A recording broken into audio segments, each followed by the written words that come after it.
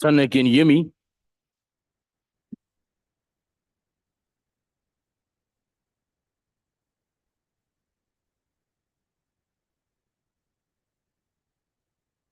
Loud and Tanya, clear. can you hear me?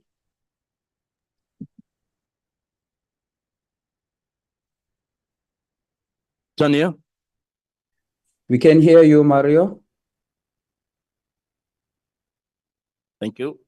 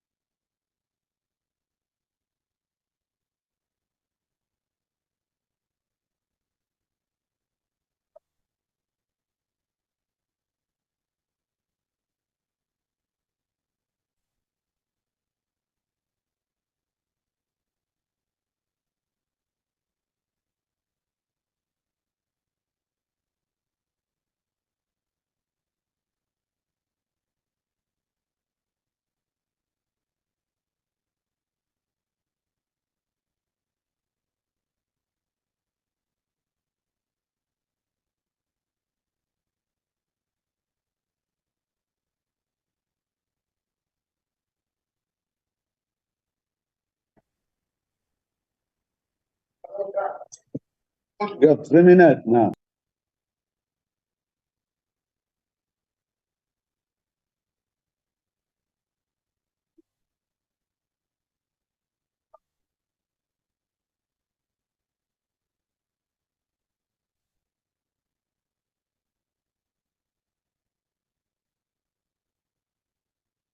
Recording in progress.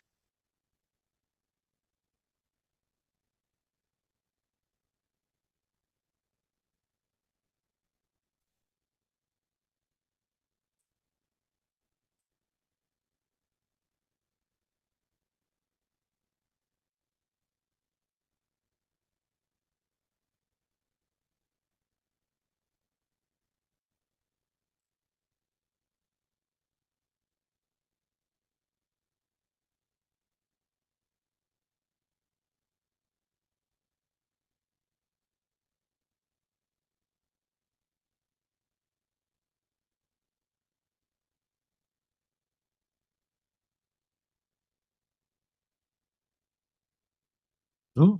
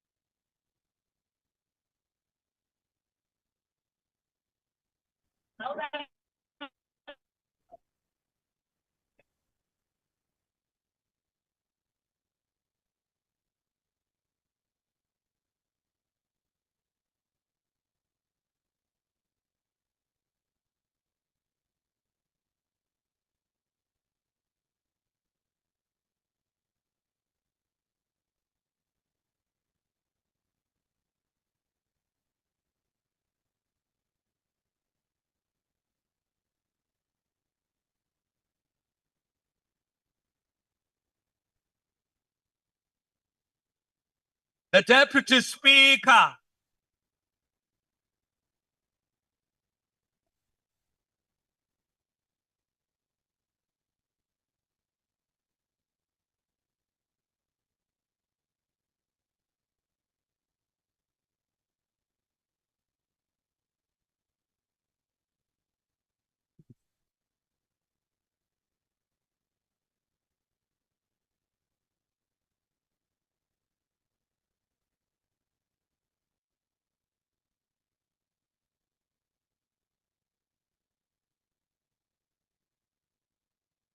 There will now be an opportunity for silent prayer or meditation.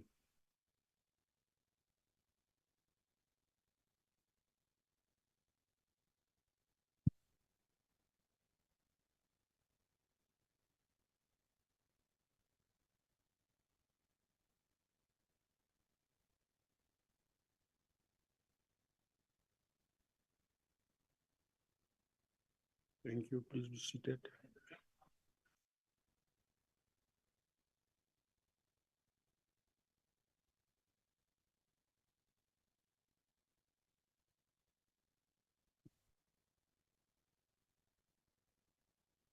All the honorable members, I wish to announce that I've received a letter from the Speaker which reads as follows. As you may have read in the media and in terms of recent official communications to me, I've now been made aware that the investigative directorate of the National Prosecuting Authority is investigating a case of corruption against myself. I still do not have full information as to the nature of the investigation and or allegations against me, as the NPA is yet to provide a full disclosure to me or my appointed legal representative. Given my appointment as a leader of a key institution of the state, occupying the high office of the Speaker of the National Assembly of our Parliament, I'm aware of the implications that such an investigation may have on me, my work, and the office I occupy. It is for this reason, after serious consideration, that I felt it necessary that I should take special leave of absence to protect the integrity and functioning of the institution of Parliament. This is despite my already pronounced innocence on the allegations made public against me.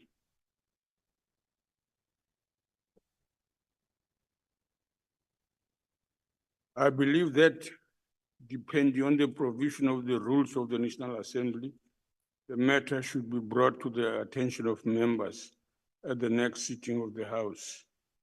Thanking you in this regard. This is the letter that we've received from the Speaker, and I thought I should start by drawing your attention to you as she requested. Order, honorable members. The next item is a motion in the order paper.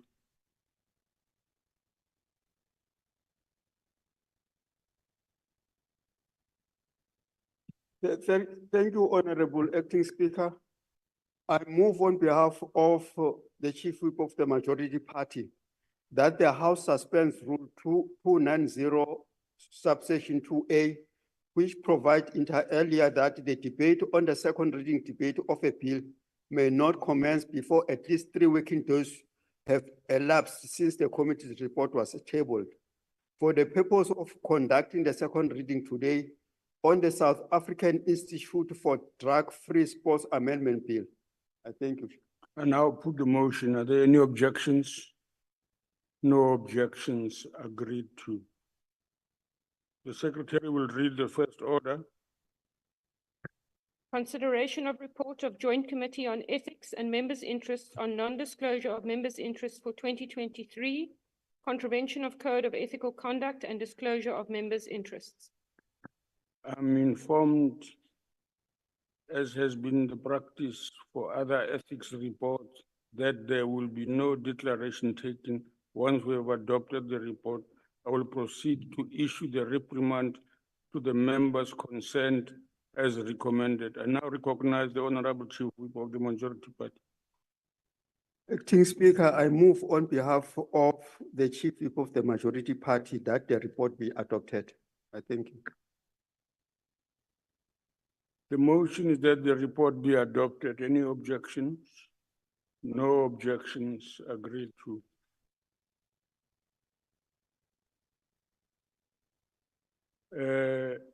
Honorable members, I would now like to ask the following members to stand. Honorable Jerome Joseph Make, Honorable Tlugelo Malachi, Honorable Zweliveli Mandla Mandlesi Zwemandela, Honorable Pumeza Theodora Mpushe, Honorable Kolani Nkululeko Msimango, Honorable Kola Ngola, Honorable Nokzola Gladys Tolashe, Honorable Muhata Alfred Zeti, Honorable Judith Chabalala, Honorable Audris Bongile Zuma.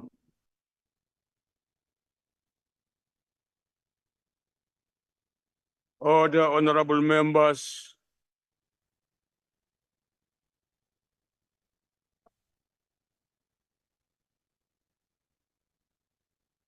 Honorable members, the House has now adopted the committee report concerning members who have contravened the Code of Ethical Conduct and Disclosure of Members' Interests. The report recommends that, together with fines, the members be reprimanded in the House.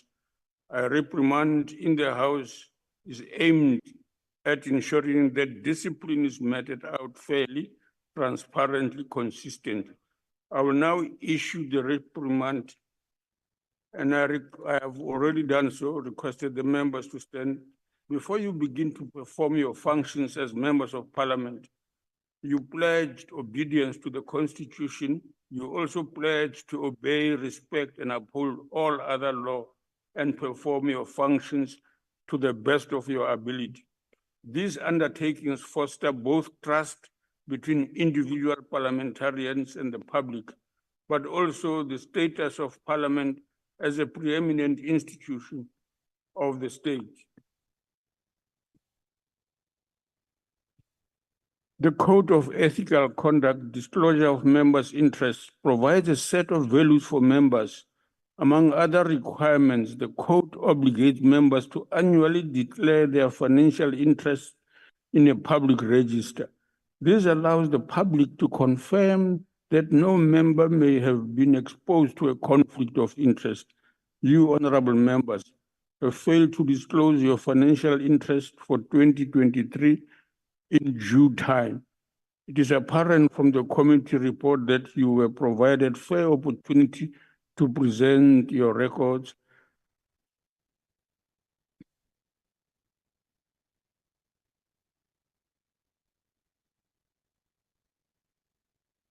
and not having done so to adequately explain your failure, your actions had the potential to erode the public interest, public trust in Parliament. Honorable members, this is unacceptable, objectionable, and deserving of serious consequences. In this regard, I have taken note of the precedent set by the committee as to the severity of the penalties. I also note, as indicated above, that financial penalties have been imposed. These penalties will be implemented without delay. I trust that this reprimand sends a message to all members to live up to their obligations and ensure that they comply with the code. I've now concluded the reprimand and members may resume their seats. Thank you.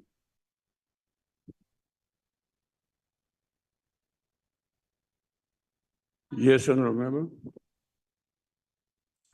Honourable Deputy Speaker, may I inquire that you have mentioned a number of names of members who were not present here. May we be informed whether your office has received specific apologies for those members, because it does have severe consequences? Thank you. Yeah. I'm informed they were online as we were going through the program. Yes.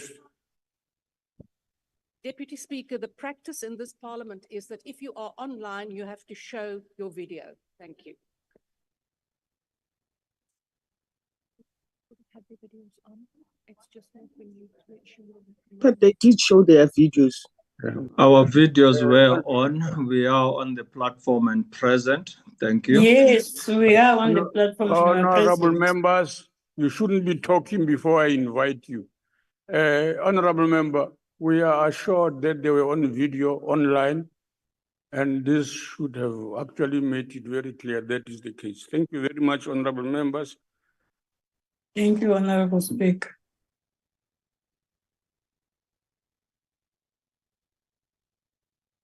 Yes, honorable member. Deputy Speaker, when the report was presented, it was said that declarations are not being made on the report. But what was surprised is that when we were reading the reprimand, some members in the House were making declarations from the floor. And ethics reports are not supposed to be, there must need to be comments or discussion about those reports, because it can set a wrong precedent. If members then make declarations from the floor, it's not going to actually augur well for reports of the Ethics Committee, which are not discussed. Thank you, honorable member. Honorable members, I'm On a aware of point of that, order, and I chose, honorable member, wait a minute.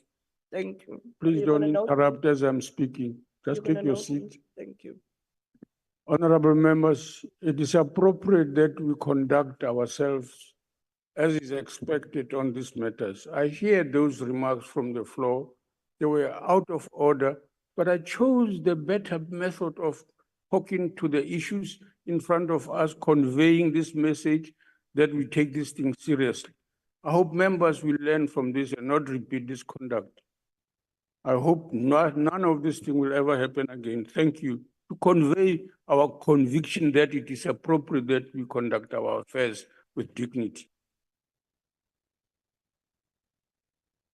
Thank you, honorable members. The Secretary will read the second order. Consideration of report of Portfolio Committee on Mineral Resources and Energy on National Nuclear Regulator Amendment Bill. And I recognize the Honorable Chief Whip of the majority. Honorable Acting Speaker, I move on behalf of the Chief Whip of the Majority Party that the report be adopted. The motion is that the report be adopted. Are there any objections? No objections. Thank you. Agreed to. The Secretary will read the third order. Second reading debate, National Nuclear Regulator Amendment Bill. The Deputy Minister of Mineral Resources and Energy.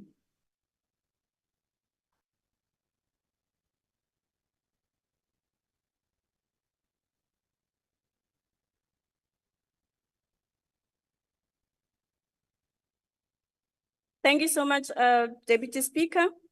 The Chairperson of the Portfolio Committee of Mineral Resources and Energy, Mr. Honorable Sahlulele Luzipo, the honorable members present here. The ANC-led government passed the National Nuclear Regulator Act of 1999, 25 years ago. The Act seeks to provide for a national regulatory framework for the protection of persons, property, and the environment against nuclear damage, and to establish the National Nuclear Regulator to regulate nuclear activities. The regulator reform in the nuclear space is progressive and strategically positioning South Africa in the global space to remain a trusted member of the world-renowned International Atomic Energy Agency, which is commonly known as IAEA, and fully participates in its conventions. Hence, our nation has been able to safely operate Safari 1 research reactor for more than 58 years and the Koeberg nuclear power plant for 40 years, with a plan to extend its lifespan by a further 20 years. Notwithstanding this success story, the following developments in the nuclear safety international best practices, coupled by various domestic challenges, have required changes to be introduced in the Act. The first one is the emergence of the revised international regulatory best practices from the IAEA that require alignment in the NNR Act. The regulator not being empowered to regulate the provision of the financial security for safe rehabilitation and nuclear decommissioning activities. The lack of alternative penalty provision apart from criminal prosecution to encourage better compliance with the NNR Act. Deputy Speaker and honorable members, to ensure that the regulator performs its function effectively and to guarantee the South Africa's compliance with international obligations, the sixth administration sought to amend the Act by introducing the National Nuclear Regulator Amendment Bill, which is commonly known as NNR Bill. The Department of Mineral Resources and Energy effected the required amendments to the NNR Act to align the Act with current international regulatory best practices and strengthen the nuclear safety regulatory framework, to expand the scope of the regulator's powers to perform additional regulatory functions, to introduce provisions for financial provisions for costs associated with safe rehabilitation and land and decommissioning of nuclear facilities, to introduce provisions for administrative fines to be issued for non-compliance with the Act.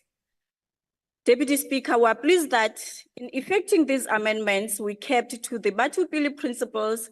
Hence, the bill went through rigorous consultations with the people of South Africa through various processes, including periods for public comments initiated by the department, as well as the oral public hearings that were rolled over by Parliament through the Portfolio Committee of Mineral Resources and Energy.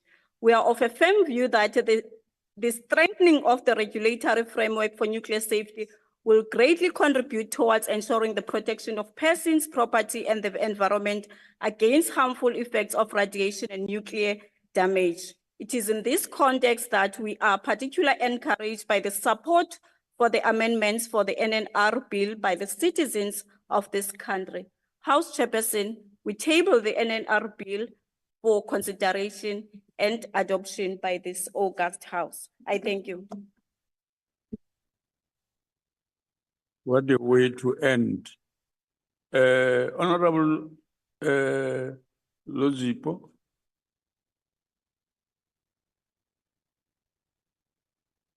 Chairperson of the committee. Thank you, Honorable Deputy Speaker. Honorable Deputy Speaker and honorable members, the bill was tabled in Parliament by the Minister of Mineral Resources and Energy and referred to the committee on the 25th of August 2023 as a Section 75 bill. The bill was published for public comments in the local newspapers during the September period with a deadline date of the 13th of October 2023. A total number of written submissions were received from various stakeholders and individuals. And such were considered and incorporated in the bill on the 8th of March 2022. Honorable House Chair, the Constitution of the Republic of South Africa, which is 1996, recognizes everyone's right to an environment that is not harmful to the health or well-being, and to have the environment protected for the benefit of the present and future generations through reasonable legislative and other measures. The fundamental objective of the NNR bill is to provide protection of persons, property, and the environment against nuclear damage through the establishment of safety standards and regulatory practices. This amendment bill ensures that the NNR is equipped with the necessary powers and functions for South Africa to align itself with the recently revised international best practice for nuclear activities and safety standards, in addition to ensuring our alignment with the international regulation practice of standards, which is the International Atomic Energy Agency, the IAEA, to which we are the founding member as a country and are a signatory in most of its conventions.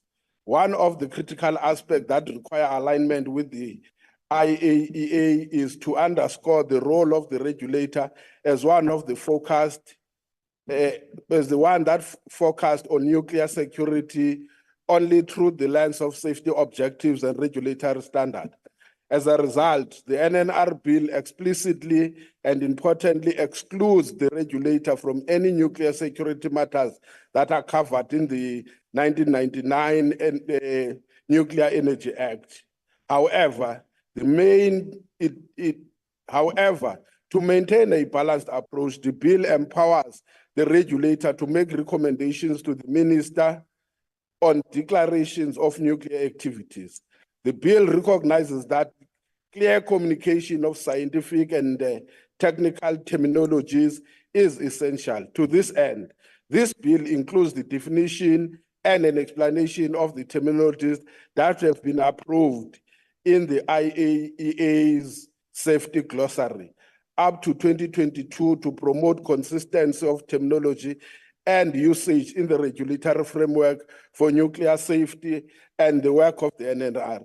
Equally relevant are the provisions that enable the regulator to prohibit certain nuclear activities, the expanded inspectorate powers that empower the regulator the right to enter premises, search and provide inspections of nuclear facilities, and crucially, the concomitant provision which enables the regulator to discontinue actions if not compliant or there is a safety risk, to empower the direct rehabilitation, to remove radioactive material, and the power to prohibit workers from engaging in action that is classified as unsafe.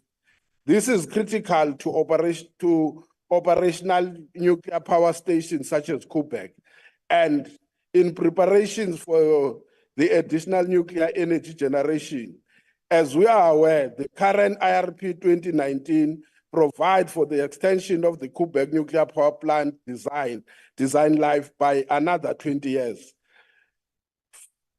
Further decision 8 of the IRP 2019 states that the country must commence preparations for nuclear build program of 2,500 megawatts at a pace and scale that the country can afford, because it is a no-regret option in the long term.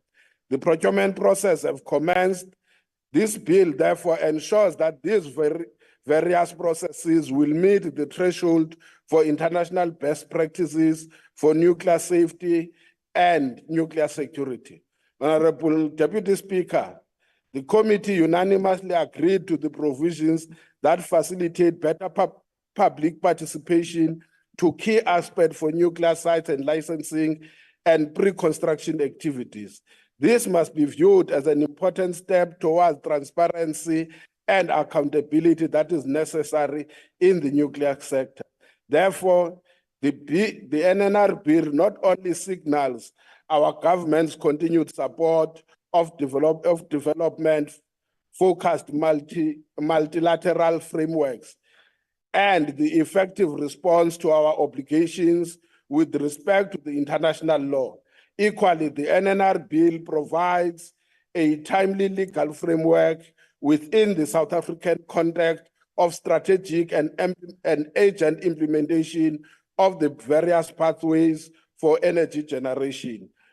I therefore recommend to this House that it approves and adopts the recommendations of the committee as the committee supports the bill. Thank you very much. Thank you, Honorable Member. Honorable Malham.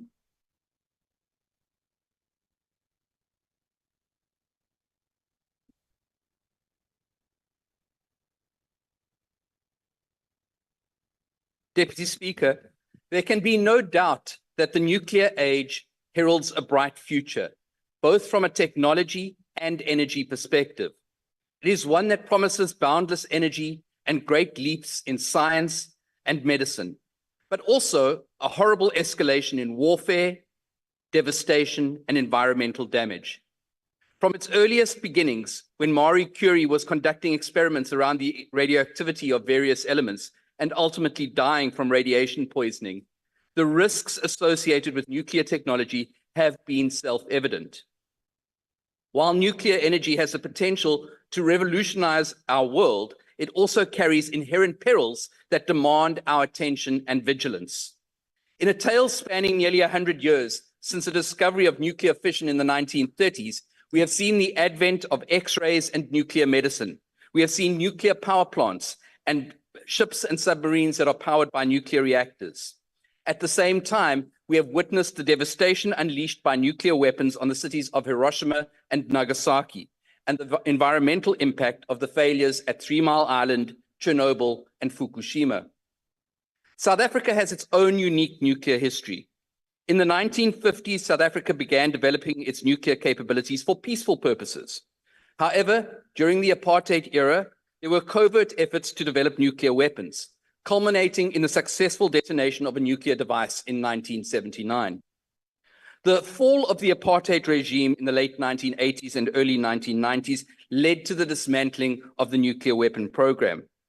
The first time a country has voluntarily stepped back from the nuclear weapons proliferation race. In the 1970s, South Africa built Koeberg, a 1,860 megawatt nuclear power plant that has been operating more or less continuously since 1984. Although near the end of its operational life and license, which is due to expire in July this year, Koeberg is currently undergoing a life extension that will hopefully see a further 20 years of electricity generation.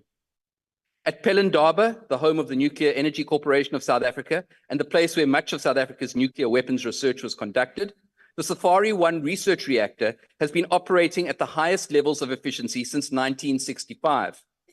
In addition to research, the reactor is also used to produce nuclear isotopes for medicine, making South Africa one of the top producers of this product globally.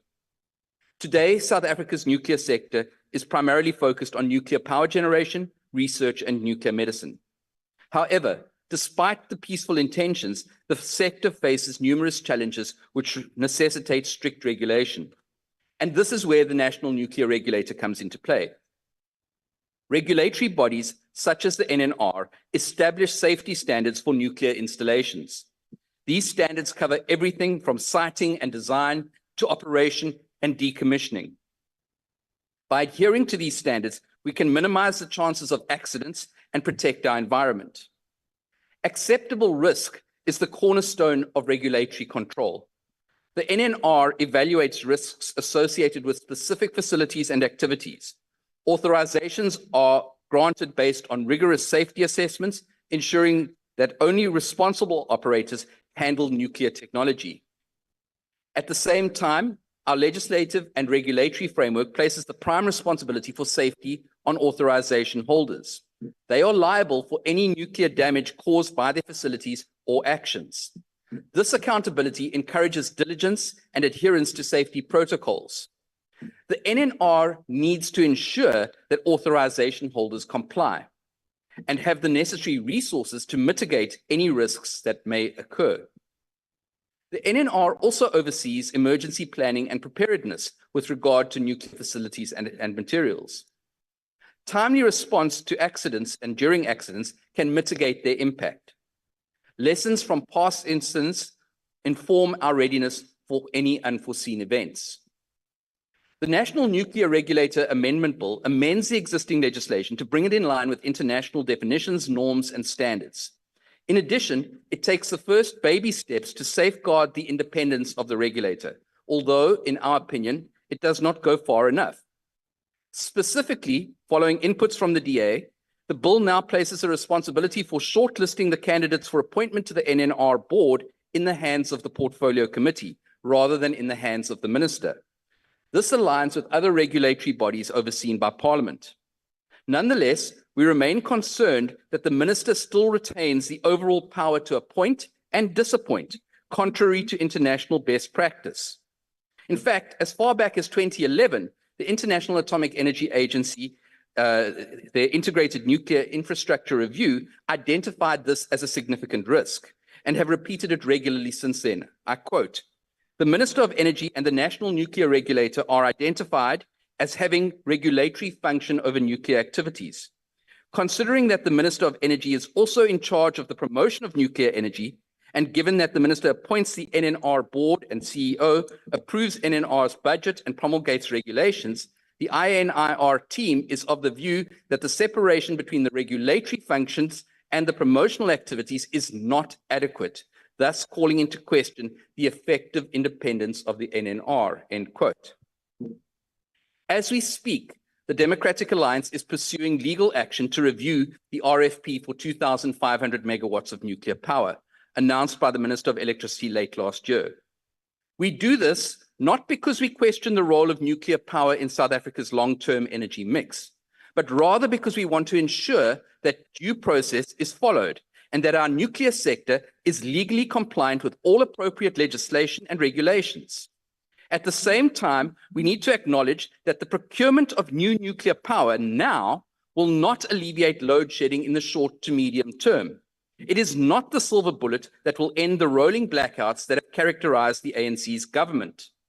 Nor is it something the ANC have budgeted for in the medium-term budget policy statement. The NNR will have a significant role to play in any future nuclear build and must be capacitated to fulfill that role without fear or favor. So where does that leave us? The amendments to the National Nuclear Regulator Act are an important first step to ensuring a transparent and accountable regulatory body that has the necessary powers to effectively oversee South Africa's nuclear sector. While the Democratic Alliance remains concerned that it falls short of a truly independent regulator, we view this bill as a vital update to the existing legislation. The Democratic Alliance supports the bill.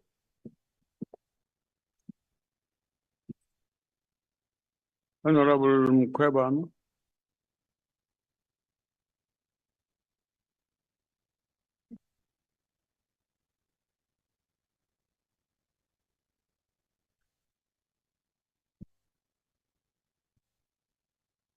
House Chairperson, the EFF supports the National Nuclear Regulator Amendment Bill.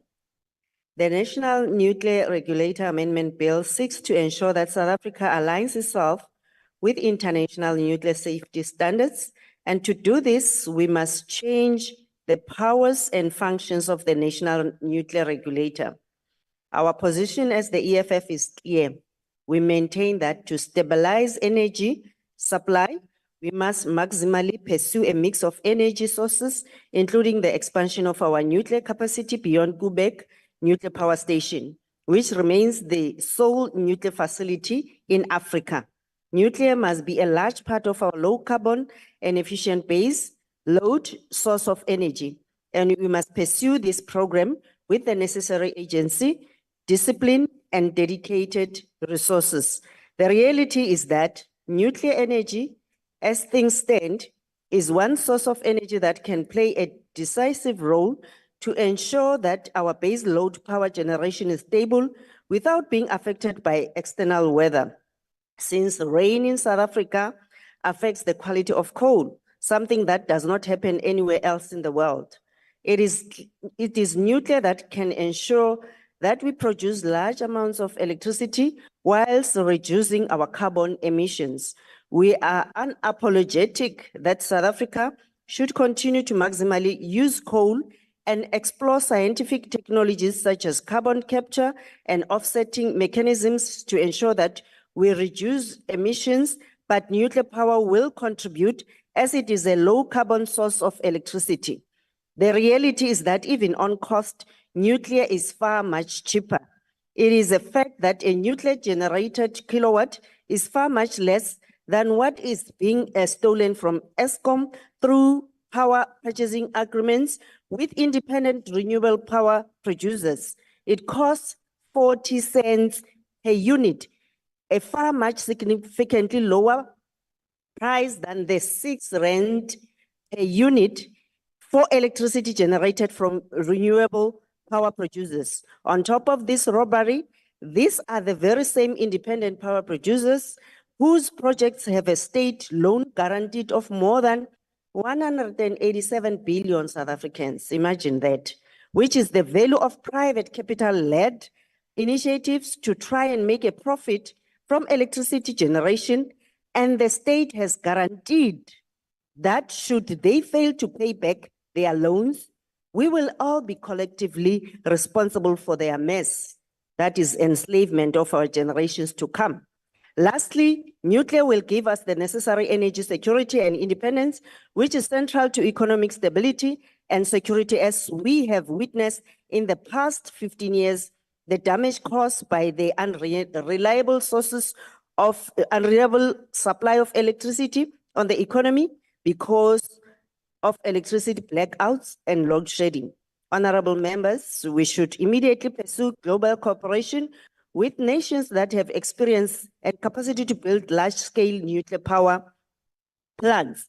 Countries such as Russia have done this many times, have the necessary experience and the correct political approach that can allow for a build program that is coherent, practical, and will deliver a nuclear power plant without unnecessary delays, including considering purchasing power agreements. Lastly, House Chairperson, nuclear energy is going to be central to the reindustrialization of South Africa and African continent.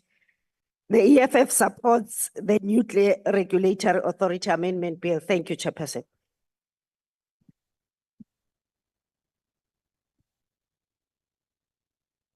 Honourable Member, Honourable Prof. Again.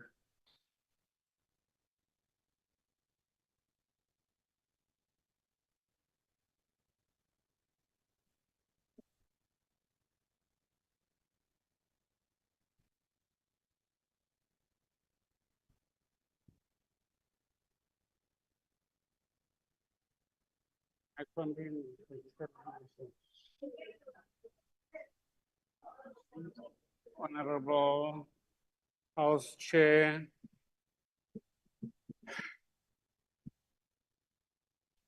as a party that has consistently been highlighting the government's failure to adequately manage Eskom, subsequently providing South Africa with more load shedding than electricity, it would be disingenuous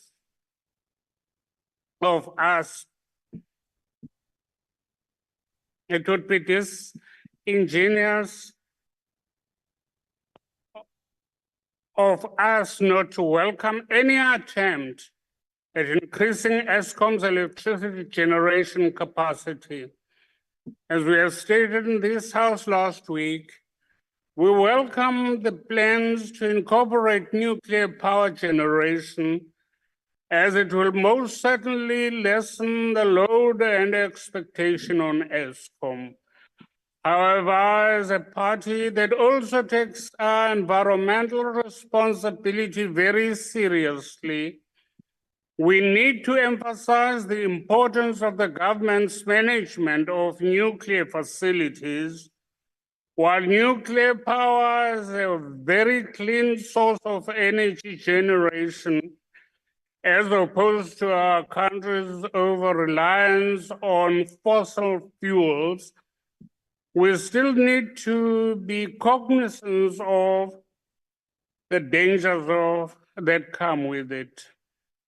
Therefore, we welcome the bill's progressive attempt to address some of our concerns regarding this matter, as it seeks to provide financial provision for costs associated with the safe rehabilitation or decommissioning of nuclear facilities. Financially and environmentally, our country cannot afford to follow the same status quo these facilities as we have with some of our gold and coal mine shafts that have been left unrehabilitated.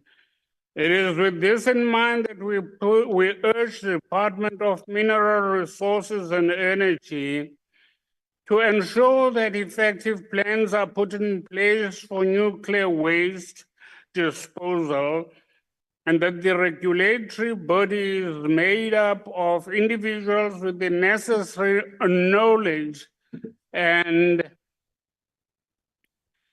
expertise. Honorable Chairperson, the only way in which public trust in this transformative path solution can be gained is to ensure that South Africans are convinced of the government's ability to safely dispose of nuclear waste. Further, we also welcome this bill's intent to ensure that consequence management measures are in place as it seeks to provide for administration fines. Notwithstanding the concerns raised, the IFP supports the bill. I thank you. Thank you, Honorable Dr. W.J. Boshoff. Thank you, Honorable House Chair. This National Nuclear Regulator Bill is necessary because of technological advances since the previous law was adopted. Due to this technical nature of the whole bill, it is not easy reading. There are some interesting aspects, like facility is apparently a far better word than installation, and activity rather than action. However, the most important thing about this whole bill is the transparency and safety of the country and its citizens with nuclear activities, not actions, being taken. And in that sense, it's a good bill which a Freedom Front would support. Now, South Africa is a nuclear power. We don't have a bomb anymore, but we have medical and research facilities, in which cases we play in the Premier League.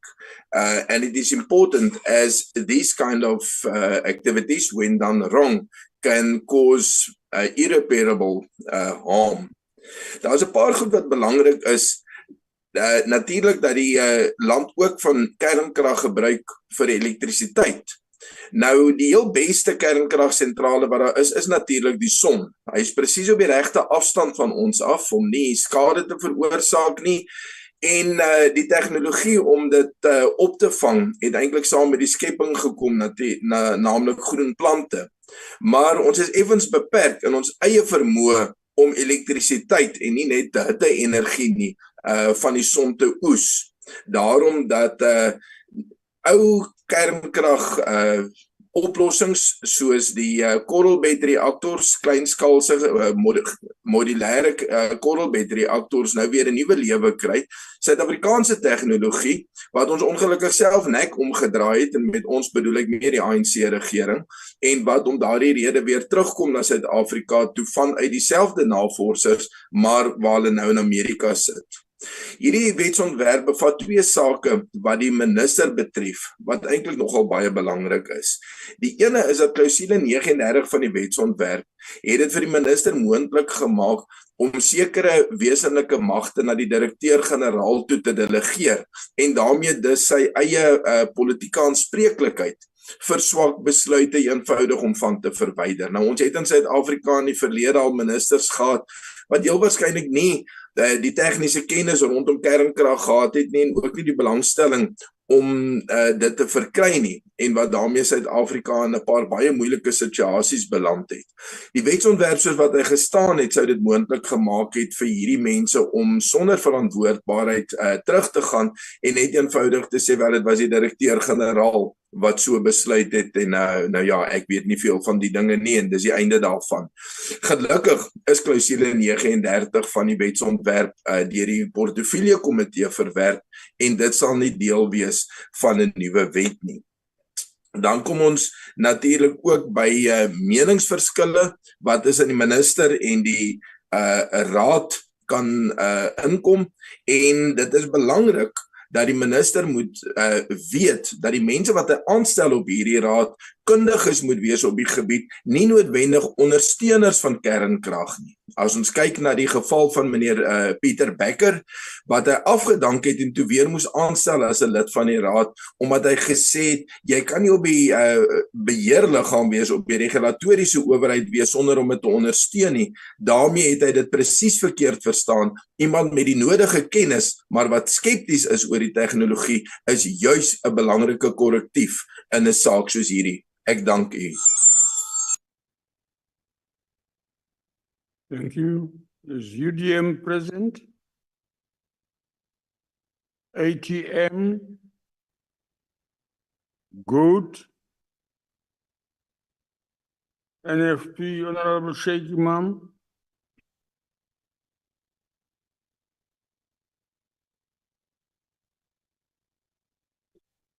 Thank you, Deputy Speaker. I got to get used to saying Deputy Speaker because it's always the chairperson or the Speaker.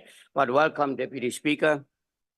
The NFP will support the amendment in terms of this bill tabled here today. I think what is very important for us to note that whilst this has a lot of advantages, there are also risks attached to it. And let us not forget the Chernobyl disaster 38 years ago, where an estimated 30 people died immediately with another 60 of them over a period of time.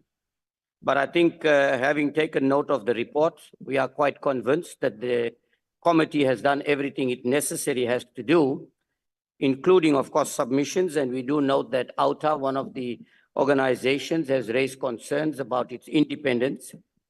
But I think if you take the cost effectiveness of nuclear energy, we must welcome this. So the National Freedom Party will support this bill. Let me also draw the attention, Honorable Deputy Speaker, to this House. We got up to some very bad news yesterday, very painful news indeed, that a Dr. Zamambo Sipokazi Mkize, one of the very few pediatricians that we have in this country, was brutally murdered and a body dumped in the boot of the vehicle in Mbali Township. This is the kind of life some of our people have to go through in this country as a result of the high levels of crime. And that is why I think we say police officers must treat the criminals with the contempt it deserves. And perhaps it's time to have a relook of the death penalty in the country as well. But having said that, let us also take note of what's happening in Palestine. 18 people were brutally massacred yesterday in Rafah by the Zionist state of Israel. And I don't know if we've noted that very little or nothing is said when a black doctor gets massacred by people on the left. But had it been a white doctor that was murdered in that manner, I can tell you this house will be abuzz with that news. Black lives don't matter when it comes to them. That is the white supremacy that exists all over the world, the white domination. But also we want to say, South Africa needs to enhance its nuclear capability because some of those, like the West, seems to abuse that authority that they have based on the nuclear availability in their respective Honourable countries. Member. We support this. Thank you very much. Thank you. Your time is over. Thank you. Your time is over. Honourable members, let us convey our condolences to the Mkhize family for that death that Honorable Sheikh Imam refers to. I think it is appropriate that we convey our disgust for this criminality, that it be brought to a halt as soon as yesterday. Thank you very much. Honorable Chobeka Makeke.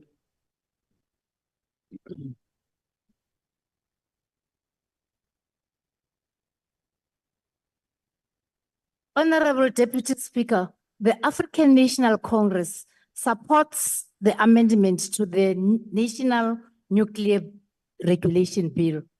The stated objectives of this bill correspond with the ANC's policies imperatives in the nuclear industry, which assert that nuclear and radiation activities, such as the medical uses of radiation, the operation of nuclear installations, the production, transport, and use of radioactive material, and the management of radioactive waste must be subject to standards of safety as recommended by the International Atomic Energy Agency.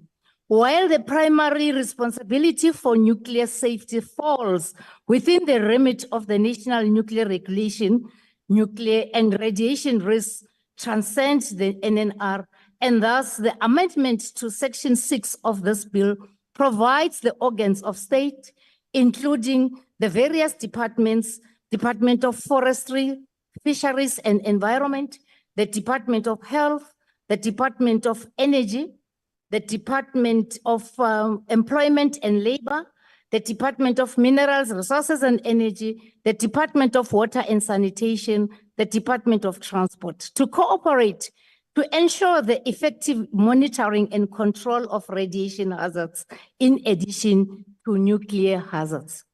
Interestingly, cooperation and partnerships amongst organs of state are not an automatic byproduct of this bill, but require clear and bold steps to explore solutions to cross-cutting regulatory issues in the nuclear industry. Unfortunately, before the amendment to the bill, the NNR did not have a leeway to define clear and bold steps to cooperation and partnerships amongst organs of state, leading to the NNR's inability to act as a safety net between uranium-contaminated tailings and the public, for instance. To explore potential solutions to this, Section 6 empowers the NNR to sign agreements with various organs on state that define roles, mechanisms, and procedures for cooperation and partnerships.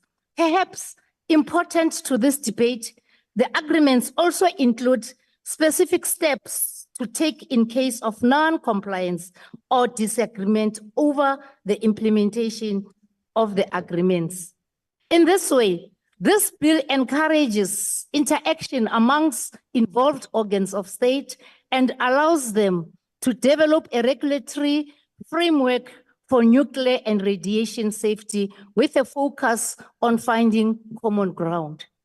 The interaction between the NNR and the DOH, South African Health Products Authority, which is SARA, for example, can support quality improvement in nuclear medicine practices to meet public expectations of healthcare and help protect the public from unsafe or substandard healthcare practices.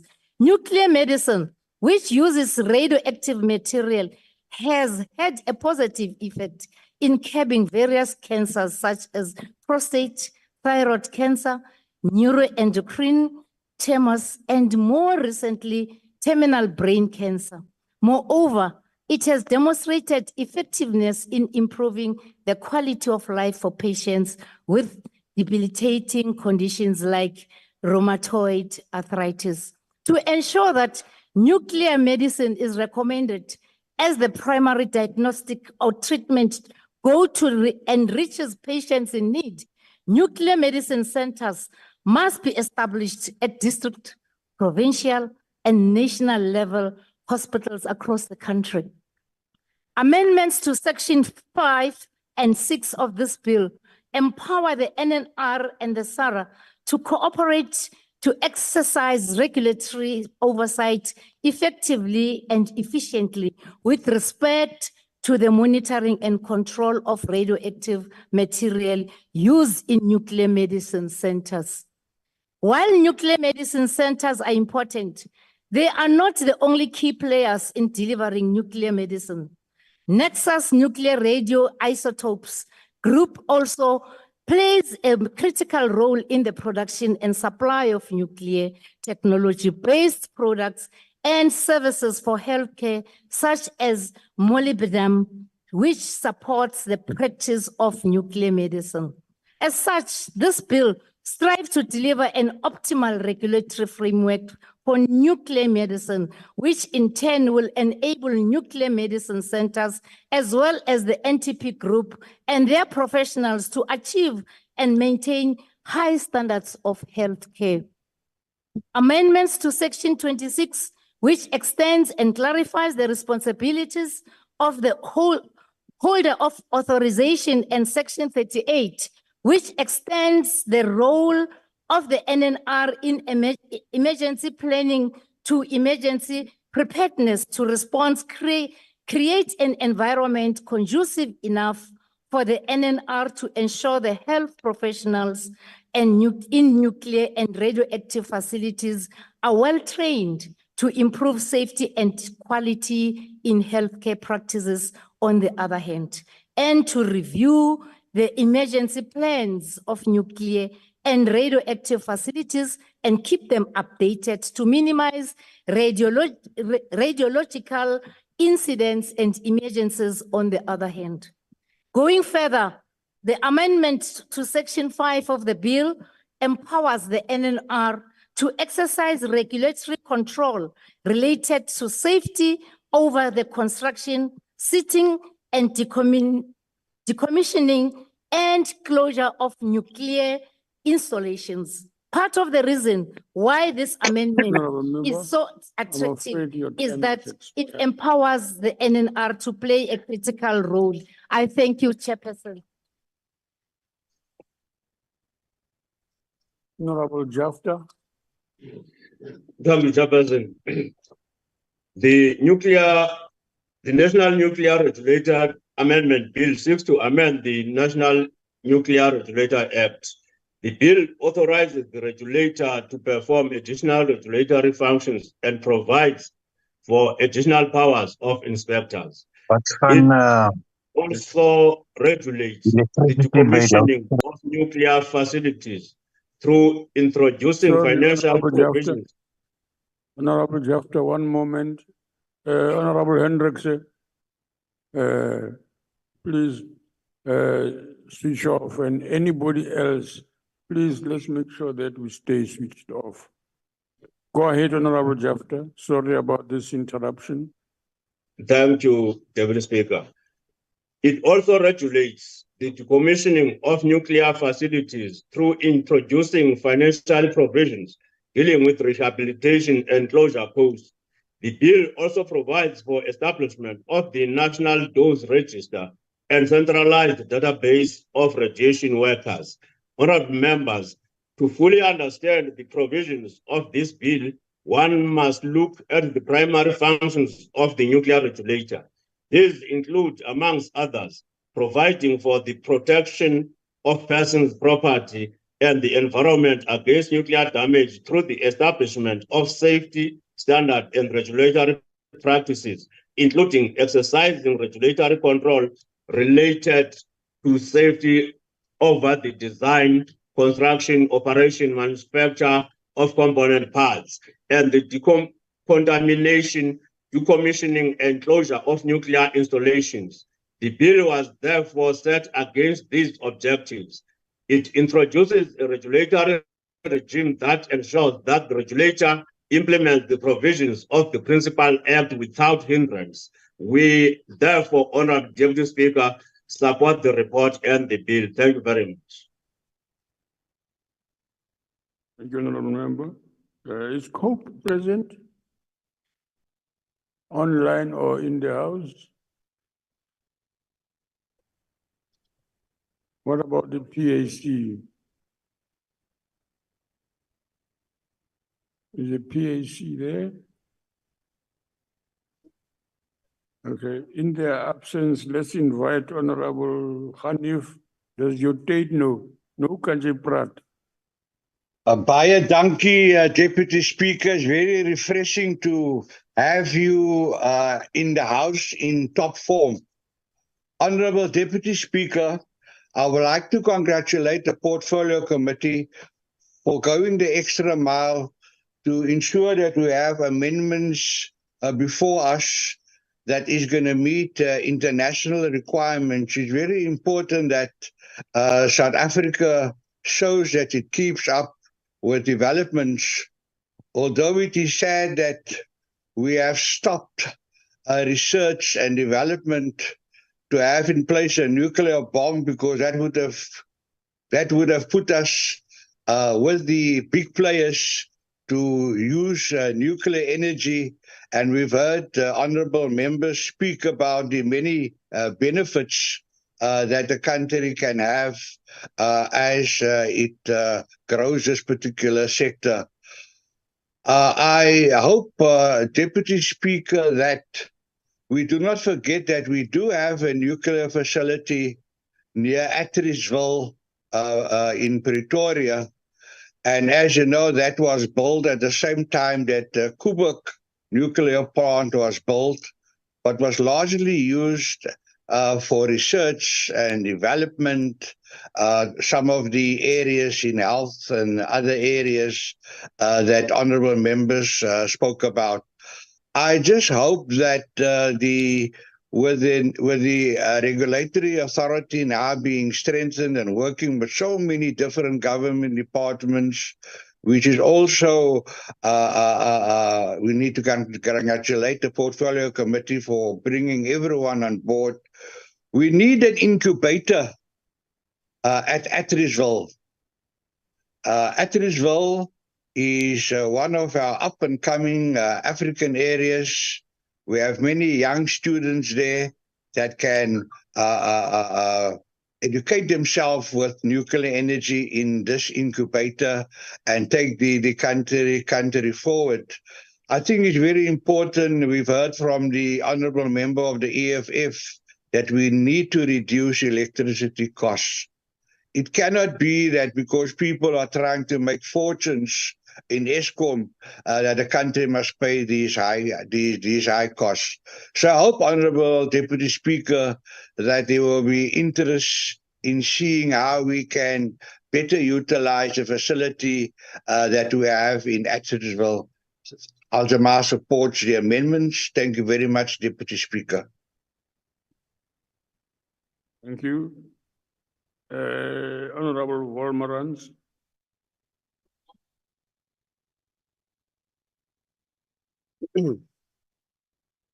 Thank you, Honorable Deputy Speaker and the House. Baie goed. Honorable Deputy Speaker,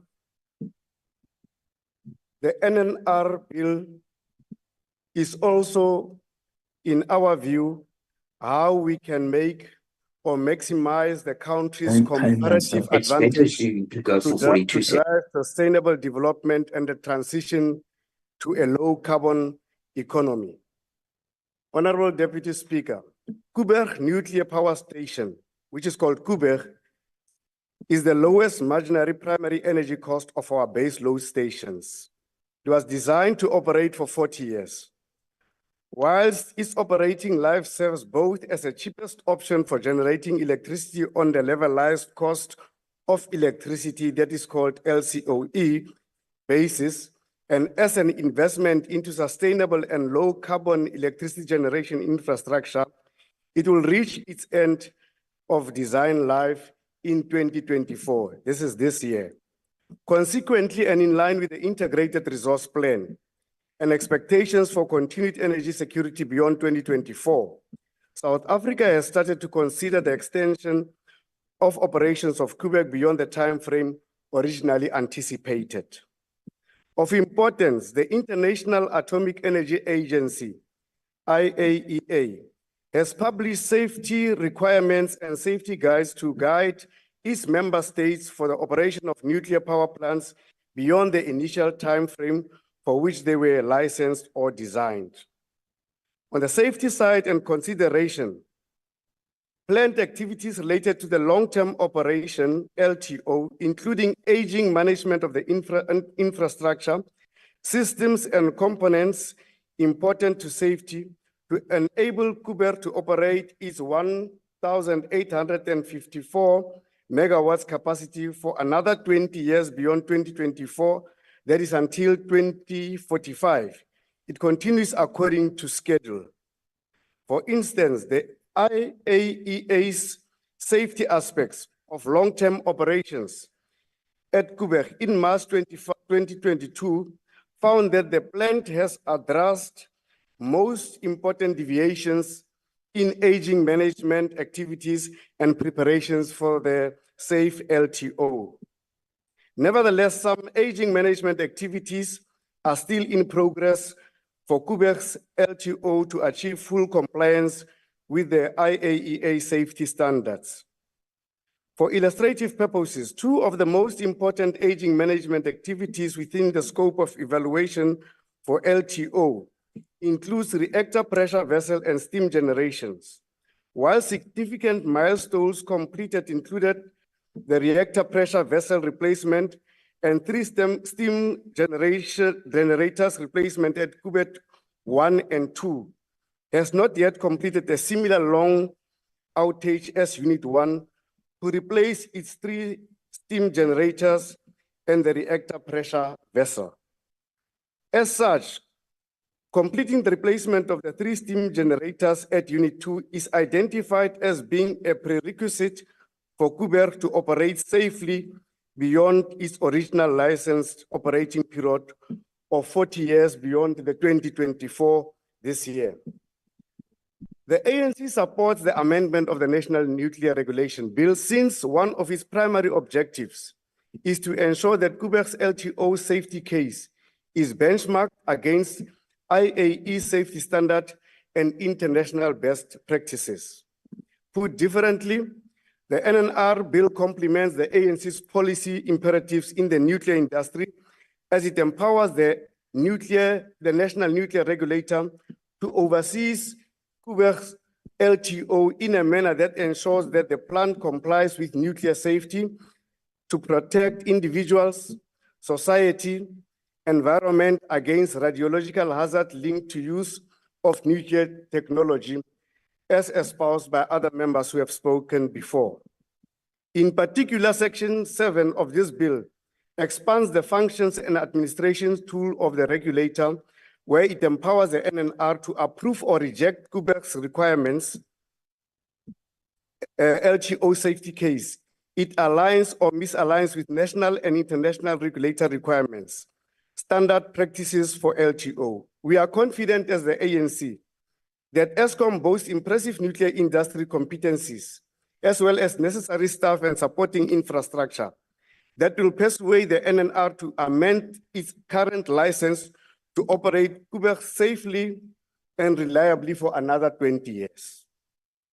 Therefore, the process of amending Kuberg's license will be cheaper and easier relative to the one associated with building a nuclear facility. Kuberg's LTO is not only cost effective, but also keep our climate change targets alive. Consider, for example, while Kuberg produces about the same amount of carbon dioxide equivalent emissions per unit of electricity as wind, and 1/3 of the emissions per unit of electricity when compared to solar.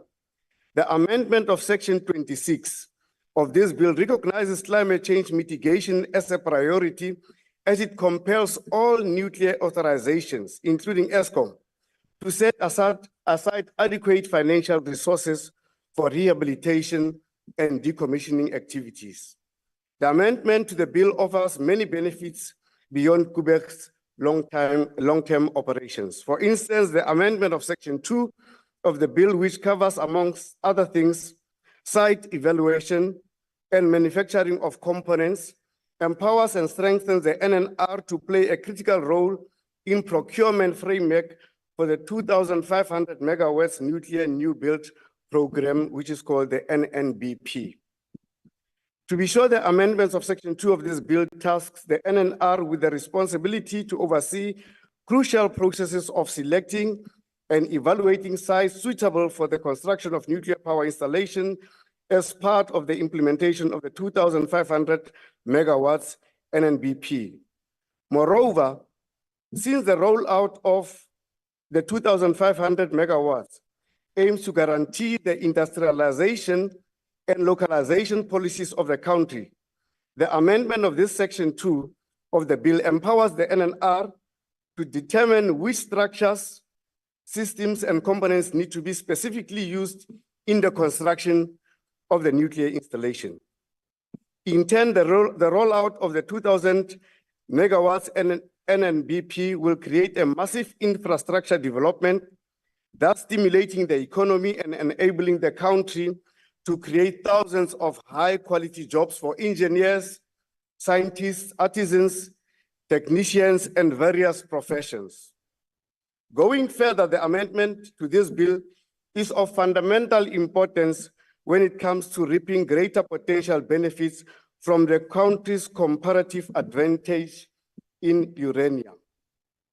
Part of the reason why the amendment of this bill is attractive to the ANC is that it empowers the NNR to regulate facilities where mining process registers are carried out. We thank you and support this bill. Honorable Deputy Minister.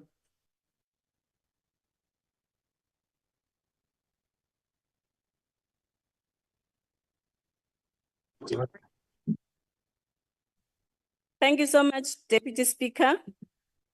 Allow me to thank all the honorable members who were part of this debate for their support for the National Nuclear Regulatory Amendment Bill.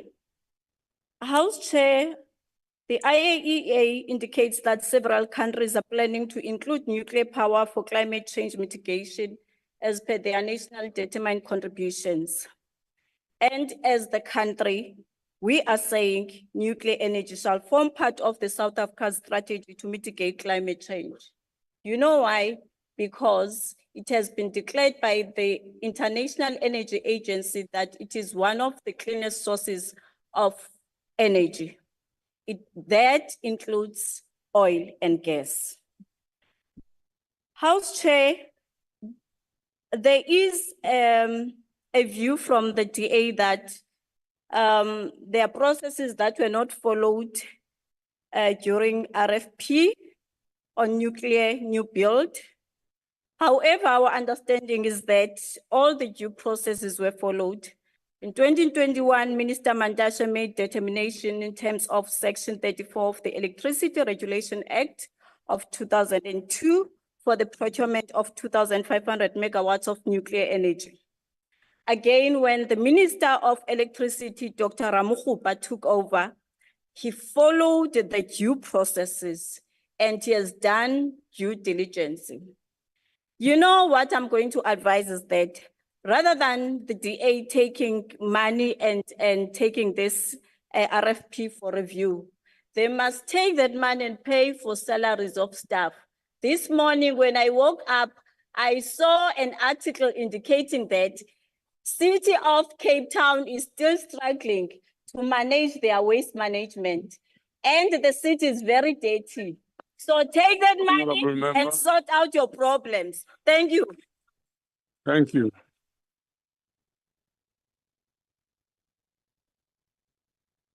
That concludes the debate. Are there any objections to the National Nuclear Regulator Amendment Bill being read a second time? No objections, agreed to. The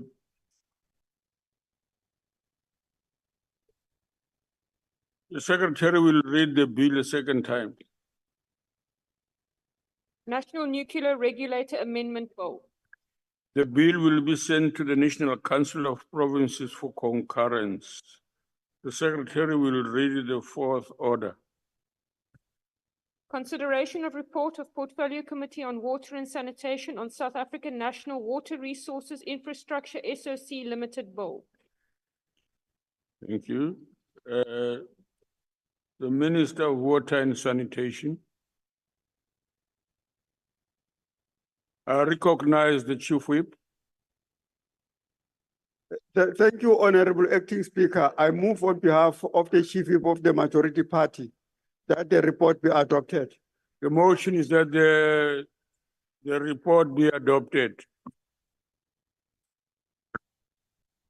Are there any objections? Please note the objection of the EFF.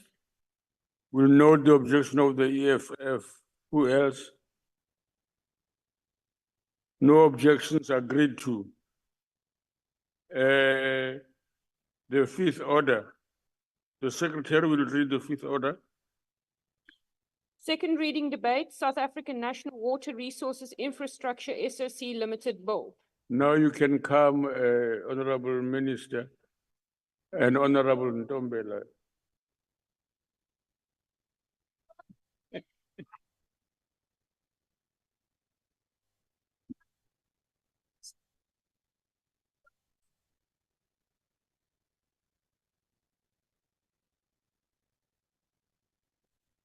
Thank you very much, Honorable Speaker. And honorable members in the House.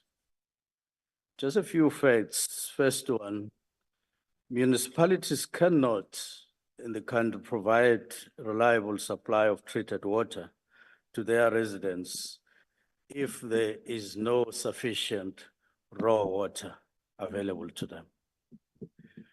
Now, the water supply disruptions that are currently being experienced, particularly in eThekwini and Johannesburg and some part of Gauteng, are partly due to this shortage.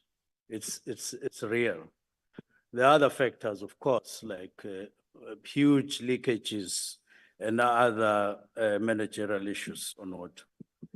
Shortage of raw water in eThekwini and surrounding municipalities will be solved by construction of Mkoma's water project, which is a 28 billion rand project. It's a dam and pipeline. And this is a project that is going to take off next month when we get to the sites. Similarly, Rand Water will be able to start abstracting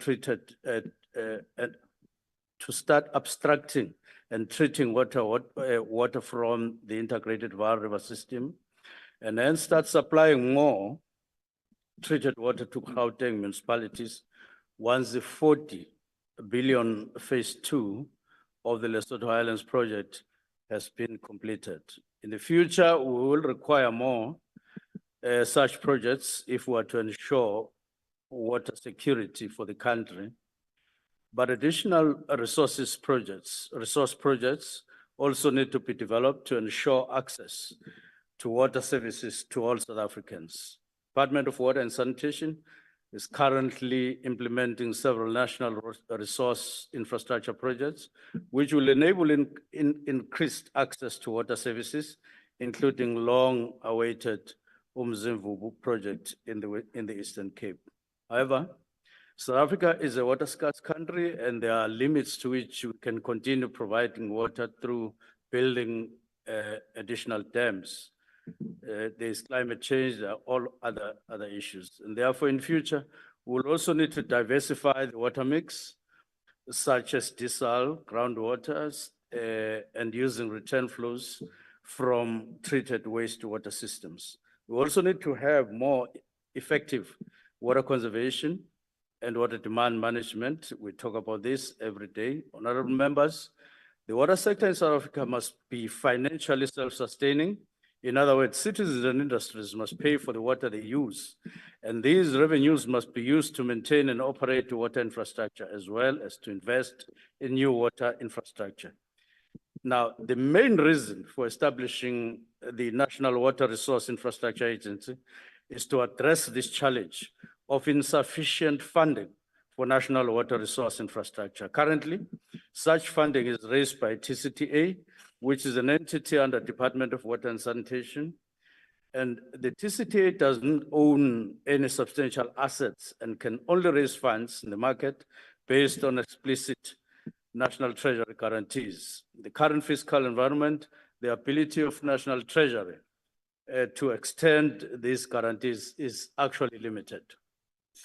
The establishment of the agency will result in the entity with a very substantial balance sheet consisting of all the national water resource infrastructure assets and the revenue streams associated with those. The agency will therefore be in a much stronger position from a balance sheet point of view to raise funds in the financial markets to national water resource infrastructure projects. This agency will be 100% owned by the state. The agency will be formed by merging TCTA and the internal trading entity within the department. And the mandate of the agency is drawn from the mandates of the national government with regard to water as set out in the Constitution of the National Water Act. And the Department of Water and Sanitation will retain responsibility of national water resource planning and policy development. And the department's ongoing planning will guide the agency on new investments in national water resource. So the establishment of the agency will not solve all the challenges in South Africa. One of the key challenges in the is the general poor performance of municipalities with regard to the provision of water services. To address this challenge, the Department of Water and Sanitation gazetted department amendments to the Water Services Act in December last year. Thank you very much. And the Water Services Amendment Bill will be presented in the new parliament after the elections, and we are returning to do that. Thank you very much. Thank you. Thank you, Honorable Minister. The Honorable Mashego.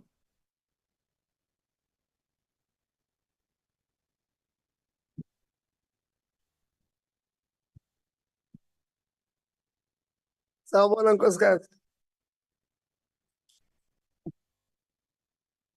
The Honorable Chairperson, the government is determined to transform the state capacity of water and infrastructure development in order to meet the growing demand for both domestic and commercial water use.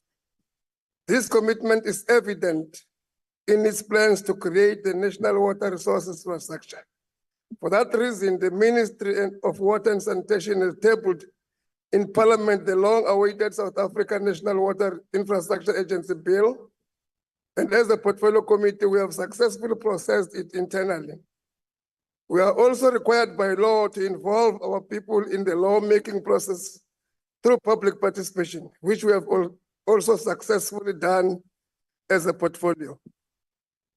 Honorable members, the public participation is one of the cornerstones of the democracy, and it brings into reality the Freedom Charter's injunction that the people shall govern. As a Section 75 bill, we issued a call for public comments utilizing the provincial newspapers and the parliamentary website. Having received public comments, we invited those individuals and organizations who wish to make oral submission to our public hearings, which were held virtually sometimes in November 2023. The committee received 120 comments from 82 individuals and organizations, and out of the total number, 75% of the submissions were supporting the bill. It is important to emphasize that the submission which was not supporting the bill, did not necessarily address the substantive issues relating to the bill content of the bill. But the committee had grounds to continue processing the bill until its finalization based on its desirability. Chairperson, the portfolio committee, as a portfolio committee, we deliberated on various submissions, including the oral submission from COSATU, NEDLEC, SALGA, the National Treasury, and SALGA. Having given their support to the bill, while COSATU raised the concern about the agent certification of the bill of the public sector, the department has responded to all these submissions made by the public, including 3 highlighted above, to the portfolio committee's satisfaction. Therefore, the department has assured COSATU that the transfer of staff from the department to the agency will be done according to the provision of the Labor Relations Act and the relevant bargaining structures. And therefore, we encourage COSATU to use those platforms to raise any matters they deem important to safeguard the interest of the workers. We have made an amendment to the bill to ensure that Parliament's role in overseeing the agency is clearly outlined and that the appointment to the board of the agency are by merit, eliminating the possibility of nepotism and patronages. We have ensured that the bill will not establish another state-owned entity to be subjected to a state capture. We have drawn lessons from the State Capture Commission, and as a result, the committee, on one lesson that we put into practice was to put measures in place to ensure that the ministerial powers and authorities over the agency and its board are not abused. Honorable Chairperson, under the leadership of the new ministry, the water boards have turned the corner, and we are now relatively functioning. We are now a relatively functioning department that is beginning to provide the necessary support to the various water service authorities. We however acknowledge that there are still capacity challenges both in the water boards and in water service authorities, prohibiting these institutions from playing their roles expected to provide constant water supply. Among the functions of the agency is to provide both technical and advisory support to the department entities, including the water boards and the water service authorities. Enhancing the capabilities of the water boards and the water services authorities will empower them to take a lead in the water sector and to reduce dependence on service providers. Some of the current challenges we are facing because of their schedule work. We have commended the department for recruiting and appointing more than 800 technicians and scientists into the fold last year only. And we firmly believe that the department is on the right track to build and enhance its capacity to intervene and solve the water and sanitation infrastructure challenges facing the communities of this country. As a result, we have the de-establishment of the Trans-Caledon Tunnel Authority, TCTA, and the establishment of the new agency. We must leverage the TCTA's capacity and experience and to take good track record that measured infrastructure projects in at least 20 years. The TCTA has completed important projects that include dam constructions and the necessary infrastructure to supply Cape Town, the eThekwini-Msunduzi corridor, as well as the power stations and Sasol refineries in Mpumalanga. Over these years, the authority has managed to raise loans with worth billions of rands to finance all these projects, with user charges serving as repayment. The asset base from the Trans-Caledon authorities will serve as a collateral to crowd private funding and ensure access to adopt finances. As the African National Congress, we call upon the department and the labor unions to manage the process carefully to ensure that the new agency does not lose the existing staff that has got experience as they have proven themselves over the years.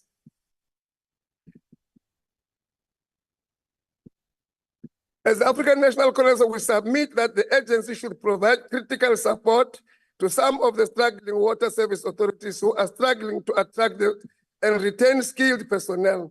By assigning personnel to water services authorities, we can lessen the excessive reliance on the consultant service, thereby freeing up funds for the crucial and essential government services. As a country with a democratic government that seeks to create an ethical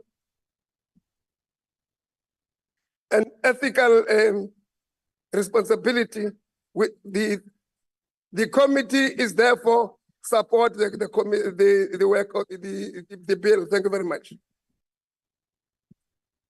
Thank you, Honorable Schaefer. The Honorable Moore.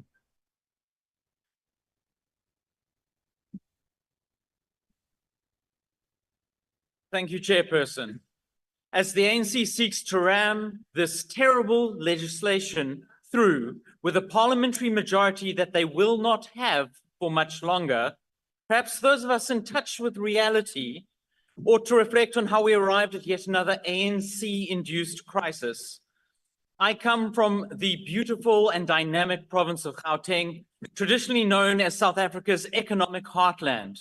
Yet over the past weeks and months, our place of gold has been the site of chaos and ineptitude, as taps have gone dry inside of homes, schools, police stations, and hospitals. A state that cannot even provide the most basic of services to its people is the very definition of a failing state. And I say humbly to South Africans that unless we change our vote, our taps will go dry for longer. I am a more privileged Gauteng resident, as when the taps go dry, I can afford to purchase water. But imagine the realities of many that cannot. Imagine the story of the 85-year-old woman from Coronationville who is ill with cancer, yet on top of this is deprived of her basic right to sanitation. Imagine the story of the 78-year-old woman from Kagiso whose body is too old to carry the 20-liter buckets that they get delivered from water tankers, so she is forced to pay others with her limited pension. Imagine those sitting at our already failing public health hospitals who are turned away because there's simply no water to help them. From load shedding, now we have water shedding. And there is one commonality, the ANC. Gauteng and South Africa are in crisis, and we need political change, which this bill will not provide. Instead, we are presented with legislation that seeks to repeat exactly how we arrived here.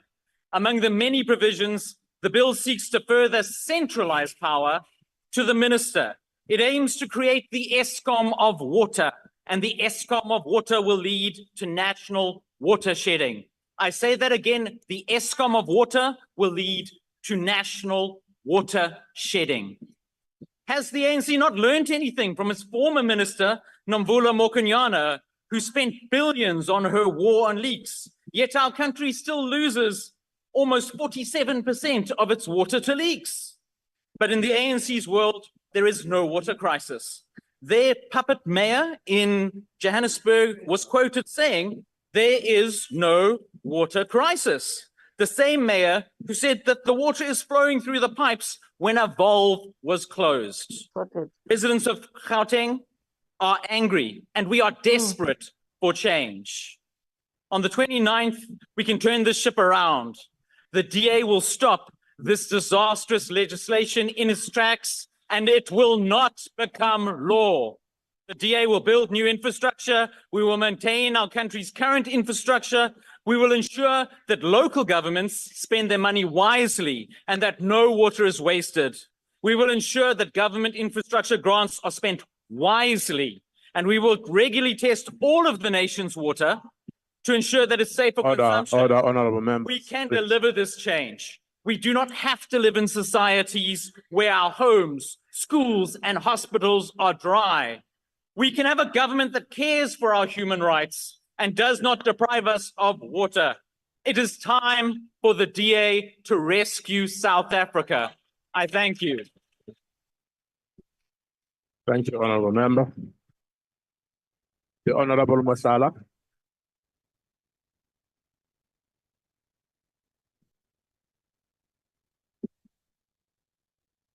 Thanks so much. House Chairperson. We are here to debate the bill that seeks to establish a state-owned entity that will be responsible for water management in this country. While we don't object to the importance and strategic role of the state-owned entity, the problem we are facing as a country is a different problem. The people of Guyana were promised water since 2009, despite living near Nandoni Dam, which is just 50 kilometers away, with 160 million cubic meters. The people of Guyana still do not have water today. The people of Mhlaba Walingane living next to Jozini Dam, the third largest dam in South Africa, they still do not have water. The people of Sikukune living near the Hope Dam, one of the biggest dams in Limpopo, still do not have water. The people of eThekwini living near Inanda Dam have no water. The people of Howick and the community of Mpupumeni in KwaZulu-Natal, who are 23 kilometers away from Midma Dam, still have no water. The people of Colesberg in the Northern Cape, who are living 50 kilometers away from Harib Dam, still do not have water. The people of Denelton and surrounding villages near Loskop Dam do not have water. The people of Itireleng in Northwest, who are situated 25 kilometers from Daun Dam, still do not have water. There are many more people who don't have water, living near and far from the dams. The people of Umlazi, the people of Guguletu, the people of Alexandra, the people of Madibeng in the Northwest, the people of Guruman, the people of Warrenton in the Northern Cape, the people of Toyando in Vemda, the people of Mosina and all its surrounding areas, such as Nansfield, Matswale, Campbell, Harper Extension 14, Extension 9 and 10, Mshongoville and Squanblas have no water. The people of Sishiru in Polokwane, Limpopo, they don't have water.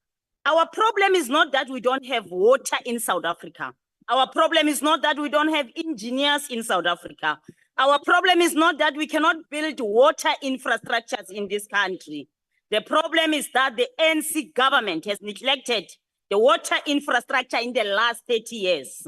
They have neglected the water treatment plants. They have neglected the water network system, and they've allowed water leaks to become the permanent future of the water system.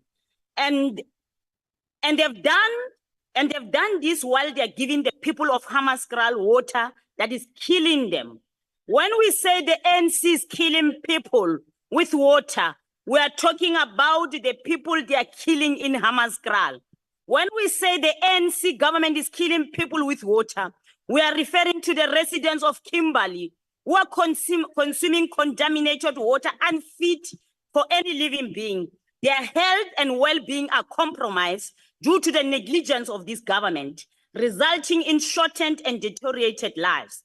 The question is, what is to be done? Because water belongs to all of us as a national heritage, and water is life. We need to ensure that all households have access to piped, drinkable water inside their houses.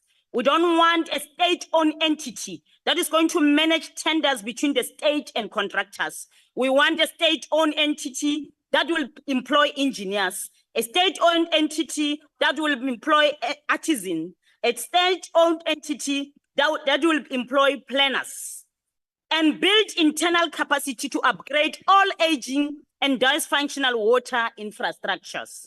We want a state-owned entity that will ensure that all water services authorities and water service providers have water safety plans. We want a state-owned entity that will carry out regular water quality tests and evaluations across all municipalities so as to achieve excellent physical and chemical and microbiological water quality compliance. We want a state-owned entity that will ensure that the waste of water through water leaks is a thing of the past.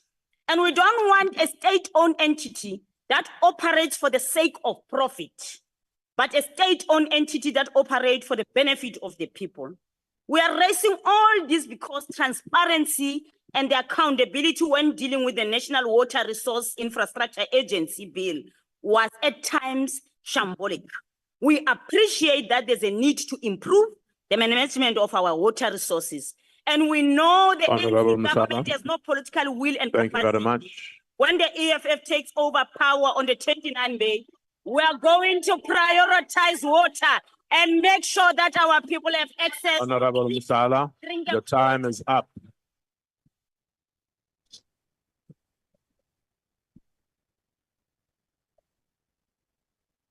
Honorable Princess S. Buthelezi.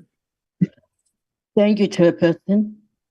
If we review the roles of all our country's state-owned enterprises, we would find that they all have one thing in common, that is to provide the people of South Africa with effective and efficient service delivery in various industries. Sadly, in reality, the inverse is unfortunately true. Honorable members, sorry, Honorable Princess Buthelezi, I can hardly hear her. Would you please lower your noise levels? Honorable Princess Buthelezi, you can go ahead. State-owned enterprises have been failing dismally for years on end, and the people of South Africa have been left to suffer the consequences. Chair, I believe I do not have to remind anyone in this House of the effects of load shedding. Due to Eskom's failure, commuters struggling to get to their places of employment, due to Pras's failure, or thousands of South Africans losing their sources of income due to SAPO's failure. These examples are merely the tip of the failing SOE iceberg. The very entities tasked with supporting our country's socio-economic growth, addressing economic injustices of the past, and a current weltering economy have unfortunately been consistently draining our economy. Yet here we are again, debating the establishment of another state-owned entity. Water is the lifeline of all South Africans. Therefore, it is critical that it be managed effectively and efficiently. And the constitutional right to water is upheld. The current condition of our country's water infrastructure is concerning, to say the least. The bill provides for a single national government institution to manage water infrastructure and resources.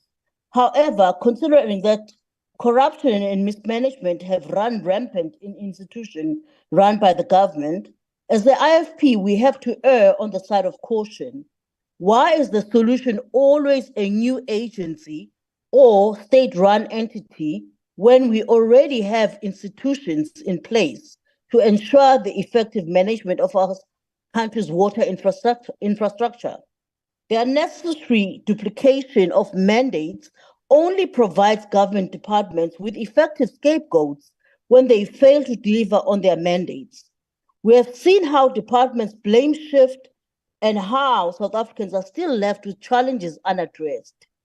For this bill to have any impact, the government needs to ensure that the management of this new entity rests on the shoulders of individuals who are capable of doing their job and truly desire to serve the people of South Africa.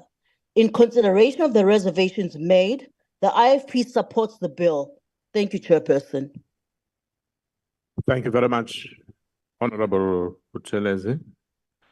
The Honorable May. Dankie, voorsitter. Die waterkrisis wys hoe ver die ANC van realiteit verwyder is. In Suid-Afrika onder die ANC-regering is kundiges op alle terreine besig om die land te verlaat as gevolg van regstellende aksie en word kaders aangestel wat nie oor die nodige ervaring en kennis beskik nie. In die meeste munisipaliteite is daar nie meer ervare werkers nie en word privaat kontrakteurs teen hoë koste aangestel terwyl hulle nie die stelsel behoorlik verstaan nie. Die Departement van Water en Sanitasie is verantwoordelik vir die lewering van skoon water en vir die onderhoud van die infrastruktuur. Dit is egter skokkend om te sien dat 'n toestand van geen water eers in klein dorpies ontstaan het, maar nou oorgevloei het na die stede. In Johannesburg sit duisende mense vir 2 weke sonder water omdat 'n amptenaar nie 'n klep oopgedraai het nie. In die meeste gevalle is die water in die damme wel beskikbaar, maar die krane droog as gevolg van vervalle infrastruktuur. Die watergehalte het so verswak dat mense al hoe meer drinkwater van privaat besighede koop.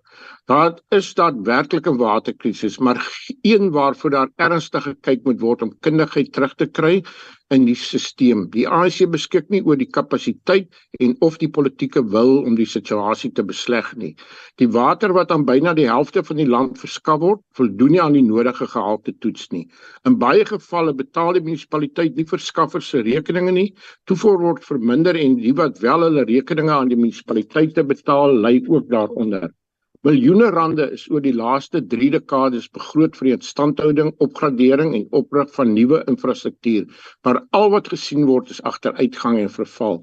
Die regering het slegs 1 nuwe dam die afgelope 30 jaar gebou. 8 jaar is hulle besig met die Klein Willem Dam se wal te verhoog, maar dit is nog nie voltooi nie. Voor 1994 is daar 200 damme in Suid-Afrika gebou.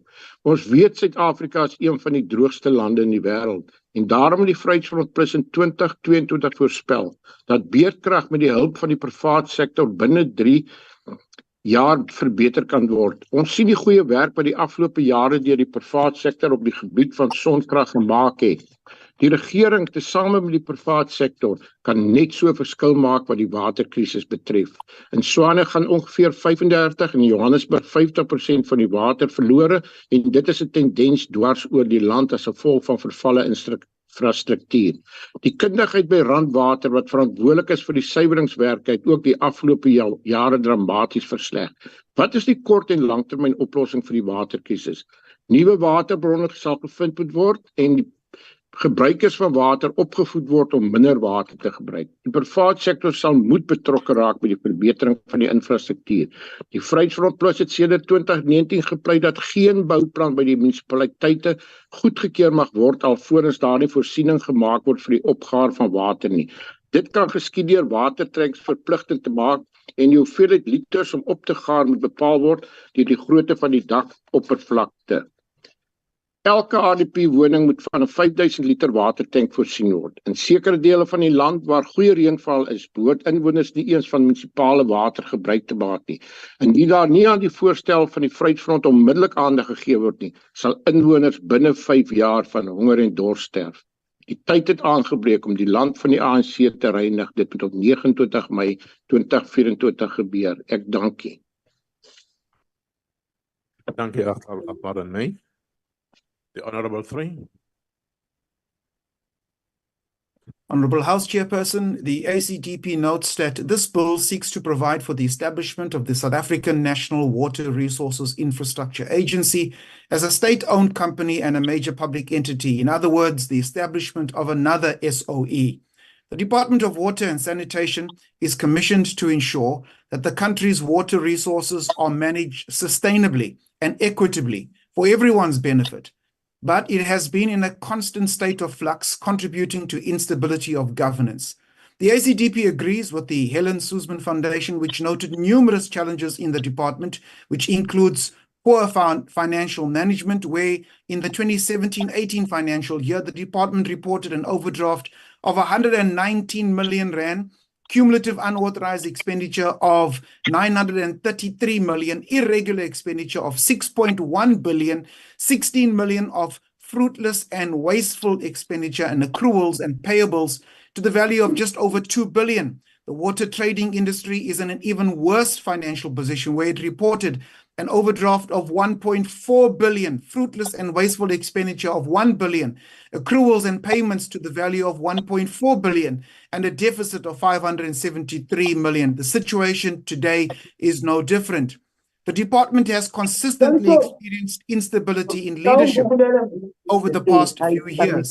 It has had 8 different directors general fulfilling the positions on 10 different occasions and mostly occupied in an acting capacity. South Africa's water infrastructure is at risk of failure.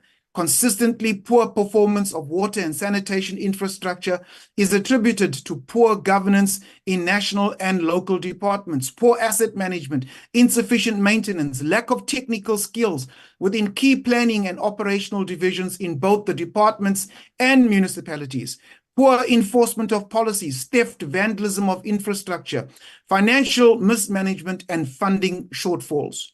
South Africa's average water loss, defined as non-revenue water through physical leakages or commercial losses by billing errors and theft, is estimated to be over 40% of water used.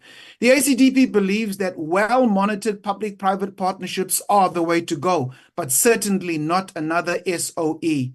If a state-owned anything was sufficient, the ACDP might give these plans another chance, but we will not give our approval to another opportunity for corruption with no improvement in service delivery. The ACDP has heard the SOS of South Africans. We declare that South Africans need the ACDP, and the ACDP calls on South Africans registered to vote for the African Christian Democratic Party on the 29th of May. The ACDP does not support this bill. I thank you. Thank you, Honorable Train. UDM, ATM, the Honorable Haron. Good. Thank you, Chair. Chair, while the country continues to build the energy, battle the energy crisis, our next crisis is charging at us in the form of water. Cholera outbreaks, pipes running dry in multiple communities, and a continued drop in water quality shows where we are heading, and the cliff is fast approaching. This bill needs to create a significant enough impact that the opening of taps is normalized and not politicized. The bill before us today seeks to establish an agency primarily focused on securing water infrastructure funding through the authority of the state.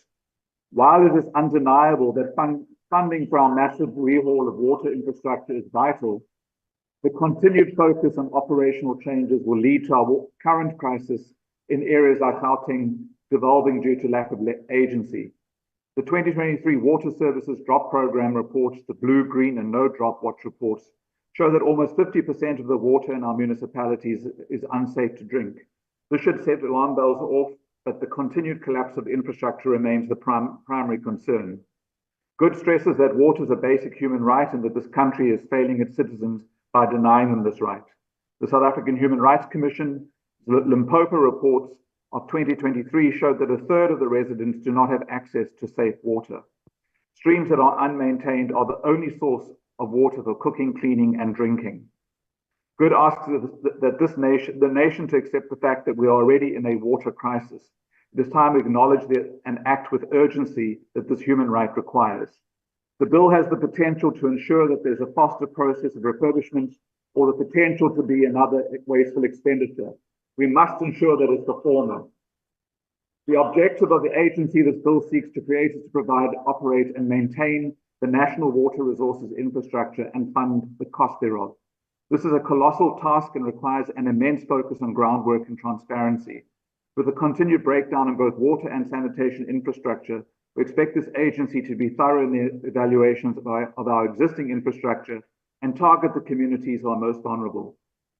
In a month that celebrates human rights, let us remind ourselves that water is the single most necessary resource for human survival. With the dire state that our water resources find itself in, we are risking human lives. When we consider changing supply and environmental factors, we are putting the whole of the country at risk in the next 30 years. Good support for the implementation of this bill. Thank you. Thank you, Honorable Haron. The Honorable Sheikh Imam. Thank you, House Chairperson. A report by the South African Human Rights Commission, a damning report on the state of quality water in KwaZulu-Natal. And Minister, whilst we acknowledge and welcome the South African National Water Resources Infrastructure Bill, we need to be mindful of one very important factor: the exploitation through the use of water tankers. So there is no motivation to actually fix the infrastructure because high levels of corruption takes place through these water tankers. We've seen what happens in the IFP-run municipalities in Zululand, which coincidentally, the DA and the EFF have raised seriously previously about the corruption in these IFP-run municipalities. And thank you to the EFF for raising that anyway. But you'd find that the Democratic Alliance will not go one step further and do anything about it. But their focus is with the obsession on the ANC. Let us also not forget what happened a few years ago in the Western Cape when they were receiving 600 million rand, Chairperson, kickback from the Israeli government and said we had a water crisis, day zero, if you remember. Suddenly the day zero has disappeared. But what happened in that process, Chairperson? Ordinary Cape Townians had to pay a very high price with additional levies and surcharges. Even though they were using less water, we're still paying more. That is the level of corruption. I'm not sure when the honorable member spoke, she said the DA is dirty or the city of Cape Town, that the DA is dirty. But whatever it is, both ways, they are dirty in what they are doing. But be that as it may, 95% of people in Palestine do not have clean drinking water as a result of the Zionist state of Israel. And these Democratic Alliance will go and work together with the Zionist state of Israel, support them, defend them. And what can we expect in the future if the city of Cape Town remains in the DA's hands or the Western Cape? So let me tell you, in the Western Cape, you will face the same plight as the Palestinians. You wouldn't even be able to have a decent glass of water in the Western Cape because they don't care about anybody else but white supremacists. That is what it is all about. That is why you would find that the Cape Flats, Nyangas, Langas, and Crossroads, people have no services when it comes to water and others. So I'm not surprised.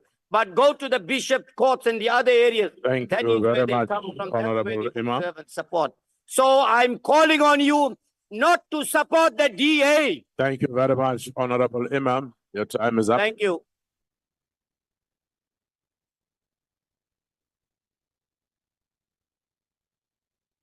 The Honorable Matuma.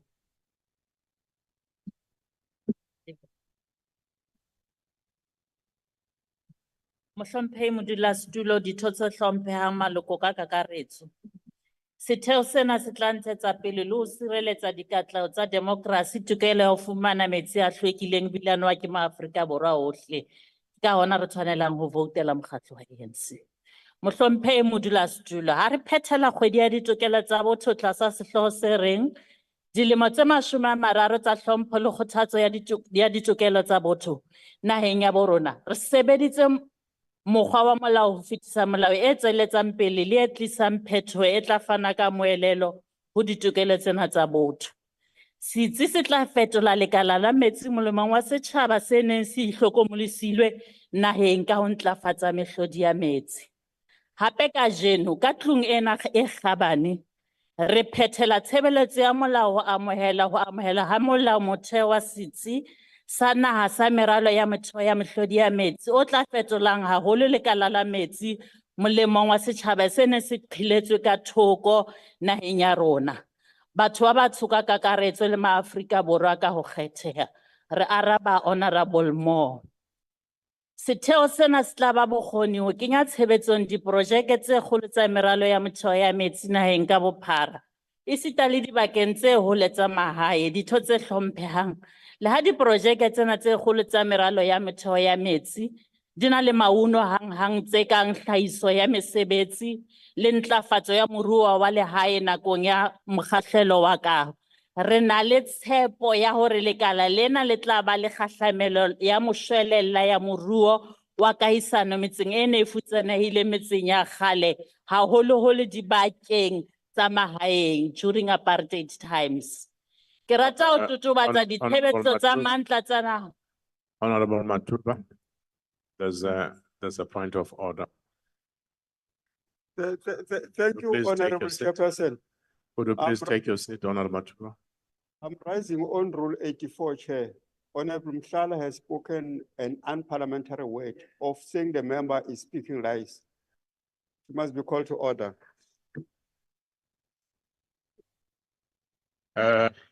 Honorable Masala and Honorable Kaula. Please refrain from using such language. Could you please withdraw? Could you please withdraw what you have just said? Honorable Mushala, could you please withdraw what you have said? It's unparliamentary. I withdraw. Thank you. Honorable Kaula, could you please withdraw that? It's unparliamentary.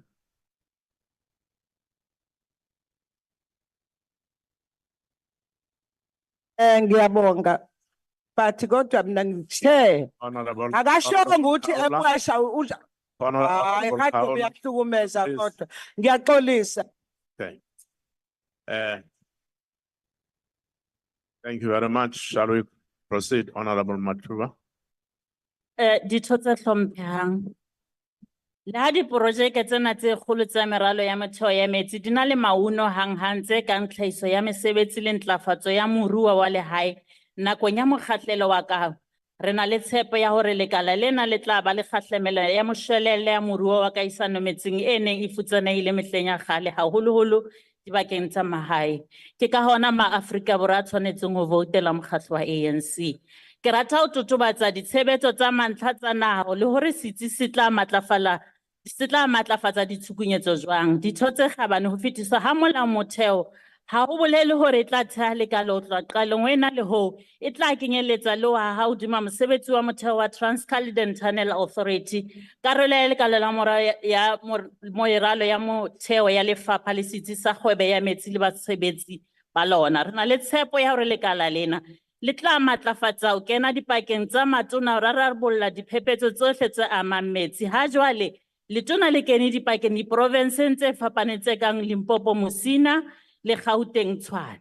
Setjhaba sa Musina se sokola ho fumana phepelo ya metsi ka dinako tsohle ka lebaka la kgaello ya metsi.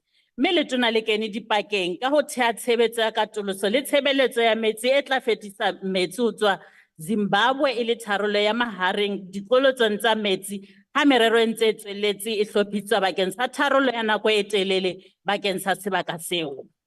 Setsi sena ha se se thewa se tla nka mosebetsi ona wa bohlokwa ka se tla ba le tsebo e hlakoloyang ho buisana ka ditumellano pakeng tsa naha ya rona le Zimbabwe ha se ntse se bokella ditjhelete, moralo le ho aha tharollo ya nako e telele molemong wa setjhaba sa Musina ho se motho ya sallang morao. Ke ka hona re tshwantseng re hlophe African National Congress.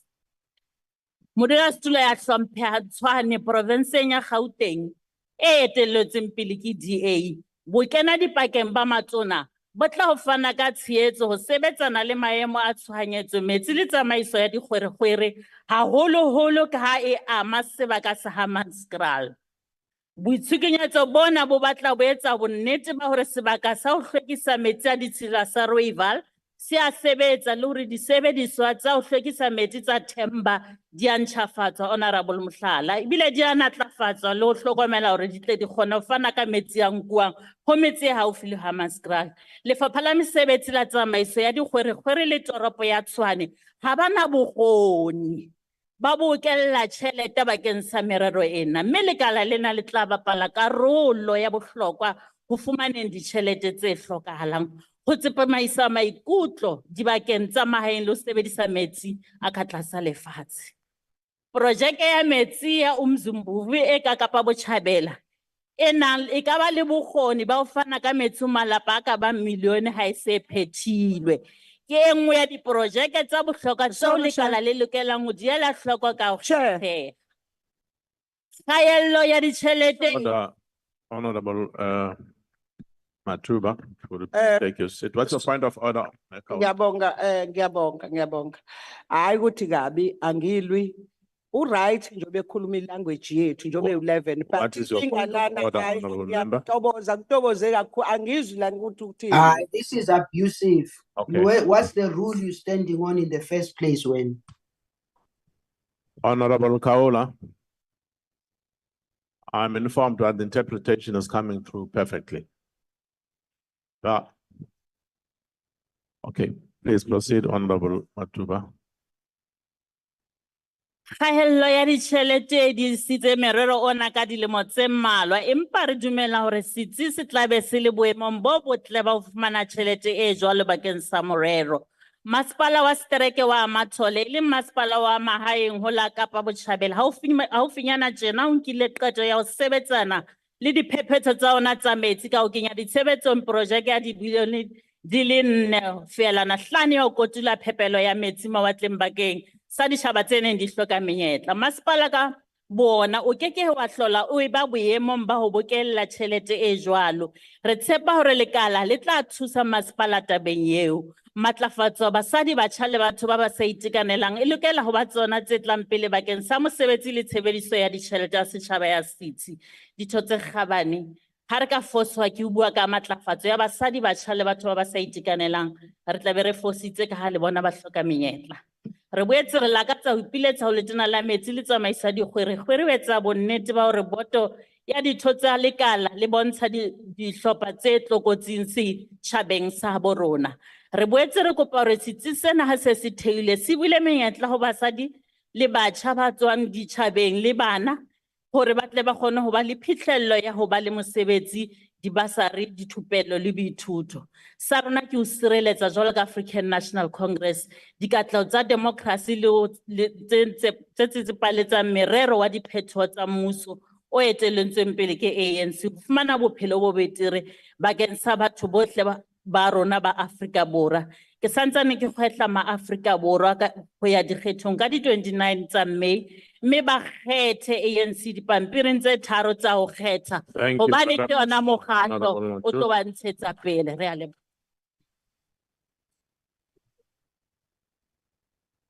The Honorable Chafter. Thank you, Honorable Chair.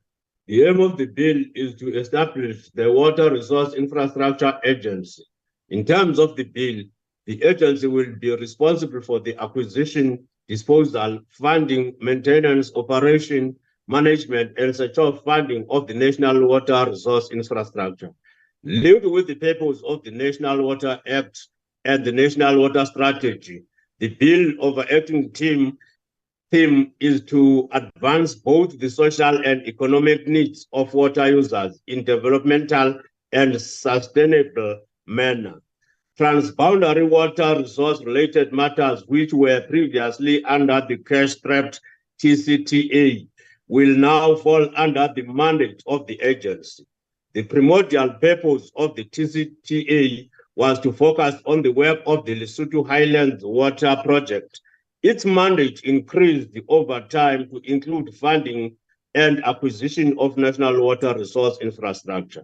The dissolution of the TCTA under the bill follows successive years of poor financial controls, corruption, and consecutive posting of irregular and wasteful expenditure by this entity. This, which on one occasion was embroiled in the payment of 12 million rand acid mine drainage contract to a supplier prior to the actual signing of the contract. The new agency must also reflect the spirit of national water strategy, which is premised on the principles of equity, sustainability, and environmental protection that underpin all national water and sanitation legislation and policies in South Africa. In conferring with the Department of Mineral Resources and Energy and the Department of Environmental Affairs, the agency will operate under the environmental buttressed by intergovernmental relations and cooperative governments. The AIC supports this bill, Honorable Chair. Thank you very much. Thank you very much, Honorable Chafter. The Honorable Member from Cope. PHC. The Honorable Hendricks. Al-Jamaa.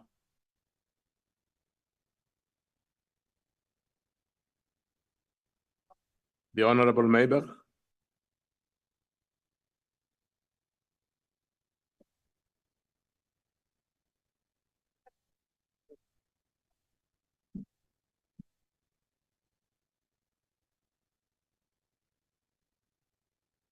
Deputy Speaker, We cannot support this bill. This bill constitutes yet another misguided attempt by the ANC to centralize key infrastructure in the hands of a few.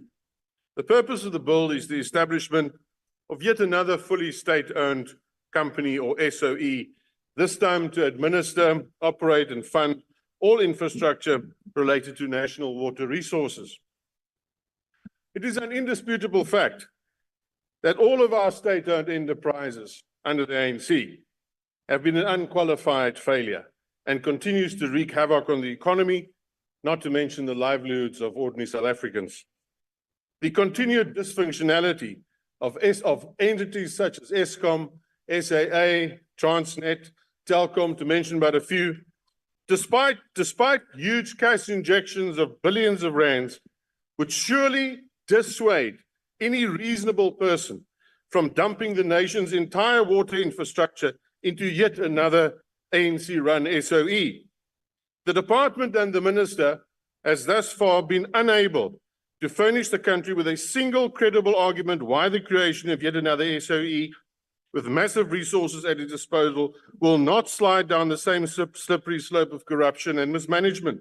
Have no doubt, this new bill will place the health and well-being of an entire nation at severe risk and is poised to inflict substantial harm not only to the agricultural sector, but will further erode prospects for economic growth and jobs. And already the World Bank has identified water as one of the 3 biggest risks for doing business in this country.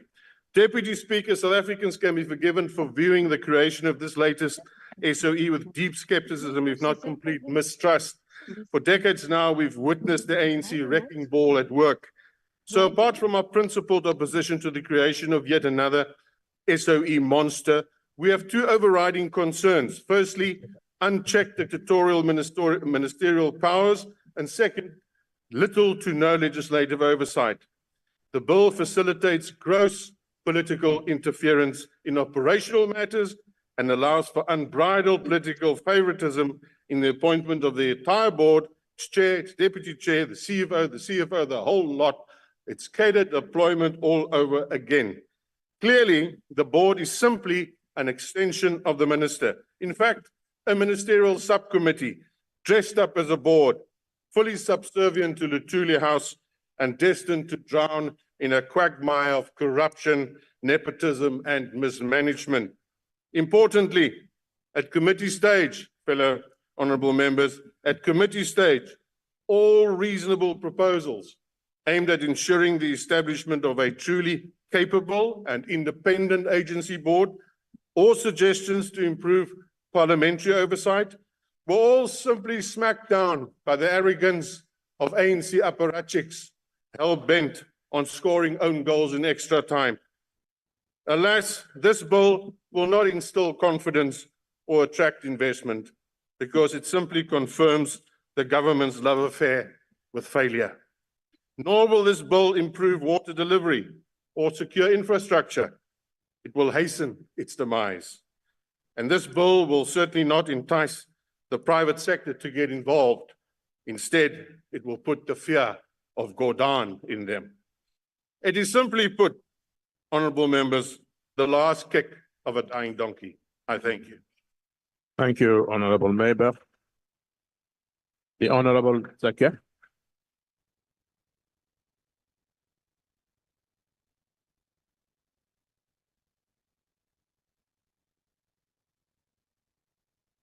Thank you very much, House Chair, and good morning or good day, honorable members of Parliament. Honorable members, the Economic Reconstruction and Recovery Plan has indicated that our country is facing a projected 17% water deficit by the year 2030. And this will be exacerbated by climate change. South Africa is a water scarce country, and the National Development Plan highlights the impact that climate change has in reducing our food production, thereby threatening the progressive realization of Section 27, subsection 1B of the National Constitution, which says the right to have access to sufficient food and water. In line with the NDP goals and commitments made in our 2019 ANC National Election Manifesto, the ANC reiterates the importance of maintaining the current water infrastructure and the expansion of water access for all South Africans. The introduction of the National Water Resources Infrastructure Agency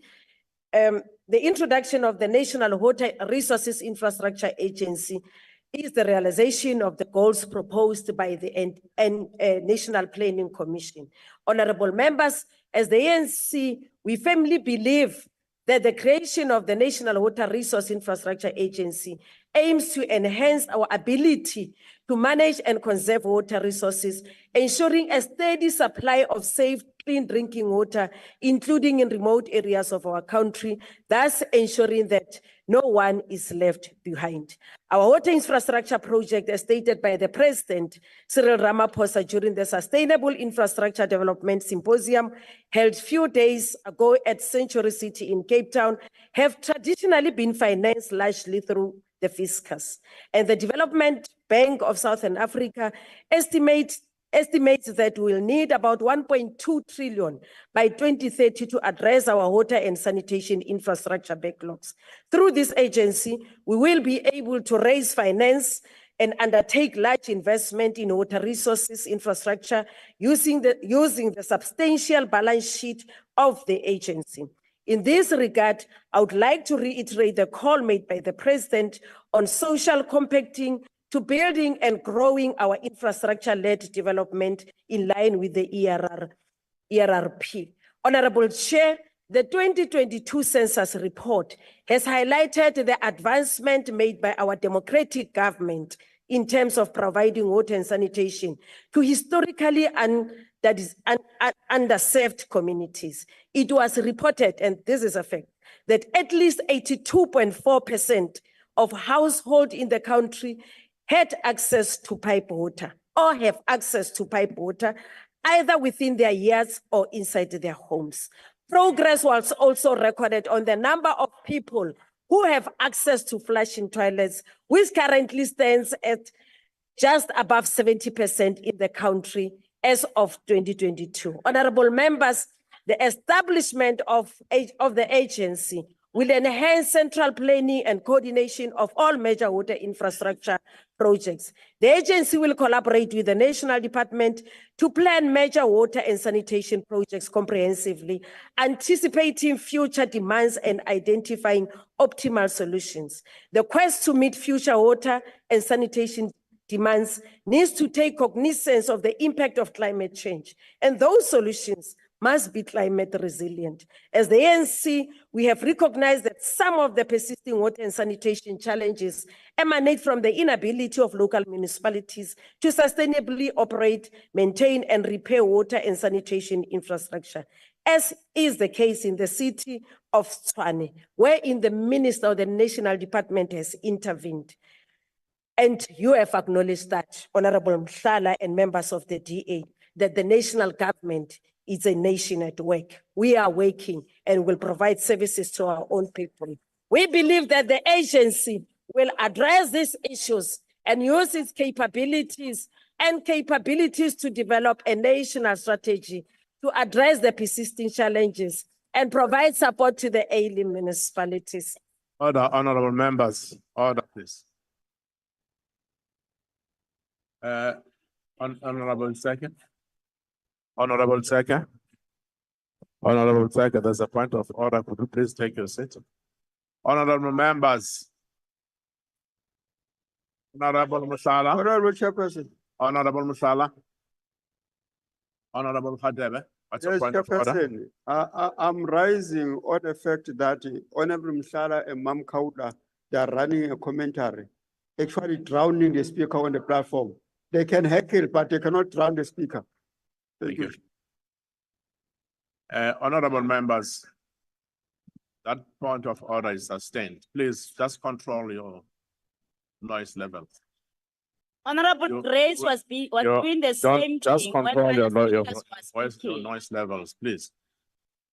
Honorable Secretary, please continue.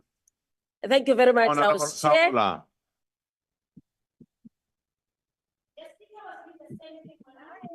Honorable Kaula. What's your point of order, Honorable Kaula? Honorable Second, would you please take your seat again? Ngiyabonga, Chair, sorry. Sorry, ngiyaxolisa, Chair. Singakwenza konke. Niyezwa, yabo mina manje ngakuthatha manje ngithi hambi yobona awekho What is the amanzi. point of order, Honorable? Selathi zoqamba manga. That's not a point of order, Honorable Kaula. Khona zakathi khona wekho amanzi. Honorable Kaula, that is not a point of order. Kulungile ke mama phansi. Hlala phansi. Honorable Kaula. Honorable Kaula. Ngepha wekho amanzi man. Awekho amanzi.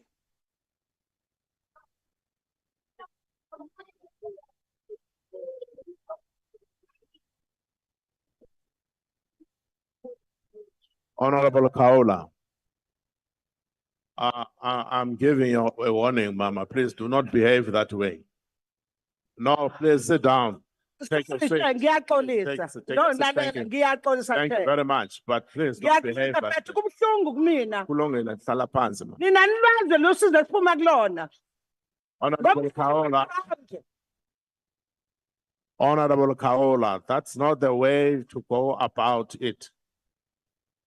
That's not the way to go about it. That is totally unacceptable. Honorable Mushala, what's your point of order? No, Chairperson, the statement provided by Honorable Honorable Mushala. misleading that that is- 82% of that's not the point of order. households have water. Honorable Mushala, that's not a point of Are order. dry as we are speaking now. There's no water. Honorable People Mushala, are suffering. if There's you, no water. if you continue the way you do, Go across all I will provinces. request you to leave the house. Water. You'll be removed from the house.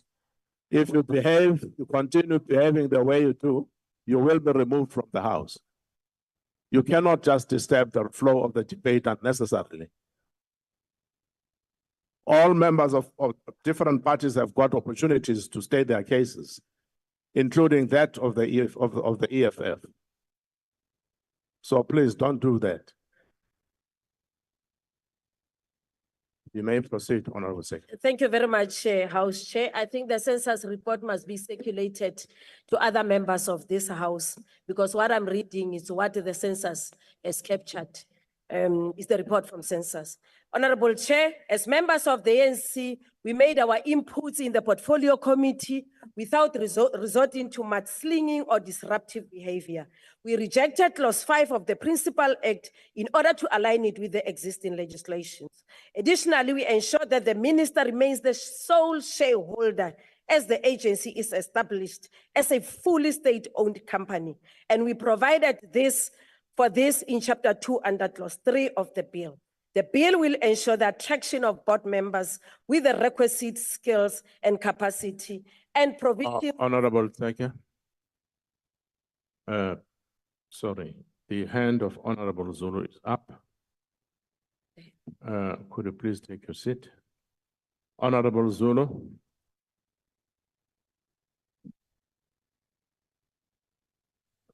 Obviously, she has withdrawn. Maybe she wanted to comment on what happened. Honorable Secretary may proceed. The bill, House Chair, will ensure the attraction of board members with the requisite skills and capacity, a provision thoroughly addressed in the bill.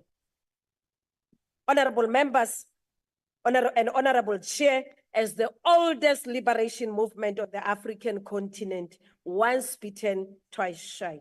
And in so doing, we take pride as being the first political party to acknowledge our challenges and errors openly, honestly, and courageously in driving our efforts to improve the lives of our citizens. Unlike the DA, our concern has never been about the few, but the many South Africans in our country. With a moonshot to ecstasy and feel-good exercise, the DA and fake friends are eager to live many South Africans, as they are doing in the city of Cape Town, lingering on the fringes of poverty and despair. As young people would say, the DA is ghosting our people in the city of Cape Town.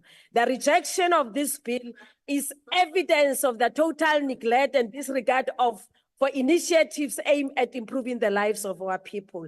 Empirical evidence demonstrates to us that for a country seeking to transform and develop, it must utilize state-owned entities to drive such developments. We remain firm and undeterred in the progressive realization of the developmental state agenda and our national democratic revolution. The African National Congress support this bill. Thank you very much, Honorable Member. The Honorable the Minister of Water and Sanitation.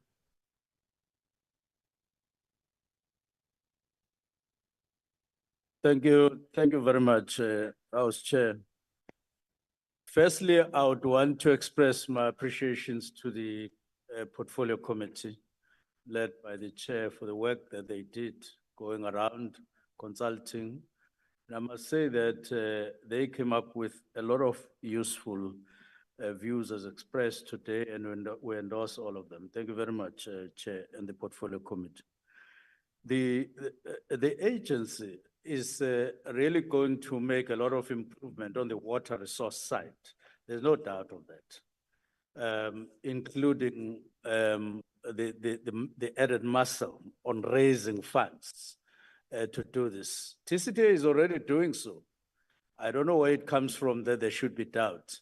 You look at the Water Highlands, the Lesotho Highlands Park, Highlands Water Project. This is a 40 billion rand project. 60% thereof is raised from the private sector. It's work that they're already doing, and we appreciate that. Whether it is done by them or done by the department directly, it's not an issue. The issue is we need funding for that, and we prefer to do it via the new agents. It really represents a good future for the country as a whole. And secondly, I do want to assure honorable members in the House, especially Honorable Member Mohlala, that there is no way people of what we're talking about in Guyana is we're increasing reliability of supply of water. We are increasing the quality of water. We're covering everybody with the project that is there. But people do have water, but at different levels affected by this. In Guyana, people, they can't survive without water. They can't. They would have been dead. Thank you very much, Honorable Minister.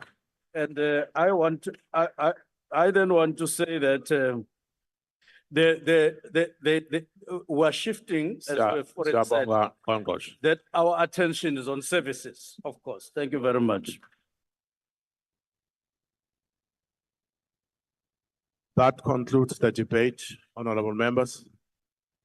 Are there any objections to the South African National Water Resources Infrastructure State-Owned Company Limited Bill being read a second time?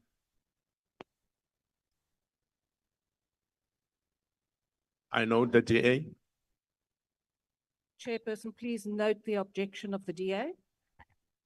I know the EFF. Thank you, Chair. Please note the objection of the EFF. Noted. I know the SADC. Chairperson, please note the objection of the FF Plus. Honorable Swartz. Please note the objection of the ACDP. Thank you, House Chair. Thank you. FF Plus. Thank you, House Chair. Please note the objection of the FF Plus. With those objections, it's agreed to. The Secretary will read the bill a second time.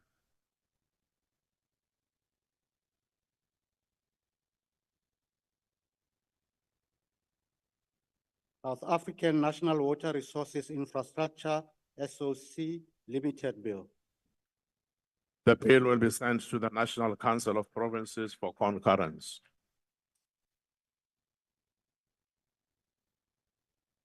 The Secretary will read the sixth order. consideration of candidates for filling of 8 vacancies in Commission for Gender Equality. Thank you. The Honorable Sendaba to introduce the report.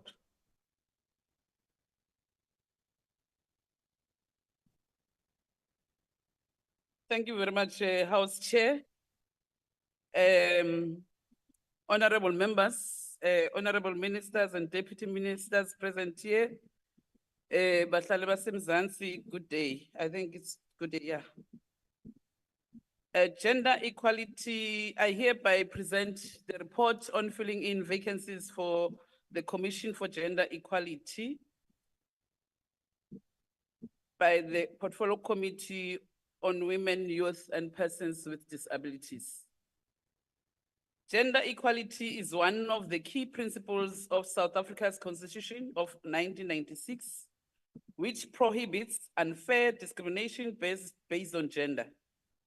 The Commission for Gender Equality was established in terms of Chapter 9 of the Constitution as a body to combat gender inequality. The vision of the CGE is a society free from all forms of gender oppression and inequality. The Commission aims to transform society by exposing and investigating gender discrimination in laws, policies, and practices, advocating for changes in patriarchal attitudes and gender stereotypes.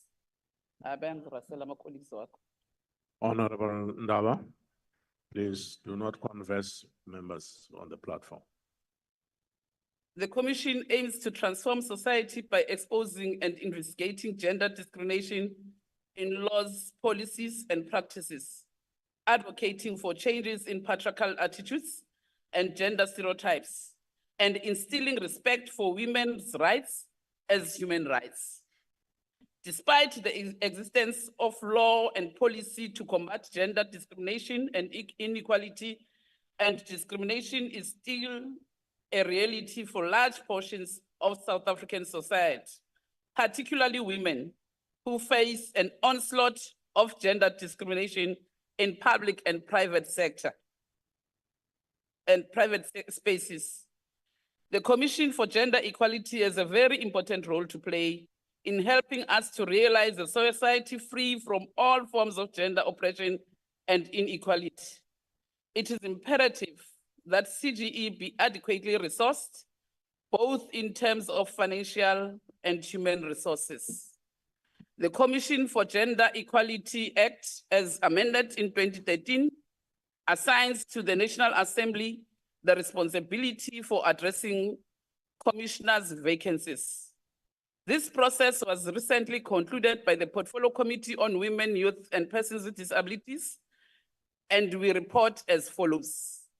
The Portfolio Committee on Women, Youth, and Persons with Disabilities, in a meeting on the 7th December 2023, was informed of a request by the Office of the Speaker of the National Assembly to initiate of a process in filling in vacancies in the CGE.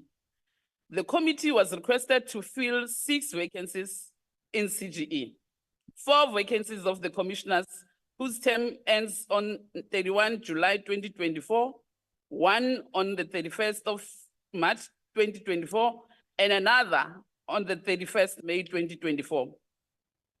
The committee adopted a committee program, the draft advertisement, and the online application form on December 7, 2023.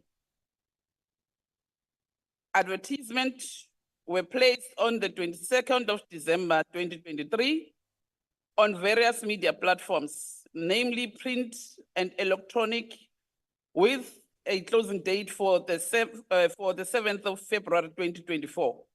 It indicated that the Portfolio Committee, as amended by the Commission for Gender Equality Act 2013, invited members of the public and organizations to nominate suitable candidates for appointment to serve in the Commission for Gender Equality as commissioners.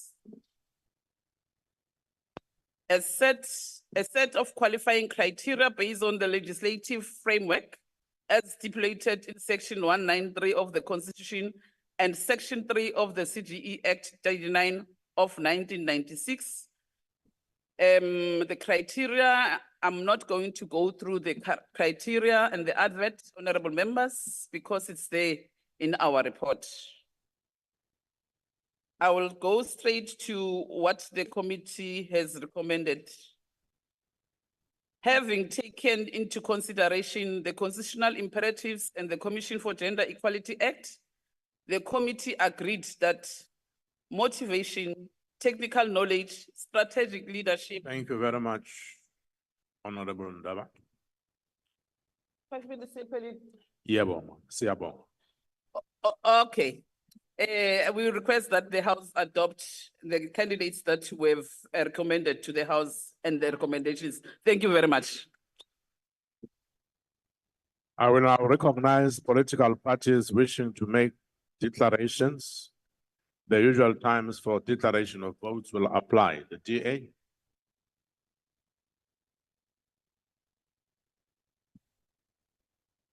Thank you, House Chair. As mentioned, the Portfolio Committee on Women, Youth and Persons with Disabilities has the mandate to identify and recommend candidates to fill 6 vacancies within the Commission for Gender Equality, as some of the current commissioner terms come to an end between the 31st of March and 31st of July 2024. It must be noted that the Portfolio Committee worked tirelessly to ensure that the process of identifying the best possible candidates were done. The individual scores of the interviews by the committee was surprisingly unanimous, and this perhaps points to the type of talent and expertise we were presented with. The 8 candidates recommended to the President is the best of the pool and performed to the best of their ability. There is a diverse range of skills, age, gender, and expertise that should be a great addition to the current sitting CGE commissioners.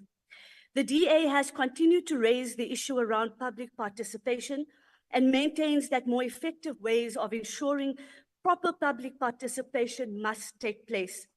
The low number of applicants, and in some instances, no applications at all in provinces like the Northern Cape, is very concerning. Parliament must do better in reaching as many people as possible. It is important to state that the Commission for Gender Equality has a lot of work that it still needs to do. Yes, they have released many reports that have attempted to hold the government accountable, such as the reports on forced sterilizations, teenage pregnancy, the GBVF Emergency Response Action Plan, the state of shelters, and the biannual SAPS reports, to mention a few. These reports have exposed the lack of services, lack of access to resources, and oftentimes a scathing report of the failure of government. If you go through all of these reports, you will find a recurring theme: the lack of holding government departments directly accountable. Departments often do not provide the required information or simply do not participate in the investigations and leave the CGE on blue tick, on red. This is wholly unacceptable and a clear indication that many government departments do not take the CGE seriously as a Chapter 9 institution. This is why, as the DA, we welcome the process of ensuring the CGE has the legal standing to perform duties of a legal clinic and will have the mandate as an independent Chapter 9 institution to litigate against the state and give its recommendations more teeth. The commissioners who will be appointed by the President to fill the vacancies must ensure that they go to the CGE ready to hit the ground running. The Portfolio Committee has worked to iron out the many issues within the CGE. However, there is a lot of work that still needs to be done to realize gender equality in this country. These commissioners must do more around oversight of GBVF frontline institutions. They must do more work in the inclusion of members of the LGBTIQA+ community and fight against discrimination and hate crime. The CGE must do more work in realizing that gender equality is not limited to only women, but that many people are facing harm, inequality, and oppression. The message to the CGE and its commissioners is that if you are being appointed, you have to ensure that gender equality and ensure that government is doing what it needs to do to realize gender equality. This path requires you to be selfless, to be empathetic, and to be fair. Justice and equality are not values that we can afford to be taken for granted. It is hard fought and must be protected. The CGE plays a massive role not only in our democracy, but for the people in South Africa. Good luck to all of the candidates, and if you do get appointed, do your best, and remember, you could be the last line of defense for many vulnerable people in this country. The DA agrees to this report. I thank you. Thank you, Honorable Member. EFF. EFF.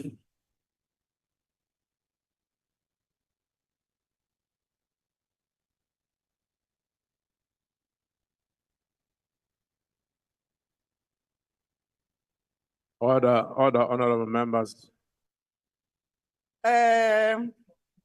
Ngibonge Chair, ngibingelele bahlonishwa ngaphakathi endlini. Namakhosi ami, nesilo sami, no president wami ozoba president kusasa.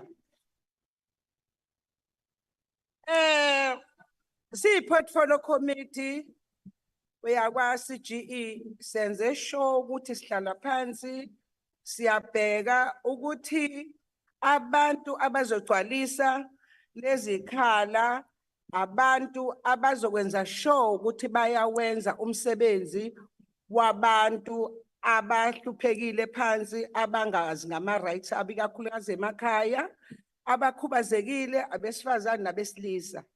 Ngoba kunenkinga la yokuthi kunabantu abagcina bengawazi ama-rights abo, uthothi bahlukumezeka kulokuthiwa bekezela, bayaboshwa amacala ayahlala emakhoti akathethwa. Yila uCGA esithe khona masigcwalisa senze sure sizothola abantu abazohamba babhekelele emakhaya, emalokishini kanjalo njalo. Sibe nawo ke lamagama okugcwalisa lawa awu6. Kodwa sase sithi kulo 6 asingeze ngawu2 ukuze senzele ukuthi makukhona mhlambe okuthiwa uNkulunkulu uyamkhumbula sazi ukhona la. Engikuthandile sisebenze ngokukhulu ukubambisana portfolio committee. Kwase kuba khona abayi2 ebebevele bekhona la nabo bezofuna ukushaya isidudla ibuya ke ngamanye amazwi. Sazama ukubabuza ngoba sibavalelanga outside. Sathi if wena kwenzeka uyabuya la, yini ozositshela yona ukuthi uyenzile kule theme yakhe ade ukhona. Okwesibili, yini wena okugaranta ngayo ukuthi manje ngifeyilile la ngizolungisa la, behlulekile ukusitshela nama-question. Sathi okay, bye buyelani ngeceleni. Ngoba lo mnyango ubaluleke kakhulu ku-accountisa amakhothe. Ngoba kunamacala ama-rape amaningi enzekalayo. Okuthola ukuthi la macala wonke ajame ekhothe. Uyabona change oba ngilana. Ngibhlungu khona into esingajoka ngaso, khona ngejoke ngaso. Uyabona njengoba kuqhubeka abantu besifazane befa. Yingoba ama-court nama-high court akafuni ukusebenza. Akukona yedwa eneke neza ukuthi uboshiwe nogcina kusho njengakuyimanje njengoba ngikhuluma nani ukuthi kukhona lo nkosazana obe udokotela obulewe wafakwa ekuyibhuthi. Kukhombisa khona ukuthi inkantolo zala eSouth Africa ziyafeyila. Yingakho kufanele lo mnyango ube khona. Yingakho abantu bala eSouth Africa bazi ukuthi ikhona lento ekuthiwa igender fanele imele wonke umuntu. Nabantu besilisa bayareshwa. Nabantu besifazane bakwazi ukubulala. Kodwa manje ngokuthi laba abantu besilisa bona bayesabi ke emakhothe. Ngenxa ukuthi uzothi uma ifika epolice station abuyiselwe emuva. Baze beside ukuhlekwa. Bazothi wena hamba uyoxoxisana. Yila ogcina khona usubona umuntu wesilisa ethatha isibhamu ebulala unkosikazi abulale nengane ethi akuvele kuphele konke ngenxa ukuthi yena akabhekeleliwe. Ingakho ke ngithi mina Kubalulekile ukuthi malaba bazongena la naba sibaphethe ukuthi angazi noma umthetho singababizi ngoba kuzobabiza amagama Siyabonga, honorable member. ukuthi siwesho ukuthi bahambe lonke indawo Honorable Kaula, May thank you very much. votela EFF ziyekele zigabhe ntshontshe imali amasipala lawo Honorable Kaula, blanket nayikhwama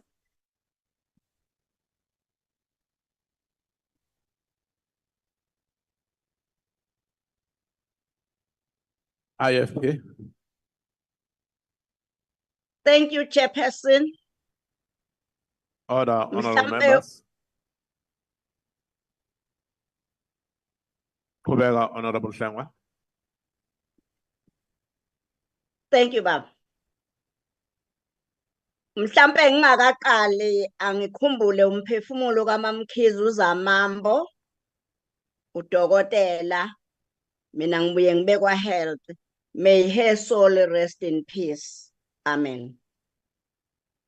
Honorable Chairperson, it is with great sadness that we have noted over the years how challenges faced by women are often regarded as less important, of no importance at all.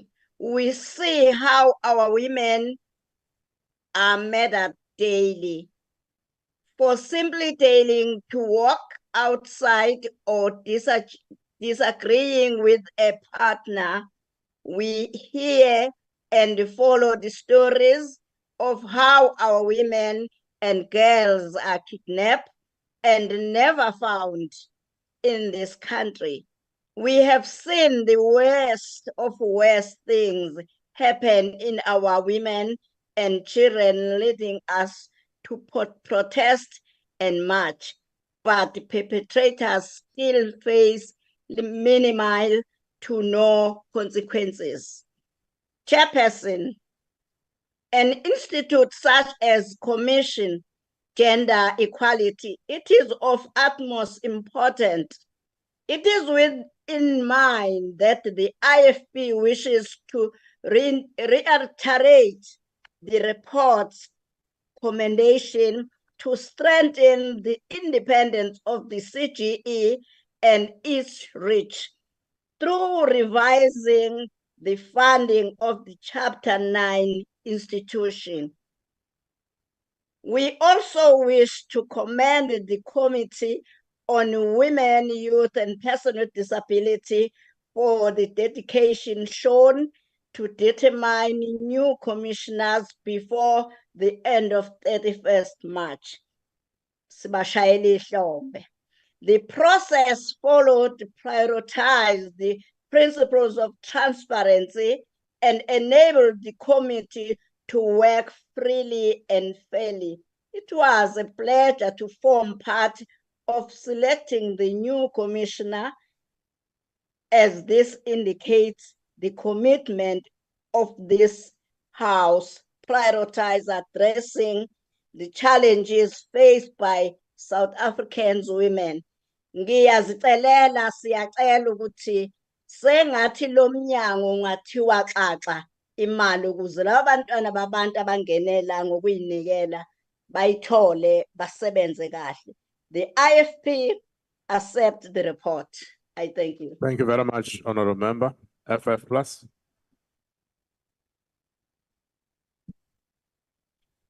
Thank you, House Chair. The CGE is a constitutional entity relied upon to strengthen constitutional democracy. Its mission is to promote, protect, monitor, and evaluate gender equality through research, public education, policy development, legislative initiatives, effective monitoring, and litigation. The committee was requested to fill 6 vacancies that will shortly be present at the CGE, as 4 commissioners' terms come to an end on 31 July, whilst one ends on 31 March and another on the 31st of May of this year. There were quite a number of applicants and almost as many public inputs that the committee conducted. The process seems to have been well run, with inputs from all parties being acknowledged and indulged. This ensures a true democratic process, and there seems to be not have any controversial candidates at play this time round. There were exceptionally strong candidates that threw their hats into the ring, and decisions were apparently not easy.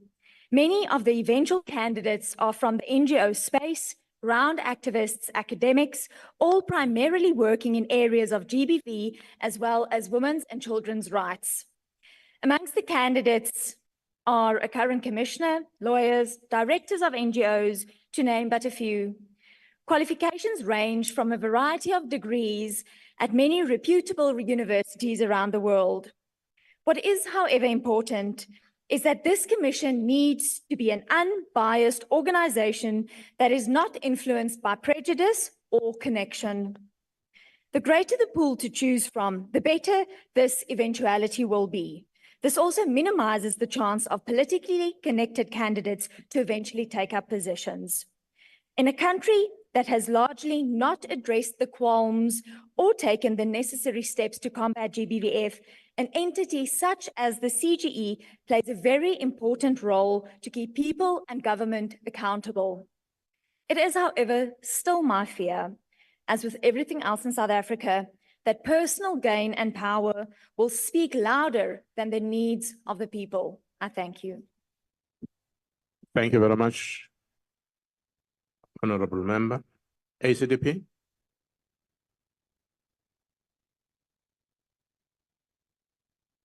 Thank you, House Chair. House Chair, the ACDP supports this report, and we wish the candidates who will be appointed by the President well with their constitutional mandate of promoting gender equality and the protection, development, and attainment of gender equality.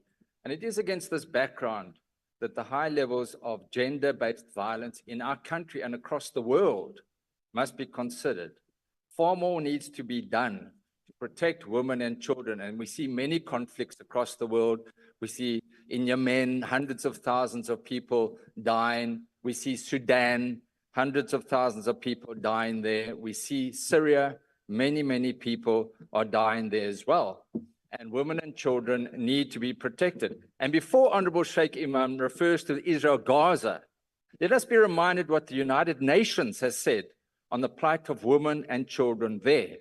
All women, Israeli women, Palestinian women, as all others, are entitled to a life lived in safety and free from violence. The ACDP agrees with it. But it went further. The UN Women's Movement unequivocally condemned the brutal attacks by Hamas on Israel on 7 October. Honorable Swartz, there's a point of order. Could you please take your seat? Honorable Thank you. Mohat. Can What's your point of order? Honorable answer a question to say how many women died under the Honorable Second. But, Honorable Second. Israel That is not a point of order.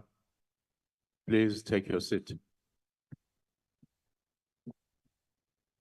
You may proceed, Honorable. Thank you. Now, the UN Women's Movement unequivocally condemned the brutal attacks by Hamas on Israel on 7 October 2023.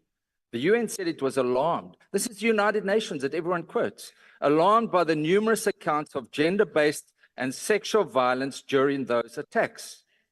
The UN has called for all accounts of gender-based violence to be duly investigated. Rapes, murders, beheadings that took place, even of babies, and that those must be investigated. That's what the United Nations has said, and prosecuted with the rights of the victims at the core.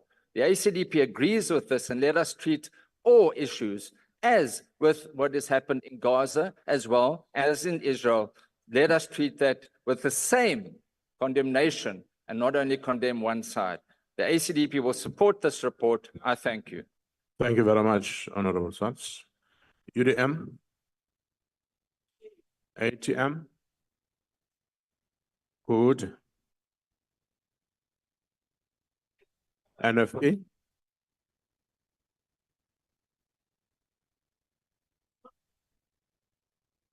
Thank you, Chairperson. Mr. Swart, Advocate Swart, Honorable Swart, I don't know what is honorable about what you're coming and misleading this House. House Not Chair. a single evidence Chair, or iota point of evidence appeared confirming that anybody were beheaded. Honorable Sheikh. There's a point of order. Will you please take a seat? What's the point of order, Honorable Schatz? House Chair, the honourable member is casting aspersions. I rise on Rule 85. Is casting aspersions saying I'm not an honourable person, and I'd ask you to rule in that regard. Thank you. Yeah, but you're supporting Thank Israel. you, Honorable Schatz. That point of order is sustained. Could you please withdraw that, Honorable Imam? Chairperson, I didn't say he's not honorable. I said, is it honorable? I Maybe he's got a could you hearing. please withdraw, Honorable Member, and continue? Thank you. But please withdraw first. Please withdraw the comment as I heard it.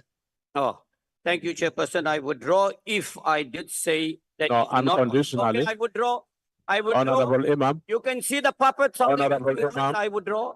I withdraw. when you withdraw, you must withdraw unconditionally without any if. Could you please withdraw? Thank you.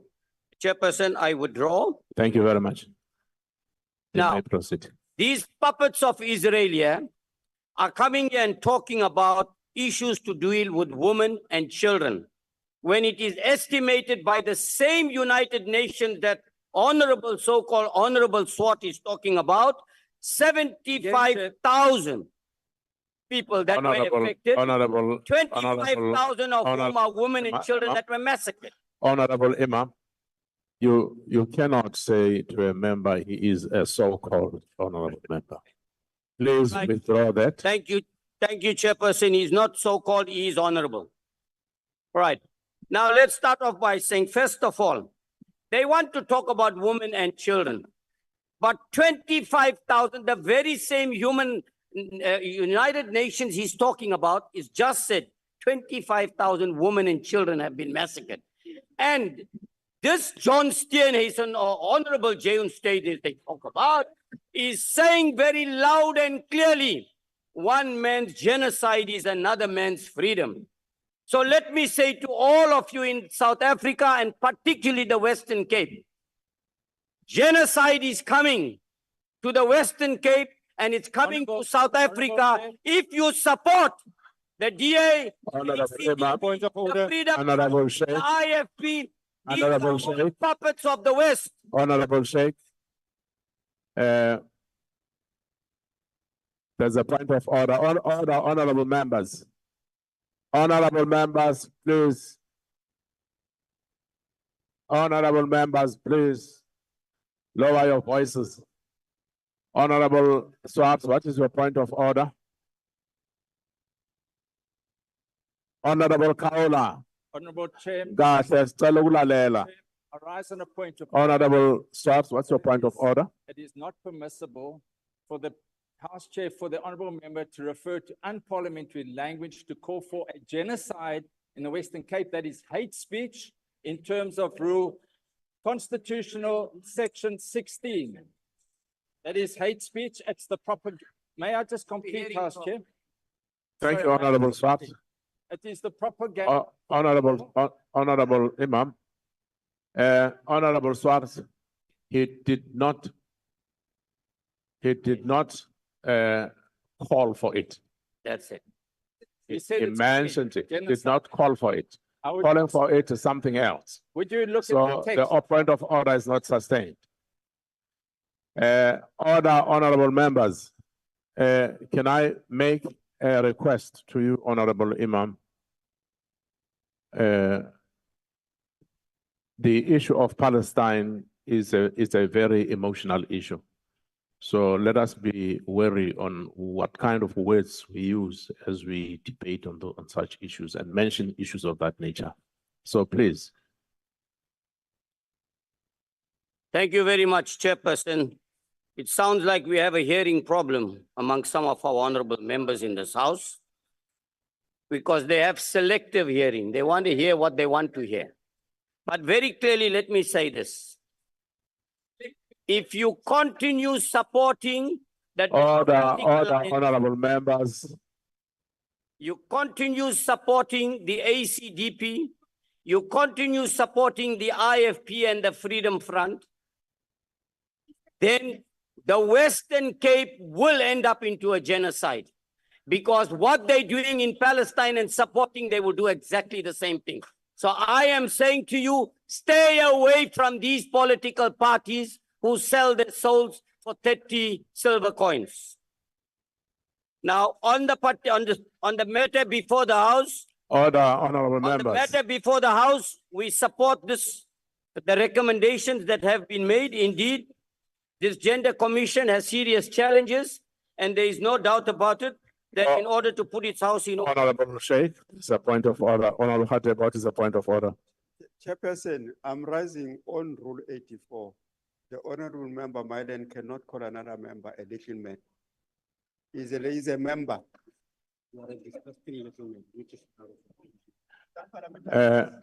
Thank you, Honorable Khadebe. Honorable Milham, that's out of order. It's unparliamentary. Please withdraw that. Sorry, House Chair, can I ask what is unparliamentary? You cannot refer to a member as disgusting little man. It's disparaging. It cannot be accepted. Would you please withdraw that? Chairperson, I withdraw that he is disgusting. Honorable Milham. Honorable Milham, could you please withdraw without any way of Chairperson, doing he's it? significantly smaller than I am. Just withdraw it. Just withdraw the vote. Chairperson, I withdraw on your orders. Thank you. Thank you. Honorable, please go ahead.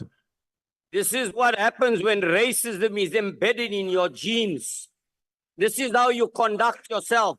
It comes out even if you want to hide it. No matter how much you try to hide it, it comes out because it's there. It's part of the human. Yes. But be that as it may, Chairperson, yes, indeed, we will support this, the recommendation that has been made here indeed. And despite the various concerns that have been raised, and I think one of the concerns is the number of applicants and things, a lack of interest and things. I think these are some of the issues that we need to do. But the issue of women, children, and those with disabilities are very sensitive issues in our country with the high levels of gender-based violence, teenage pregnancy, drug and substance abuse, 91,000 children giving birth to children last year. I think Thank these you, are the Honorable issues. Imam. Thank you very much.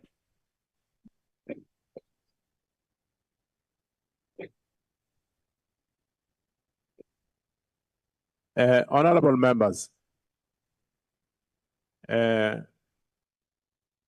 honorable members, can I make a humble request? We all appreciate a lively house, but it all depends on how we do it. So I'm kindly requesting you to refrain from a rowdy situation like this that we are having now. What is your point of order, honorable member? So as the honorable member walked past, he said the foulest thing to our member here. I would ask that you deal with it. I'm not repeating it in this I did house. not hear him, but I'll come back to you with that. I would appreciate it. You have members here at the table. Fine, They would have heard fine. it very I will, clearly. I will address it once I've heard it over. Thank you very Yeah. much. Thank you very much.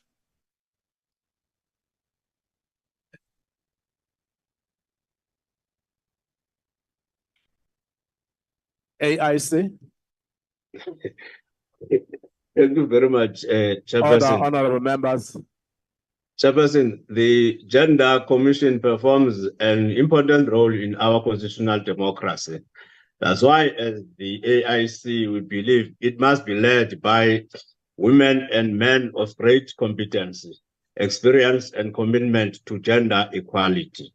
As the AIC, Honorable Chairperson, we support the candidates who have been recommended by the committee, especially those candidates who will enrich the work of the commission in order to reach its great heights. I thank you, Honorable Chairperson. Thank you, honorable member. Cope. PAC. Al Jama. ANC.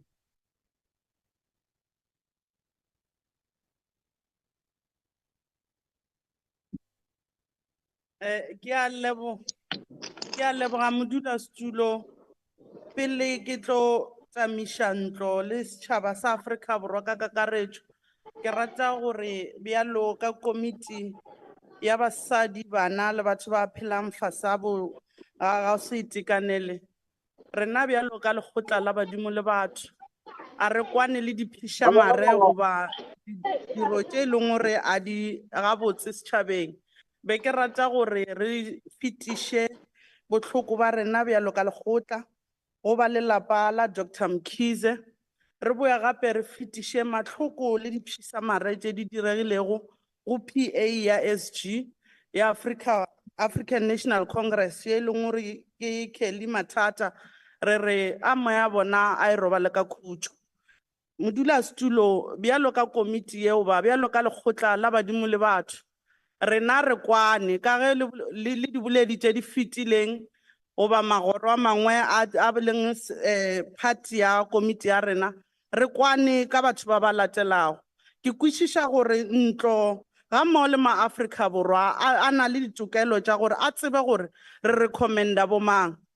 Ke re go setšhaba candidate number 1 ye re recommendang ko president ka ge rena le modiro wa gore re iša mabitso re a recommenda go president ya lefase. Re candidate ya mathomo Miss Siema Samei a be full time. Candidate ya bobedi Muraro Grace Nemataheni full time. Mr. Mfundo Nomvungu full time. Candidate number 4, Yanga Mulatana, full-time. Candidate number 5, HRH Princess Royal Eureka Mogani, part-time. Candidate number 6, Mr. Kamogelo Rodney Tiele, full-time. Candidate number 7, Dr. Marion Lane Stevens, full-time. Candidate number 8, Dr. Chanel Rubinaidu, part-time. Modulasetulo le tla gopola gore re dikgoba tše di beng gona ke tše tshelelago fela empa re recommenda go president ba le 8 le ra gore president o tla kgona go tšea ka ra 8 yela a recommenda 6 ya a kwang gore ke yona e tshwanetšeng. Honorable House Chair, the Commission for Gender Equality has been a critical entity in championing the transformation agenda for nearly 3 decades. Its impact is tangible, evident in the legislation and policy changes it has catalyzed through submission to Parliament, government, and society. This submission has sought to rectify laws and that undermines gender equality principles. With a presence across all 9 provinces, the Commission has bridged the gap between rural, urban communities, offering legal counsel, educating citizens about their rights, and fostering awareness. Yet, amid this accomplishment, the CGE faces formidable challenges, particularly in capacity and financial resources, hindering its outreach to remote rural areas across vast provinces. Internal handles have already also risen, but the recent appointment of commissioners and filling the key vacancies signal a potential for enhanced service delivery and governance. Despite its critical mandate, the CGE operates on a minimal budget, underscoring the needs for adequate resources. Gender discrimination affects individuals across diverse spectrum of race, gender, sexual orientation, religion, culture, socioeconomic status, and political affiliation, such as the Chapter 9 institution, like the CGE, must receive ample human and financial support to advance gender equality and women empowerment effectively. Ka ge ke bone le Minister wa Matlotlo, ke tshepa gore wa tšea malebisha wa kwa gore di Chapter 9 institution di tshwanetse di fiwe tšhelete e ntši ganyana. There is no overlooking the fact that an institution of such significance tasked with such vital responsibility demands steadfast, trustworthy, and altruistic leadership to effectively advance its mandate and its vision. The African National Congress asserted that the committee has concluded or conducted a thorough process in selecting the most suitable individuals to recommend for leadership role within the commission. The selection process was rigorous, aiming to ensure that only the most qualified candidates were put forward to steer the organizational forward. The CGE has advanced the empowerment of women on matters relating the equality in the workplace, women representation like us as we are members of parliament in government and different entities, HIV, AIDS and gender-based violence and femicide, land reform and economic empowerment. 30 years in democracy, a lot have been achieved, even though the opposition, others thinks we have not achieved a lot. But honorable members, we are proud to say these are the best men and women that we have recommended to the president. And we are going to make sure with our principle or our recommendation to the president that the CGE receives the best and the most capable women and men who must make sure that we take forward the struggle of gender equality. Modulasetulo, e re ke dumele o ba ko o gopele bjalo ka ntlo gore ka ge ke thomile ka diphišamare le polelo ye sa bang a botse ka Afrika Borwa ka bophara anke o gopele ntlo re ikhunamiše goba re gopele moya ya bana ba rena ba tsamaileng e se nako ya bona ba tlhotsweng ke batho bjalo ka komiti ye gore memoya ya bona e robale ka khutšo. O tla e beya ka sejatlhapi modulasetulo gore a re paying condolences to their families as a house. Thank you, House Chair. Thank you very much, Honorable Member.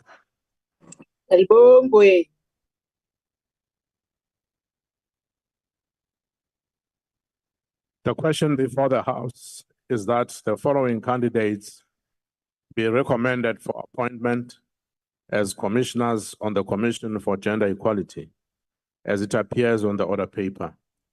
Ms. Siham Samai, full-time commissioner. Ms. Molalo Grace Nemataheni, full-time commissioner. Mr. Mfundo Nomvungu, full-time commissioner. Ms. Yanga Malotana, full-time commissioner. Her Royal Highness Princess Royal Eureka Mohane, part-time commissioner. Mr. Kamohelo Rodney Tiele, full-time commissioner. Dr. Myron Lynn Stevens, full-time commissioner. And Dr. Chanel Ruby Naidu, part-time commissioner. Are there any objections to the recommendations? No objections.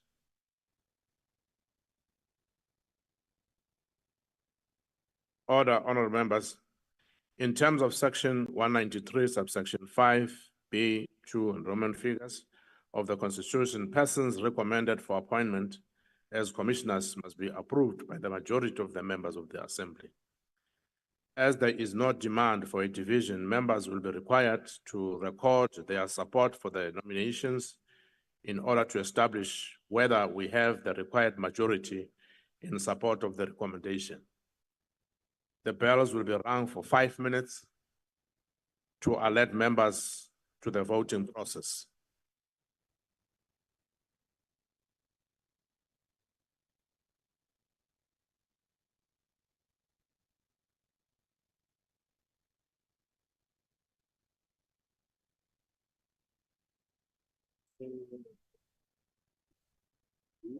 Sí. Ya bon.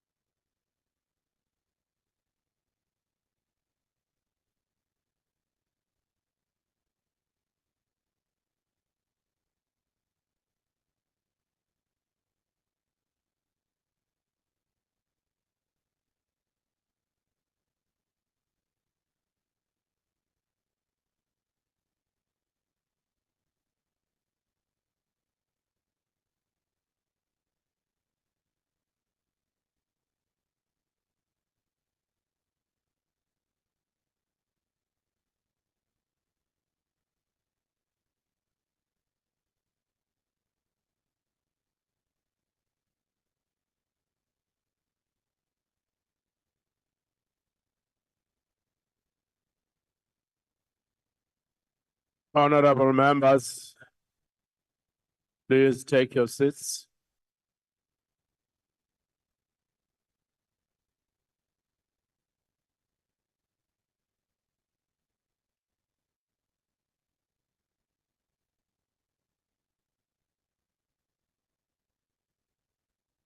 Thank you very much.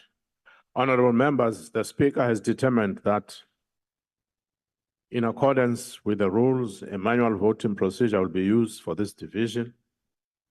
Firstly, in order to establish a quorum, I would request the table to confirm that we have the requisite number of members physically present in the chamber and on the visual platform to take decision. Thank you very much. Party whips will then be given an opportunity to confirm the number of their members present and indicate if they vote for or against the question. A member who wishes to abstain or vote against the party vote may do so by informing the chair. Order. Having confirmed that we have the requisite quorum, we will now proceed. The question before the House is that Ms. Shiham Samai, full-time commissioner, Ms. Mulalo Grace Nemataheni, full-time commissioner, Mr. Mfundo Nomvungo, full-time commissioner, Ms. Yanga Malotana, full-time commissioner, Her Highness Prince Royal Ureka Mohane, part-time commissioner, Mr. Kamuhelo Rodney Tiele, full-time commissioner, Dr. Aaron Lynn Stevens, full-time commissioner, Dr. Chanel Ruby Naidu, part-time commissioner, be recommended for appointment as commissioners on the Commission for Gender Equality. Voting will now commence. The doors to the chamber will be locked and members will not be allowed to enter the visual platform until voting is concluded. Whips would confirm the number of your members present in the chamber and on the visual platform and indicate if they vote for or against the question. The table staff will assist in this regard. Are the party whips ready to record the votes of their members who are present?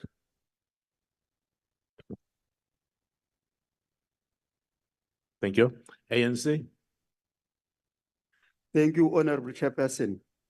Here in the House, we have 57 MPs.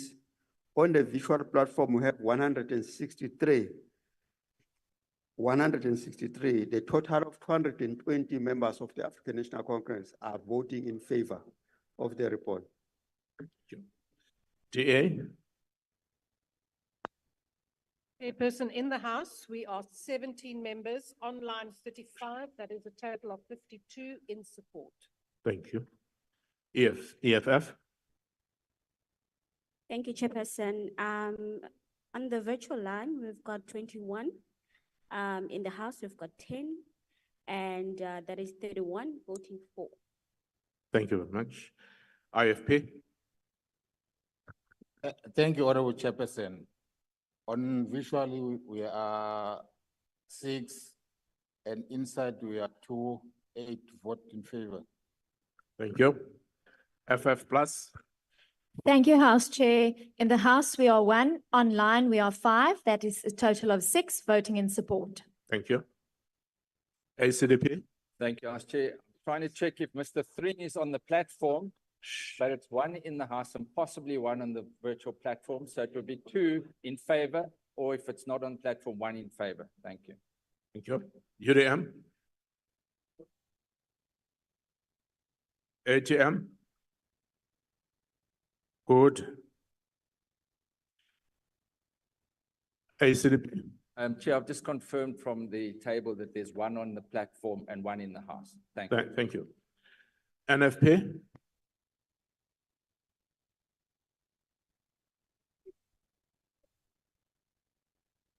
AIC.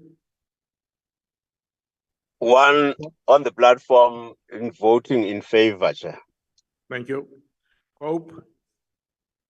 PAC. Al-Jamaa. Is there any member that wishes to abstain or vote differently to their party? Have all members recorded their support? Thank you. The voting session is now closed.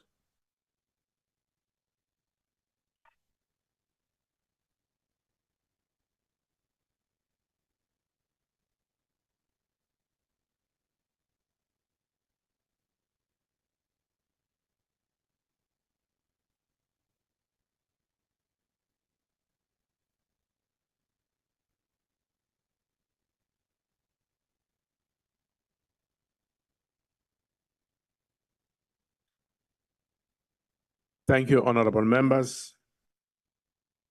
320 members have recorded their support.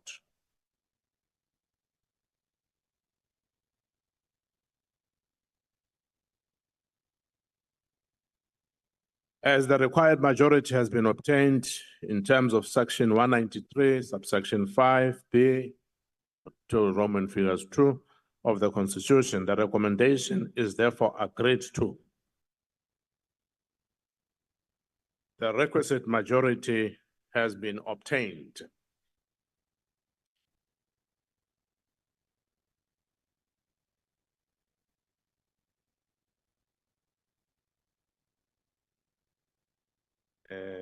Just a second.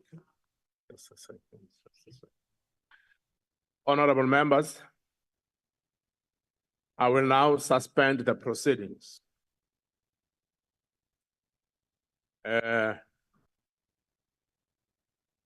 It's 13:22 now. I would request members that we resume the proceedings at 14 hours 22. That will be an hour. Bells will be rung to alert members to the resumption of business. Business is now suspended.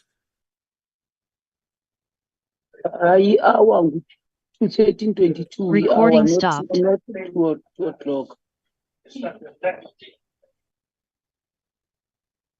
Asidleni fast, Chief Whip.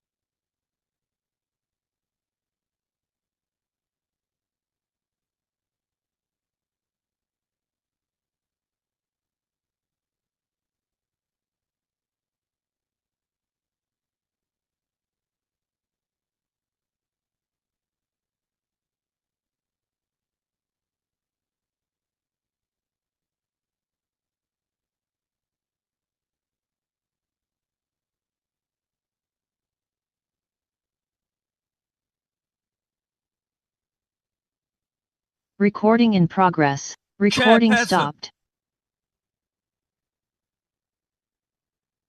Recording in progress.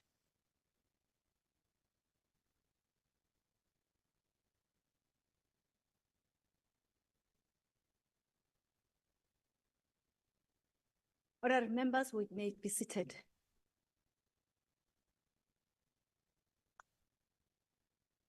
The secretary will read the seventh order of the day. Consideration of report of Standing Committee on Appropriations on Division of Revenue Bill. I now recognize the Chief Whip of the Majority Party. Honorable Chairperson, I move on behalf of the Chief Whip of the Majority Party that the report be adopted. The motion is that the report be adopted, honorable members. Are there any objections? DA?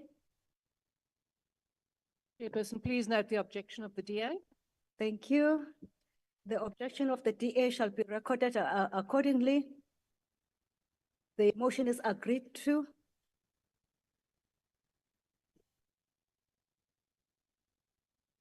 I now recognize the Honorable Telezi to introduce the report. Oh, 1 second before that. Okay, before that, I'm rushing. I will now request the secretary to read the 8th order of the day. Second reading debate, Division of Revenue Bill. Thank you very much. I now recognize Honorable N.S. Buthelezi, the chairperson. Over to you, sir.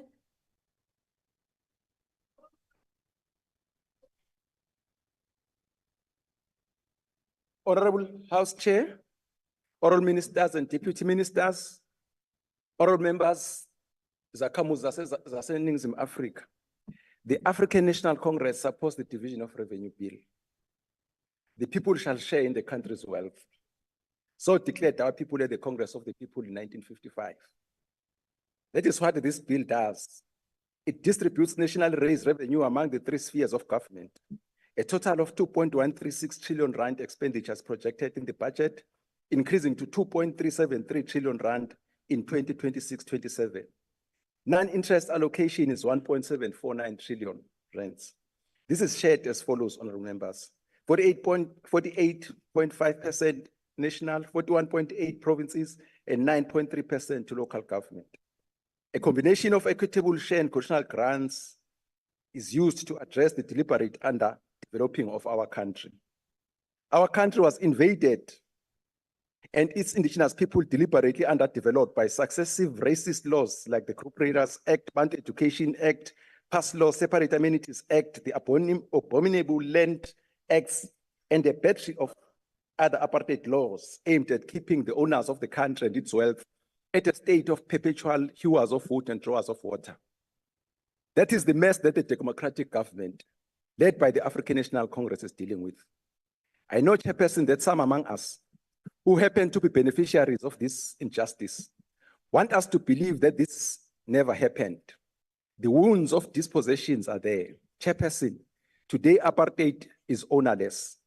Today apartheid has got no beneficiaries, but we, the victims of that systems, are there. And this bill, honorable members, is a continuation of the path we chose in 1994 to reverse the deleterious impact of 350 years of our country's misrule and the impact of the apartheid crime. This bill is redistributive. Rural provinces and rural towns disproportionately receive more resources than the urban provinces and metros. Chairperson, that's why we should spend neither strength nor effort in opposing cessation by stealth spearheaded by the DA. The Western Cape, and particularly Cape Town, was developed by Black people who were paid slave wages for the comfort of the land invaders. Once their blood had been sucked, they were taken back and dumped in the Eastern Cape. Now, the attempt to secede must be stopped. They want to enjoy the proceeds of crime alone. You know, they see our people from the Eastern Cape as refugees in the Western Cape. We shall not allow the DA to achieve that. Section 41A, 41E, and 41F of the constitutions are very clear that we are a unitary state. Section 1991, again, is very clear that police is a national competence. Angazi nifuna ukwenzani amandla kaNdosi. Malungu alendlu ngithi angigcizelele le ndaba ngoba uma iDA singayivumela yenze lokho uhulumeni ngeke asakwazi ukuthi akoleke intela ezindaweni zalabo abadla izambone likaPondo ukuze labo abantulayo nabahlwempu nabo bakwazi ukuhlomula ezithukuthwini zoyisomkhulu nokhokho babo. Lutho ngeke sikuvume lokho. The Minister of Finance during his midterm budget announced cuts in certain items using certain criteria like underspending by certain program. This was an attempt to protect the fiscus in the light of anticipated lower than expected revenue as a result of subdued economic growth, as a result of certain domestic and international factors, logistics challenges and load shedding, COVID-19 pandemic, the Russia-Ukraine conflict, and now the belligerent activities in Israel in Gaza. All these things have a direct negative impact on our economy. If we do not manage the fiscus prudently, the IMF will take over our government and implement structural adjustment programs, and that will be the end of our sovereignty. Honorable members, it gives me great pleasure to share with you that some of these cuts have been reversed in the budget. As a result, 251.3 billion rand has been added to the budget over MTF. Le mali ithazisela leyo mali ezokhokhela izisebenzi kahulumeni. Lana sikhuluma ngabahlengazi, ngodokotela, othisha, amaphoyisa, nabanye. Sibonge sinqonqoze ukuthi umongameli umhlonishwa uRamaphosa wamemezela ukuthi siwu-ANC sazizwa izingane zethu esezingodokotela eziphasile uma zikhala zithi aziqashiwe ukuthi zonke zizoqashwa. Siwuhulumeni oholo u-ANC sikhombisa ukuthi izivumelwano esazenza nabasebenzi siyazihlonipha. Lokhu sikwenza ODA no-FF Plus bebe besigxeka besithuka bethi siyikhuphulani imali yenu basebenzi. Kodwa uma unqwankulu abaphathi bezinkampani bezinika izizumbulu zemali bathula du ingathi abekho. For instance, honorable members, it is estimated that CEOs of the 5 major banks earn about 150,000 rand per day. Whilst a bank teller won't make that money in a year, then you wonder why we are the most unequal society in the world. Honorable members, perhaps this is the right time to deal with a myth propagated by those parties who are anti-workers and pro-owners of capital. No matter how many times they repeat this lie, it will remain a lie. They say the civil service is bloated. Nothing can be further from the truth. In 1994, we had 1 million public servants, saving 34 million people. Listen carefully. Now we have a population of about 60 million, saved by 1.2 million public servants. The population has nearly doubled, while the public servants have grown by only 20%. The wage bill has been stable since 2008, being 35% of the budget. Asiyekeni ukukhuphuza amanga ngezisebenzi kahulumeni. Uthi uhulumeni kubasebenzi noma isimo somnotho sesibi kangaka amalungelo abasebenzi sohlale siwahlonipha njalo. We reject with the contempt the insinuation from the DA that workers are not deserving to be where they are. They are only there because of catered deployment, whatever their definition. I hope the workers hear you loud and clear.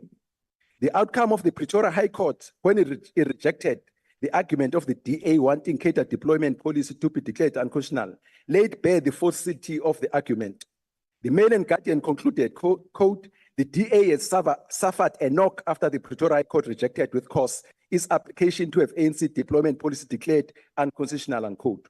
Uyabona-ke, inkantolo ize ithi uzokhokhela izindlelo zika-ANC, giving you cost, ubokwazi ukuthi ithukuthele iganuni wabo. Kwaba njalo-ke kwi-DA, kwathi hamba ushone e-DA njengesipikile. Inkantolo ayizwani nemsangano. Another very important thing about this budget, honorable members, is that it is pro-poor. It continues to provide a safety net to the victims of crime against humanity apartheid.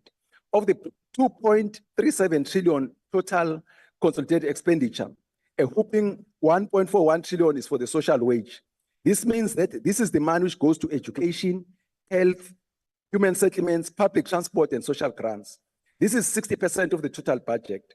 This money ensures that our people get free education, our children eat at school, they have access to free health care, there's grant for the elderly, our children and the unemployed. Sithi siwuhulumeni ka-ANC noma isimo somnotho sinje siyozama njalo ukuthi abantu bavikeleke ekuhluphekeni. Inhlupheko yethu-ke thina sizwe esinsundu lokhu yaqala mhlazane kufika la amadoda ehamba ngemikhumbi emithathu, i-dromedaries ne-Goedhoop ne-Dreger. Bathi basuka babeza nenqwaba yemthetho esibandlulelayo futhi yokuthatha umnotho wethu. The ANC is concerned about high unemployment rates, especially that of the young people. The number of jobs created continues to increase. However, the rate of increase of the population is higher than that of new jobs being created. Hence, the unemployment rate that the country is facing. The ANC is committed to dealing with this.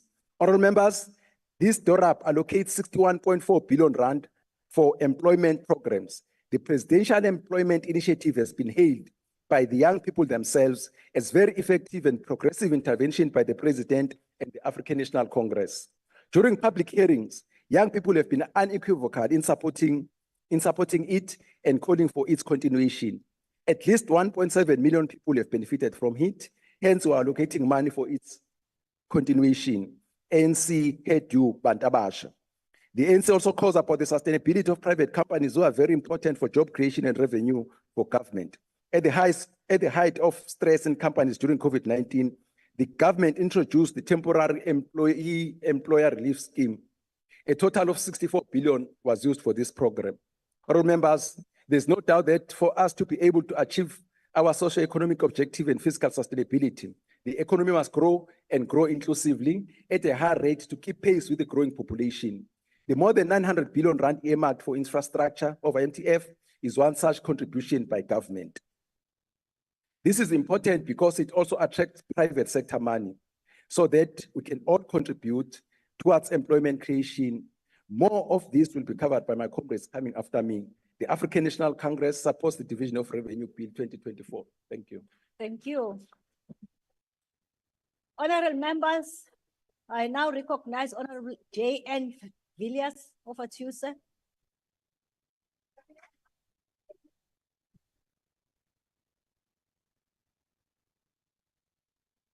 Honorable Chair, I rise today with a sense of urgency and dismay as we deliberate on the 2024 Division of Revenue Bill. This will be the last DORA bill in this Parliament, and the numbers laid bare before us reveal a grim reality that the ANC has created for critical services that have been delivered by provincial and local government.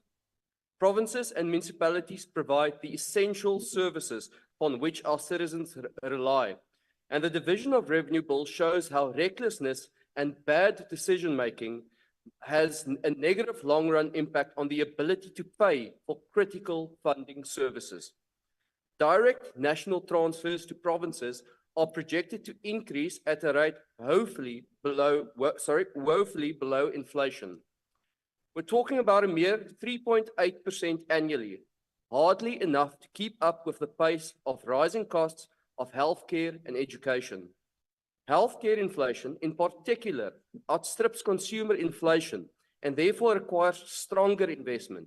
But the ANC is choosing its hobby horses, such as the 30,000 millionaire managers in the public service, ahead of quality healthcare. Let's dissect these figures further.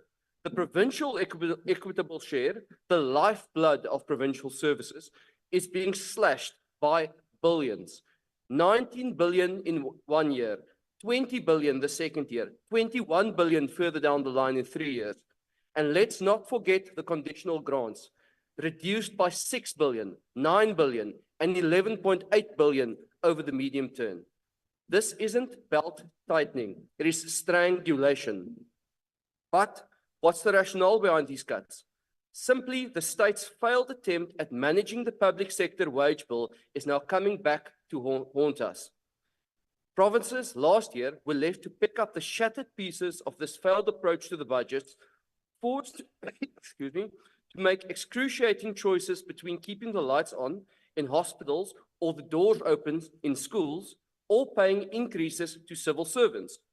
To address the ongoing expenses associated with implementing the 2023 Public Service Wage Agreement, particularly within the education and health sectors, the 2024 budget earmarks an additional 105.5 billion rand over the ensuing 3 years for provinces. Nevertheless, this allocation falls short of fully funding the increases to the wage bill, forcing provinces to further choose between paying for services or paying for salaries.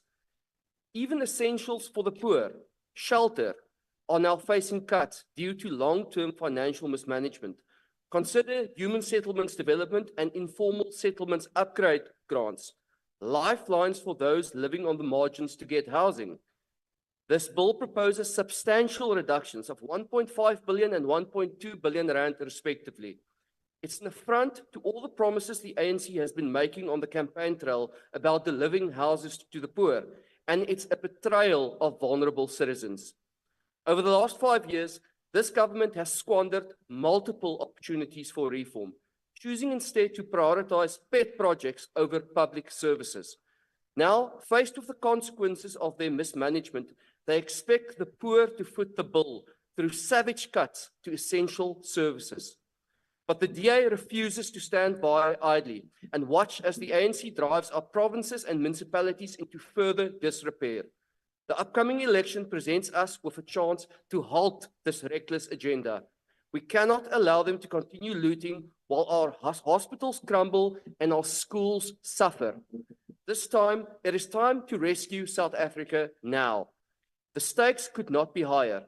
Our duty as the DA is clear: to fight tooth and nail against these draconian cuts, demand accountability from those in power, and to stand up for the people we were elected to serve. To the ANC, this bill sums up the 5 years of inaction and failure. It shows how corruption steals from the poor, shows how every election promise made by the ANC is one they cannot fulfill. And on the 29th of May, the citizens will choose. And this bill is one of the reasons they will choose to eject the ANC. Thank you, Chair. Thank you. I now recognize Honorable Manyi.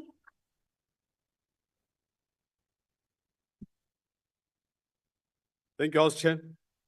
Firstly, let me send the greetings to the CIC and the incoming President of the Republic of South Africa.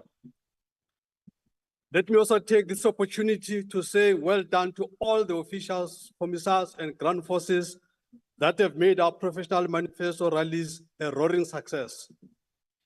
We remain the only organization that is proving that we are indeed ready to govern. Our manifesto is very clear on that.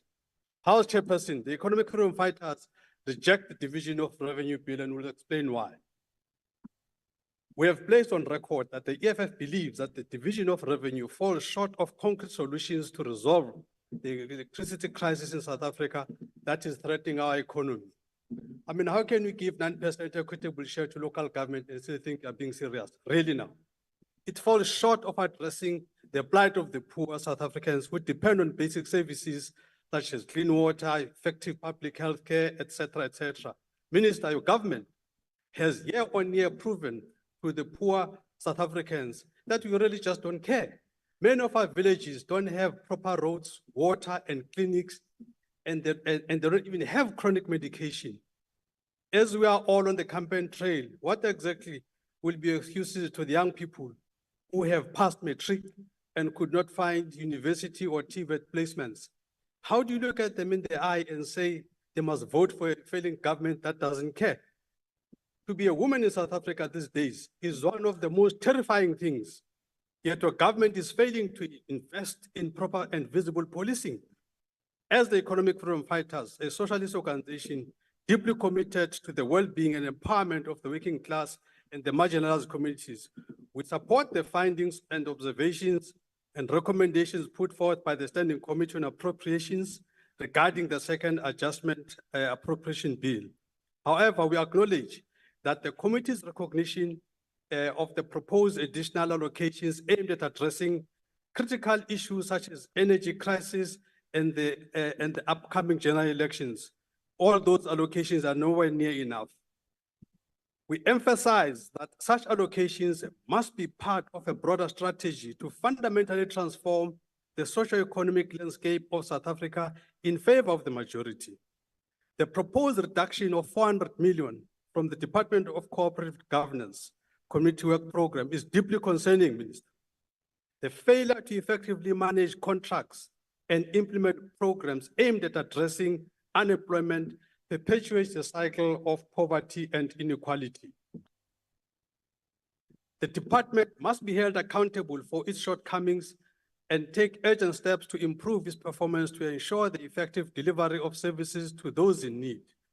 While we recognize the importance of hosting international events such as BRIC Summit and various other jamborees, we caution against excessive spending on public diplomacy and protocol services, especially when there are pressing domestic priorities such as job creation and poverty alleviation. Similarly, while we support the allocation of funds to increase political party funding for the upcoming general elections where we will beat the ANC, we urge transparency and accountability in the utilization of these resources to ensure a leveling of playing field for Honorable members, can we not drown the speaker?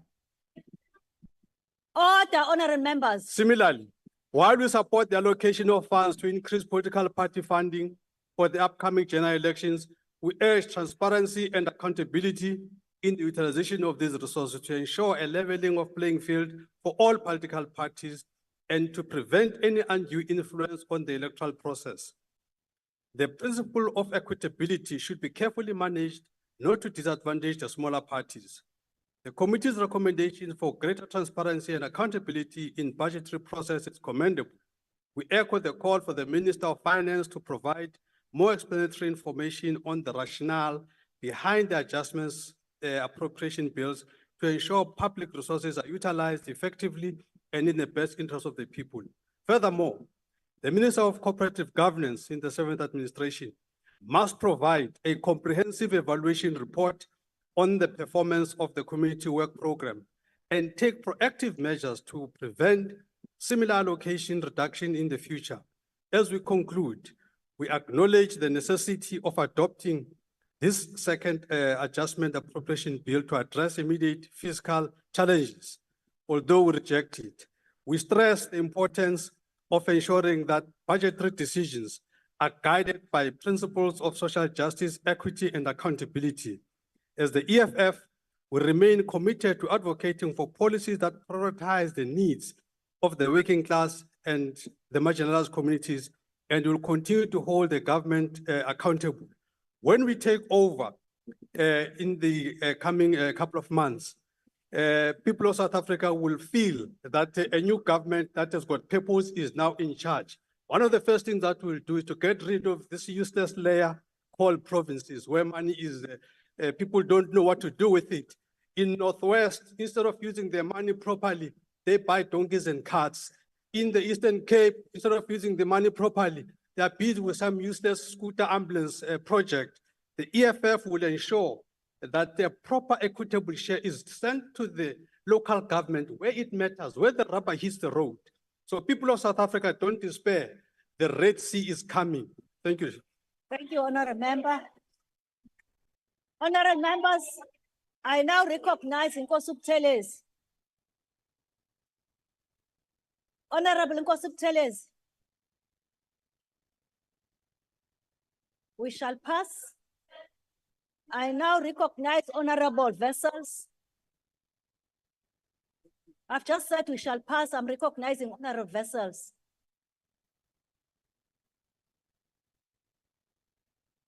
Okay, honorable vessels.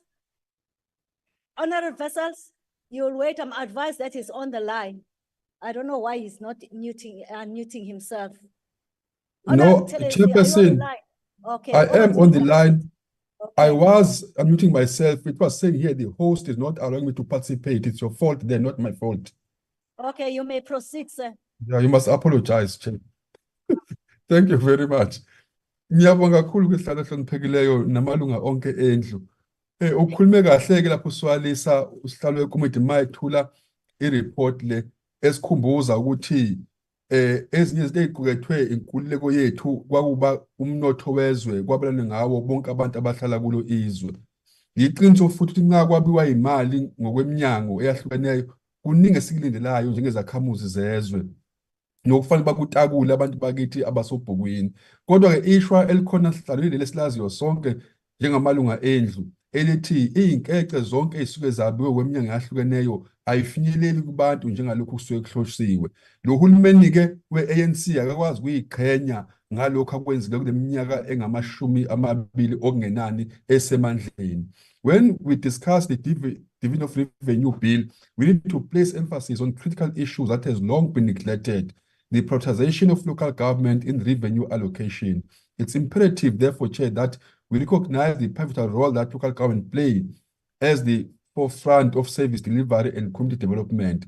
When local government do not receive an equitable share of funding, it leads to frustrations which very often lead to civil unrest and protest, and our citizens do not understand the difference in roles and responsibilities between different spheres of government. The frustration that stem from the lack of resources allocated to municipalities often manifests distraction behavior as communities take out their grievances on vital infrastructure and services which ultimately set the government back. Therefore, to prevent this, it's high time that we acknowledge the interconnectedness of local municipalities with the daily lives of our people.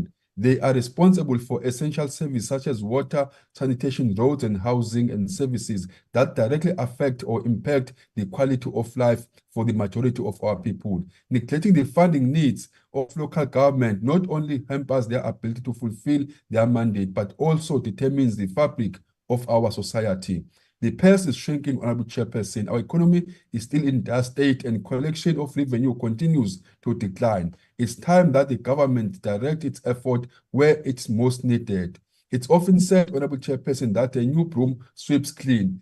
Sonke sazi ukuthi ngoba mhla 29 May kwakungena iqembu elisha lentando enhle yabantu kwiqembu lenkatha simisele ke thina ukukhucula yonke lenqa ekhungethe uhulumeni nesinihlulile nina qobolweni bani ikhuculule ngoba yini vele anikwazi ukuyiguqunga inqa uma kuyini eningcolisileyo. Ngakho sinxusa abantu bakithi ukuthi abavotile iqembu lenkatha elizobasebenzela ngesiminya nelizobahlonipha lazi ukuthi zonke izimali ezi-allocate-wayo ngokwama-department azimiselwe ukuhlumisa abathile abangani babo kodwa ziqondene nekusasa labo. Sithi-ke lolu khetho-ke siya kulo abantu bakithi abazi ukuthi akulolo ukukhetha umongameli wezwe nanoma ngubani osesikhundleni kodwa ngolwabo lwekusasa labo ney'ngane zabo. Uma befuna ukwazi isiphi isizathu okudinga ukuthi bazivotele ngenkatha, wonke umuntu akaphumele eminyango okufaka phakathi nani malunga ephalamende nibheke yonke into eniyibukayo iyisizathu sokuthi nivotele iqembu lenkatha. Noma yini eyinhlekelele enibona ngaphandle isho khona ukuthi nidinga iqembu elinesifiso nelimisele ukuyikhuculula leyo nhlekelele leyo esifake kuyo iqembu elibusayo. Noma kunjalo-ke sihlalo iqembu lenkatha liyawusekela umbiko obekwe ushenge. Soalisa, ngiyabonga kakhulu. Thank you, Honorable Buthelezi. Now I recognize Honorable W. Vessels. Over to you, sir. Thank you very much, Honorable House Chairperson. House Chair, in true fashion, the Honorable Buthelezi is once again stuck in the past and comes here with rhetoric and senseless statements about CEOs in private sector. Let us look where the money of the taxpayer goes. Let's take a few examples of, for instance, the ANC-governed eThekwini municipality. What does the city manager of that failed municipality earn? He got an increase of more than 60% under the ANC government last year, pushing his salary to 3.9 million rand per annum, whilst the people of eThekwini is suffering. That's the reality. The reality is whilst there's failed state-owned entities, and even the Honorable Buthelezi will struggle to say that the Road Accident Fund is functional. But what does the CEO of the Road Accident Fund earn? 6.17 million rand per annum, whilst the fund is bankrupt and not doing its work. What does the dysfunctional process CEO earn? 6.8 million rand per annum. What does Transnet CEO earn? 8.5 million rand per annum. That's a shame. Go and look at what the highest paid officials, public officials earn, and it's on municipal level. And this division of revenue bill gives money to municipalities that's wasted because of a wrong functional system of local government. Chairperson, the Finance and Fiscal Commission, already more than 12 years ago, and it's a commission of this government, a structure of the Constitution, said that the local government model is wrong, that the fact that small municipalities which fail are amalgamated with other municipalities to create this big ungovernable municipalities is one of the biggest reasons for the failures of local government and why the people are suffering. Did the ANC government listen to their own Finance and Fiscal Commission? No. They continue now to make municipalities bigger, to amalgamate towns that fail into other municipalities because of their own failures whilst the people suffer. We need a whole rehaul of the local government system. Chairperson, the reality is that our economy will never grow whilst we have unreliable electricity supply and whilst we don't have reliable, maintained infrastructure. 80% of our roads are in a horrible state because they are past their lifetime. 80%. 90% of wastewater treatment works are dysfunctional. Does this bill address that? No, it does not. Does the ANC government take that seriously and really consider the fact that we need to invest in infrastructure, that we need new plans to get our infrastructure going? No, you don't. You rather go and spend money on wrong priorities and on a public wage bill that is unsustainable. Government departments currently, Chairperson, owe municipalities more than 22 billion rand. That needs to be addressed. Whilst 165 municipalities are in severe financial distress. We need to rebuild and restore South Africa, and South Africans does have that opportunity on the 29th of May. Thank you.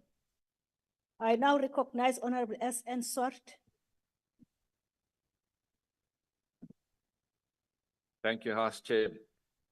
House Chair, National Treasury transfers more than half of the nationally raised revenues to 9 provinces and 257 municipalities. Now, the ACDP has studied the report, and we definitely share concerns, Honourable Minister, about the inflation average increase of only 3.8% over the MTF for the provincial equitable share. Now, I do appreciate that it's a very difficult balancing act when one comes to fiscal consolidation on the one hand, how to spend this side, and its opportunity costs from an economics perspective. But as we know, Honourable Minister, through your chair, provinces do not have significant taxation powers, and the transfers through the division of revenue account for 97% of their revenues. And free and low-cost social services are provided by provinces, which include basic public education for 13.4 million learners and healthcare for more than 51.9 million people. And this could be placed at risk through this lower than inflation increase, with the healthcare inflation being far higher than the 3.8%. As far as the municipalities are concerned, the ACDP shares concerns as expressed in Treasury's own State of Local Government Finances report that found that a large number, almost 169 out of the 250 municipalities, are in financial distress. Now, there seems to be a continued pattern of deterioration, as there were far fewer municipalities in financial distress in 2010. And this has resulted in a collapse of services. Potholes are rarely fixed. In fact, we see load shedding, and now there's a new term called road shedding due to potholes, which might sound funny, but it is actually quite tragic. Municipal salaries are not paid in certain cases, and ratepayers often rightfully feel they're not getting value for money. Service delivery protests are rife, often accompanied by violence and destruction. And this explains why increasing number of households might not be paying their municipal bills, which adds to the stress of municipalities. Now, we are aware that a national government invited municipalities to apply for debt relief on ESCOM, and we appreciate that there are very strict conditions to the writing off of billions of rands, 56 billion rand. The danger, of course, is that you create a moral hazard, that municipalities know that these debts could be written off going forward. So those conditions must be very closely watched. Chairperson, in view of the fact that we have this severe challenge with provinces now with the reduction of 19 billion rand, as well as the distressed state of municipalities, whilst we appreciate the minister's efforts in this regard, we believe more could have been done, and therefore we will not support this bill. I thank you. Thank you. I now recognize Honorable UDM. ATM. Good. I now recognize Honorable AM Sheikh Imam.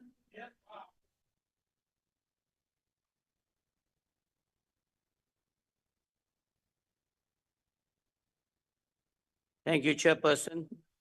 Whilst we are talking about division of revenue, let me remind this House that Palestinians have been denied access to their financial resources by the Zionist and barbaric state of Israel, resulting in high levels of poverty, malnutrition, and debt. Now, Chairperson, I heard some concerns being raised about the salaries of some of the CFOs and others. Let me remind this House that the 4 large banks in South Africa took an average of 176 million rand in salaries in the last financial year. 176 amongst 4 major banks. Nobody thinks there's anything wrong with that. While South Africa remains one of the most unequal societies in the world, which simply means that what we've inherited during the days of apartheid continues today, because this economy has been captured not only by these banks.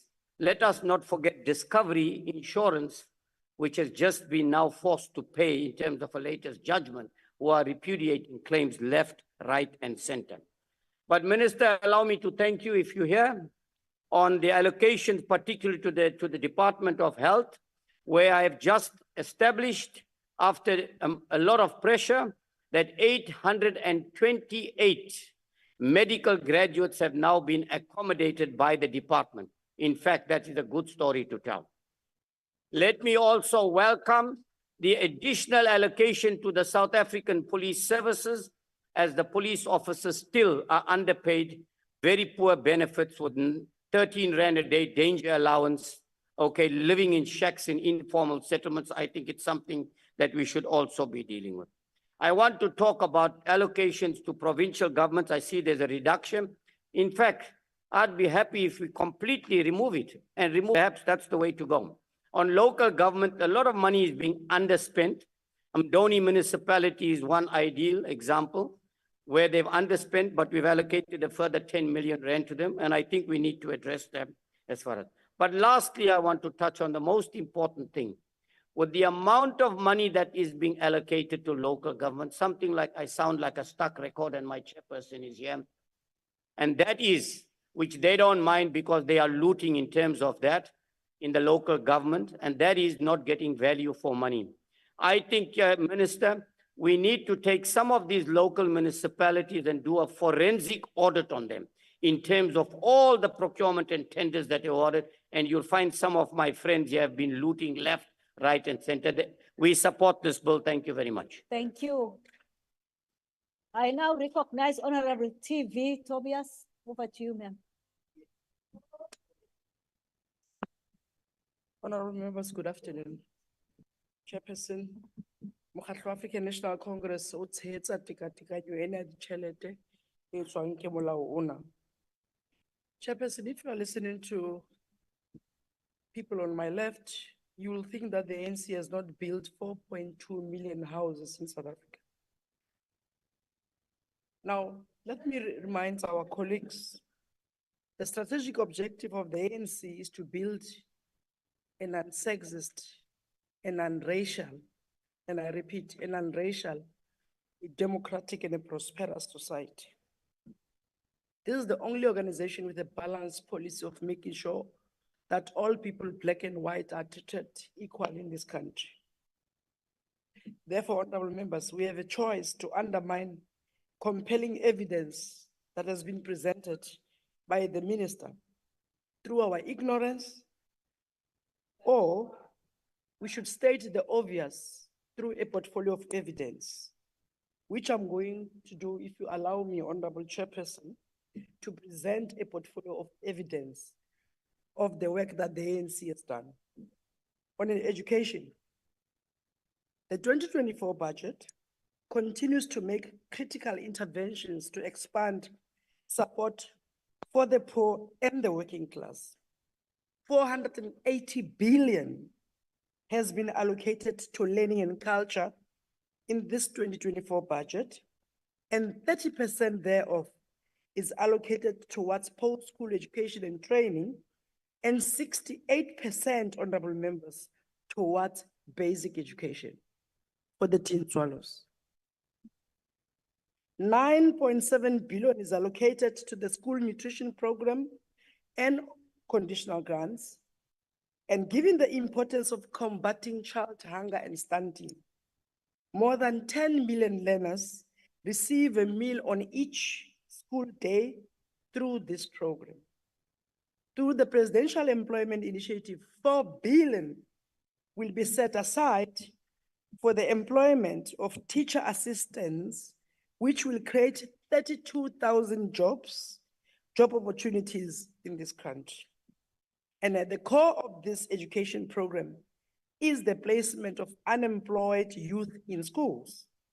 This allocation is illustrative of how the ANC government gives practical and meaning to our commitment to us addressing youth unemployment.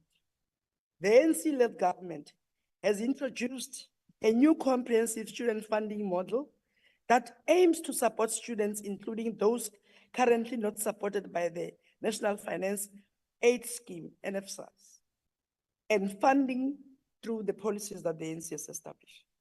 And to this end, the government has set aside 3.8 billion initial capitalization fund to support the missing middle.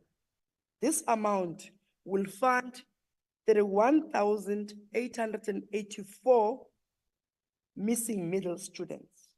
The category of students in those who come from families who have a total income of more than 350,000, but not more than 600,000 per annum. On safety and security, crime remains a serious challenge and threat to our democracy. The interventions to build capacity within the South African Police Service through the recruitment of an additional 10,000 of police officers during this financial year is most welcome, with the allocation of 22 billion, which will be coupled with ICT infrastructure upgrades and modernization initiatives to improve efficiencies to combat crime. A further additional 350 million to defense and police to support the upcoming general elections. The Department of Home Affairs is allocated 839.9 million for its digitization project and 1.3 billion over the medium term to fund critical posts for the Border Management Authority. On health, we are also proud for the completion of the Nuclear Medicine Research Institution at Steve Biko Academic Hospital in collaboration with the University of Pretoria, with 500 million in funding for the Department of Science and Innovation. This is the first of its kind on the continent, which pioneers a one-stop shop medical nuclear imaging and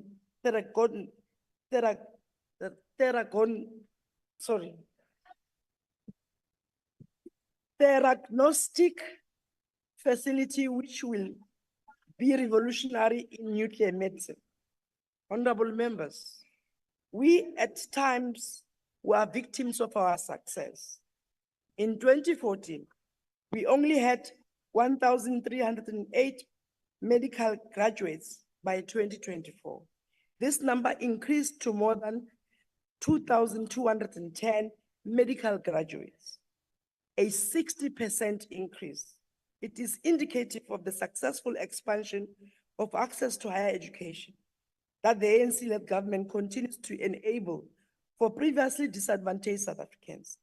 The concerns raised around unemployed doctors are therefore legitimate, and we are pleased to announce that through the adopted bill, by April, doctors will be appointed. Letters are already out in all the 9 provinces.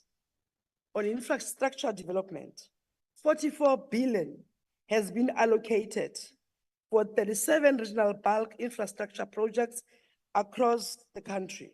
In Mpumalanga, the Department of Water and Sanitation is coordinating 2 billion low-scope bulk water project to build a pipeline for the low-scope dam to Tembisile local municipality to enable more communities in the area to be provided with water. This is a portfolio of evidence, honorable members, that there is water provision. Meanwhile, in the Northwest, there is coordination of 400 million Bulele Metsi program to expedite and prioritize projects to improve the reliability of water supply. In KwaZulu-Natal, the Umsunduzi Amajuba King Kechoayo and Utugela, amongst others, has received 2 billion rand, and the project has created 400 jobs. These are practical interventions the government is making to transform the face and structure of our economy. The ANC-led government has made good progress since 1994 to change socio-economic landscapes of the country. South Africa today is not the same as South Africa of 1994. We call upon all South Africans to defend their democracy on the 29th of May and vote for the African National Congress. I thank you, honorable member. Thank you. I now recognize Honorable AIC. AIC. Honorable Cope. Honorable PAC. Honorable Al-Jama. I now recognize Honorable R.A. Lees.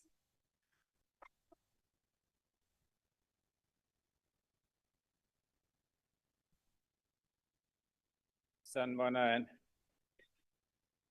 Madam Chair, yazi ukuthi akekho ophikayo lethe ekhuluma umngani wami uButhelezi. Akekho uzophika ukuthi akungcono namhlanje kulesikhathi esibi ngaphambili. Kodwa akuseyona into iyenzekwe i-ANC iyodwa. We were all part of it. It was part of a result of the 1980s, early 1990s miracle of South Africa. And you're quite right, Honorable Tobias. We must protect our democracy, and we must do it together. Itina funakala senze lento kuti democracy izohambana nengane zethu zingalimali, ingalimali. Siyayivuma konke lokho. Today, we don't have for votes Bantu education. We don't have the Group Areas Act. We don't have Bantu stands. We don't have Dom passes. But instead, we are all South Africans together. We have freedom of movement, freedom of speech, freedom of association, and many more freedoms. Yes, ngelinye ilanga bafika abanye bangithinta bathi hawu wemluko usifunda place izulu sakho. Ngiyaphendula ngiwabheka kahle ukuthi ngeke bakhale ngithi mangingani ngancele beleni imnyama mina.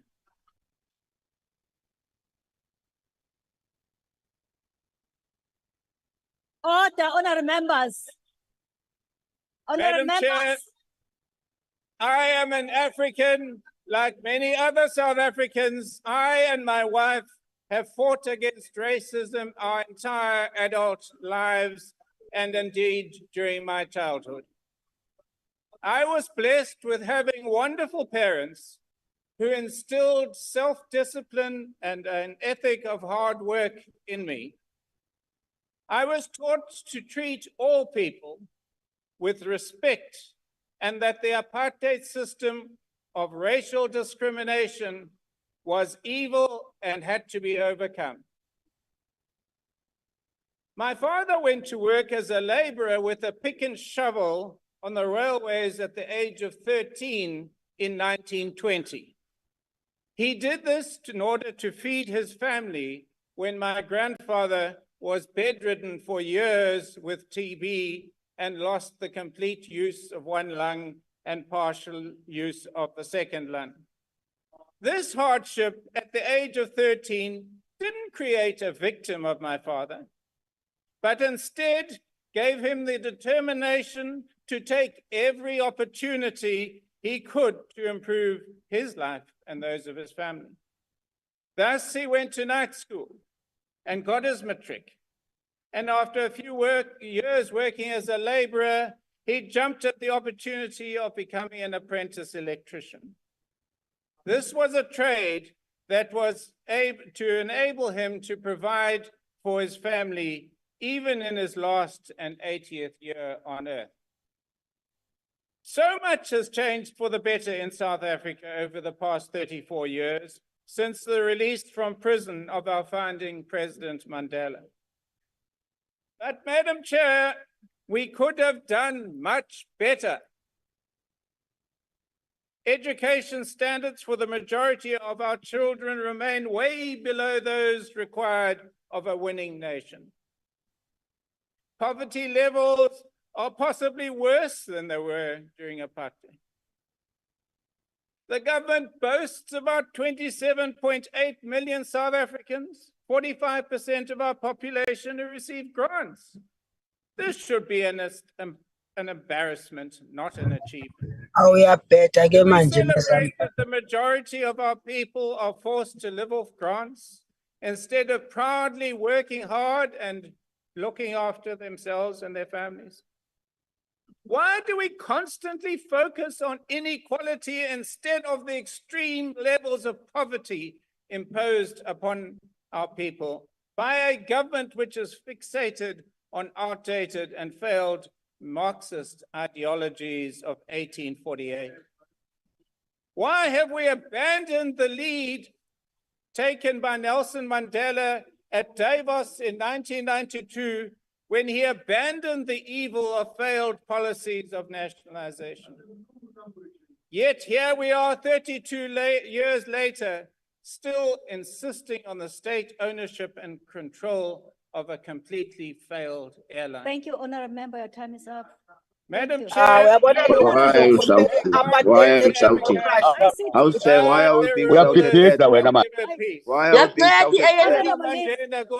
Honorable, ICT, just Goti umazamban ayekhaya abenomakubele. Honorable Sempeli Liz. isikhathi sami la ekhaya.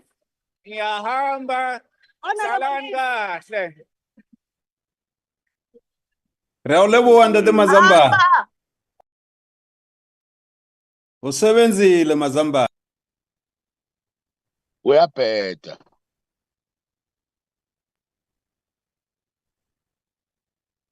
Order, Comrade Masipa. Honorable Liz, I hope in the 7th Parliament you are not going to do what you have just done. He exceeded his time, and I'm not talking Madam to you. Chair, Honorable Madam members. Chair, that was my last speech in this Parliament. I will not make any further speeches. Thank you. I'm just telling you that you mustn't repeat it. Honorable members, we shall proceed. Are you assisting him? I'll call all of you your names 3 times. Honorable members, we shall proceed. I now recognize Honorable Zatim Lenzan.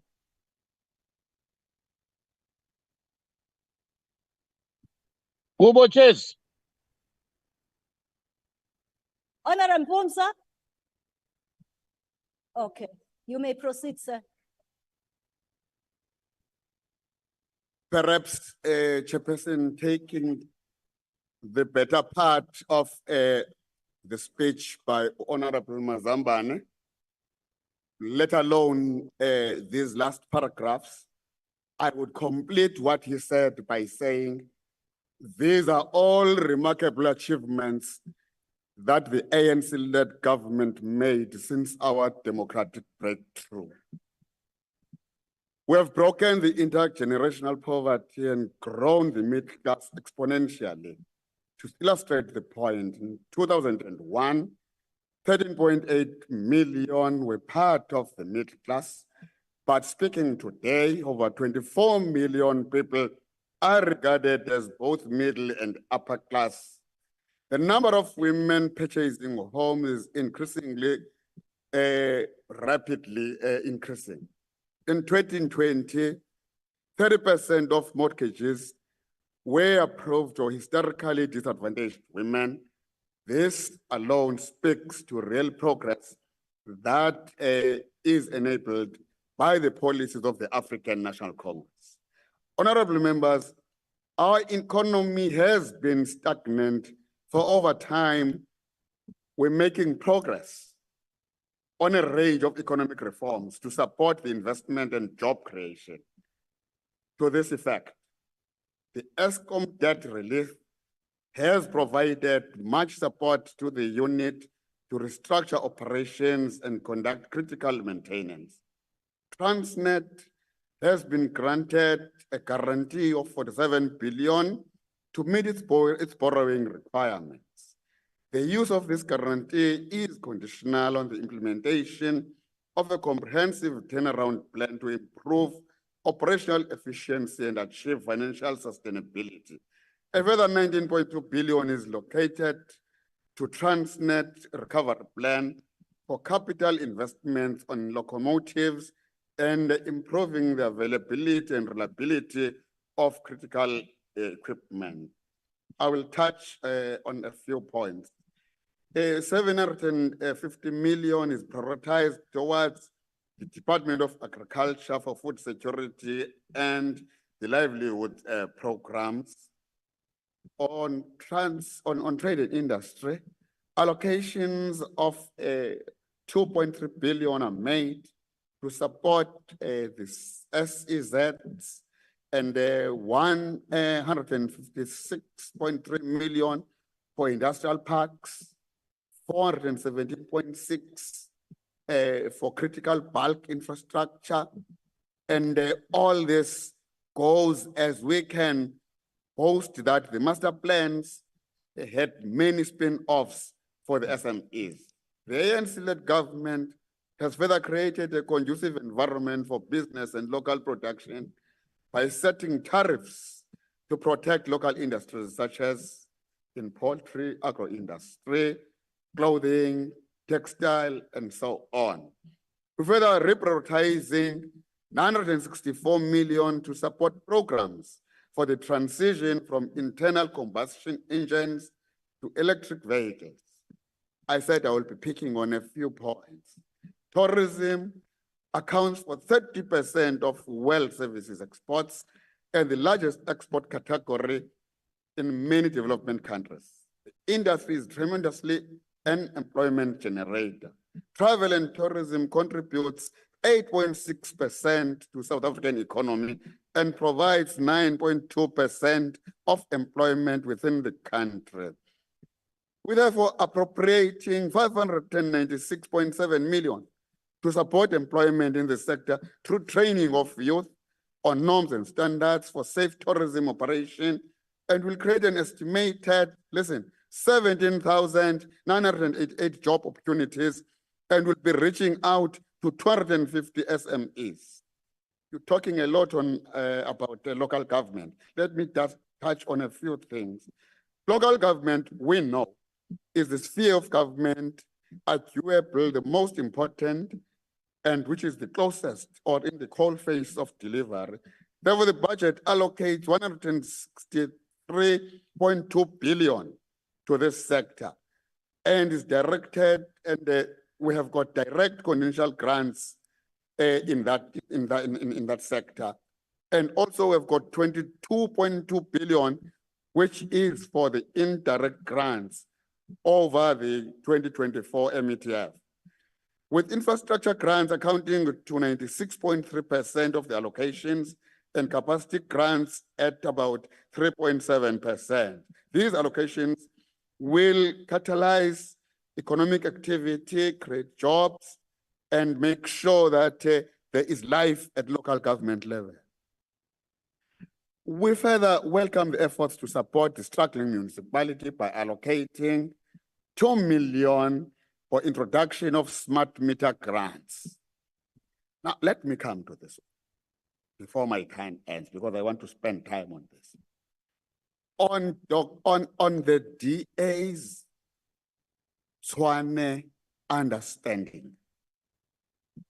You know, the expenditure of conditional grants allocated to Tshwane, which the DA governs, is below 40% threshold, meaning the municipality lost the whole 635 million in allocations for service delivery and capital projects because of the poor governance and management or lack of care for the Black people in that municipality. I'm raising this because only 7 million out of 133 million was spent on expanded public works incentives. A whopping 140 million allocated to the city as neighborhood development program grant has not been used. 34 million grant allocated to human development settlement, unused. The city, listen, the city was allocated 150 million for informal settlement upgrading. They spent only 17 million. Now, the infrastructure projects are essential, but not for the people of Tshwane as far as they are concerned. What they know best is to focus on the Western Cape, particularly Cape Town. And even in Cape Town, there would always be those so-called white settlements where they make sure that they spend lots and lots of money. But even here in the Western Cape, if you go to the people at Umfuleni, you go to the people at Khayelitsha, you go to the people at Crossroads, they do not care for them. They only care for the white elite, which is very racist. And we are saying to South Africans, know your DA. The disorganization and lack of service delivery also demonstrate the risk associated with the coalition government since 2016 under the so-called coalition governments. Look now, they are busy trying to put together a group of small parties trying to fight the African National Congress. And you know what? They think that they are once more going to abuse those small Black parties so that they manage them and become on top. You know, Chairperson, generally, a year has got 4 seasons. But because of what I said before, the democratic breakthrough, because of the African National Congress, there is now another season, which I call that season a silly season. You know the silly season? Zinendlebe aziva, zinamehlo aziboni, ziyazi, they pretend as if azazi. Why? Because they are predetermined. Uyabona mos uba benza uShumayela. There are people ebebezizixhwala recently bayahamba ngoku. There are people ebebezimfama bayabona, but because they are fighting this one political party to make sure that they reduce the majority of the African National Congress, they behave as if nothing has been done by the ANC. Some of them are howling on this part just because of the breakthrough which was done by the African National Congress. The ANC has liberated even them. They are now rubbing shoulders with the so-called white minorities. Why? Because of the breakthrough which was done by the African National Congress. That is why the African National Congress is supporting this bill. I'm calling on you, go back to your roots, go back to the African National Congress, go vote for the ANC. Thank you, Honourable Member. Honourable Members, order. Order, Honourable Members. Honourable Members, I now recognize the Minister of Finance, the Honourable Minister. Over to you, sir.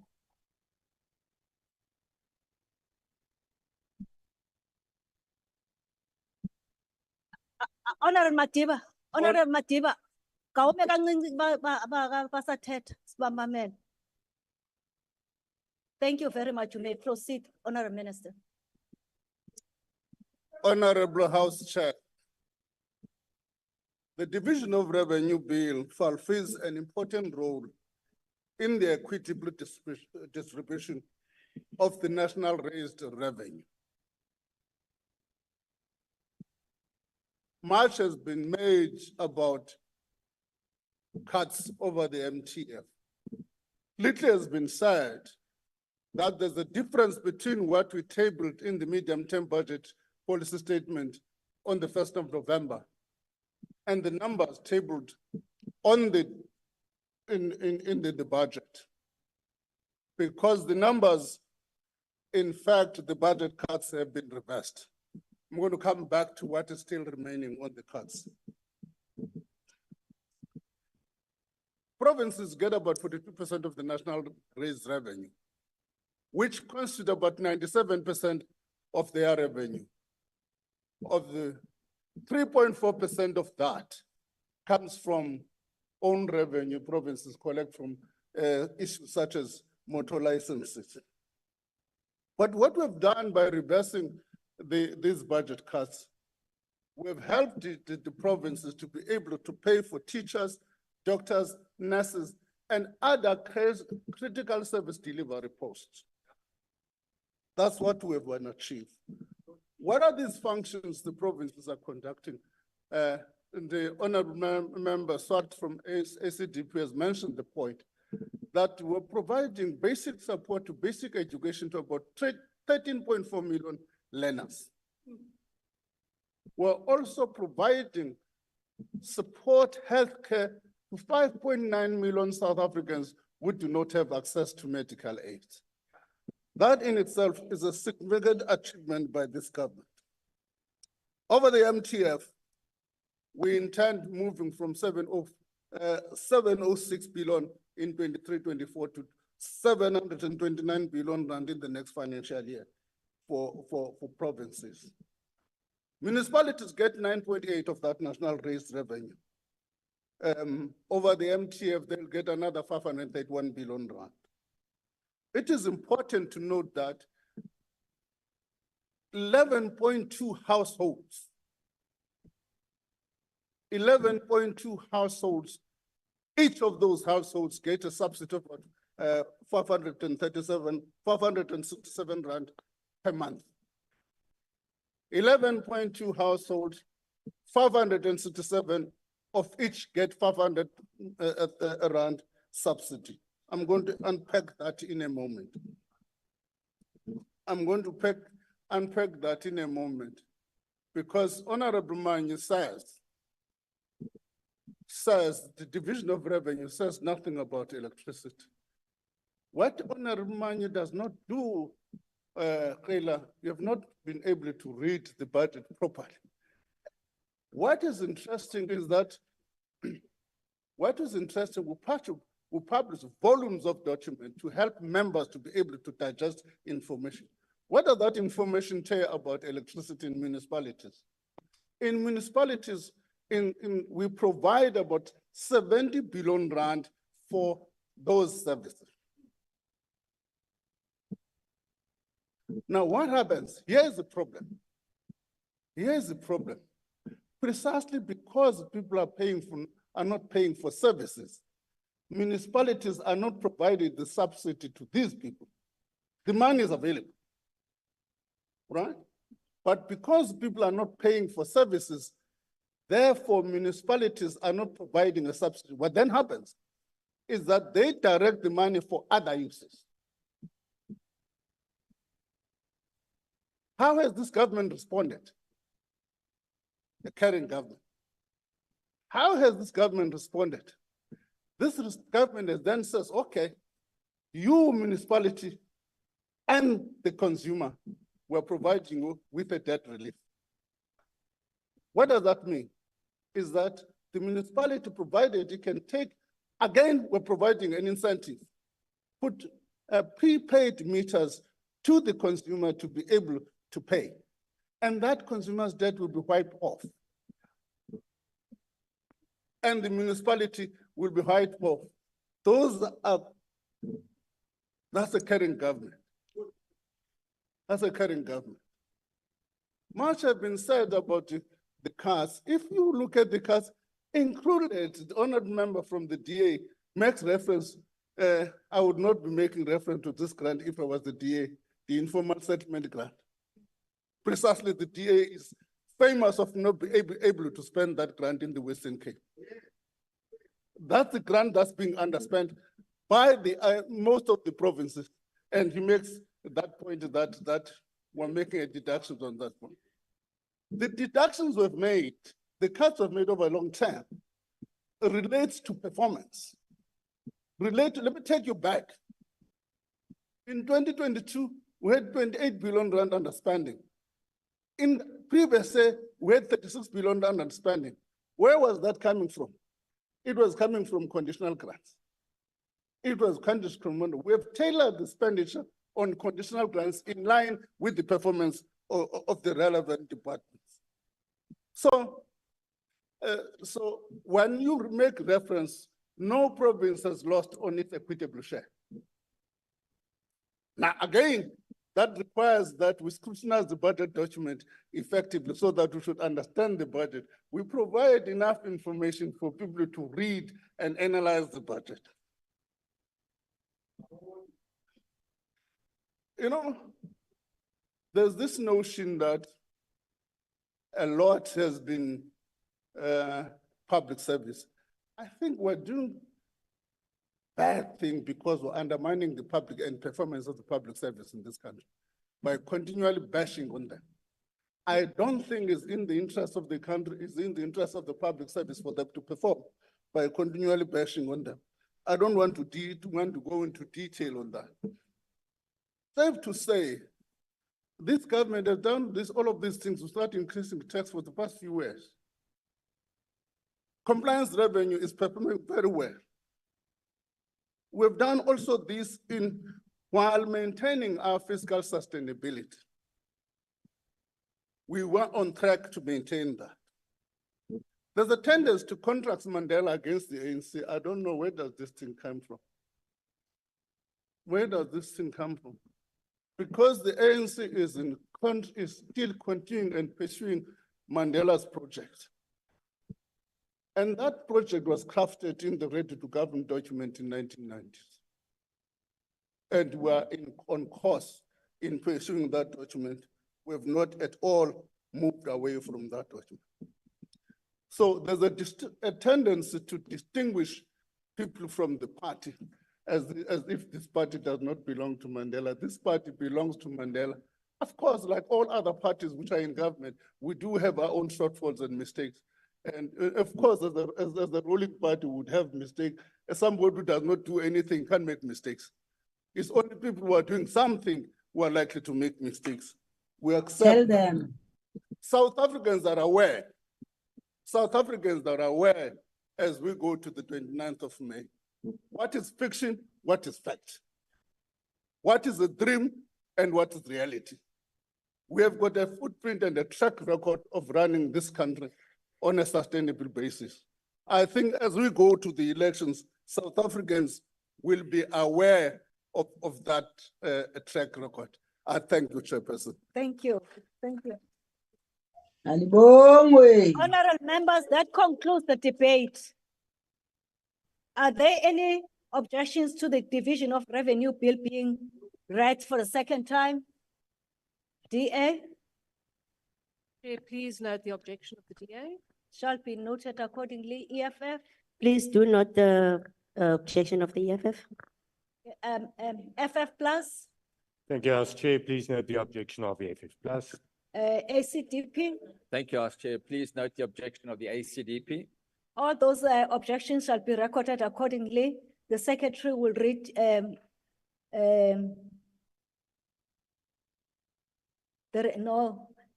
bill. Division of Revenue Bill. Thank you. The bill shall be sent to the National Council of Provinces for concurrence. Honorable members, the secretary will read the 9th order of the day. Consideration of report of Standing Committee on Appropriations on Second Adjustments Appropriation 2023-2024 Financial Year Bill.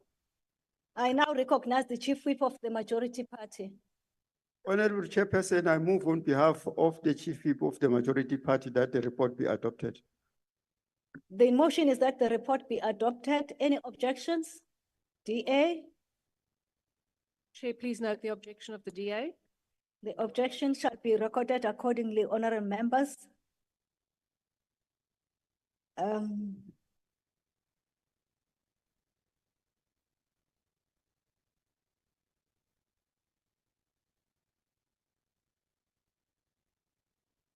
Members, the secretary will read the 10th order of the day. First reading, Second Adjustments Appropriation 2023-2024 Financial Year Bill. I now recognize Honorable Telezi to present the report.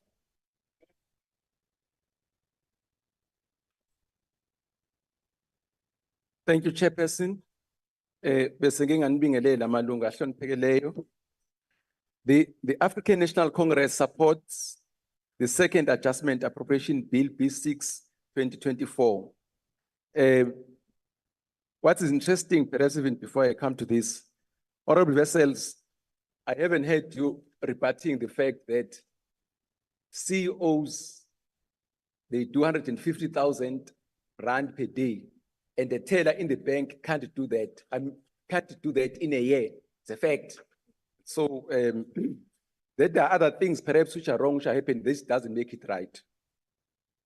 The bill proposes to effect adjustments to the appropriation of money from the National Revenue Fund for the requirements of the state in respect of the 2023-24 financial year.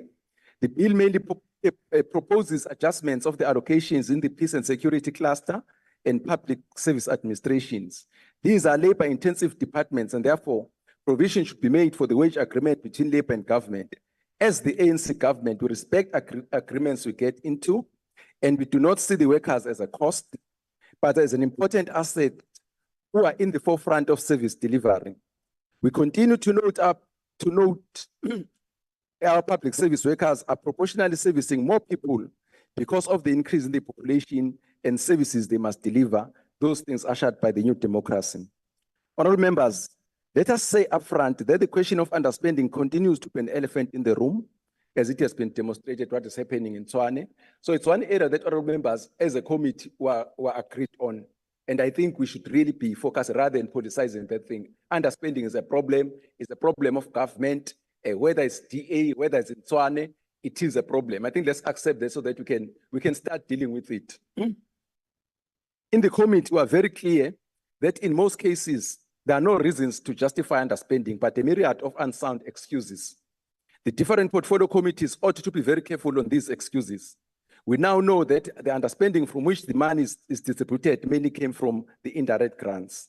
This is unacceptable because our people are denied very important services. However, it is prudent financial management that this money be allocated to other votes which will use the money. The bill, among others, allocate 200 million rand to Home Affairs to increase political funding allocations. We need to fund the deepening of democracy and try to level the political playing field. As you can see, parties like the DA have friends who have got very deep pockets. In fact, there's no better example than the latest DA attempt at mortgaging our democracy, as Honorable President Ramaphosa observed, arrogating to themselves the right to invite the Americans and EU to be observers, whereas the history of the IEC is impeccable. We reiterate what Advocate Pasi Tlakula said. Advocate Pasi Tlakula says, I quote, "The IEC have very robust systems and they are also transparent." She continued and said, "I can say again that IEC will be able to manage free and fair election." Chairperson, it is difficult to argue against those who argue that this thing smacks racism. They jump SADC, AU, and many other structures in the continent, and they jump to Europe and the US. The optics and smell of it is bad, to say the least. We also welcome and support the extra 80 million rand to DECO to accommodate the cost of BRICS Summit in 2023. Now, talking about BRICS, why did you not write to BRICS and ask them to be observers? The answer is obvious. The successful hosting of BRICS by South Africa proved that we are able to successfully punch above our weight. Our hosting of BRICS was successful by any measure. The joining of BRICS by Ethiopia, Egypt, Iran, Saudi Arabia, and UAE is a testament to the importance of that bloc. It provides a big economic bloc with huge mutual economic benefits and stability. And fortunately, Business South Africa welcomes this. A lot of business is taking place in South Africa and the countries in the BRICS. Now, BRICS have more than 40% of the world population and accounts for 28.5 trillion rand, about 28% of global economy. This allocation to DECO is therefore being put to good use. The African National Congress supports the 2023-24 second adjustment appropriation bill. I thank you. Thank you very much, Honorable Chelezi. I will now recognize political parties wishing to make a declaration. The usual times will apply. The DA.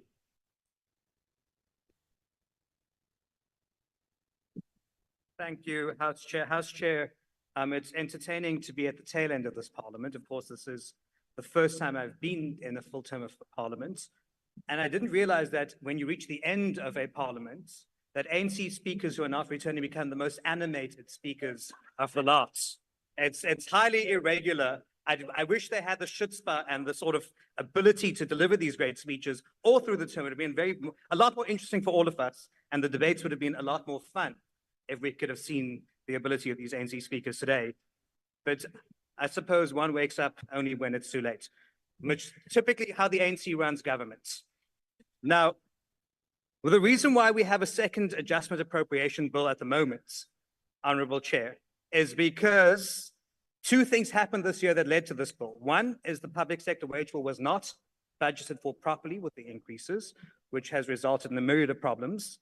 And the second problem is that truthfully tax revenue in this financial year fell off a cliff. And as a result, we know that the state has to increase borrowing and make all sorts of drastic changes. But when we look at this bill closely, we see firstly some very, very strange decisions in this environment. So this bill creates a 70 million rand budget for the Ministry of Electricity. The government has failed to consolidate the responsibilities for electricity under any ministry, which would have been logical.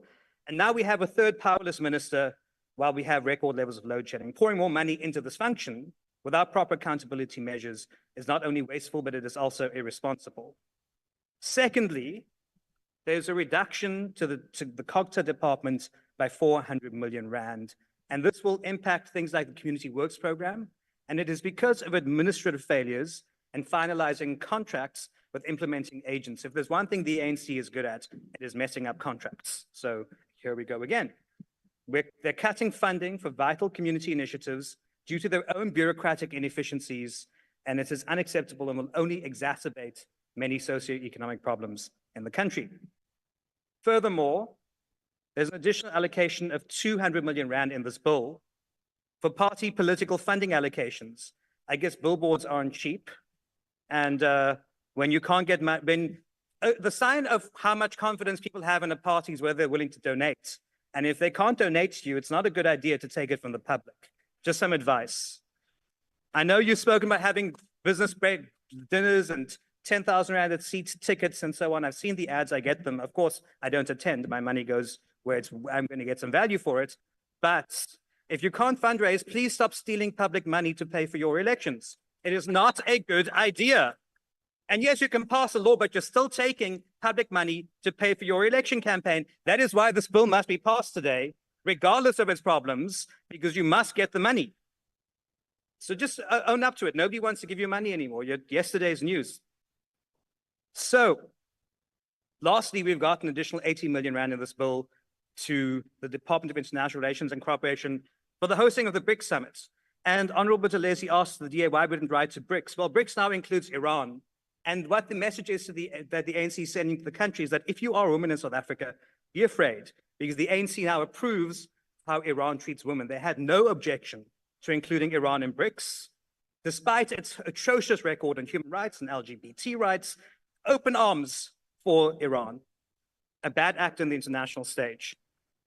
And then, of course, we've got an additional 12 million rand to the Public Service Commission to cover, again, the higher than budgeted public service wage bill, which shows that we have a systemic problem, either in budgeting or in managing the public sector wage bill. And this is going to come to a head as the state approaches a fiscal cliff. So the second adjustment appropriations bill fails to deal with the fact that we have fundamental issues. And I started my speech by saying there's two of them: a big public sector wage bill that was not properly budgeted for, and tax revenue falling off a cliff. There are no viable solutions in here. Perpetuates a cycle of wasteful spending and bureaucratic inefficiency. In fact, the ANC's poster slogan should be no viable solutions, bureaucratic inefficiency. Put that on your poster, and wasteful spending, of course. In my own constituency, I see there's just a President Ramaphosa, and it says together. Together for what? I don't know yet. We'll find out. But as responsible stewards of public funds, which all MPs should be, we cannot in good conscience support a bill that prioritizes political hobby horses over the well-being of our citizens. The DA opposes this bill. Thank you. Thank you, Honourable Member. The EFF. Thank you, House Chair. Minister Atiba, the issue of the division of revenue is not a treasury invention. Section 214, subsection 1 of the Constitution requires that the division of revenue, DORA, determines the equitable division of nationally raised revenue amongst the three spheres of government. So we know what we're talking about. We have on time to time again, as the EFF demonstrated to this House, that the division of revenue that goes to municipalities is not adequate and needs to be reviewed. I think even FFC agrees to this. Communities can't continue to pay for the ANC's poor planning and corruption in these municipalities. Can't be having all these bailouts and all these loans. The EFF have over the years demonstrated to the non-listening ANC government that the proposed division fails to address the load shedding crisis in South Africa. It fails to address the crisis in higher education institutions in terms of space and accommodation. It fails to address the issues of school nutrition programs and scholar transport. It fails effectively to resolve the unemployment amongst the youth, which is the highest. House Chairperson, the economic freedom fighters reject the proposed austerity budget tabled by the Minister of Finance. That is just a continuation of budget cuts and amputation of state institutions. There are no solutions to challenges facing South Africans. It's just talk, nothing really substantive. Even when there is evidence that these budget cuts are not solving the problems and are making it worse, but they continue to do the budget cuts. We noted that the cut on human settlements, development and informal settlement upgrade of a 1.5 billion and 1.2 billion while housing and informal settlement backlog remain high. As noted by the Financial Fiscal Commission, FFC, it is concerning that this occurred when the 2022 mid-year estimates showed an increase in the number of people living with HIV and AIDS. The FFC was also concerned with material reduction in the funding for Ilima Letsima as the grant assists previously disadvantaged farmers and contributes to food security. The Commission also noted that 1.1 billion, which has previously been added to the early childhood development for nutrition support and results-based service delivery, will be implemented nationally on behalf of provinces. South Africa is in a crisis because the economy is not growing and unemployment is increasing.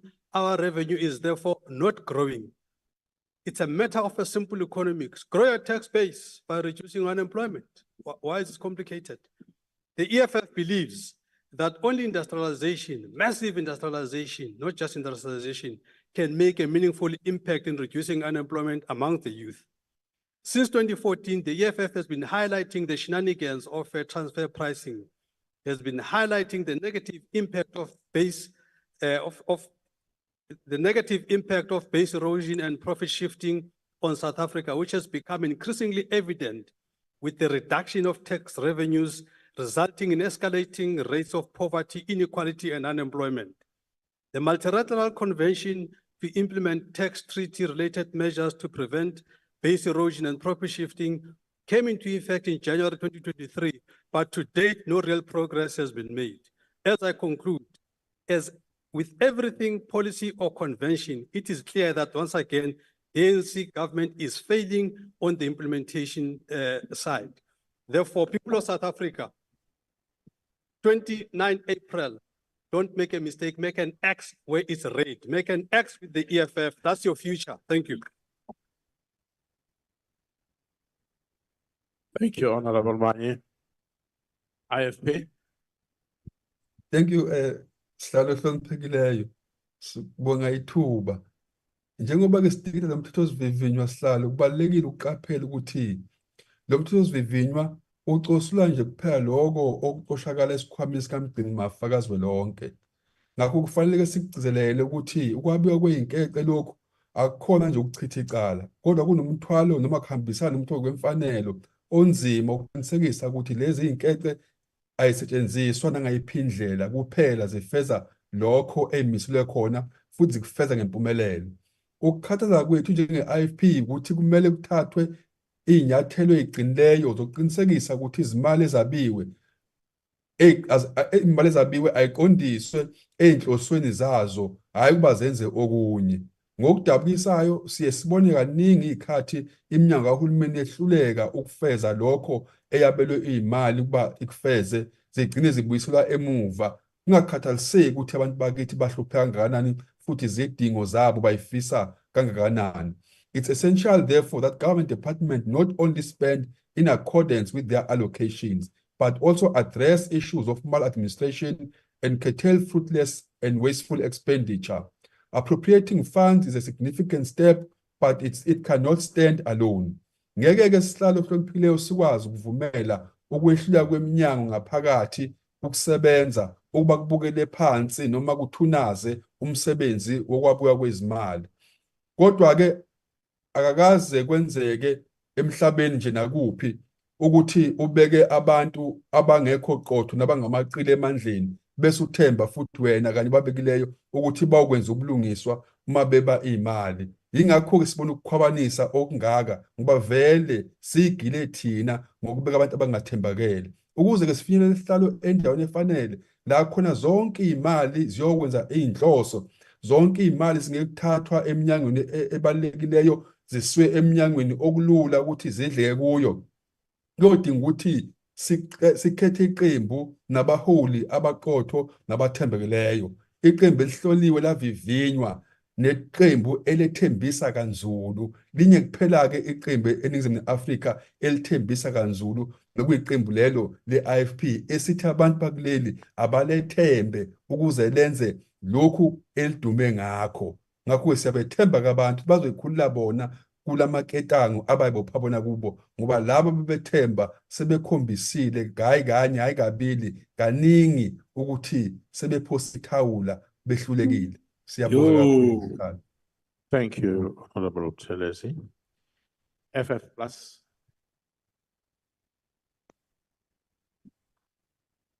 Baie dankie, huisvoorsitter. Huisvoorsitter, die agterbare Buthelezi sê nie wat hierdie wetsontwerp werklik doen nie.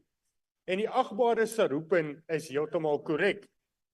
Wat hierdie wetsontwerp doen, is eintlik om weer eens te poog om 'n koninkryk te skep in die kantoor van meneer Ramaphosa. Dit skep 'n superdepartement in die kantoor van meneer Ramaphosa by allocating an additional 70 million rand to the presidency to create the Ministry of Electricity. Whilst there's still a Minister of Energy, whilst there's still a Department of Energy, there's no reduction in those departments. There's also no reduction in the Department of Public Enterprises or in the Ministry of Public Enterprises, which are just eating taxpayers' money whilst achieving nothing. But 70 million rand that could have been spent much better, even in solving the electricity crisis, really solving it, not just talking about it, is spent on a super department of Mr. Ramaphosa. There is a 200 million rand allocated to political parties, additionally allocated to political parties. For what? To save the ANC from bankruptcy, whilst the people are suffering.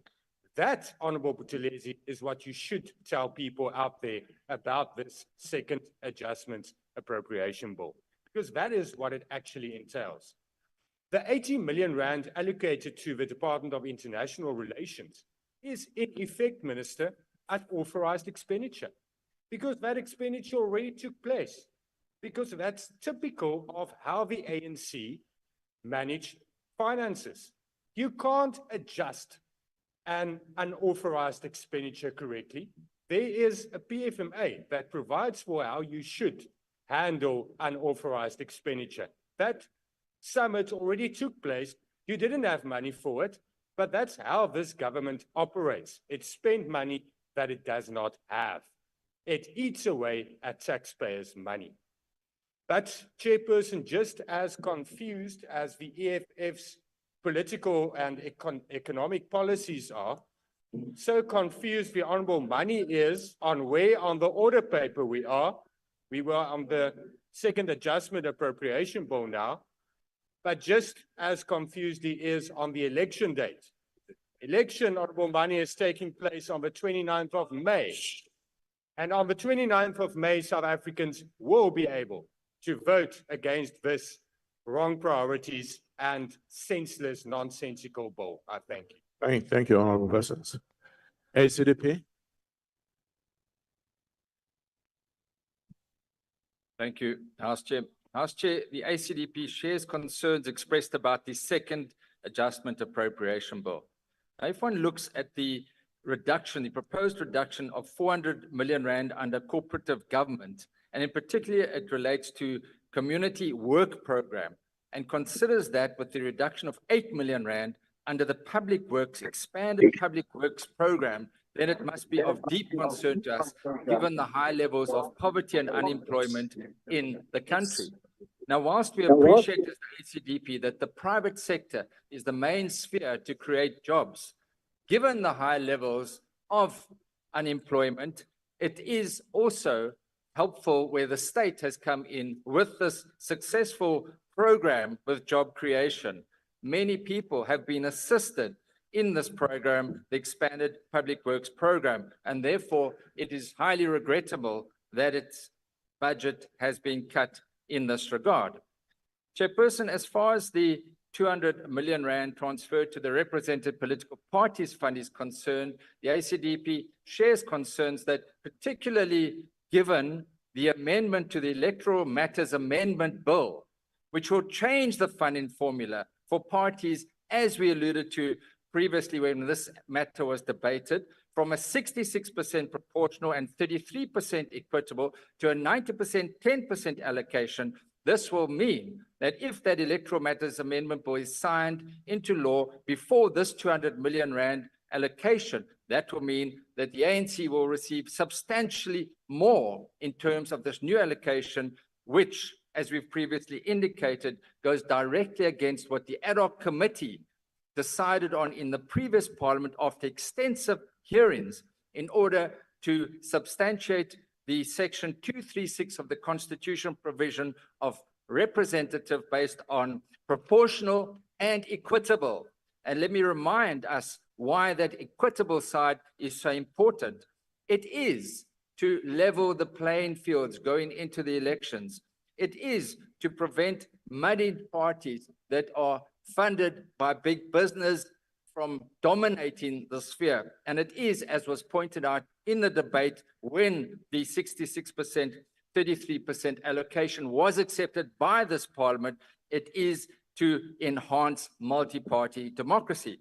So it is regrettable, and one will have to look and see how this is allocated. And this also raises the issue, Honourable Minister, whether the 300 million rand allocated in the first adjustment appropriation, which in our knowledge has still not been paid, will be paid on the new formula or the old formula. But rest assured, the ACDP, as is indicated with other political parties, will be contesting that allocation of 90%, 10%, which we believe is unconstitutional. I thank you. Thank you, Honorable Swart. UDM, ATM, Wood, NFP.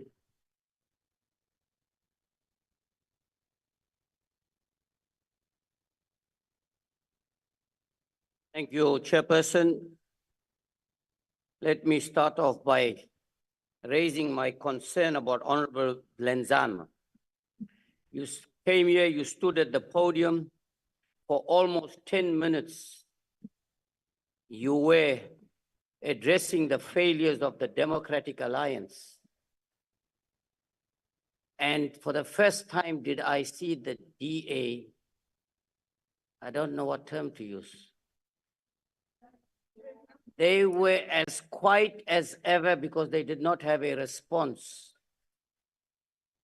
You attacked them left, right, and center on their failures, their dismal performance, and they could not react.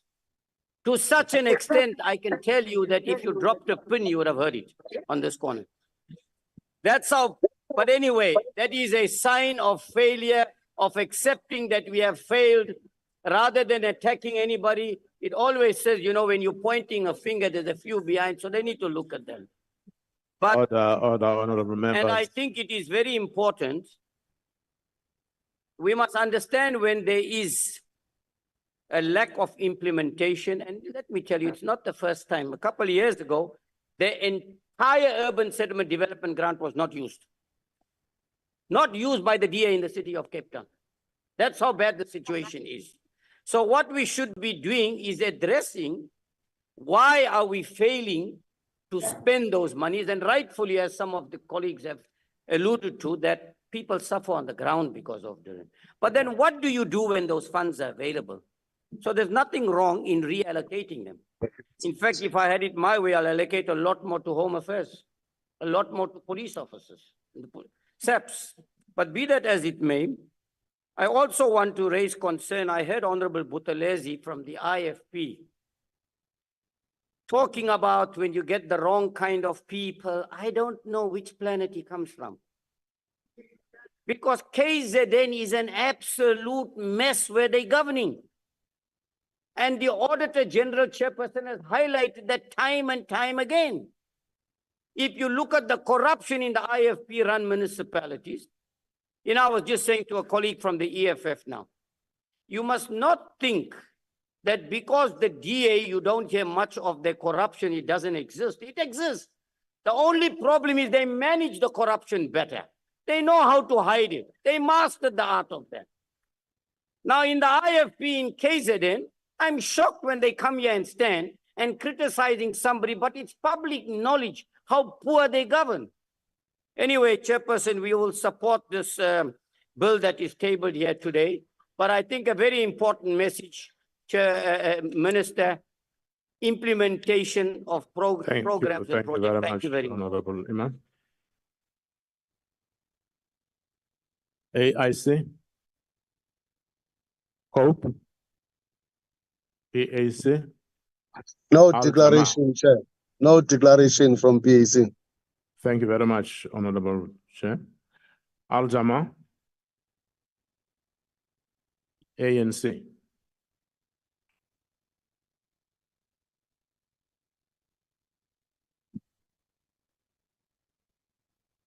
Honorable House Chairperson and members, I want to start my input to this House by emphasizing what the President Mandela said at the end of his biography. He said, open quote, "I have walked that long road to freedom. I have tried not to falter. I have made missteps along the way, but I have discovered the secret that after climbing a great hill, one only finds that there are many more hills to climb," close quote.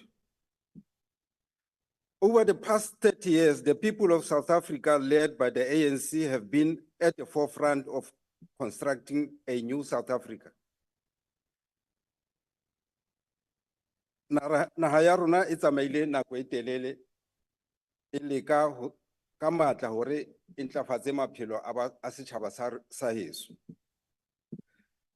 Mme se re se utlwang kasheko lena ke sa hore puso ya rona ha ya sebetsa dilemo tse 30 tse fetileng e le leshano le letala. Hobane re ka bolela hore dilemo tse 30 tse fetileng ditekanyetso tse neng di etsuwa ke puso ena e teletsweng pele ke African National Congress e entse ka bojohle hore mafapha a puso a sebetse ka thata ka matla ho maphelo a batho ba rona a fetohe a ntlafale mme ba kgone ho ka una molemo demokrasing e re fumaneng.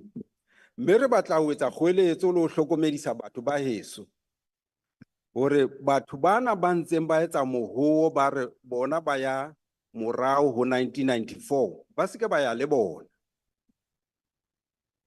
Rona mo re habileng ho ya teng re habile ho ya ho 29 tsa May 2024 ke mo re habileng ho ya teng. Honorable Chair, to illustrate the point that 30 years later, many people have found a place in the formal economy since 1994, and many of our people have found entered workforce. So the total employment increased from 8 million in 1994 to 16.7 million to date.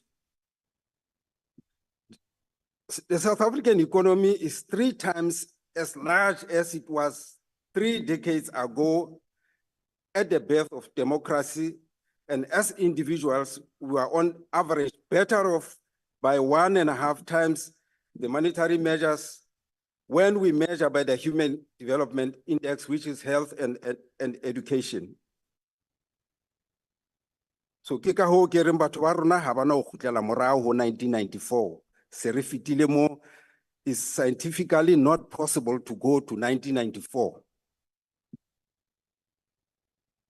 And your honorable vessels, you can't say that the ANC has run the government bankrupt. In fact, for your information, I don't know how young were you at that stage, but you should understand that we inherited an apartheid state which was ran flat by the colonial regime gangsters.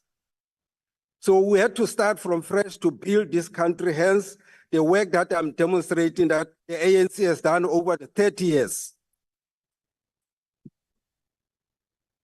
So in 2020, our country and the world were afflicted by the global COVID-19 pandemic. And in the same year, the President Ramaphosa likened gender-based violence and femicide to a second pandemic. With these upcoming elections, we are confronted by the third pandemic called memory loss. suffered by the opposition and many detractors of the ANC. Allow me, honorable members, House Chair, to briefly jog your memories. In early 90s, only 36 of the population and only 12 of rural communities had access to electricity. Today, 8 of 10 people have electricity and 8 of 10 households use electricity or gas for cooking. In 1994, only 6 out of 10 South Africans had access to a clean drinking water. Today, that figure has increased to nearly 9 out of 10 South Africans. Under the apartheid, access of health services depended on the color of the skin, with low life expectancy for the majority. Today, 7 out of 10 households have access to free primary health care, and we are going to intensify it through national health insurance. And since 1994, we have built over 1,700 new clinics and 56 hospitals, mainly in disadvantaged and rural communities. We have been able to expand access to education, and we have provided free schooling for the poor and a daily meal for over 10 million learners. In 1995, only 70 students were funded by NSFAS. Today, the government funds 1.3 million students from previously disadvantaged communities. So we don't want to be misled by the people who say the ANC has not done anything over the past 30 years. So through this adjustment appropriation budget, it is a resource which have been reprioritized to intensify service delivery in various fronts, including providing 12 million to Public Service Commission for compensation of employees, allocate 30 million to Department of Women, Youth and Disability, 45 million to the Office of Justice for the wage agreement. So in conclusion, Honorable Chair, as we call on South Africans to go out on the 29th of May, they must go out on the 29th of May to defend our democracy that we have fought for. By renewing the mandate of the ANC, we build on foundations of the 30 years of freedom. We continue this journey that we have started towards a better life with equal opportunities for all. Thank you South very much, Africans Honorable Member. now and into the future. The ANC support this. Are there any objections to the second adjustments appropriation 2023-24 financial year bill being read first time? Honorable Dr. Lord. Thank you, Chair. Please note the objection of the DA. Noted. Honorable Yako. Thank you, Chair. Please note the objection of the EFF. Noted. FF plus. Thank you, House Chair. Please note the objection of the FF plus. You ACP. Please note the objection of the ICDP. Thank you. Thank you very much. With those objections, it's agreed to. The Secretary will read the bill a first time. Second adjustments appropriation bill 2023-2024 financial year. Thank you. The Secretary will read the 11th order. Second reading, second adjustment appropriation bill 2023-2024. As there is no list of speakers, are there any objections to the second adjustment appropriation bill being read a second time? DA? Chair, please note the objection of the DA. Noted. FF plus? Objection of the FF plus. ICDP? Please note the objection of the ICDP. Thank you. EFF? Thank you, Chair. Please note the objection of the EFF. Noted. With those objections, it's agreed to. The Secretary will read the bill a second time. Second adjustments appropriation bill 2023-2024. The bill will be sent to the National Council of Provinces for concurrence. The Secretary will read the 12th order. Consideration of report of Standing Committee on Appropriations on Gold and Foreign Exchange Contingency Reserve Account Defrayal Amendment Bill. And I recognize the Honorable the Chief Whip of the Majority Party. Yes, and I move on behalf of the Chief Whip of the Majority Party that the report be adopted. Thank you. The motion is that the report be adopted. Are there any objections? DA? Chair, please note the objection of the DA. Yeah. ACDP? Please note the objection of the ACDP. Thank you. With those objections noted, is agreed to. The Secretary will read the 13th order. First reading, Gold and Foreign Exchange Contingency Reserve Account Defrayal Amendment Bill. The Honorable Buthelezi.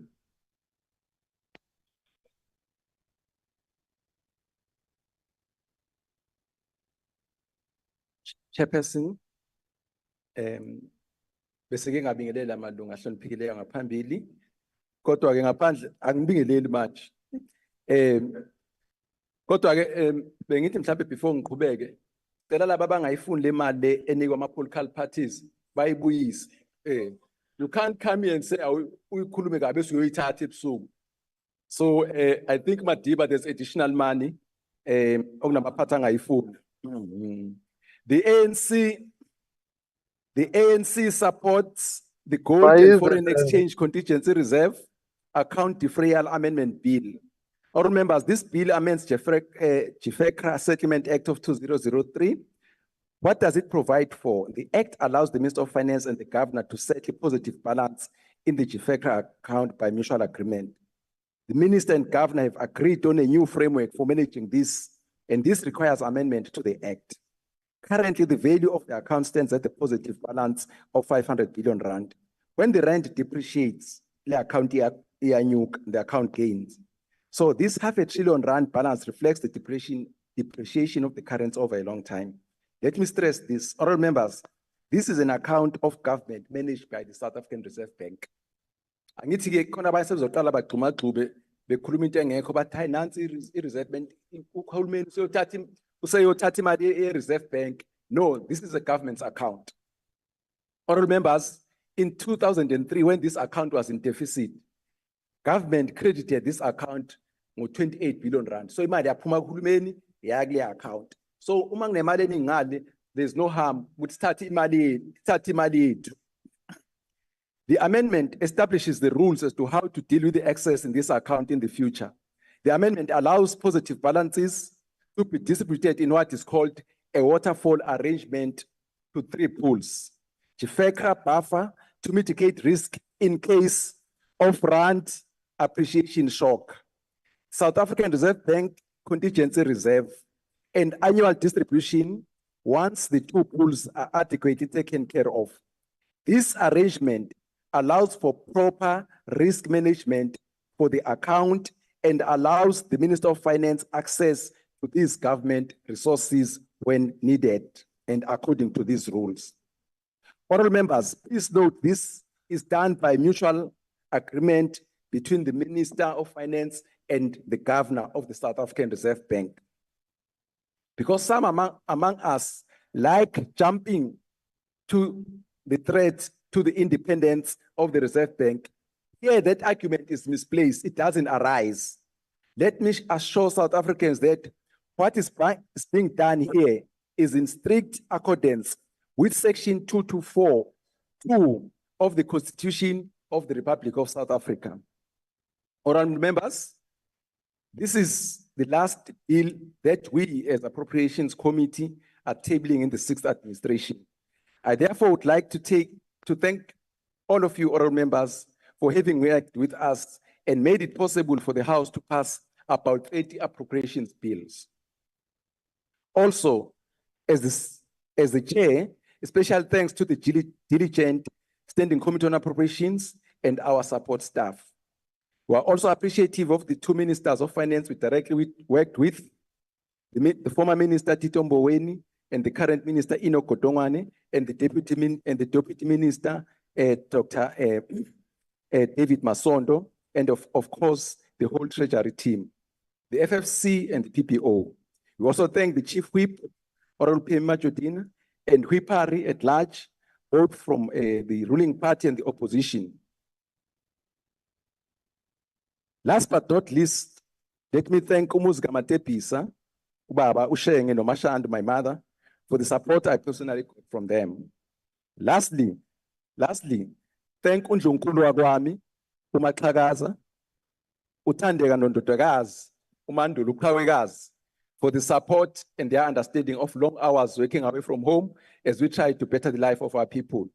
Also, for allowing me to invade their space, and I guess that's all of you, and expropriate their space without compensation. The ANC accepts and supports the bill. I thank you. Thank you very much, Shane. I will now recognize political parties wishing to make a declaration. The usual times will apply. The DA.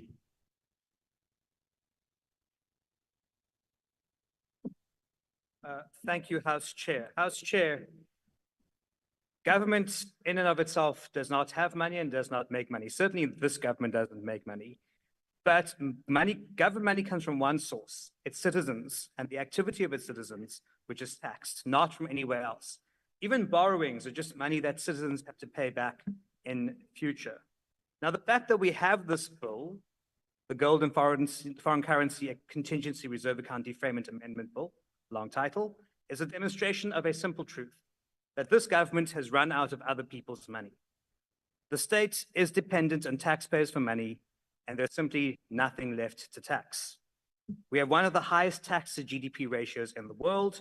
In 2021, our tax to GDP ratio is higher than the average of 33 African countries in 2023 by 11.4%.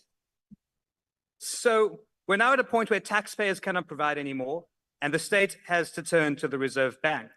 I must remind you, the Reserve Bank is the primary monetary policy instrument of the country. It's not reserved for the governing party.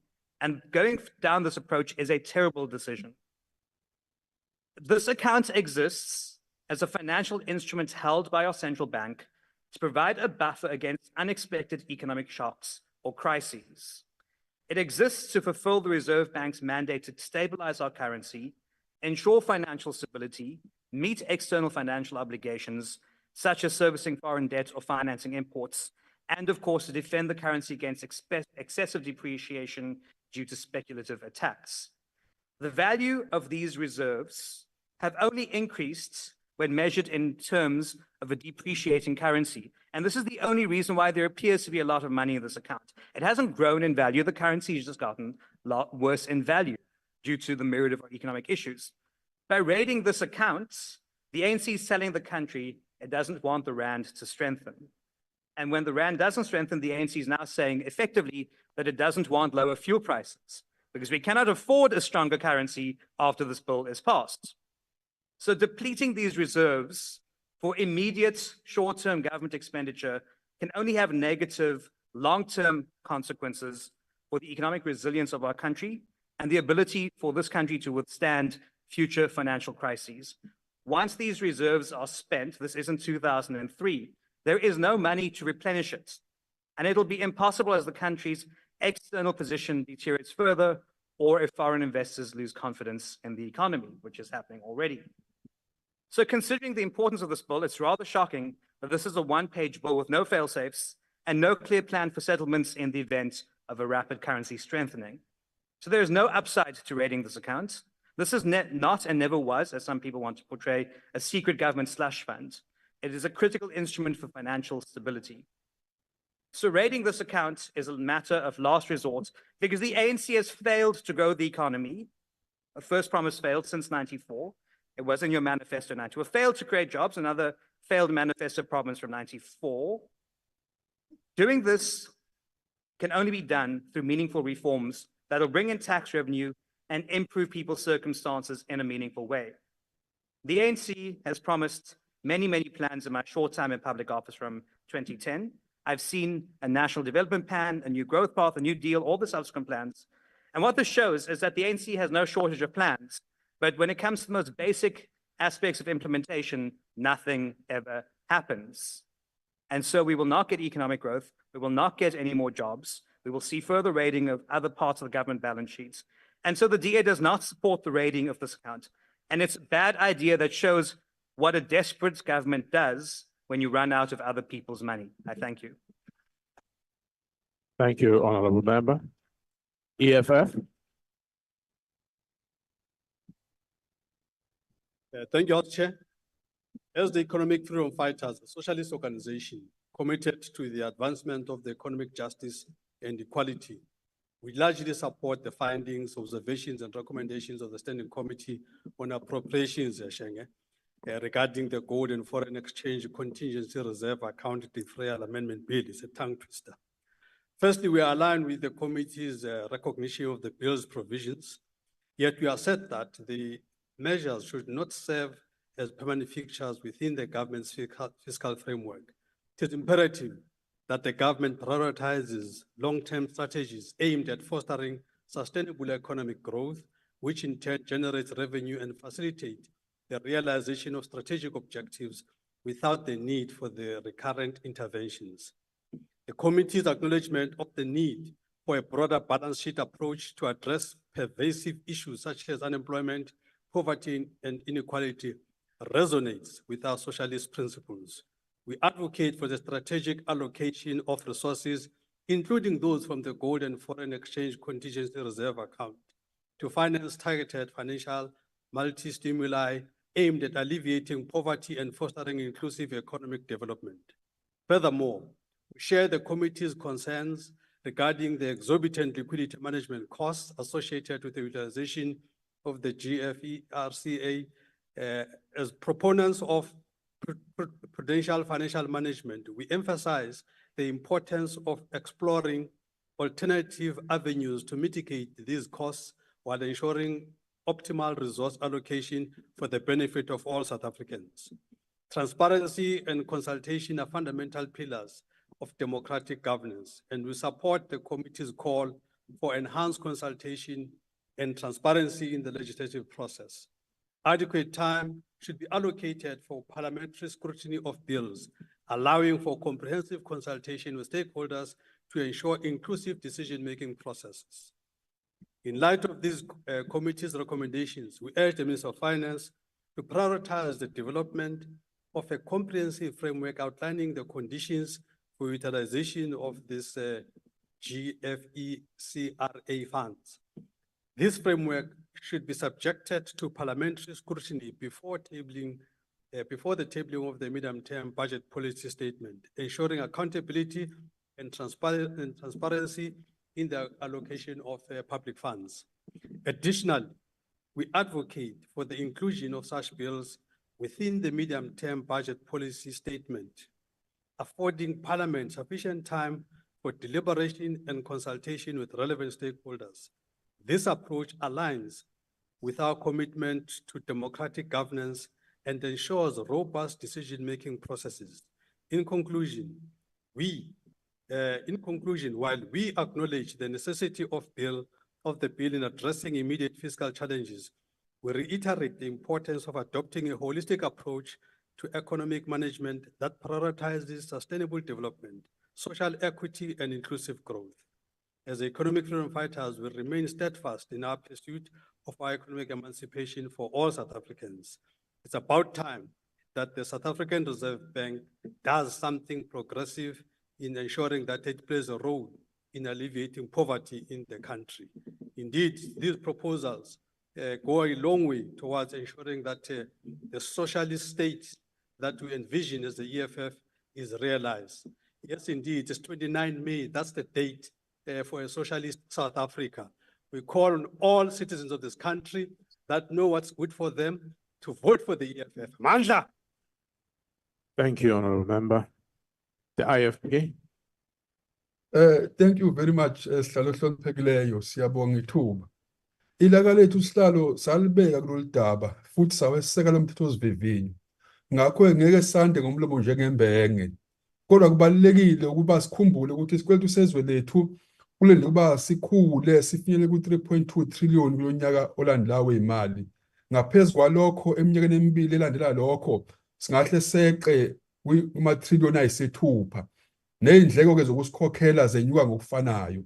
Iqiniso-ke liyingozi lelo sihlalo lokuthi ukuqoqwa kwemali engenayo ngaphansi kahulumeni kuphansi kakhulu uma uqhathanisa nezindleko uhulumeni abhekene nazo nokubeka izwe lethu ebucayini obukhulu. Kungalesi sizathu-ke sihlalo ukuthi iqembu lenkatha siweseke umqondo wokucaphuna kwisikhwama ngodla ukuze kwehliswe isikweletu sezwe lethu futhi sigweme ukuboleka imali emazweni angaphandle kanye nalabo ababolekisa ngezibali. Nokho-ke sihlalo lesi senzo akufanele sishayele ihlombe ngoba siveza iqiniso lokuthi uhulumeni wehlulekile ukwenza izaba ezifanele ukuze singafiki lesimo esiyithola sikuso. Kusobala ukuthi uhulumeni akaqinisekisanga ngokwanele ukufinyelela ekwakhiweni kwamathuba emisebenzi emkhakheni eyahlukene ukuze kuqine umnotho wethu. Lo hulumeni akahlinzekanga ngokwanele ngamathuba emisebenzi ukuze futhi abantu bakithi bekwazi ukuqosha amathuba bese zokwazi ukubathela-ke batheliswe ukuze izwe likwazi ukuqoqa imali eyanele ukuze libhekane nezidingo zalo. Ukuba lokhu kwakufeziwe ngendlela bengeke siyithole sikule simo esifika kuso sokuthi sicosule esikhwameni ngodla sethu esisuke sibekelwe izikhathi ezithile. Ngakho ngaphandle kokwandisa imizila yokwenza imali engenayo, uhulumeni usazoqhubeka nokuzabalaza ukuhlangabezana nezibopho zethu zesikweletu kanye nokufeza izibopho zikahulumeni maqondana nezidingo zabantu kanye nenhlalakahle yabo.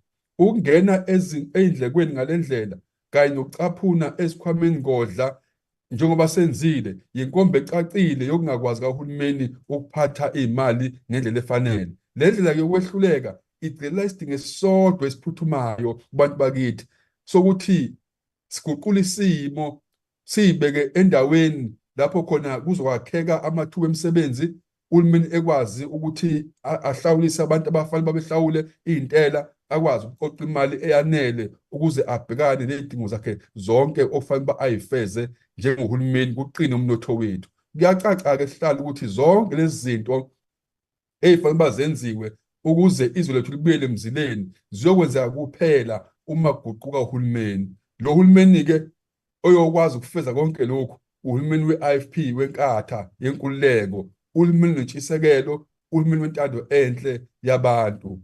Iqembu le-IFP-ke liyakusapota ukuba sicosule laphaya esikhwameni ngodla. Ngiyabonga. Thank you very much, honourable member. FF plus. Thank you, House Chairperson. This is a very, very, very bad idea. This might very well be the worst idea this ANC regime has ever had. This decision will weaken South Africa's position and its capability to stabilize our currency and our currency value. The problem is, Chairperson, that this government has, for the past decade especially, been ignorant at the fact that there's no money. The fiscal position just became worse and worse. The budget deficit became more, but the ANC regime continued to spend money as if it's just continuing and it's prosperous and luxuries just continued whilst the fiscal position weakened. And this move now, this decision shows how desperate government now is, how bad our fiscal position really became. Just think about the fact that we were in a deep crisis during COVID, and even during COVID-19, government didn't invest in Sibuthelezi. Dabezitha. Vala. Thank you. Sorry, honourable professors. Thank you, House Chairperson. Even during COVID-19, government didn't consider taking this decision. Why now? Because we are in a very weakened position. But these members to my right does not admit to that position. They continue, and the ministers of the ANC regime continue to spend money on wrong priorities.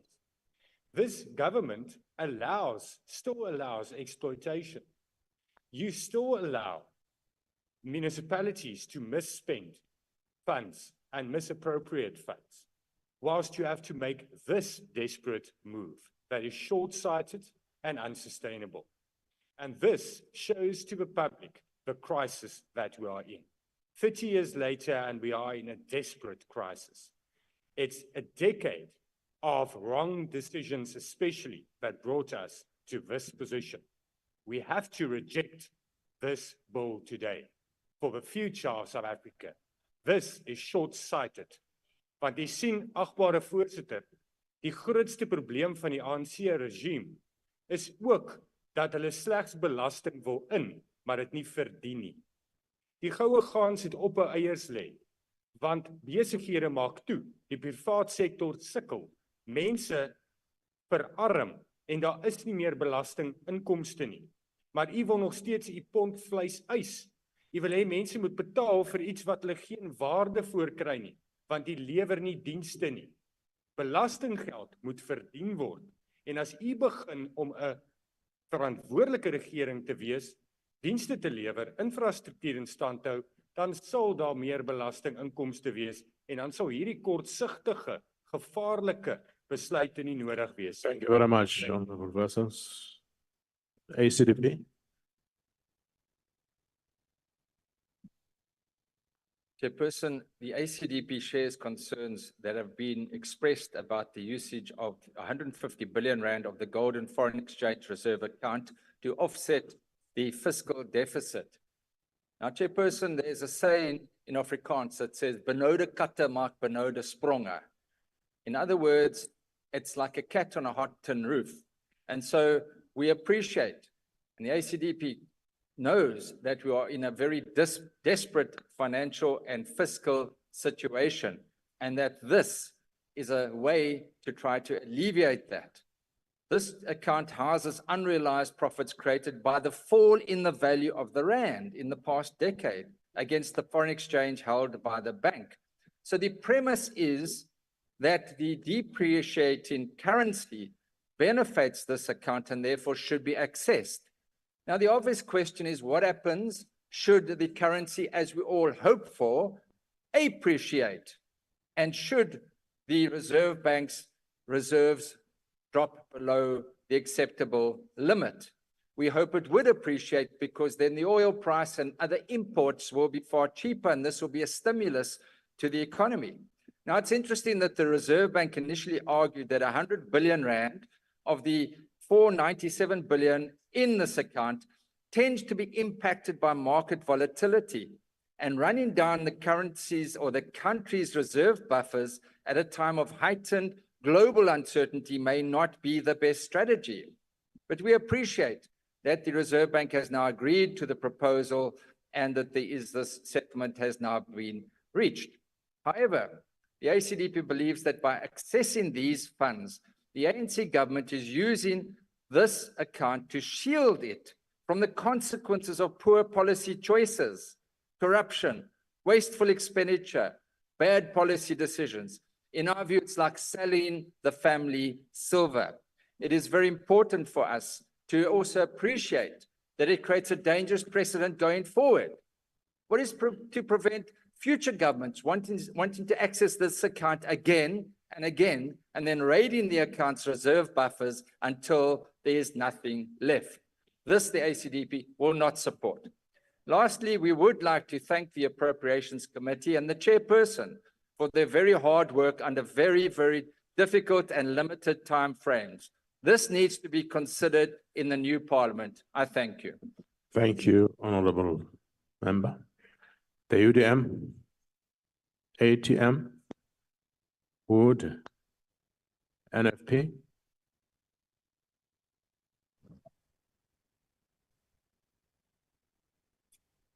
Thank you, Chairperson. Let me start off by talking about the irony of today's discussion. South Africa has a whole lot of gold, which we don't control, but is in the hands of others. And in Palestine, they have a whole lot of gas, which others are after, and that is why they're destabilizing the country and colluding with the apartheid state of Israel so that they can get their hands onto that gas.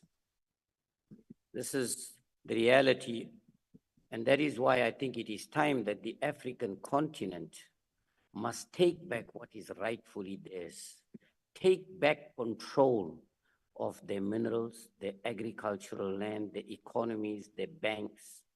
I think the time has come for us to start looking at some state banks, because the economy is, South Africa remains controlled by a handful of people. And that is why the levels of poverty in this beautiful country and Africa will continue. Now, my one concern, Minister, is this, whilst we're supporting this bill, is the fear that if we deplete all those reserves, what would happen next? So what we should be doing is look at alternative means of generating revenue. And I've said this before, and I want to say it again. There needs to be a link between local government and SARS, National Treasury, to be able to identify taxpayers in this country. There are two sets of taxpayers that are getting away. One is foreign nationals, and the others are these big conglomerates through the illicit financial flows who show losses in South Africa and profits abroad. Now, if we can deal with those two aspects, I don't believe we'll have a problem in generating a lot more revenue, which will result in us not having to go to our reserves. So I think we need to put some measures in place to ensure. Right now, it's like we want to take the blood out of the bone of those 15% that pay. Let's go after those that don't pay, particularly those foreign nationals and those big companies here who know how to manipulate their books, like my friends on the left, and who are the illicit financial flows are leaving the country. So these are just my concerns. And I think if we can deal with that, Minister, we'll be able to contain the challenges we face in the country. Yes, indeed, we support the bill table here. Thank you. Thank you very much, Honorable Member. AIC. Quote. Honorable Hanif. Thank you very much. PAC. No declaration, Chair. Thank you very much. Honorable Hanif Al-Jamal. Thank you very much, Honorable House Chair. Honorable House Chair, soos hulle in Afrikaans sê, die spens is leeg. And South Africa had to find money to balance the books. Honorable Speaker before me spoke about illicit financial flows. And we know that 50% of our GDP is lost through illicit financial flows. And if, for example, Honorable Chair, we managed to close all the loopholes, we would have had double the budget in the fiscus to address the shortages that we have. We also know that big business is largely responsible for this illicit financial flows, and they robbing the man in the street, and they send their representatives to this parliament to moan and groan about the action that had to be taken. We also know that $1 trillion or more in cash is being held by the banks because big corporates don't want to invest, create jobs. It is the responsibility of the private sector to create jobs. And if they don't create jobs, we must tell them go to other countries. We don't need a private sector that didn't pay reparations after apartheid and continue to enrich themselves. So Al-Jamaa understands why it was necessary to take this step, and it is time that we take a serious look at the private sector, which has harmed our economy, which has harmed our people. South Africa needs a better private sector. The best endeavors of the president to bring them on board has not succeeded. And since 1994, they're making this country ungovernable by manipulating the country. Thank you very much, Honorable House Chair. Thank you very much, Honorable Member? ANC?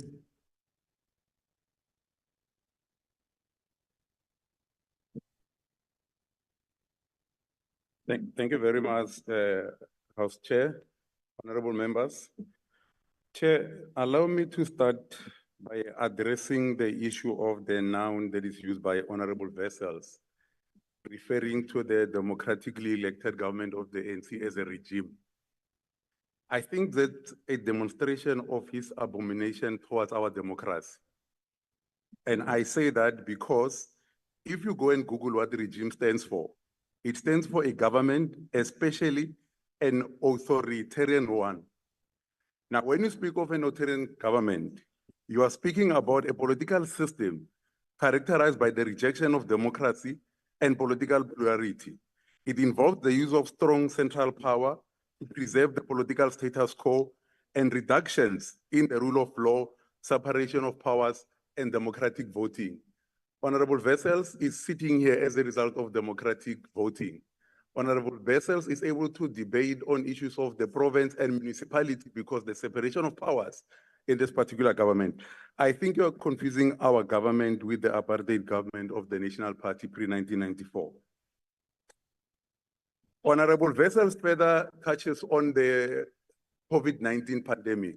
I think he is refusing the fact that the COVID-19 pandemic has a continuing impact on the effects of the economic recovery of the world. Recovery has particularly been slow in emerging and developing economies. Most of these economies, including South Africa, were unable to use government finances to support economic recovery to extent that developing countries could. As a consequence, overall levels of public debt across developing economies grew as they borrowed more to respond to the pandemic.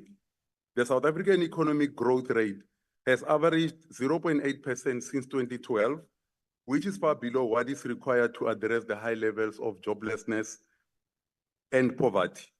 This means that the government is unable to collect sufficient revenue to fund developmental projects and key commitments of the social wage.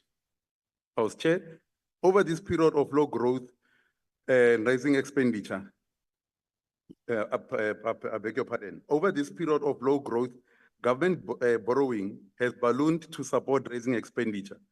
As a result, debt servicing costs are containing the economy and the public finances.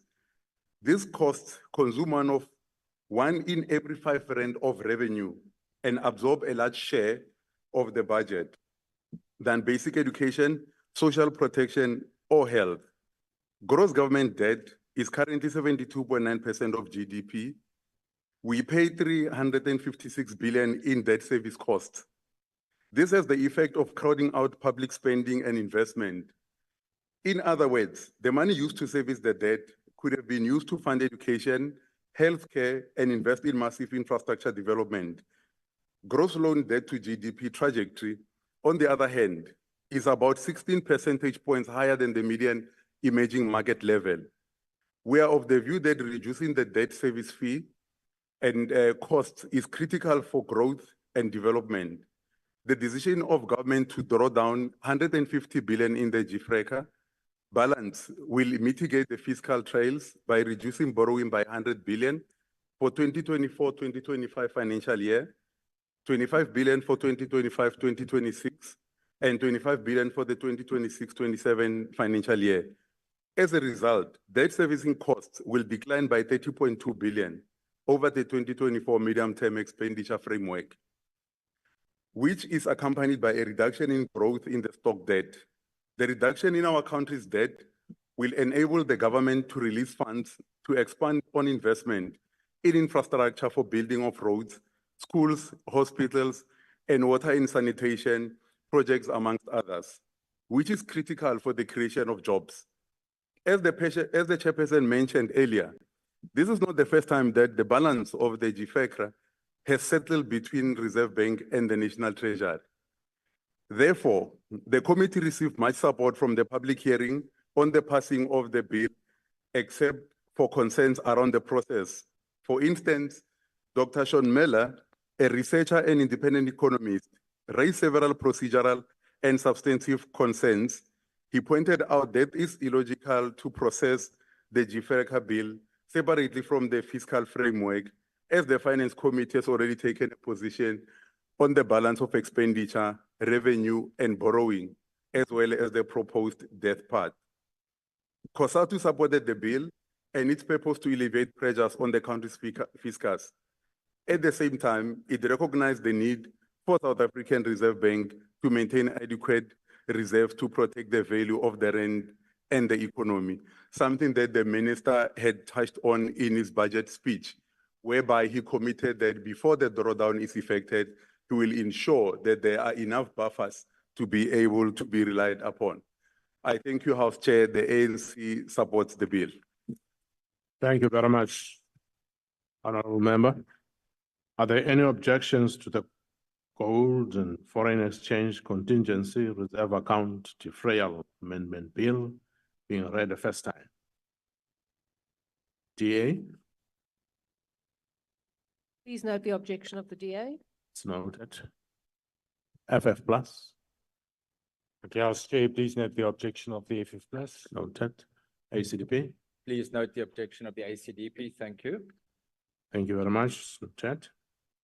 With those objections, noted. It's agreed to. The Secretary will read the bill a first time. Gold and Foreign Exchange Contingency Reserve Account Defrayal Amendment Bill. Thank you. The Secretary will read the 14th order. Second reading, Gold and Foreign Exchange Contingency Reserve Account Defrayal Amendment Bill. Thank you. As there is no list of speakers, are there any objections to the Gold and Foreign Exchange Contingency Reserve Account Defrayal Amendment Bill being read a second time? DA? Please note the objection of the DA. Noted. EF? FF plus? Please note the objection of the FF plus. Noted. ACDP? Please note the objection of the ACDP. Thank you. Thank you. With those objections agreed to. The Secretary will read the bill a second time. Gold and Foreign Exchange Contingency Reserve Account Defrayal Amendment Bill. The bill will be sent to the National Council of Provinces for concurrence.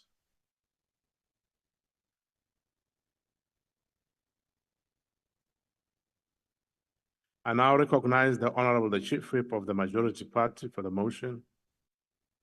Thank you, Chairperson. I move on behalf of the Chief Whip of the Majority Party that the orders 15 and 16 stand in the order paper stand over. Thank you. I now put the motion. Are there any objections? No objections agreed to. The 17th order. The Secretary will read the 17th order. Consideration of report of ad hoc committee on General Intelligence Laws Amendment Bill on General Intelligence Laws Amendment Bill. Welcome, Honorable Make. Thank you. Thank you very much, Chairperson. Can I request to read from here? Yes, Honorable Make, you can go ahead. I'm on a crash. Thank you very much, Chairperson. An ad hoc committee was established by this Parliament called the Ad hoc Committee on the General Intelligence Laws Amendment Bill, GLAB of 2023. The consideration of GLAB 2023 is a significant step in addressing shortcomings in South Africa's intelligence services. It provides an opportunity to legislatively address recommendations, redesign intelligence structures, and improve accountability. The proposed changes aim to align legislation with the recommendations of the Zondo Commission, the High-Level Review Panel into the State Security Agency, and the Constitutional Court judgment to enhance the work of the intelligence services. This process signifies a commitment to creating transparent and accountable intelligence services for the benefit of all citizens. The work of South Africa's intelligence services is important as it informs policies that influence everyday life, from the security measures implemented at ports of entry to the responses to public health crises. For instance, intelligence plays a critical role in cybersecurity, protecting individuals from data breaches and identity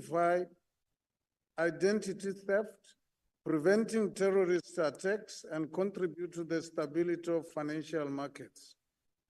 To ensure that the intelligence services can fulfill their functions appropriately, effective intelligence laws are needed.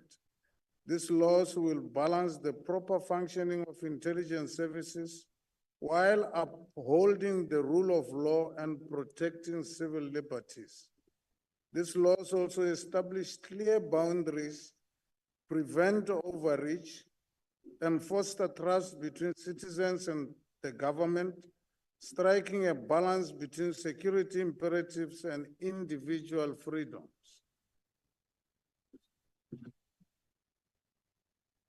The establishment of SSA through a presidential proclamation in 2009 was irregular, deviating from constitutional requirements. Despite subsequent legislative amendments, challenges persisted, leading to the formation of the high-level review panel in 2018 to address issues within SSA. The General Intelligence Law Amendment Bill, GLAB 2023, seeks to implement the recommendations of the high-level review panel by undoing the SSA and creating distinct domestic and foreign intelligence services, clarifying mandates, and addressing legal and procedural shortcomings. It aims to enhance accountability, compliance with constitutional court judgments, and regulation of intelligence activities. In executing its legislative mandate, Parliament seeks to gathered public input into the bill. Public participation was done in 5 provinces. The ad hoc committee received over 23,000 written submissions. The committee also had stakeholders doing oral submissions. I submit. Thank you very much. Thank you, Honorable Make. I now recognize the Chief Whip of the Majority Party. Chairperson, I move on behalf of the Chief Whip of the Majority Party that the report be adopted. Thank you. I will now recognize political parties wishing to make a declaration. The usual times will apply. DA?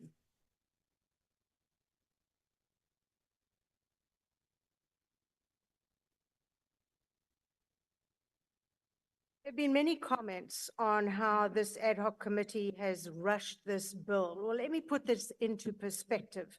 For the past 8 years, the Joint Standing Committee on Intelligence had asked for the cabinet to produce the bill. Since I was assigned to the JSCI 5 years ago, the committee continued to do so with 0 success. It seems the cabinet thought the status quo could simply be retained by ignoring us. Do bear in mind this bill is needed to reverse some of the most egregious activities of the dark Zuma years when domestic and foreign intelligence had been irregularly lumped together and refocused to protect a single man rather than protect our country. What we've achieved here is to fix that and much, much more. For example, the Inspector General, who does oversight over the SSA, had staff appointed by the SSA, finances run by the SSA, and communications run by the SSA. Well, not anymore.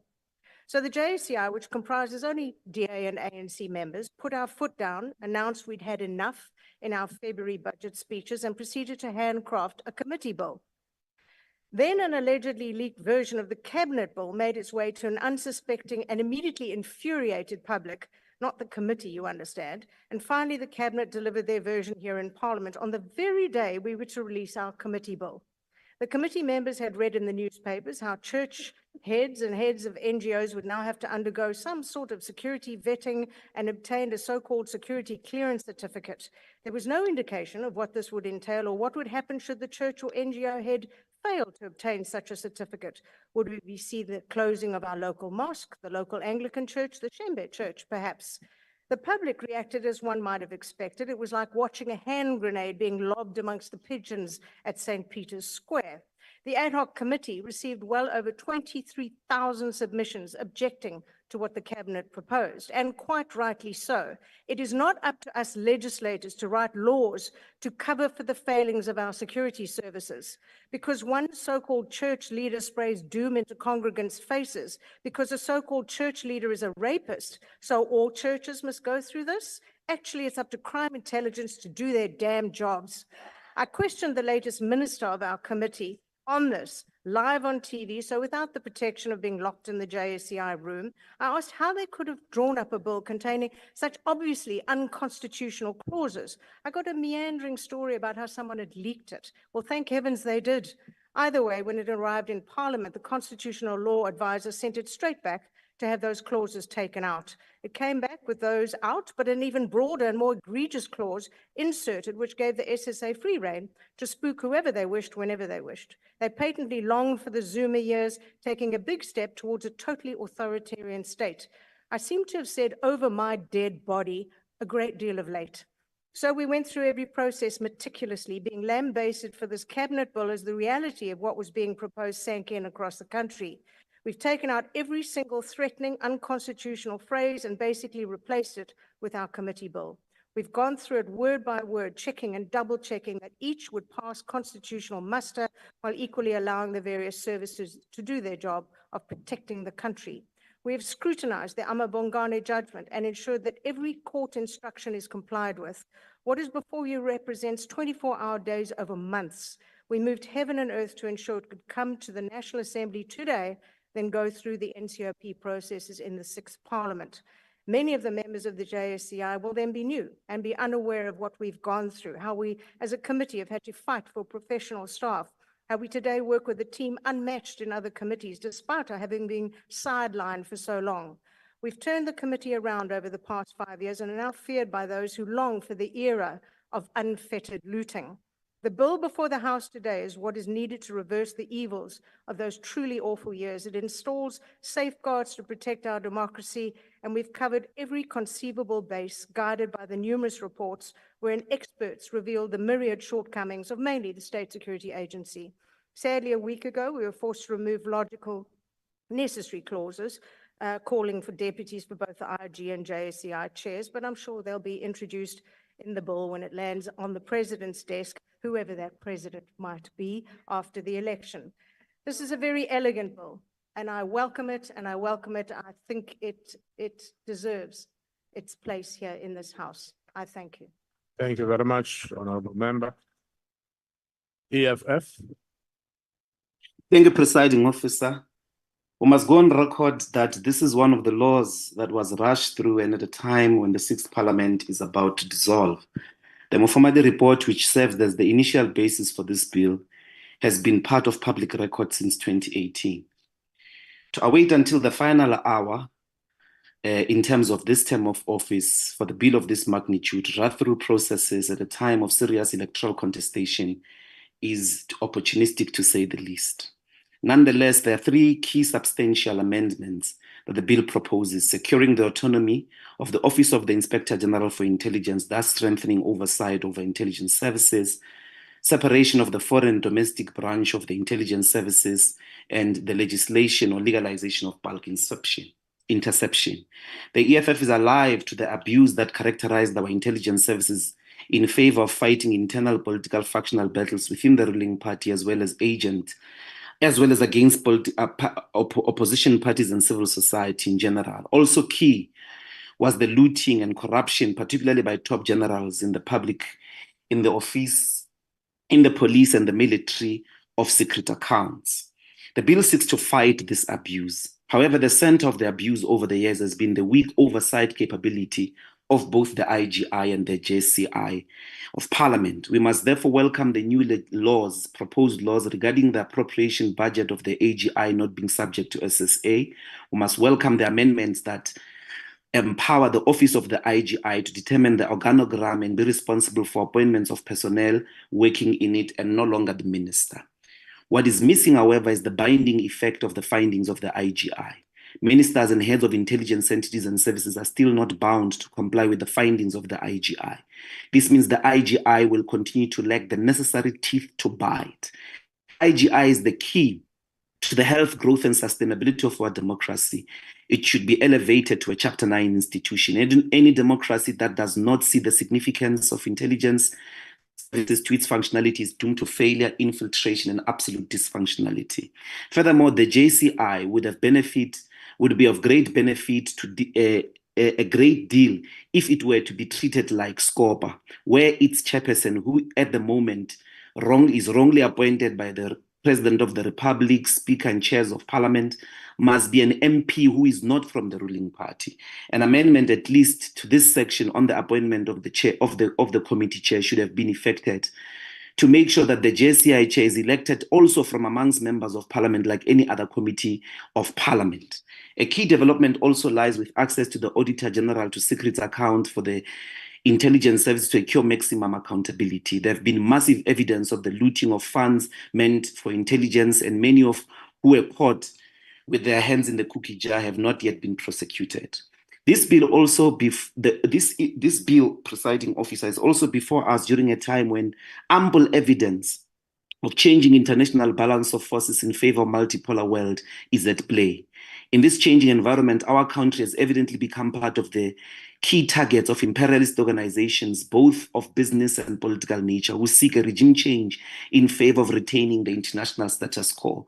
Key examples relate to the international stance on apartheid Israel and its ongoing genocide against Palestinians, and the growing strength of the BRICS multinational organization.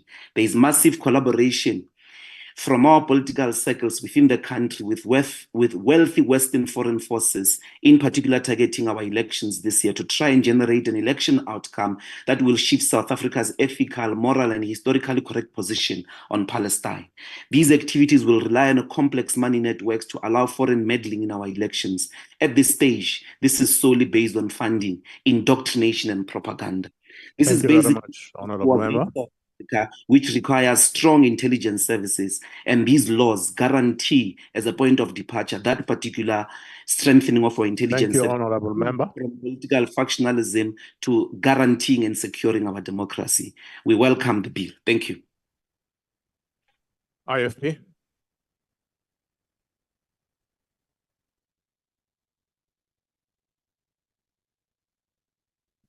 Thank you, House Chair. As legislators, it is our duty to protect the constitutional rights for privacy, dignity, and freedom of speech. The conflict between censorship and freedom is an ongoing challenge, and we must ensure that the government does not have unchecked powers to monitor citizens' communications under the guise of national security. The proposed bill will allow the government to monitor all South African citizens' telephone conversations, emails, private message services, and web browsing logs, if it can be justified as a foreign and complicit component. While we understand the need for surveillance in exceptional circumstances, we urge that more significant checks and balances be put in place to ensure the lawfulness and necessary oversight and accountability of such invasions of citizens' rights to privacy. In discussion between the SSA and the Portfolio Committee, the SSA representative stated that both opportunities and threats could be monitored by the representative stated, both Portfolio Committee and SSA representative stated that both opportunities and threats could be monitored by the SSA. This is concerning, as intelligence services should only be used in exceptional cases when the country is under legitimate threat. Normalizing their use is every government operations, such as scouting of opportunities, undermines and threatens our democracy. The bill aims to legalize bulk surveillance of communication monitoring in South Africa, but it fails in several aspects, including being vague and ambiguous in certain sections of and definitions of the draft. This will lead to an uncertainty in the event of legal challenges, and the bill should be further amended to bring greater legal certainty to its provision. The government should explain why this legislation is being rushed through when there is little known threat currently to our state security. In the interest of the nation's interest of our country and responsible and law-abiding citizens, intelligence structures that is apolitical. The IFP supports the report. Thank you. Thank you very much. Honorable Member, FF plus. No declaration. Thank you, Chair. Thank you.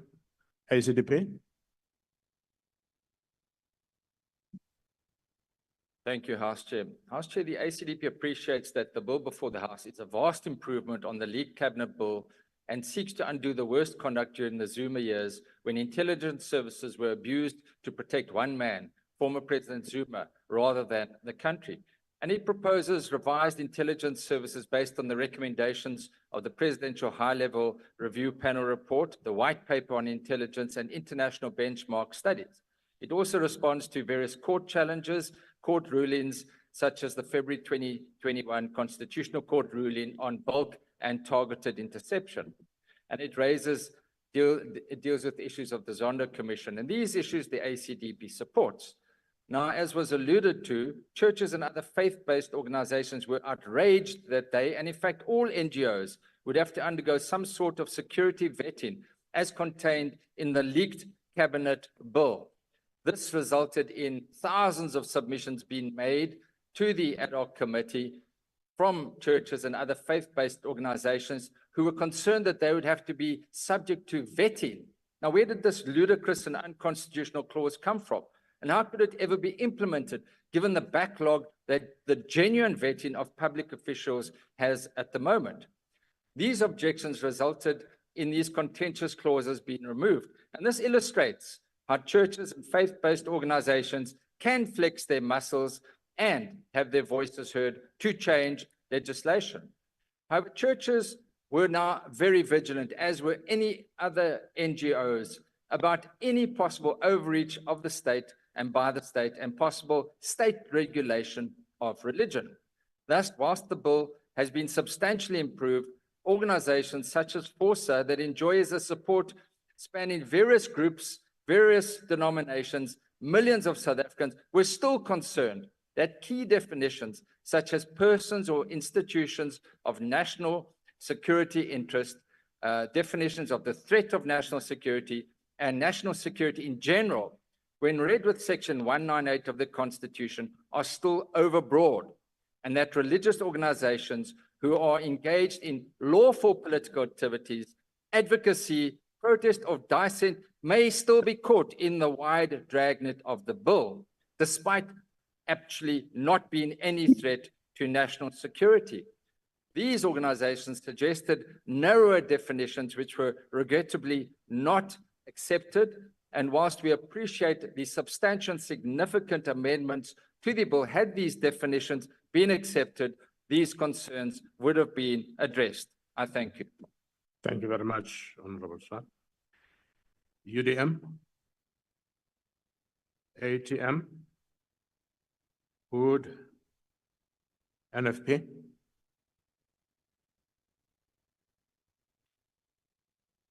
Thank you, Chairperson. All right. I think one of the things, Chairperson, that we cannot deny, that we have not paid enough attention to intelligence in the country in the last 30 years. To such an extent, I think we find ourselves in a very risky situation currently, based on the fact that South Africa has taken a stance, and the correct stance, rightfully so, in terms of the abuse of human rights in Israel. We have become the target. And there will be a target to have regime change in South Africa, as alluded to by the EFF, and I must agree with that. And I think this bill will go a long way, perhaps, in dealing with that. But very importantly, I think, I heard somebody comment about St. Petersburg in Russia. Whoever might have committed any atrocities must be dealt with the contempt it deserves.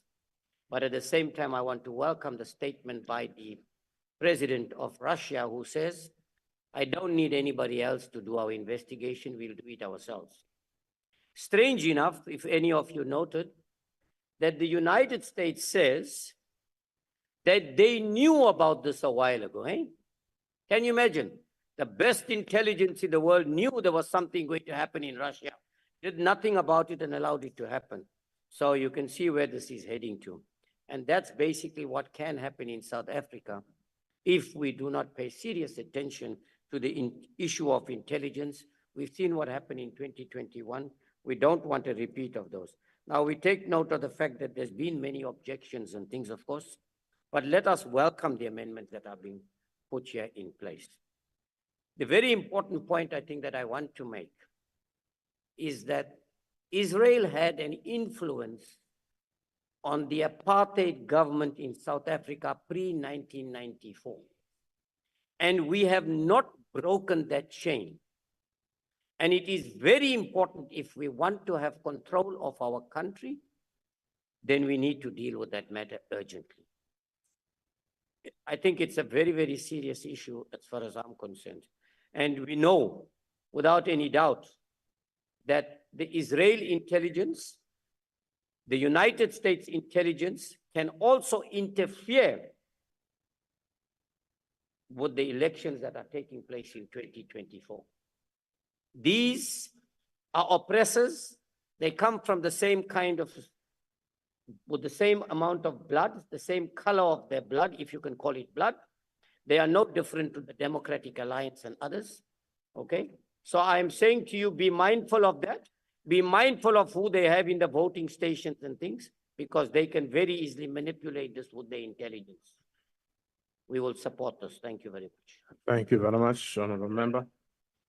AIC, COPE, PAC, Al-Jama. Thank you very much, Honorable House Chair.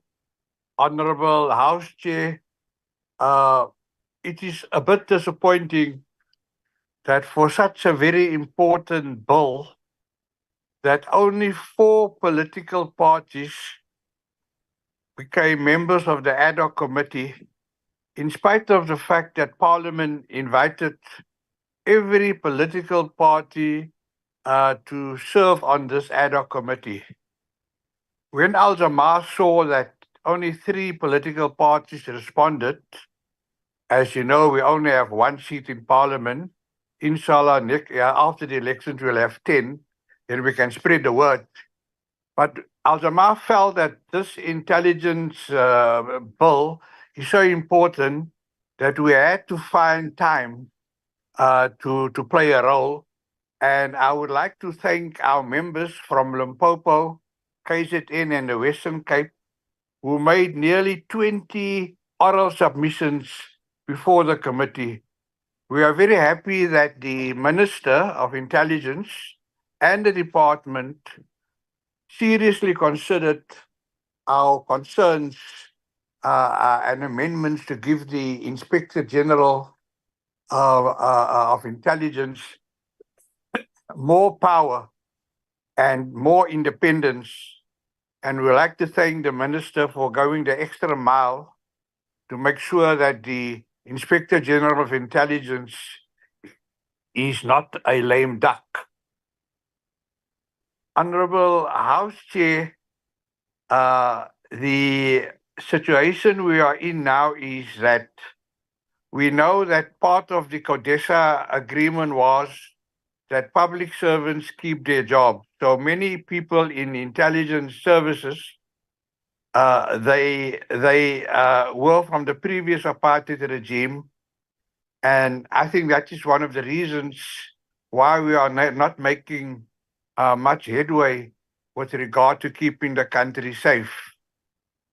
We are faced with a serious problem of regime change.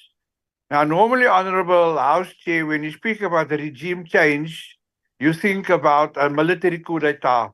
But this is a different kind of regime change where we find that His Highness in America and England, that they are funding political parties that stand with Israel and that are complicit in the genocide taking place in Gaza.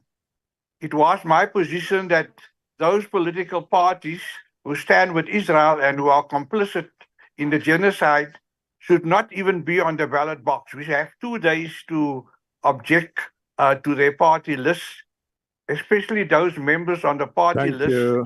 who spoke about Thank you, Honorable Member. being complicit. Thank you very much, Honorable House Chair. Thank you. ANC.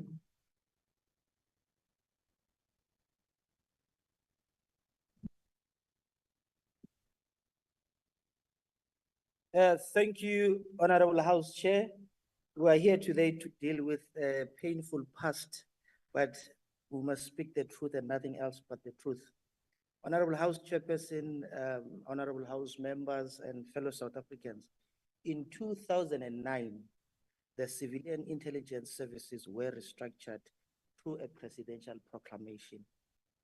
This led to the amalgamation of the National Intelligence Agency and the South African Secret Services into a state security agency. However, in terms of Section 199, subsection 4 of the Constitution, the state and the president can only restructure and regulate national intelligence through a legislation. Therefore, what happened in 2009 was irregular. However, because we are an responsible and caring government, when His Excellency President Cyril Matamela Ramaphosa took office in 2018, he appointed Dr. Signy Mufumadi to chair a high-level review panel into the state security agency. Now, when the panel took over, they asked a very fundamental question: what went wrong? And the panel had this to say about what went wrong. The amalgamation of the National Intelligence Agency and the South African Secret Service was a monumental blunder. It did not achieve its stated intention, but created more problems than it solved. The State Security Agency became, in effect, a cash cow for many of its members and external stakeholders. Parallel structures were created directly to serve the personal and political interest of the former president. In some cases, relevant ministers. That's what went wrong. The panel, however, also noted that there are many things that are going right, and there are many members doing their best under very difficult environment. The panel therefore recommended the following: the creation of the State Security Agency through a presidential proclamation was irregular. Therefore recommended that the State Security Agency be separated into a foreign and domestic services. It recommended that ministers' powers be reviewed to avoid too much interference in the administration and operations of the state. NICOC, which is a National Intelligence Coordinating Committee, should be relocated to the president. The panel further recommended that relevant amendments be made to deal explicitly with illegal orders. In other words, carrying out of unlawful orders and or issuing of illegal orders. Honorable members, fellow South Africans, it is clear and evident from the high-level review panel finding that accountability in the intelligence services was compromised. In Xhosa or ngesizulu, bekukwamagida sibhekane kwavula sibhuqe kwampunze edlemini. Now this bill, honorable members, aims to re-establish an accountable services which is essential in a democratic context. This bill will ensure that ordinary South Africans receive a more accountable government structure that spends its money and budget efficiently, account for its expenditure, execute its functions better, assist the safety and security of South Africans. The bill also intends to reconstruct the National Intelligence Services into a professional services which will respect and uphold the Constitution. Honorable House Chair, South Africans stands to benefit a great deal if this bill is signed into a law, as it highlights the importance of striking a balance between national security and the rights of individuals. Now, during our public hearings, honorable members and House Chairperson, we have engaged various stakeholders.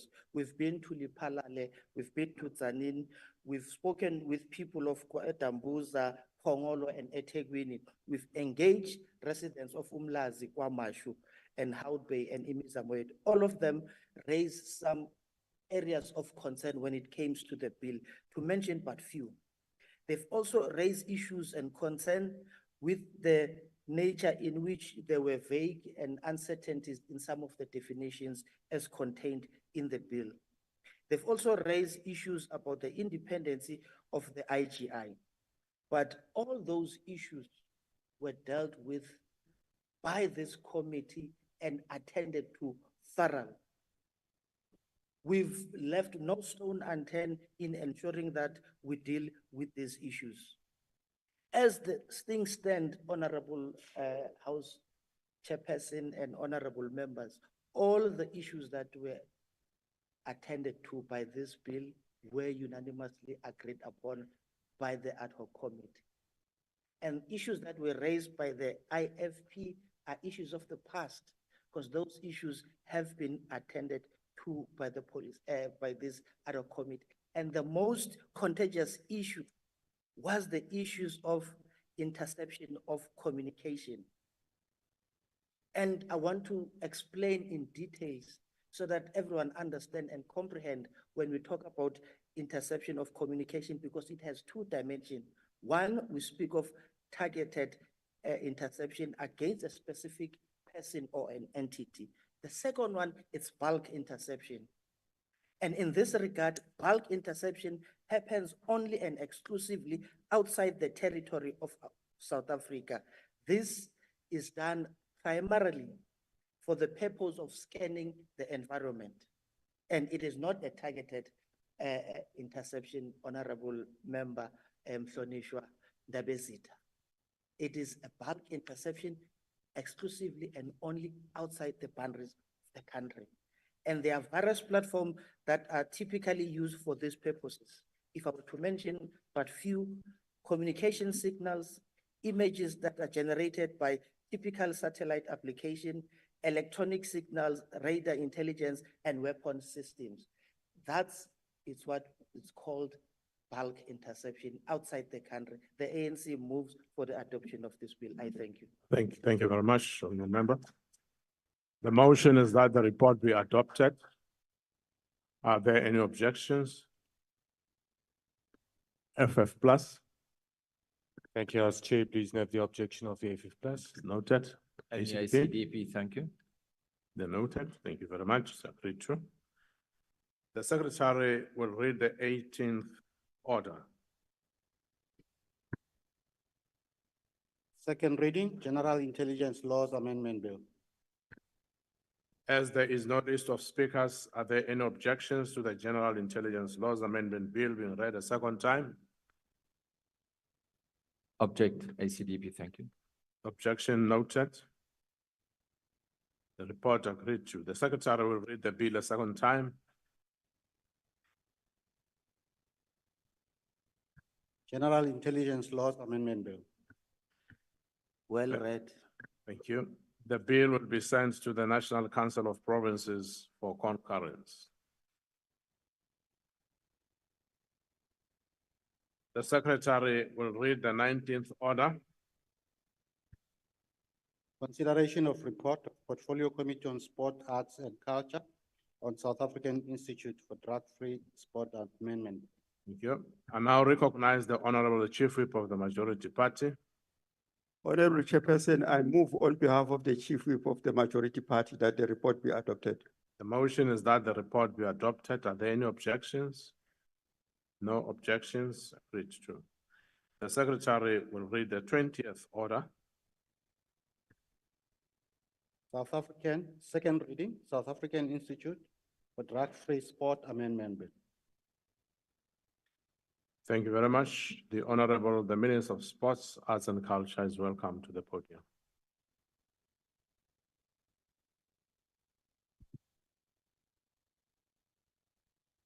House Chairperson, honorable members of parliament and political parties present. As we begin this debate on the SAID's amendment bill, our athletes have been flying the South African flag high at the African Games 2023 from the 8th to the 23rd of March 2024 in Accra, Ghana. Team South Africa wrapped up the campaign at the African Games by winning 106 medals, 32 gold medals, 32 silver medals, and 48 bronze medals. May I request members of this honorable guest house, please give a big round of applause to Team South Africa.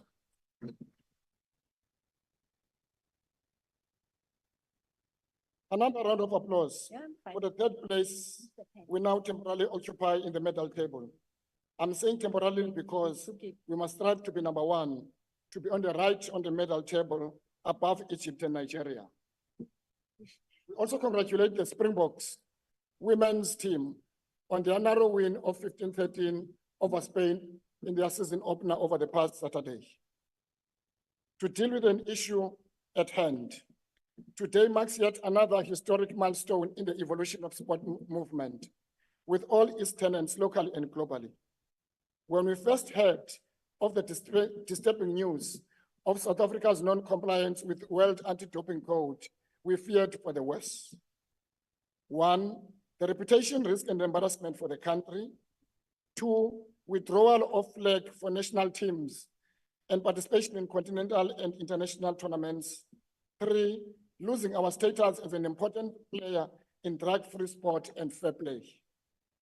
This is a role and status we must never take for granted, as we've been influential in supporting institutionalization of anti-doping instruments and ethos. To demonstrate our commitment and resolve to this end, Chairperson, we are the host to the water region offices here in Cape Town. South Africa hosts the only drug test laboratory in Africa, which is based in Mangaung in the University of Free State. My predecessors, including Mr. Balfongonde and the late Reverend Makenje Sistofile, were members of Water Board and Vice President, respectively. I am relieved and delighted today that in a typical South African character, the spirit we took the water notice in our strides and mobilize all arms of state, particularly the executive and the legislature, and says to rectify the legislative framework to ensure compliance. It has been all hands on deck since October 2023, burning the midnight oil, working around the clock to ensure that we meet all milestones and deadlines to realize compliance and safeguard sports to avoid any catastrophe and embarrassment to the country. The introduction, therefore, and consideration of this bill is a testament to the resilient leadership and cooperation of all arms, including government, including executive and the legislature. The sporting body is the federation and SAIDs. Many amendments emanated from the definition section, which then had a consequential effect on some of the provisions in the body of the Act. Section 17 of the Act, for an example, is a major part of the draft bill that rendered the SAIDs Act non-compliant. In consultation with WADA, the whole Section 17 had to be repealed and replaced with a new section titled Result Management. The other amendments were caused by different styles of legislative drafting in South Africa. For example, we used to draft in singular, and WADA insisted that the certain words must be drafted in plural.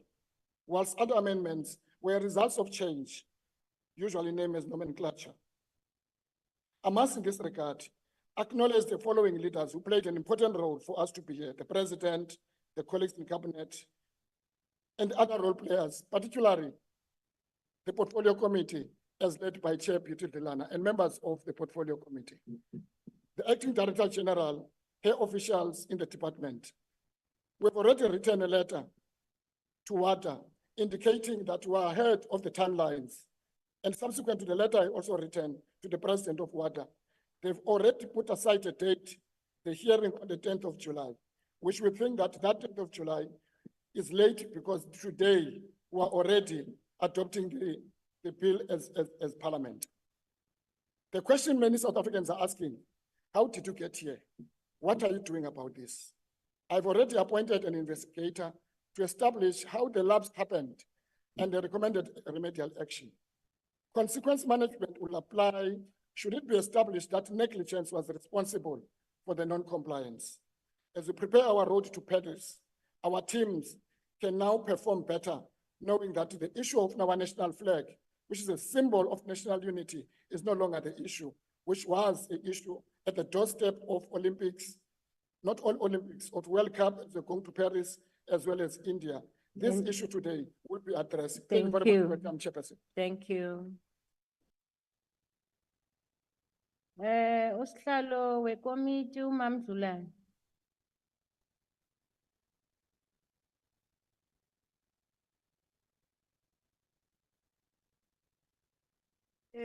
Chairperson, mandibulise kuwe, ndibulise kubahlonishwa ominister no deputy minister bakulendlu, ndibulise amalungu eParlamente ngokulingana kwawo. Ndithatha elithuba ndizothi njengo-chairperson we-Sport, Arts and Culture, namhlanje ndinxibe kanje njengomadlomo.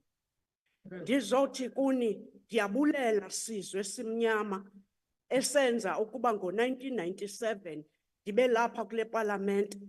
Ekuqalekeni kwale term ndiye ndazixelela ii-members zekomiti zonke ngokulinganayo ukuba unyaka wam wokugqibela lo ndithatha umhlala phantsi. Ndiyababulela oGqude noNgoza uKhupukeli, omnisimvula abandenza ndibe ngumama uDlulane.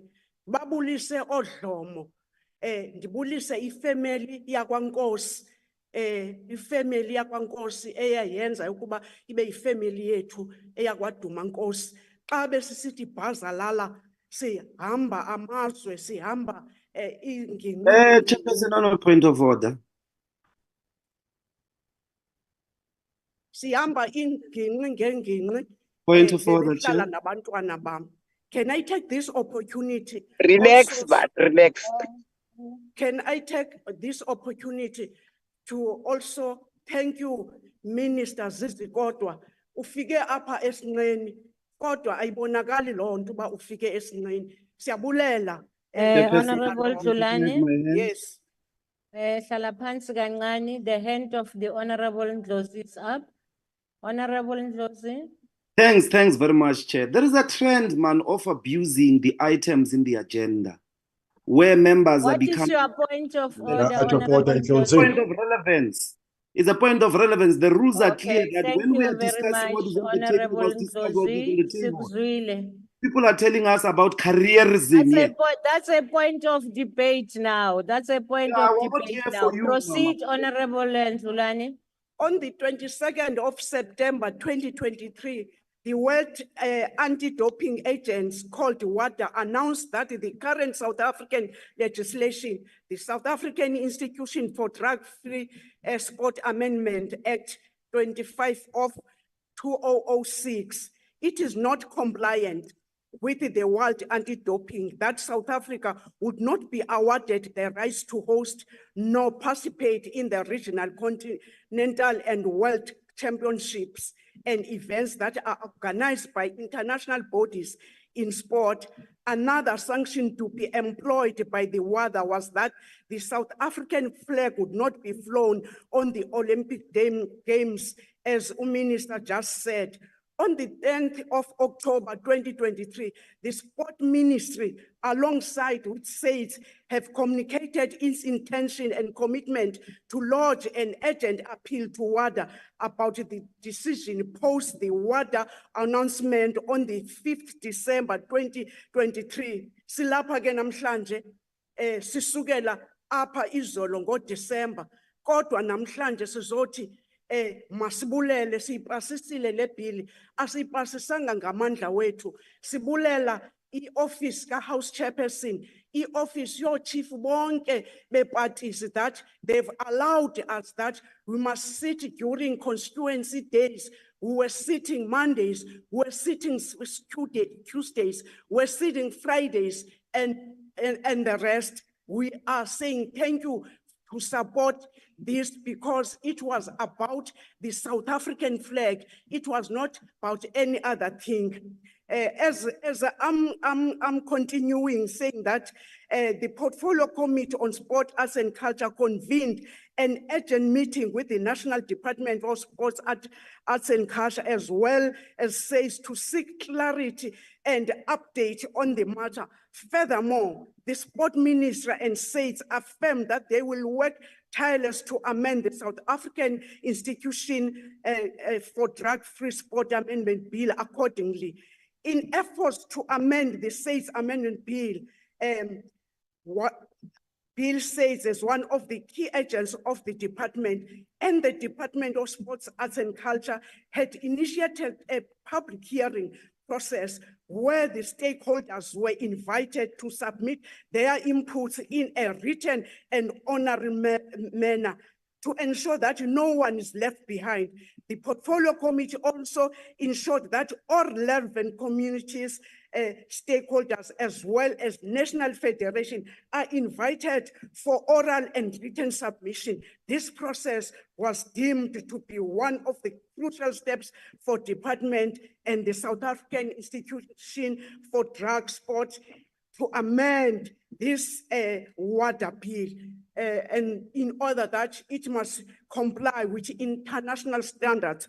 In ensuring that the SAIDS Amendment Bill is compliant, the parliamentary legal advisors worked timelessly. The WADA legal advisors work tirelessly. The department legal advice, we have 3 entities that they were not sleeping. When they were doing this work, it was to and fro. When they were coming back to us, and also us when we were interrogating, we were certainly saying that even if you wake up at 6 a.m., these 3 entities, the department, the WADA, the SAIDS, that they wanted that the compliance issue must be vanished. And as we're speaking, we are aware that on the 19th March 2024, World Anti-Doping Agent confirmed the proposed changes comply with the code, but are contingent on Portfolio Committee approval bill and bill wording.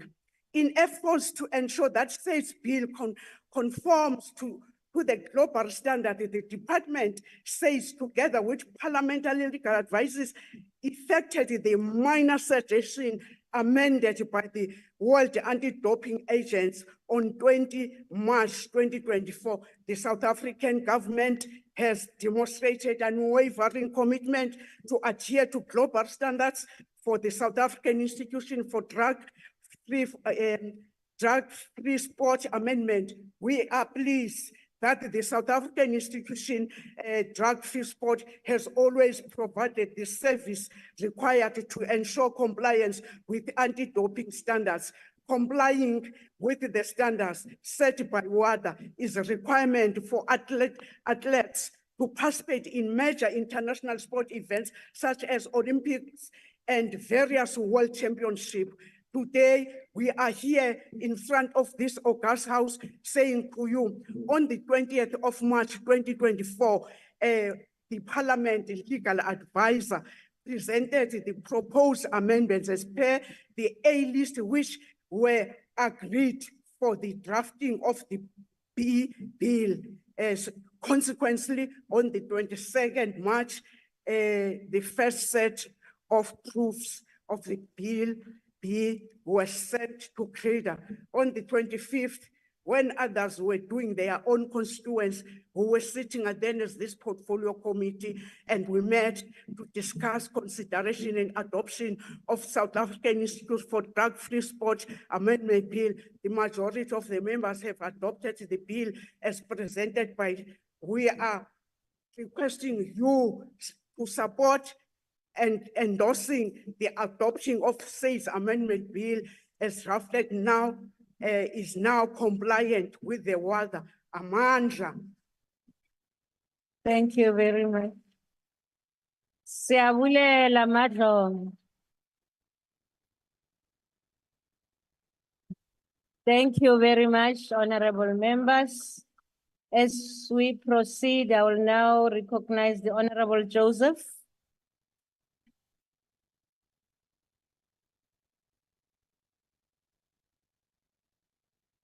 House Chair, the South Africa Institute for Drug-Free Sport says amendment bill was introduced in the Department of Sports, Arts and Culture Portfolio Committee on 5th December and was tagged as a Section 75 bill. South Africa is associated to the World Anti-Doping Agency called WADA with our domestic entity called SAIDS. The South African Institute for Drug-Free Sports Act 14 of 1997 and its amendments govern the doping code and codes and rules. South Africa was informed via SAIDS, our entity, in October 2023 that we do not comply with the World Anti-Doping Code, and further that if we do not update our rules within the time frame given by WADA, South Africa would face dire consequences, which will include not being able to fly our flag or sing the national anthem at international events. Consultation between the department, the entity, SAIDS, and the ministry and WADA went for months until WADA decided to issue South Africa a letter of non-compliance as well as a corrective action report. This letter, which was a yellow card warning, and the corrective action report, which was a red card warning, confirmed that the previous Minister of Sports did not understand the word consequences.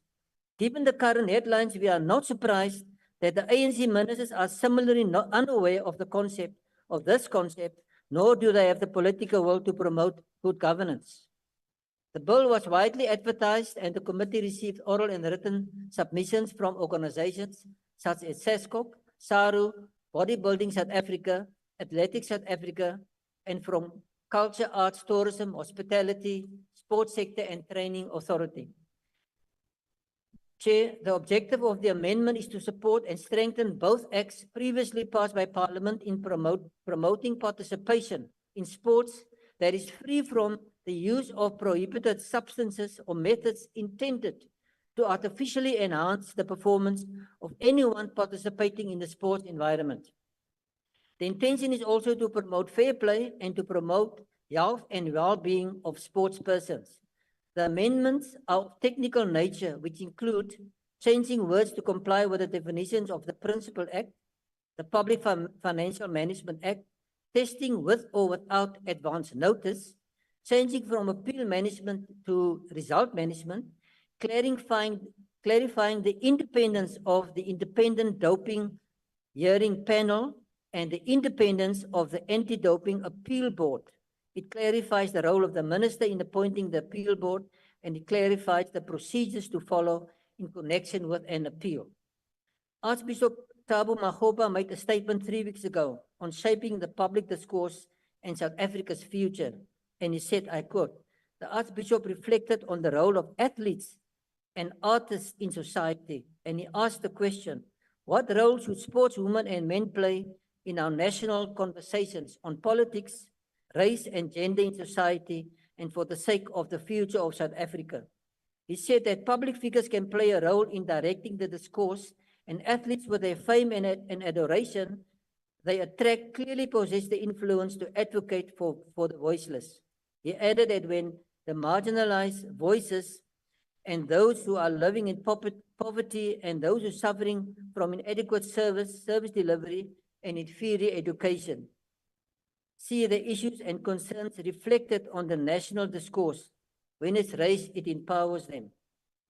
The Archbishop referred to our Springbok captain, Sia Kolisi, as an example. And many sports coaches have role models who must stand up and speak out against the use of prohibited substances to boost their performance. More importantly, these role models serve as beacons of hope for millions of most vulnerable South Africans to strive for greater things because they have in them to conquer the world. To the millions of sports lovers, the millions of sportswomen and sportsmen in various sporting codes, to the millions of parents who take their children week after week to sports fields, on behalf of the Democratic Alliance, I say thank you for your contribution to build the ongoing nation-building project. For sports, as predecessors have recognized over the years, it is an essential component of our democratic project. It is indispensable for furthering understanding in our diverse society and to building bonds between players and athletes that last a lifetime. However, and although we are proud that we have accomplished with this bill and now brings us closer to a world-class anti-doping jurisdiction, the context in which the need for the bill arose in the first place unfortunately showed us once again that a better future for our beloved country does not lie with the ANC anymore. A better future for sports lies with an alternative government, and the only option to lead this alternative government and our country post 29th May into the future is the Democratic Alliance. Although it is welcome development that this bill allows for athletes to fly our national flag and sing our anthem and allow for professional staff of states to sit on international bodies. It is a great pity that the ANC-led ministry failed to be proactive in ensuring that the situation did not generate to the states. The minister should have, but neglected to be proactive in ensuring that the bill was developed and taken through the parliamentary processes within the required time. Matters as such important as these should not be left until the clock has struck. So let me quote the Deputy Minister who said, as per the minutes of 13 March 24, the minister's words, I quote, when SETS received the non-compliance report in October 23, it was a sad day for sports in South Africa because it meant that the country would not be able to host international bodies. The minister here today said, we fear the worst. Following the hours of work in the committee, the hard work of its members, and the input from various stakeholders, and despite the minister's tardiness, this will soon no longer be the case. South African sports people will once again be able to hold their heads high and compete on international stage without the stain of non-compliant and anti-doping agency. We know that it will make us proud again, and we can only hope that we here today will feel proud as well. The DA supports the amendment bill because we want to rescue South Africa from the sports embarrassment, and we want to rescue the nation at large on the 29th of May. I thank you very much. Thank you. Umhlonishwa ubaba umthetho. Thank you, Chair. House Chairperson, the AFF confirms to have actively and fully participated in the legislative process for the amendment of the South African Institute for Drug-Free Sport Act of 1997. Indeed, where there is political love, there's a will. We wish to confirm, therefore, to commend the Portfolio Committee of Sports, Arts and Culture and other stakeholders that have displayed that the processes of amending laws can be attained in less than 4 months or reasonable time than the long and tedious processes that we have become accustomed to. It is a sad reality that we can display such efficiency just because there is international pressure that has been exerted by World Anti-Doping Agency, in short, WADA. We have the Copyright and Performance Protection Bill that has taken almost 7 years of taxpayers' money and the longest in the history of amending bills in South Africa. A clear display that the governing party doesn't care about the creative and cultural sector. Be that as it may, though, The bill, amongst other things, provides for the establishment of the Institute of the National Anti-Doping Organization in the Republic, a state entity responsible for fighting doping in sports. This provision is related to another, that of adoption of a centralized doping control program, responsible for testing athletes with or without notice. In our township league, or like in Figile Mbalula's glorious days, since our township league would say,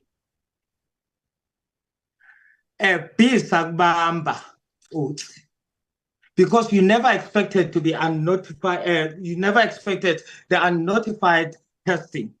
We also like the fact that the bill makes provisions for the use of prohibited substance in cases where medical reasons exist for such use, and on condition that the need for such substance is reported to and sanctioned by the anti-doping body.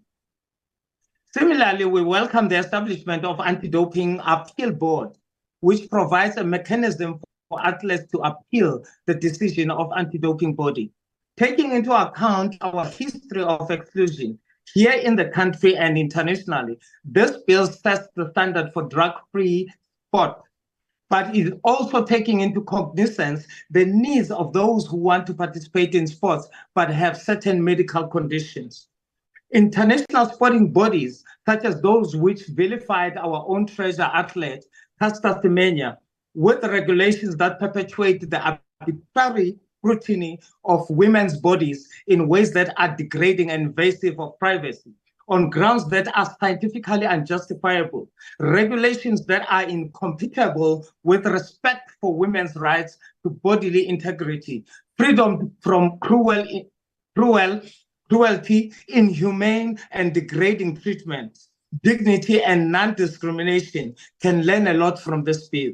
We are also pleased that the bill provides for sanctions against sporting federations that do not put in place proper mechanism for dealing with doping.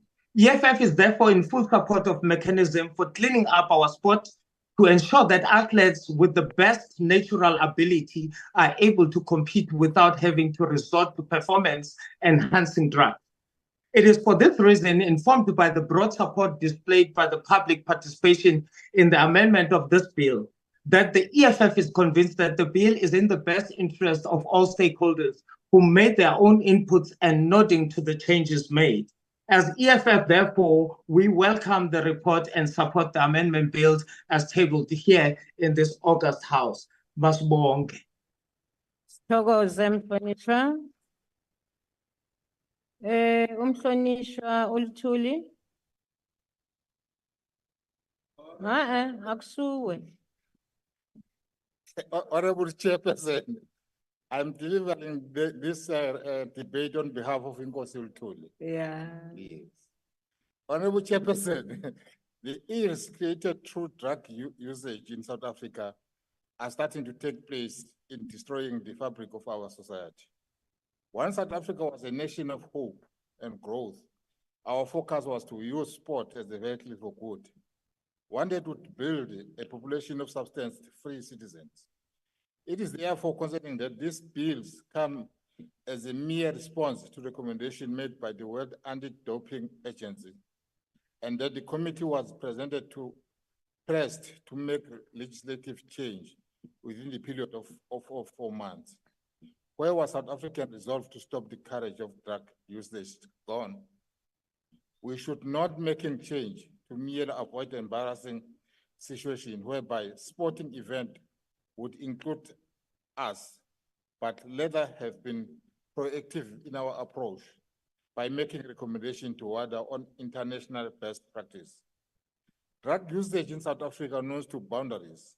It causes harm, not only to the individual, but families and the principles of sportsmanship. We are exposed to a pandemic of gender-based violence, and we are aware that one of these causes are as a result of drug usage in the country. Yet, our difference, our lives would look it. We took sports and no-nonsense approach to drug usage seriously. We reduce our measures significantly maybe today Lusanda Nkomo of Mkomazi would not be gone, will be going to school and playing with friends, and her families would not mourning her death at the hand of allegedly murderer and drug addict. If the current government was committed to the cause of a better life for all. Sport presents a constructive avenue by which to generate a society that values life, a healthy life, a constructive and not destructive citizen, one where we can live our constitution ideas and build a country and a world together. However, this does not seem to be the priority of ruling party. We are still bragged by the drugs, yet budget to cut to the policy and our poor border patrol capacity, leaving South Africa vulnerable to well-organized cartels. Where has the will of the governing party gone? The answer is probably found in the pocket of the highest paying drugs cartel. It is well known that certainly former youth leaders of the governing party are also benefiting from illicit goods. We are custodians of the public trust, and it is our duty to elect a legislation that safeguard the well-being of our citizens and uphold the values of fairness and integrity. The South African Institute for Drug-Free Sport Amendment Bill represents a step in the right direction. However, let's not lose sight of the significant work that lies ahead of us. To dismantle drug syndicate that trouble on the lives and stream of our lives, of our people. In closing, let us commit to being more proactive against the usage of drugs as a nation and offer a moment of silence for the senseless murder of 10-year-old Lusaka Nkomo. Ngelilanga, Honorable Chairperson, Free State, kwaqhamuka umuntu esedla ama-drugs wasethi nje, dumelani bomme bondade futhi okhombisa ukuthi ama-drugs amenze.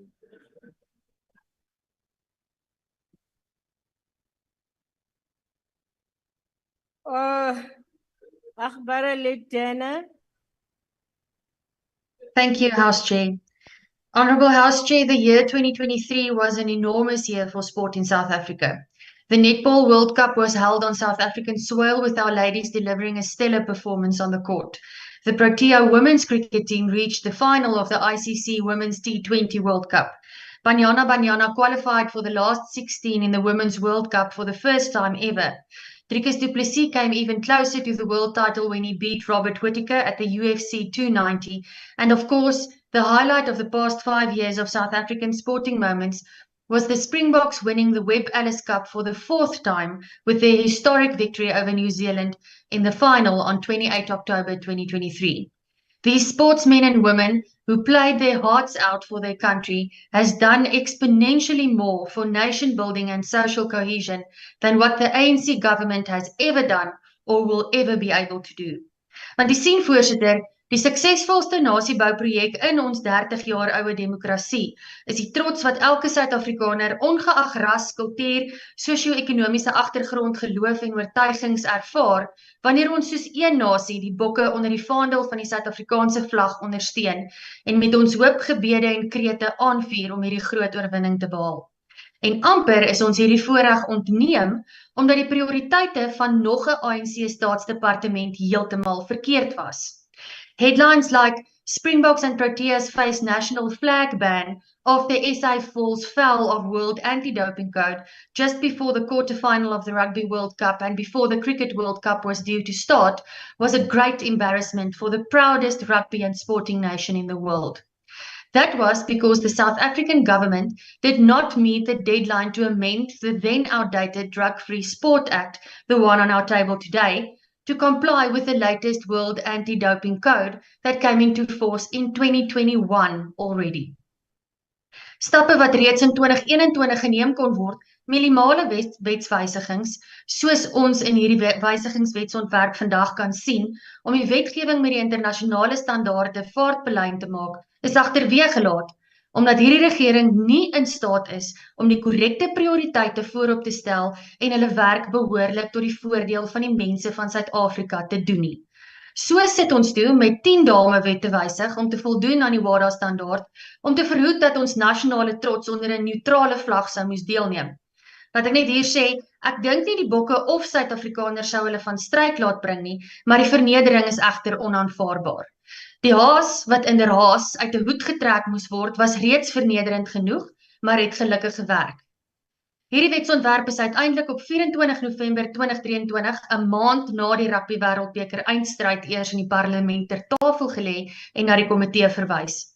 Behalwe vir minimale wysigings is een substantiewe wysiging ten opsigte van artikel 6 van die wysigingswet aangebring, ten einde onder meer billikheid en appelmeganismes te verseker en die sogenaamde uitslagbestuur. Hierdie wetsontwerp het die komitee minder as 3 maande geneem om te wysig. 14 vergaderings en openbare deelname, wat ingesluit het 11 mondelinge voorleggings en 7 skriftelike voorleggings van verskillende organisasies is gehou. Waarom dit dus nie iewers sedert 2021 ingepas kon word nie, bewys presies my punt. Ek hoor die minister sê dat ondersoek na hierdie late ingestel sal word, maar is te min te laat. En is nie te wyte aan een persoon of 'n groep persone se oorsig nie. Dis 'n institusionele probleem. Hierdie departement het gekies om tyd te mors met die ANC se gunsteling tydverdryf, naamlik kunsmatige transformasie in sport, in plaas daarvan om die regte, belangrike werk te prioritiseer. En die mense van Suid-Afrika, agbare voorsitter, verdien werklik beter. Die tyd vir die ANC is verby. Ek dankie. Dankie. UDM, ATM, good. Akhbar lid Sheikh Imam.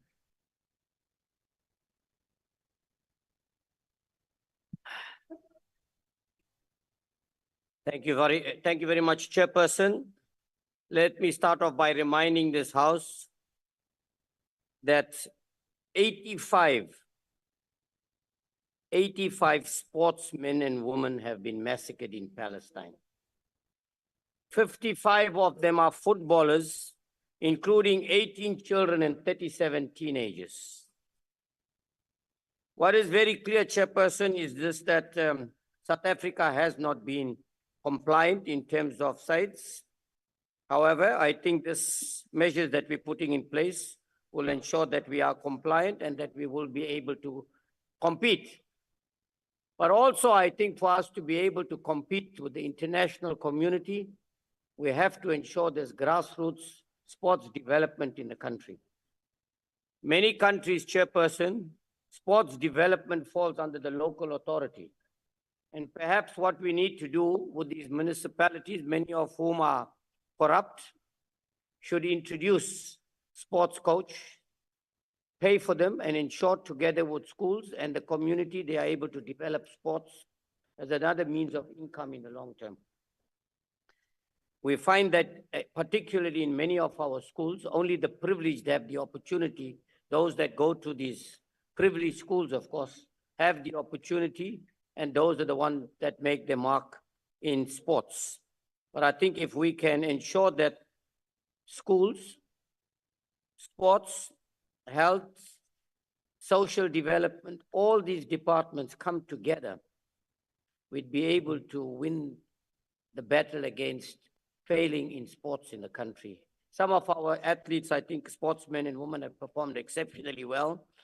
We'll be having the 3rd Kung Fu Youth International Championship taking place in February next year.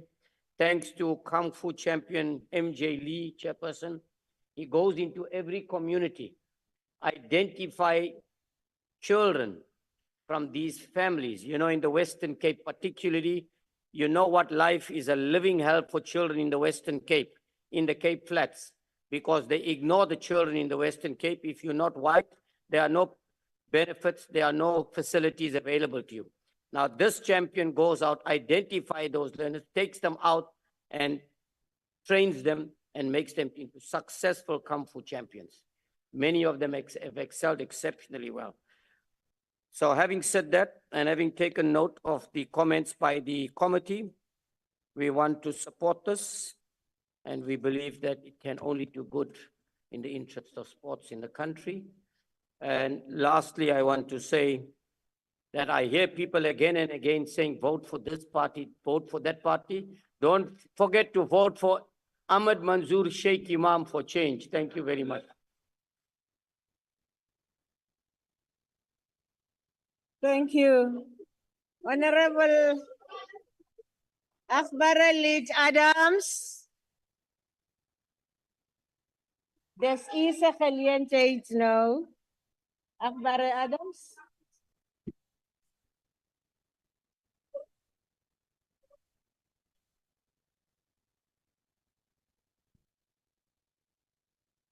Thank you, Chairperson. The ANC supports the South Africa Institute for Drug-Free Sport Amendment Bill because it prevents a risk for our sporting sector, as the WADA consequence would lead to. South Africa would not be awarded the right to host a fly the South African flag regionally, continentally, and world championship and events organized by major event organizations. South Africa's flag would not be flown at the Olympic Games and Paralympic Games until South Africa Institute for Drug-Free Sport is reinstated. The South Africa Institute for Drug-Free Sport representatives would not be allowed to hold any WADA office or any position as a member of the WADA board or committee or other body. The South African Institute for Drug-Free Sport would not be allowed to host any event or organization or co-host or co-organization for WADA. The South African Institute for Drug-Free Sport representatives would not be allowed to participate in any WADA independent observer program or WADA outreach program or other WADA activities. The South Africa Institute for Drug-Free Sport will not receive any WADA funding, either directly or indirectly, relating to the development of specific activities or participation in specific programs. The Department of Sports, Arts and Culture has taken significant steps towards strengthening anti-doping measures to promote growth in the sports sector. We believe that the proposed amendment will help improve the effectiveness of anti-doping efforts. The World Anti-Doping Agency has compiled a corrective action report that identifies outdated provision and non-compliant aspects in the current act and need to be updated and amended. The bill established the South African Institute for Drug-Free Sport as a public entity. The institute is the national anti-doping organization in the Republic. Honorable Chairperson, it is important to note that the bill did not have any financial implications or the state or create any organization or personal implications for the department.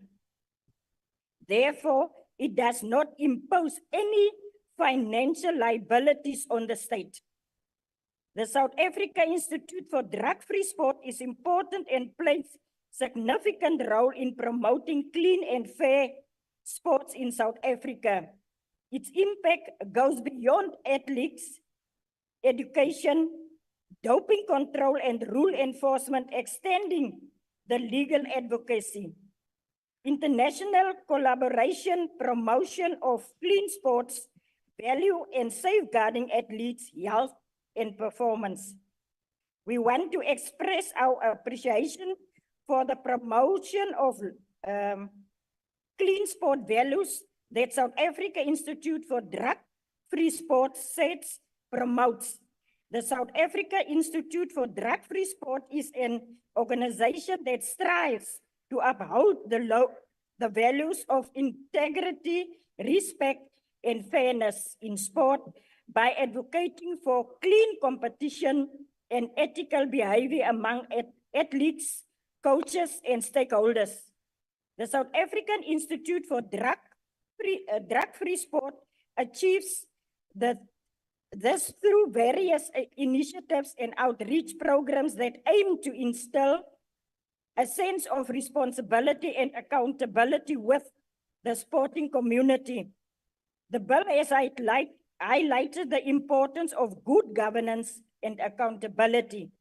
The amendments made have improved the government structures in the South African Institute for Drug-Free Sport sets, making decisions-making process related to anti-doping activities to more transparent, accountability and independent, consist stakeholder engagement and critical to ensure constant oversight and implementation in our sport.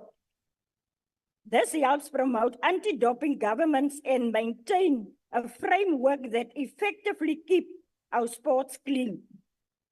We also call on South Africa Institute for Drug-Free Sport to play a critical role in working with sports persons at a school-going age to ensure they develop an understanding of the dangers of doping.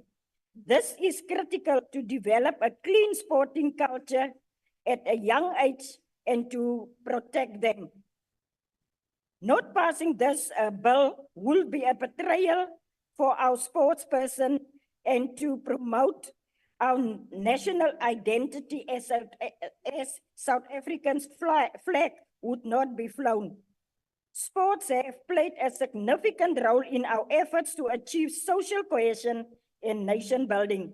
Sports bring pride to the country, and our flag has been lifted in the most competitive sport due to the brilliance of our players. We support the South African Institute for Drug-Free Sport Amendment Bill. I thank you. Baie dankie. AIC, COPE, PAC, Al-Jama. Thank you, Honorable House Chair. Honorable House Chair, we would like to congratulate the Minister of Sports and Culture for making the Sixth Parliament proud in the many achievements that honorable members have highlighted.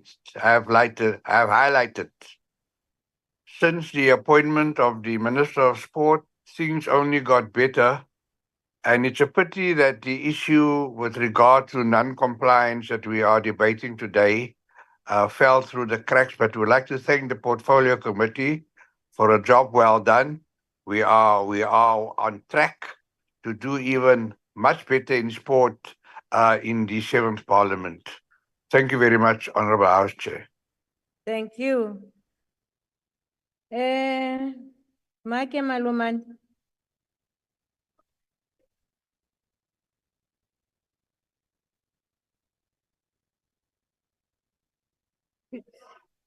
Thank you, Honorable Chair. Greetings to yourself and greetings to ministers and deputy ministers, honorable members, and fellow South African. Honorable Chair, the investment we have made as government and by the various social partners in the sports fraternity continues to yield positive outcomes as our national team and sports person succeed internationally. The recent World Cup victory and the third place achievement of Bafana Bafana continue to inspire the nation to achieve greater outcomes in all its endeavors. The vision of democratic and prosperous nation requires the creation of equal opportunities for South Africans to realize their true potential. For this reason, the ANC in the Portfolio Committee advanced the prioritization of the bill to protect the standing of our sports sector globally, despite the differences in the veracity of non-compliance and the feasibility of meeting the initial World Anti-Doping Agency deadline. The department has swiftly taken adequate measures to ensure we are at the stage. I think maybe it is an answer to you, Honorable Dennis Joseph. We expect that the completion of South African Institute for Drug-Free Sport Amendment Bill will result in South Africa's compliance ending the legal arbitration of the matter. We must state that the World Anti-Doping Agency is happy with the amendment and as they meet the required standards. Honorable members, fair competition is a fundamental principle of sport. The use of performance-enhancing drug by athletes gives them an unfair advantage and undermines the integrity of sports. Such practices are unacceptable and diminish the accomplishment of clean athletes. It is therefore critical that we align our legislation with the World Anti-Doping Agency Code to ensure effective and standardized process. This indicates the bill's importance and role, which involve engagement by the department, the committee, state, stakeholders, and the general public. The use of performance-enhancing drugs raises ethical concern. One such concern is whether the desire to win justifies the use of this drug. When sports are drug-free, ethical principles are upheld, and success is achieved through natural talent, hard work, and dedication rather than artificial advantages. Our Committee on Sports, Arts and Culture recognized the importance of public involvement and directly invited stakeholders from the sporting environment to comment on the bill. We received 11 oral submissions and 5 non-substantive submissions indicating support for the bill. Various stakeholders who submitted responses included Athletics South Africa, Bodybuilding South Africa, Boxing South Africa, the Culture, Arts, Tourism, Hospitality and Sports Sector Training Authority, the Eastern Cape Academy of Sport, the Free State Academy of Sport, Love Life Trust, National Treasury, and the South African Institute for Drug-Free Sport. It is important to mention that all parties involved reached consensus on the key aspect of the proposed changes. According to the legal advice, ample time was given for feedback on the bill. Thus, the consultation process was properly followed. The committee played an essential role. Honorable members, ensuring that the fundamental rights of athletes are safeguarded in doping-free sports is essential for promoting health, fairness, athletes worldwide. When all stakeholders in the global sporting community work together, they can create an environment in which athletes can strive and compete with integrity and dignity. It is important to provide athletes through education and awareness program regarding the dangers and consequences of doping. Athletes should be fully aware of their rights to compete in a fair and clean environment and understand the negative impact that doping can have on their health and careers. Honorable Chairperson, we commend our government for providing athletes with the necessary resources to make informed decisions about their health and performance. This includes access to information, support services, and medical assistance. Qualified medical professionals must be readily available to guide athletes on legal supplements, injury prevention, and recovery strategies. Our country has come far post-apartheid with transformation in sport, creating equal opportunities for all South African sports persons. We have seen the promotion of and financial support for women's sports. Although more can be done, we appreciate the stride of our government. It is imperative that we strongly advocate for the inclusion of LGBTQ+ individuals in sports by closely monitoring the responsiveness of sports policies to gender equity. We must ensure that women and LGBTQ+ individuals who are often neglected are given equal opportunities to participate in sports. Drug-free sports promotes equal opportunities for all athletes. When athletes compete on a level playing field, success is determined by the factors such as skills, strategy, and mental toughness rather than access to performance-enhancing substance or techniques. Honorable Chair, let me speak to Honorable Sithole. Honorable Sithole was speaking about fraud and corruption. I think the government that is leading, which is the African National Congress, which is the government of the ANC, they've got a toll-free number, which is 0800 701 701. Can you write so that if there is anything that went wrong of corruption or fraud, you can report this to this number. please report. Any South African can report to this number if there is corruption. And it is allowed that you don't give your name. Also, I want to urge all the South Africans that on the 29th of May, they go out and vote for the African National Congress. And those who won't be in their voting district by the date of the 29th, the IEC has issued a form which is called the 24A form. You have a right to go and fill that form so that on the day of the election, wherever that you are, you will be able to vote, not be denied the opportunity to vote. Let's use this opportunity to go and register when we're not going to be on our district, making sure that you register before the 17th of May so that you will be able, wherever you are, to vote so that you can vote the African National Congress. Thank you very much. Will lead. Amanda.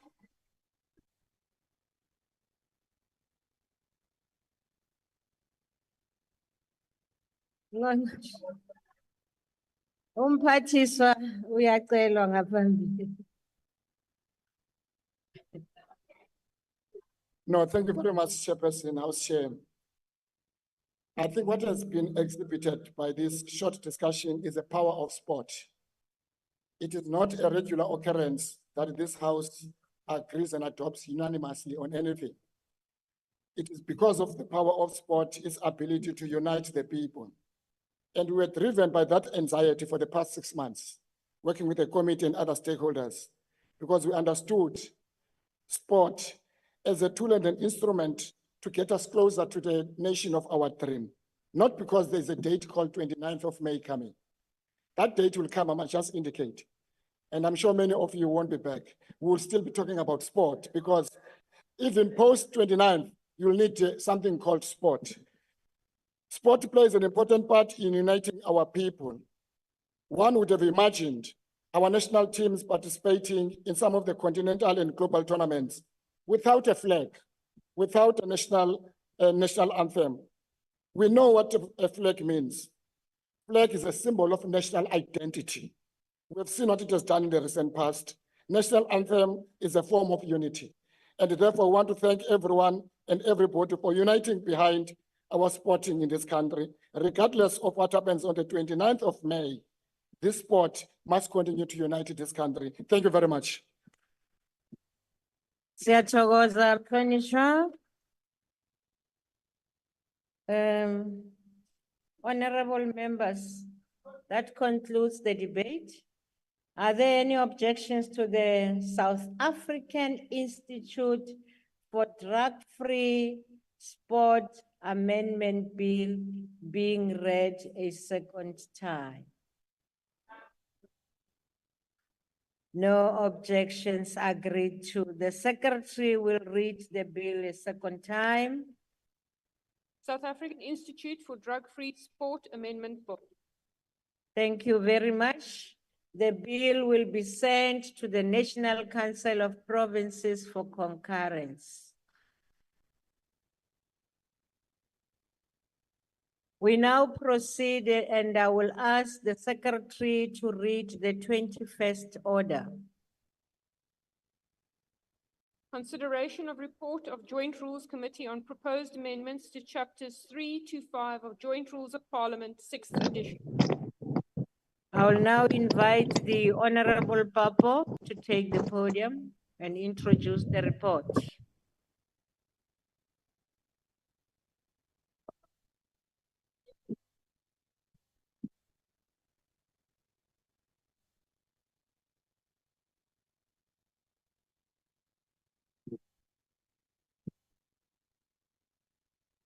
Honorable members, it is a privilege to introduce the report of the Joint Rules Committee today. The report deals with proposed amendments to Chapter 3, 4, and 5 of the Joint Rules, 6th edition. The chapters deal with the Joint Committee system, the Joint Legislative process, and process for the stopping of funds to provinces. The purpose of the review of the Joint Rules was to incorporate and consolidate recently adopted Joint Rules, align the Joint Rules with recent jurisprudence affecting Parliament, and incorporate innovations from the revised rules of the two houses. Submissions were referred to the Joint Rules Committee from the Constitutional Review Committee and the Joint Standing Committee on Defense, while the Office of the Leader of Government Business made a submission during the 5th Parliament. Some of the new joint rules passed during the 5th Parliament include establishment of Joint Standing Committee on Financial Management of Parliament, functions of Joint Standing Committee on Defense, disruptions of joint sittings, standard operating procedures required in terms of Joint Rule 14GA. During the 6th Parliament, joint rules were framed by the Speaker and the Chairperson for virtual and hybrid joint committee meetings. There were several innovations drawn from the review of the NCOP and the NA rules processes. This includes the refinement of joint rules for the membership of some joint committees, such as the Joint Program Committee. The rules framed by the presiding officers for virtual and hybrid joint committee meetings are proposed for inclusion in Chapter 3.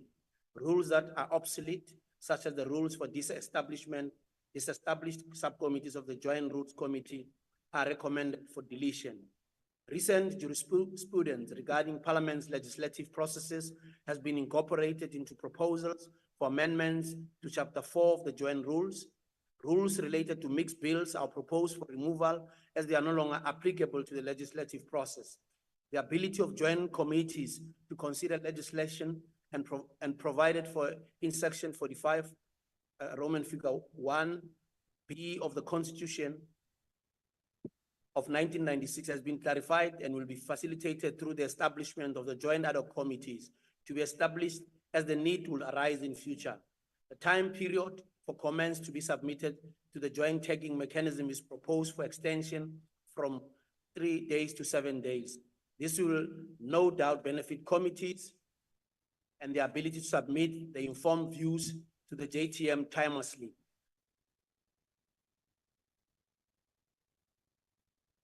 These proposals are all important initiatives which will support our evolution as a parliament and will facilitate the smooth functioning of parliament, as it will allow for the voices of the people to influence legislative processes that will affect our country as a whole and give effect to some parliament responsibilities contained in the Constitution in more innovative ways.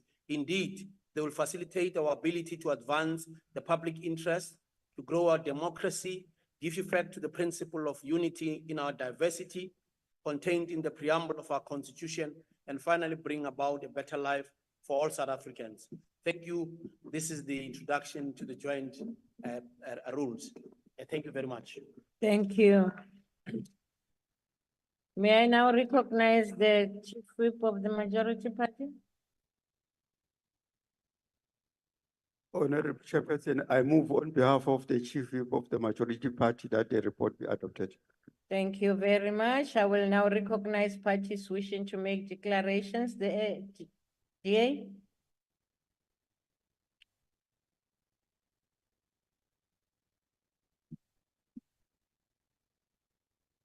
Thank you, Chairperson. Firstly, I would like to thank the parliamentary staff for the immense amount of work they've done on these amendments. The amendments are quite extensive and comprehensive, and one cannot do justice to it in just a few minutes. Oh, sorry, Honorable Dr. Lotto. There's an echo that is been disturbing. Please check that. Thank you. Proceed, Honorable Member. Thank you, Chair. I will therefore be very brief about this because one cannot really give an indication of all the specific rules that we have amended. Now, the amendments in Chapter 3 are mainly focused on the deletion of obsolete joint rules, including the deletion of some obsolete structures, as well as the incorporation of rules regarding virtual and hybrid joint meetings, something that we have had to deal with since 2020.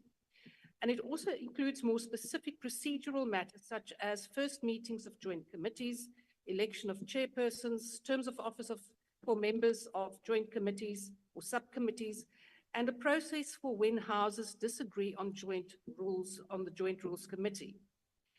There are, however, a few matters in Chapters 4 and 5 that we were concerned about when we did had the presentation and the discussions. Now, there was some uncertainty regarding mediation and a mediation committee. because this is not something that we've had really in the past. We've had, I think, one or two instances where it was necessary to have a mediation committee when there is a dispute between the different houses regarding a bill. Now, the amendment we have now does provide more clarity because there was a difference between what the Constitution says and what the rules said, but we believe that there will be more clarity. Another important issue is the role of the leader of government business in the whole bills process, and then also the process to prevent the delay in the introduction of bills and the time it takes to process bills. Now, I think today we have heard quite a few with the debate on basically the WADA bill. Because of delays, we are sitting here for how long today because of bills that could have been dealt with much sooner. So hopefully these amendments to the rules will try and alleviate that problem. A further concern that we raised is that of joint ad hoc committees dealing with bills. We are concerned about the fact that it could be used as a quick way to quickly dispense with bills and not go through all the processes that are required. There's a very specific reason why we have two houses of parliament and why bills have to follow specific separate processes before it can be adopted. And these bills have the possibility that these two distinct processes can become conflated and diminish checks and balances provided for in the Constitution. But Parliament's legal services have indicated that the process as stipulated in the rules will now make provision for the joint tagging mechanism to be very circumspect before tagging a bill to be dealt in a joint manner. Now, we trust that this will indeed be the case, as the temptation will always be there to use these bills and dealing with it in a joint fashion as a way to rush bills through and to circumvent processes. We as members will have to be very vigilant. Chairperson, the DA supports the report. Thank you. Thank you. The EFF.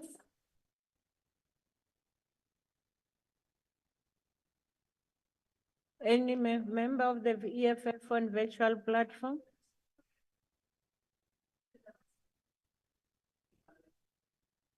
We'll come back. IFP.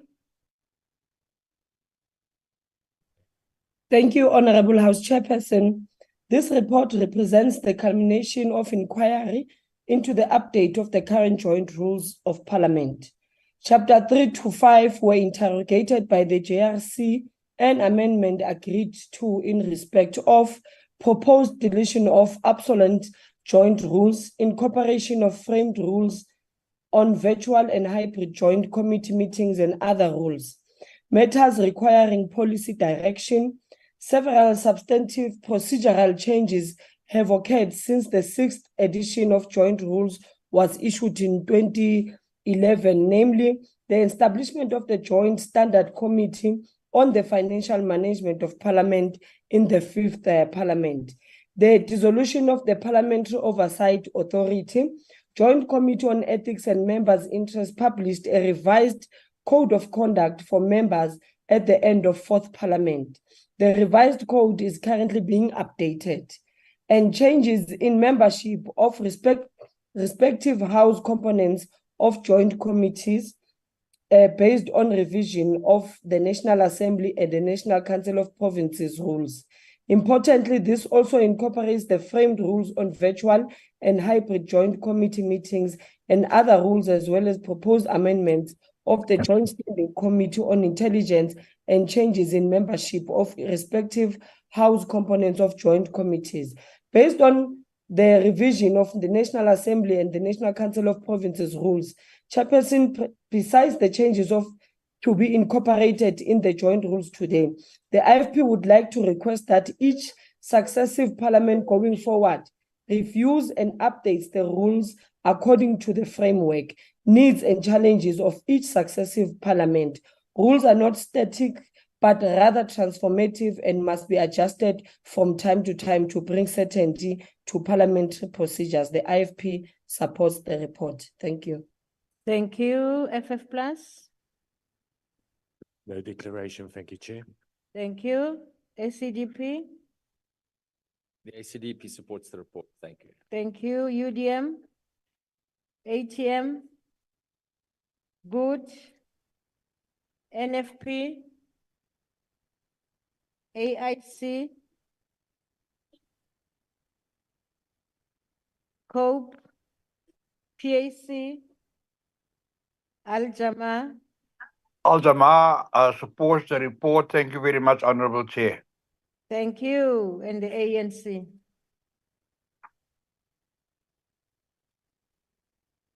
Oh, wait, I'm sorry for that. I said I'll come back. The EFF had not spoken. Do we have a person? Anyone? None. No, Was, thank you, Speaker. Oh, okay. We just want to register our objection to the item. Thank That one is still coming. Sure. Thank you. Honorable Tseke.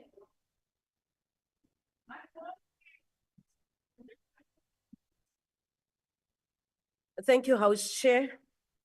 The lessons that we need to derive from the amendments that have been tabled is that it does not assist Parliament and its decorum when we leave such amendments until the end of the term of Parliament. The fact that we receiving policy documents to work through at the end of the term of Parliament really informs us that in the administration of Parliament, we need to improve. As political parties, we need to be calling and contributing amendments directly in a far more rigorous manner and not await the administration of Parliament to generate documents. Honorable members, the amendments in Chapter 3 and 4 reflect a reality that as an institution, in a number of instances, we have moved ahead of the joint rules. We have, as the African National Congress, actively contributed to the amendments to Chapter 3 to 5.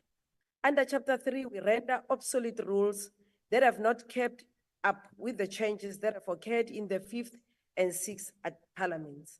We tighten up on the modus operandi of joint committees, a necessary matter.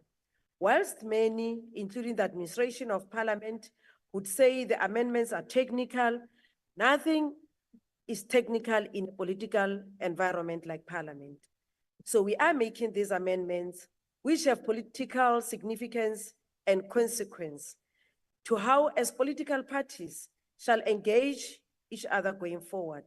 The detail outlined in these amendments is necessary to avoid, at times, the politically contrived interpretation of the joint rules we experience coming from some political parties. Honorable members, here let me emphasize that in making amendments to the joint rules, we are cementing authority of Parliament in regulating what can and cannot happen, precisely because political parties have their own interpretation of the joint rules. It becomes necessary to assert the authority of the joint rules.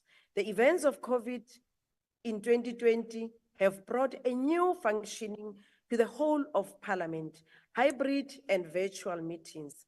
Matters we take for granted today did not exist at the start of the 6th Parliament, and Chapter 3 caters for these changes. Equally, the amendments tighten up on the Joint Rules Committee, its composition, powers, and functions. On the matter of the joint taking mechanism, we have long been very uncomfortable with the current arrangements. In particular, chairpersons who have the responsibility to steer legislations through Parliament are brought in at the end and given 3 working days to respond. We have correctly amended this to 7 working days. While the presiding officers are advised by the legal services of Parliament, we in turn interact with the Office of the State Law Advisor, as well as other support staff with legal competencies. The powers that the joint taking mechanism holds are immense and determine and shape the legislative process that will be followed in Parliament. The power of interpretation in a legal process becomes supreme in these matters, and this is where chairs should be brought in. In the 7th Parliament, far more needs to be discussed on who should be in the joint taking mechanism. In particular, what constitutes the rationale and the logic, the interpretation of legal precedents, what underpins legal interpretation, all of which results in why a particular bill become a Section 75 or Section 76, with all the consequences that flow from this. We have made amendments to Chapter 4 of the joint legislative processes, which again is so fundamental to support the constitutional responsibilities of Parliament. We again reiterate, House Chair, that the 7th Parliament will need to continue to address this. Certainly, the amendments in Chapter 4 seeks to tighten up and address contradictions in the process and the entire ecosystem of the legislative drafting. The fact that deadlines to receive draft legislation from the executive can be set down in consultation with the leader of government business, and these deadlines get overrun, results in what we have today. As Honorable Member, my colleague has said from the DA, 55 pieces of legislation that we are still trying to process at the end of the term of the 6th Parliament. Nothing new and a repetition of what has happened before. So things must change as we go forward. On Chapter 5, stopping of funds to provinces, the ANC welcomes the amendments which bring the role of Parliament and the establishment of an ad hoc joint committee on the intervention in the provincial funding. The ANC supports this report. House Chair. The motion is that the report be adopted. Are there any objections? Thank you, Chairperson. Please note the objection of the EFF. Noted. With that noting of the objection, the report is thus agreed to. We now proceed to ask the Secretary to read the 22nd and 23rd orders together. Consideration of first report of National Assembly Rules Committee on Rule Amendment and Guidelines for Petitions 2024, and consideration of second report of National Assembly Rules Committee on Government Assurances, House Resolutions, and Study Tour to UK. Thank you. Malisuma Nakokia Hahome.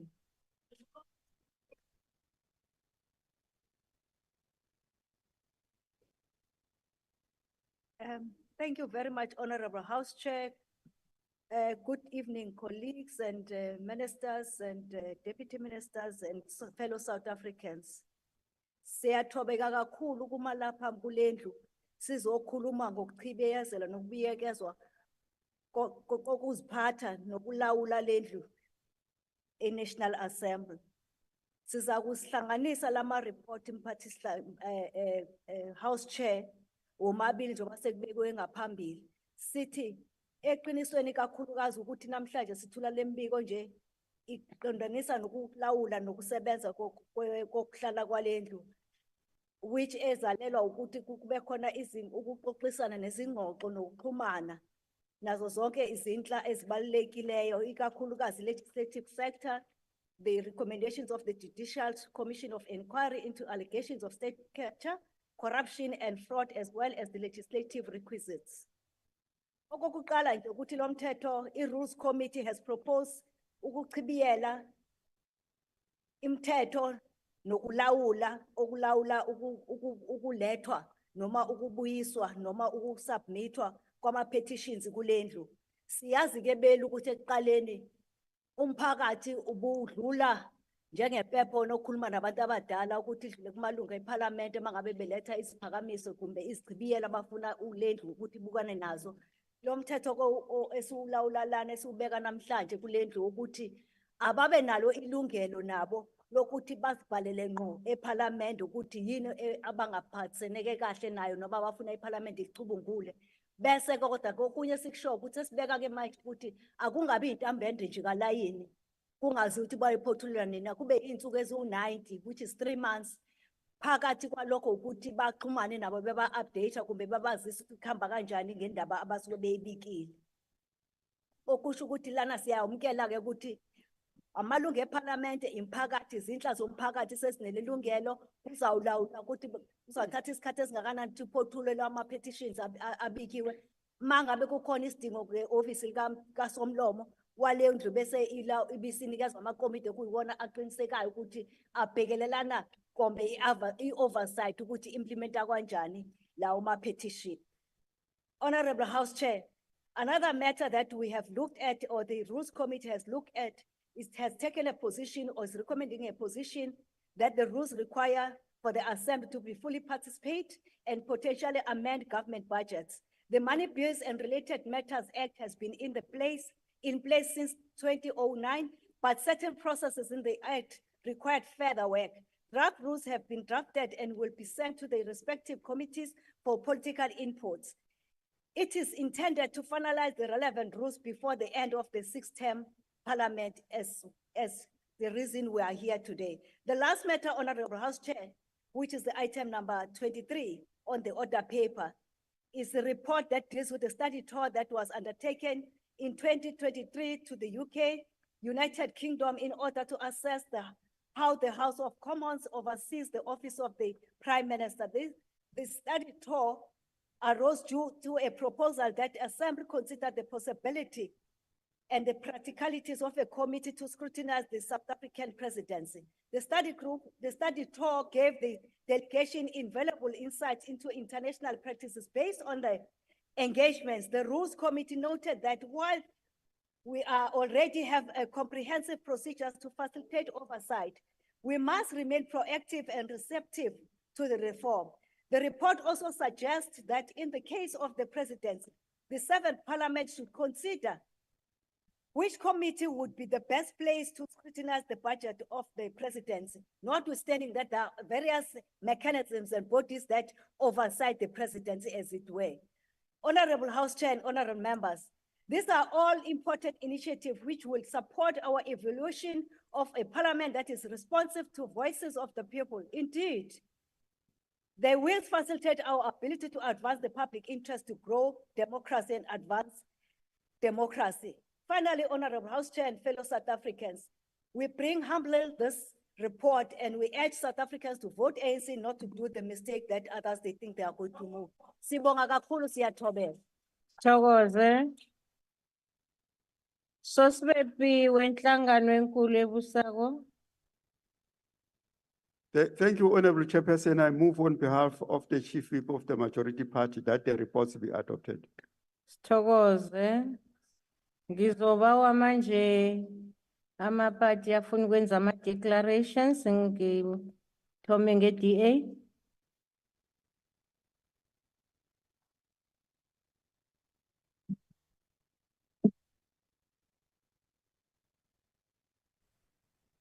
Thank you, Chairperson.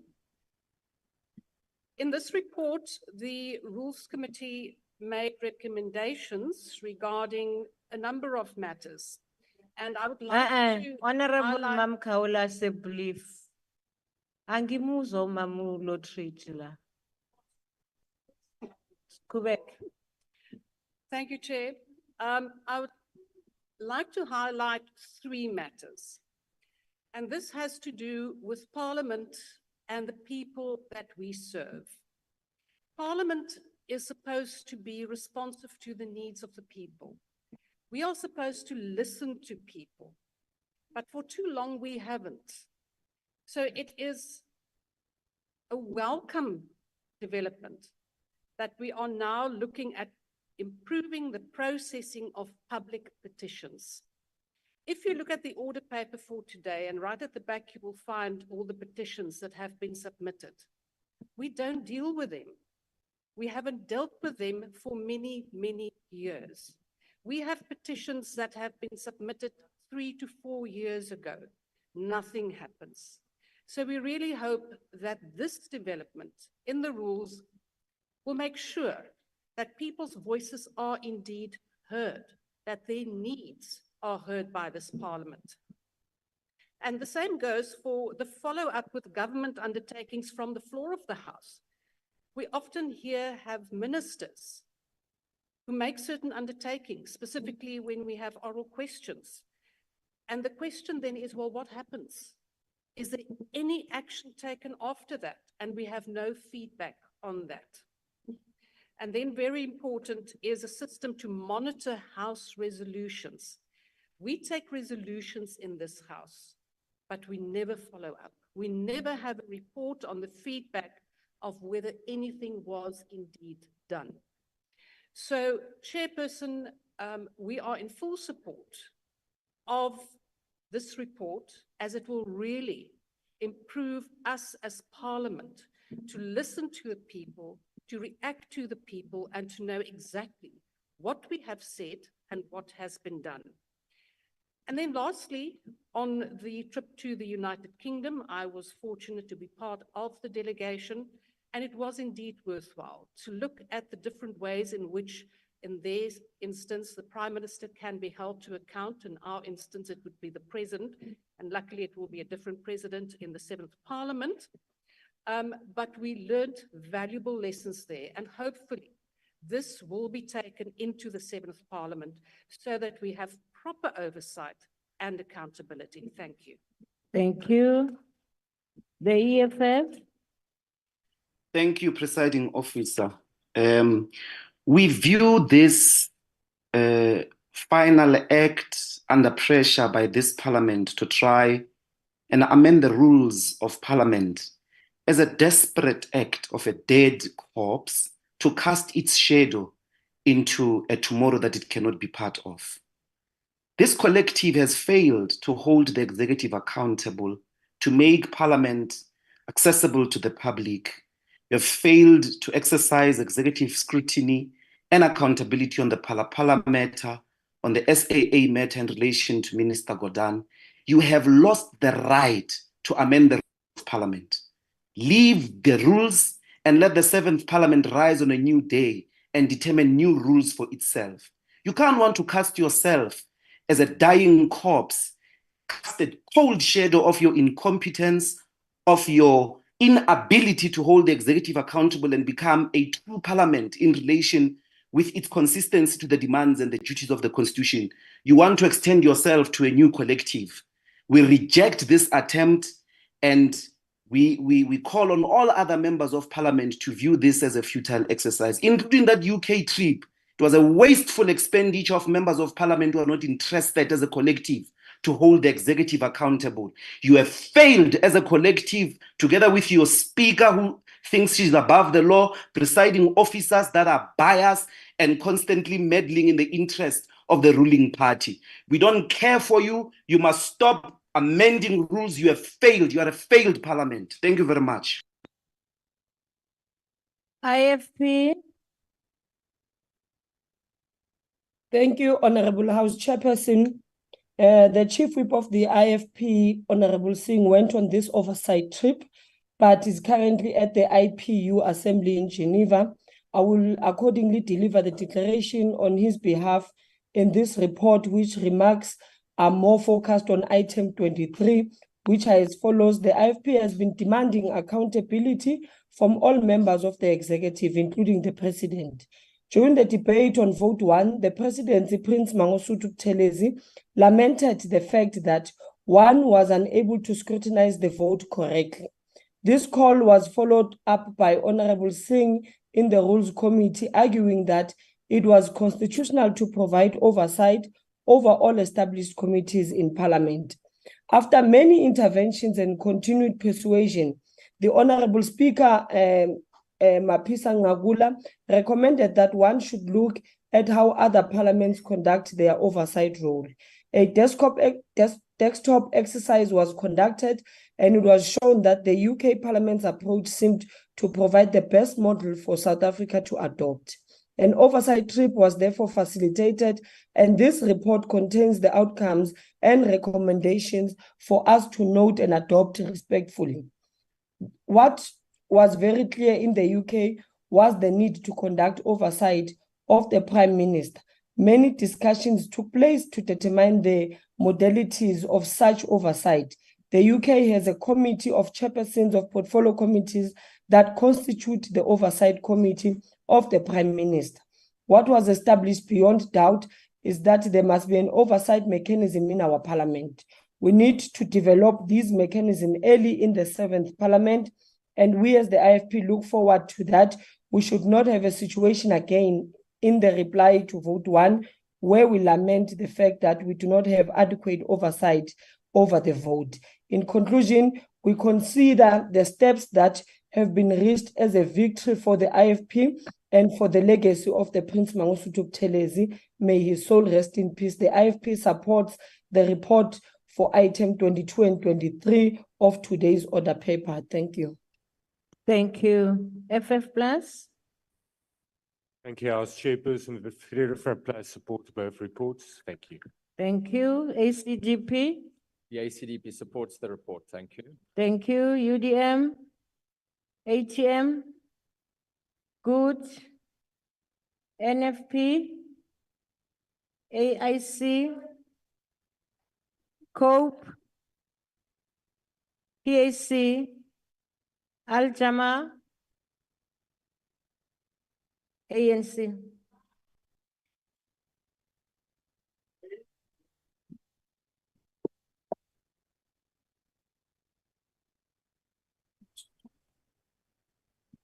We're presenting the declaration on Honorable the House Chair. Akbar Lead Hendricks. Can you set us a please? Set. Yes, Honorable Hendricks. Thank you, Honorable House Chair. Honorable House Chair, Al-Jama has in the 6th Parliament had some successes with petitions. No. Honorable Hendricks, I called for you, your party to present, and there was nobody. Already the ANC member was speaking. Can you allow this to pass because he was already on the podium? Thank you. Proceed, That's fine. Honorable.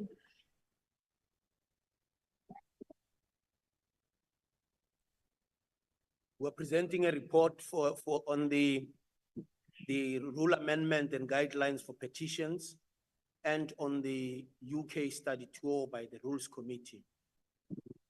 Through the adoption of this report, the ANC politically welcomes the resolution of a long-standing problem that Parliament as a whole has been sitting with for years. Our Constitution advances the concept of a People's Parliament, one which the people of South Africa can look to address their needs and interests, and one which will uphold their rights as enshrined in the Constitution. Parliament exists in terms of the Constitution to represent the people and must ensure that the voices of the people are heard directly and that Parliament responds to issues that are brought to its attention by the people with its available resources. For many years, Parliament has operated with one dedicated committee for petitions in the National Council of Provinces, and in the National Assembly, matters will be referred to portfolio committees. The amendments seek to integrate Parliament's petitions practices and the processes so that Parliament acts as one Parliament and not two houses when it comes to petitions. This will provide a common definition for a petition across Parliament, develop a standardized approach to petitions, and make it easier for petitioners to have a common understanding of the processes and their roles within these processes. Petitions must in addition be linked to Parliament's monitoring and evaluation processes. When the people petition Parliament, they do so often as a last resort, where they have not been able to have their rights attended to in another sphere of government. By the time they petition Parliament, they are often frustrated and angry that a particular sphere of government has not responded to their needs. So the people look to and expect parliaments to assist them and correct that which they feel has not been addressed. An analysis of the problem statement of Parliament and petitions tells us that such petitions can and end up dragging on for years whilst being investigated. While what we equally know is that over the years, Parliament has seen a significant rise in the number of petitions submitted. It is a fact that there have also been complaints that Parliament takes a considerable amount of time to process petitions. In this context, Parliament has been looking at ways to enhance the processes of petitions, including the relevant procedures. Therefore, in addressing the guidelines and ensuring compliance with the rules on petitions, this will address one of the challenges we have assisting petitioners before they submit instead of they having submitted, assist the process and lessens frustration. Knowing how to make up a petition and one needs to go into a petition speeds up the processing of petitions. Guidelines on the submission of petitions is not a complete answer to the problem statement. A long discussion in the Rules Subcommittee has taken place on what mechanism would best be able to process petitions once they reach Parliament. In this regard, we engaged with the updated petitions framework document as prepared by the NA table staff. The ANC was clear from the start that we did not need an ad hoc committee to do the processing of petitions, but rather that they be assigned to relevant committees in Parliament. The establishment of a petitions office of officials tasked with the responsibility to process petitions is what will assist for a cohesive and efficient system as opposed to what currently exists. Such a collective of officials in the form of petitions office will be responsible for the administrative functioning of Parliament in response to petitions. Importantly, they will validate petitions and make referrals for legal consideration where necessary and recommend on whether to proceed with the petition or not. All this will assist in the speeding up of processing of petitions. Our major problem statement, referrals will include to relevant spheres of government for additional information and of course to appropriate parliamentary committees. For the ANC, the report reflects a progressive step forward in addressing a very important function of Parliament, and we look forward to the 7th Parliament providing a more cohesive and coordinated approach in dealing with petitions. We also present the report on the study tour to the UK, which was circulated. It's a comprehensive report, but it must be fair. Our evaluation and monitoring systems of South Africa are advanced to the ones of the United Kingdom. There's also no country in the world which has a committee for the monitoring of the work of prime ministers or presidents. It was only that committee in the UK, which when you look at the report, you'll see that our monitoring and evaluation portfolio committee is far advanced than our own, than the UK. So the first recommendation which the committee makes is that while the South African Parliament already has a comprehensive procedures to facilitate oversight and accountability, there remain features of the rules and practices that could be enriched, as indicated in the previous report. The National Assembly should remain proactive and open to reform to support its systems and practices. And in the case of oversight over the presidency, the Portfolio Committee on Planning, Monitoring and Evaluation, or its equivalent in the 7th Parliament, be mandated to scrutinize the budget and spending of the vote on the president. This is a report, the recommendations adopted by the Rules Committee. We do so because we know none of the parties here in this National Assembly said they are going to get 51%. None of them. So they're only relying on peshmerg, mixed masala of parties to come and remove the ANC, which is not going to happen. What they call a moonshot pact. It will not happen. The ANC will be back with a clear majority and will continue. Thank you very much. Thank you. The order, honorable members. The motion is that the report be adopted. Are there any objections? Yes. Yes, ma'am. Honorable Ndlozi, you want to speak? Please note our objection, Madam Borota. Thank you, thank you. With that objection noted, the report is thus agreed to. We'll ask the secretary to read the last order.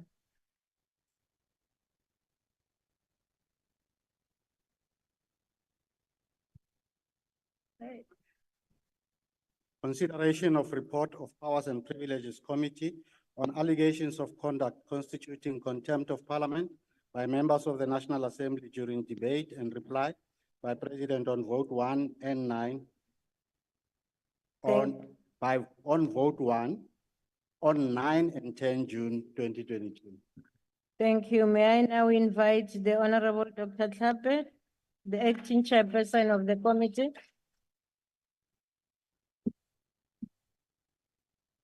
Thanks, House Chairperson. Honorable members, on the 2nd September 2022, the National Assembly Rules Committee refer the matter of the conduct of some members who were physically removed from the sittings of the 9 and 10 June 2022 debate on budget vote 1, the presidency, to the Powers and Privileges Committee for investigation. As the members were physically removed from the chamber, the circumstances of their removal was first referred to the Subcommittee on Physical Removal of Member from the chamber for consideration in terms of the rules. The report of the subcommittee was also referred to the Committee for Investigation and Report.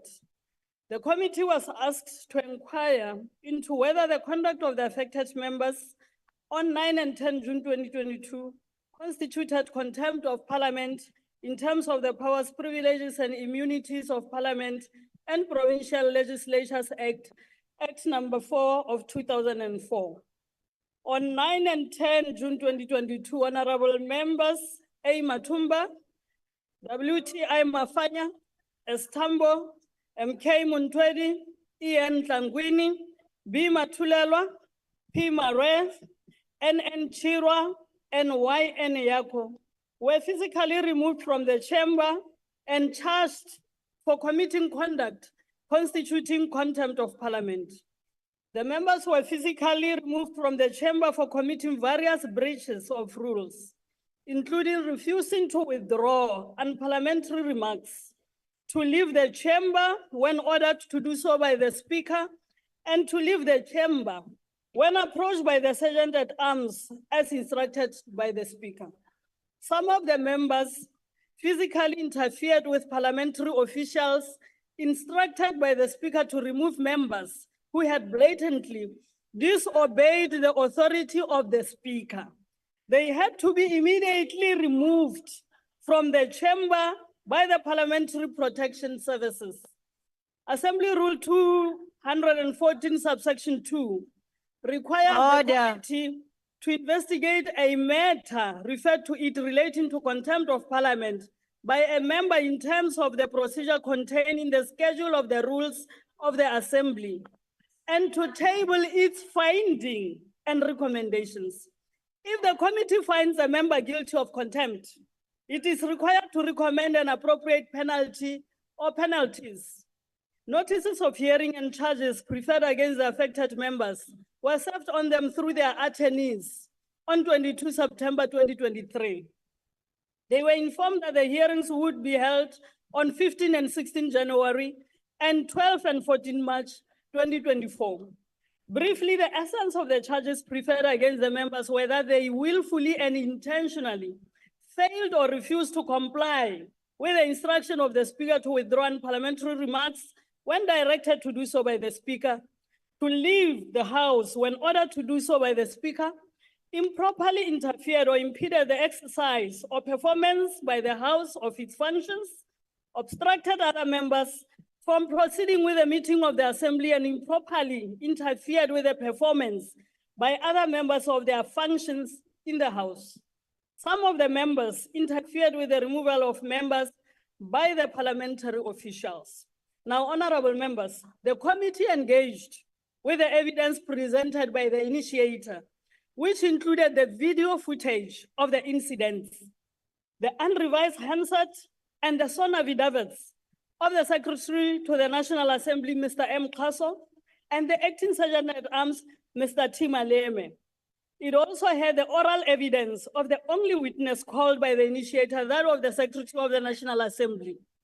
The committee found the evidence and arguments presented and forwarded by the initiator persuasive. The committee found that the affected members had disrupted and delayed proceedings beyond what was reasonable when members interject and heckle during debates, blatantly disregard the rulings and authority of the Speaker by refusing to withdraw unparliamentary remarks, to leave the House when ordered to do so by the Speaker and the Sergeant at Arms, and had to be physically removed from the chamber.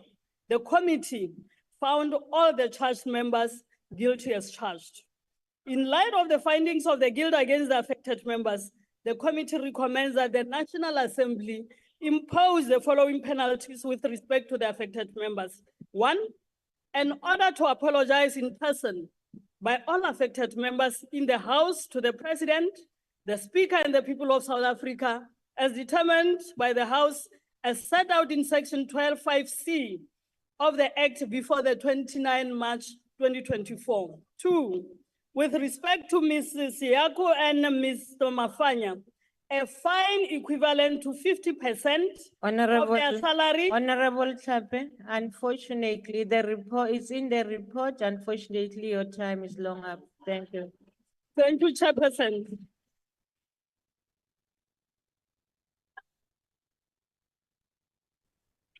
May I now recognize the Chief Whip of the Majority Party? Order, members. Honorable members, order, please, order. Proceed. Honorable Chairperson, I move on behalf of the Chief Whip of the Majority Party that this report be adopted. Thank you very much. I will now recognize political parties that wish to make declarations. Start with the DA.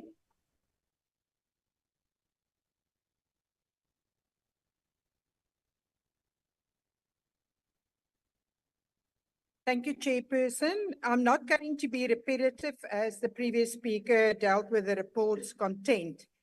On 22 May 2019, during our swearing-in ceremony in Parliament, we as members of the National Assembly took either an oath of office or solemn affirmation, which reads as follows, and I quote, I swear solemnly affirm that I'll be faithful to the Republic of South Africa and will obey, respect and uphold the Constitution and all other law of the Republic. And I solemnly promise to perform my functions as a member of the National Assembly to the best of my ability, close quote. Same for persons filling a vacancy in the National Assembly who do so before a presiding officer of the Assembly. After two previous cases against members of the EFF, we again today have to act against 4 members of the same party for an incident on 9 June 2022 and 9 members for an incident the next day on 10 June 2022. The continuous charges against members of the same party have now proven that the taking of an oath of office or solemn affirmation has no meaning to them and that it is merely a tick box exercise.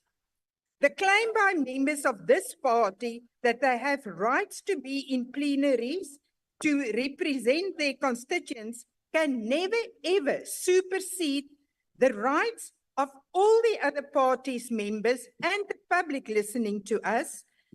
We must respect the undertaking to serve and follow the Constitution, laws and rules of the National Assembly. Colleagues, this is not how honorable members of Parliament should behave.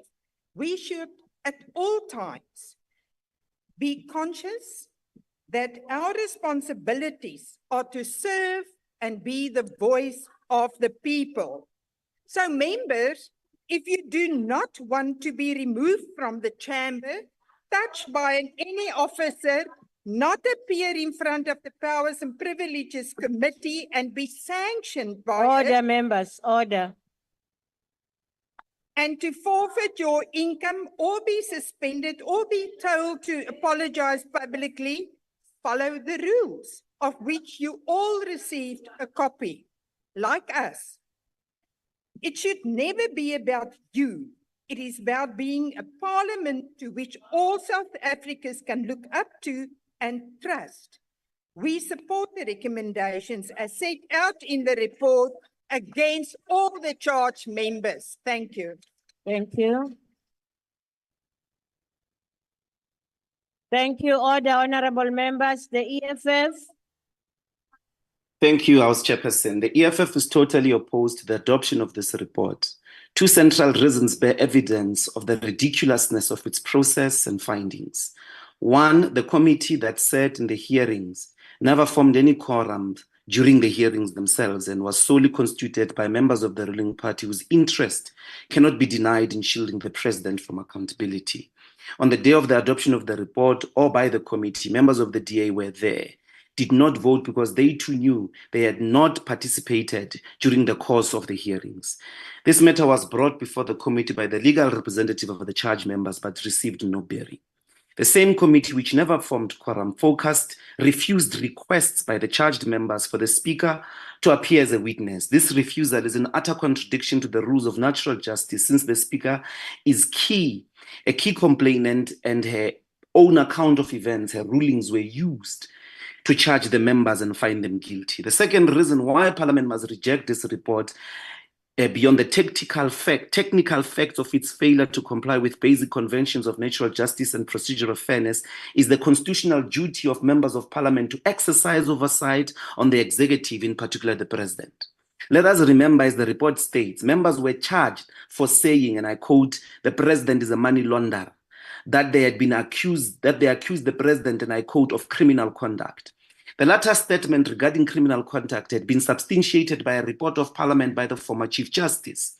In this regard, former Chief Justice states in section 263 of that report, and I quote, "Viewed as a whole, the information presented to the panel prima facie establishes that there was a deliberate intention not to investigate the commission of the crimes committed at Palapala openly, the misconduct based on violations of the provisions of section 96(2)(b) of the Constitution and RECA were committed to keep the investigation a secret. The request to the Namibian police to handle the matter with discretion confirms this intention. The president abused his position as head of state to have the matter investigated and seeking the assistance of the Namibian president to apprehend a suspect. A parliament that cares about its constitutional duty to hold the executive accountable would have followed up on these matters. Instead, this parliament elected to turn its back on its constitutional duty despite these critical findings.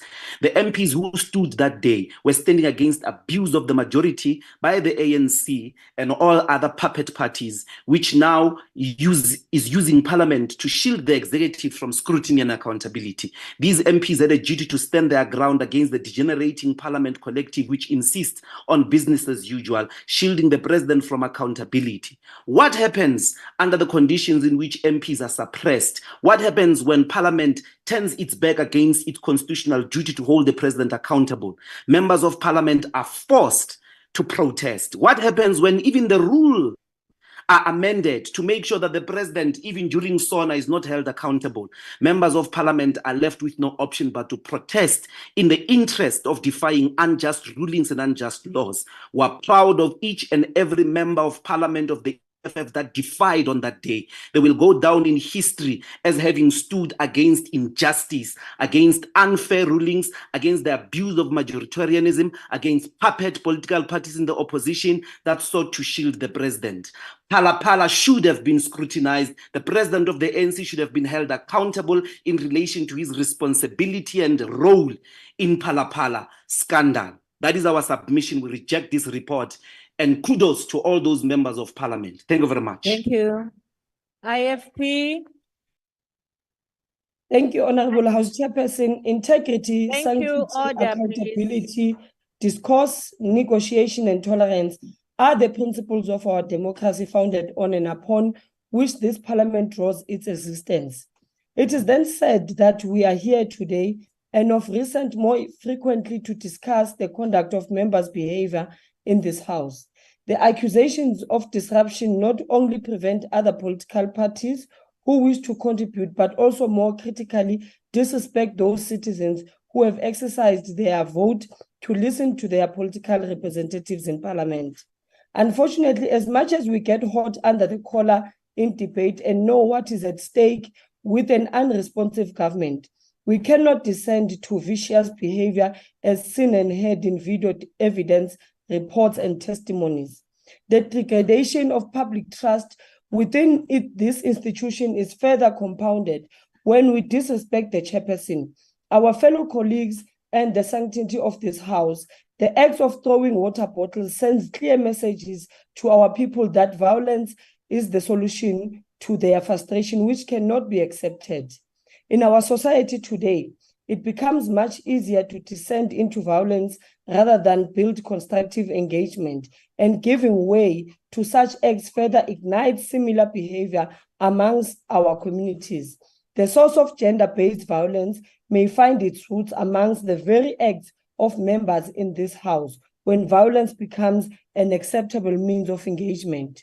I wish to recall similar levels of disrespect by the same political party members displayed to former President Zuma when delivering the State of the Nation address a few years ago.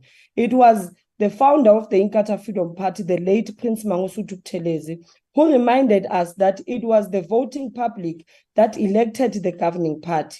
If we were genuinely committed to democracy, we must hear him out. This was a display of leadership, the understanding and commitment to servant leadership, and the understanding of true democratic principles. The assessment of the evidence presented and for the committee to ascertain whether contempt of parliament had indeed occurred, the committee reached an unanimous conclusion that all charged members have been found guilty. It is for the respect of the country and parliament that the IFP will agree with the standardized sanction imposed on each member. We must appeal to all members that this is the place of debate, representation of our public's interests, and that of building a nation. We should never descend into physical acts of violence, but rather exercise tolerance and respect. We remind the EFF that respect is something that we must continue to offer to one another. But if they are unhappy with other office bearers that occupy parliament, then they must join the opposition in bringing to an end to an ills of the current government through elections. Thank you, ma'am. Thank you. Let us reaffirm Time only is the up. intolerance. Thank you. Thank you. Order. FF plus, honorable members, can you allow other people to listen to the speakers? Please. Thank you, House Chairperson. House Chair, the foundation of a constitutional democracy is political participation. When one chooses to form a political party, to be elected to a legislature, parliament, an institution of democracy, then one has chosen to conventionally participate in politics. But when one then tries to bring unconventional political participation into the democratic institution or the institution of democracy, one made an error.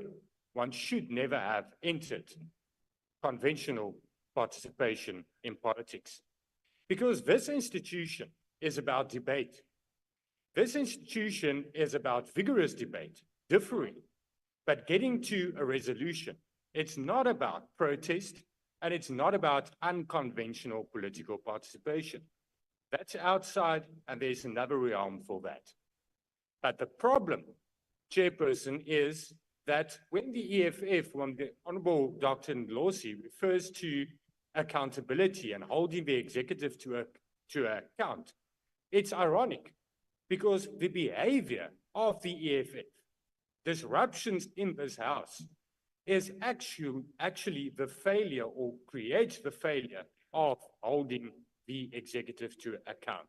It's to the detriment of accountability because it firstly takes away the trust, and it's to the detriment of the trust of the public out there in this institution. We are on an all-time low when it comes to the trust of South Africans in the institution of Parliament. And that is not... Our people don't trust white supremacists. Well, Order, they don't Honorable trust you. Ndlozi. Wait, Honorable Ndlozi, we don't do that. You know what to do, and you repeat it, you'll be out of the platform. Proceed, Honorable Member. Well, Chairperson, I would also request you to ask the member to withdraw the statement he just made. Did I hear? Honorable, what did they say? People don't trust white supremacists. Let me come to it tomorrow, Honorable Member. We'll listen to the Hansard. Thank you. Thank you, House Chairperson. Appreciate it. We need to restore trust in this institution to actually hold the executive to account. We need to do that, but we need to strengthen than this institution.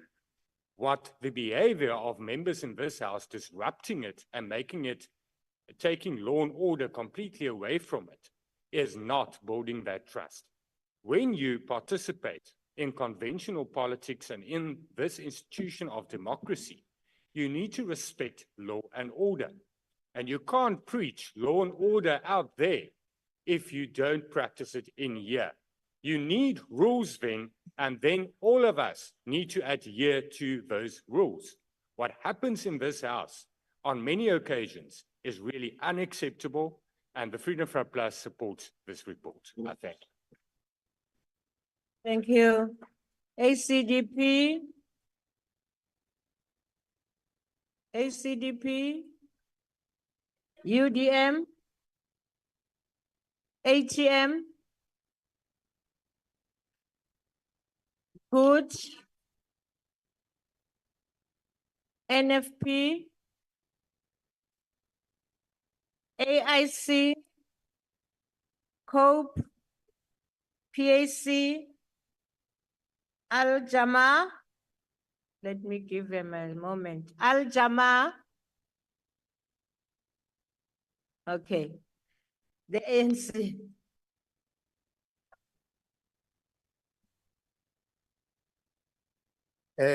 House Chair, the people of South Africa, thank you. Chair, I think we are calm and we are going to provide clarity here.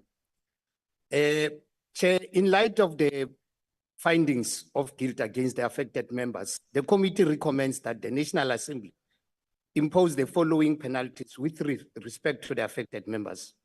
An order to apologize in person by all affected members in the House to the President, the Speaker, and the people of South Africa, as determined by the House as set out in Section 12(5)(c) of the Act before 29 of March. Two, Chair. Honorable member, Honorable members, I'm not going to allow that. No. Honorable Mhlala, I'm not going to call you again. Proceed, honorable member. Thank you. Two, with respect to Ms. Yako and Ms. Mafanya, a fine equivalent to 50% of their salary and allowances in terms of Section 12(5)(f) of the Act with effect from 1 April 2024. Three, for Ms. Marias, Ms. Matulelwa, Mr. Matumba, and Ms. Shirwa, a fine equivalent to 30 days of their salary and allowances in terms of Section 12(5)(f) of the Act with effect from 1 April. And lastly, Chair. Honorable Msongo, I'm not going to call you again. We are not worried. Proceed, honorable member. With regard to Ms. Ntangwini, Mr. Tambo, and Mr. Mtwendi, without remuneration for a period of 30 days. House Chairperson, my hand is or up. not, Take it. The House or starting from 1 April to 30 April 2024. Honorable member, order. Can we have the honorable Ndlozi's hand is up? Yes, honorable Ndlozi. Thanks, Chairperson. The speaker on the platform, we list here ANC yokubuya like. That's not a point You are of out of order. order. Honorable Ndlozi, that's not a point of order. Proceed, sir. Yes, Chair, I will repeat this final suspension of Ms. Ntangwini, Mr. Tambo, and Ms. Mtwendi without remuneration for a period of 30 days. Whether or not the House or any of its committees is scheduled to meet during that period, starting from 1 April to 30 April 2024, as set out in the Section 12(5)(g), read with Section 12(9) of the Act. When you are suspended for the we next just want 5 to continue to clarify that the Powers and Privileges Committee has to operate without fear or favor and arrive at a decision based on the balance of evidence and fact. The committee provides for those who are charged a fair process to articulate a defense. People that don't exist. For the ANC, Honorable Mushala, Honorable Sonyani, Honorable Mushala, I'm reprimanding you for the second time. Please. Proceed. Thank you, Chair.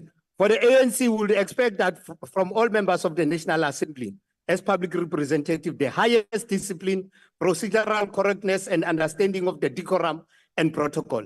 This is the minimum of what it is expected. As we have become accustomed to, but in defense of the integrity of Parliament, we will not accept it is that we individuals in the House from the EFF who show no respect for the decorum of the protocol, unless it is in their narrow interest. They show no respect for authority.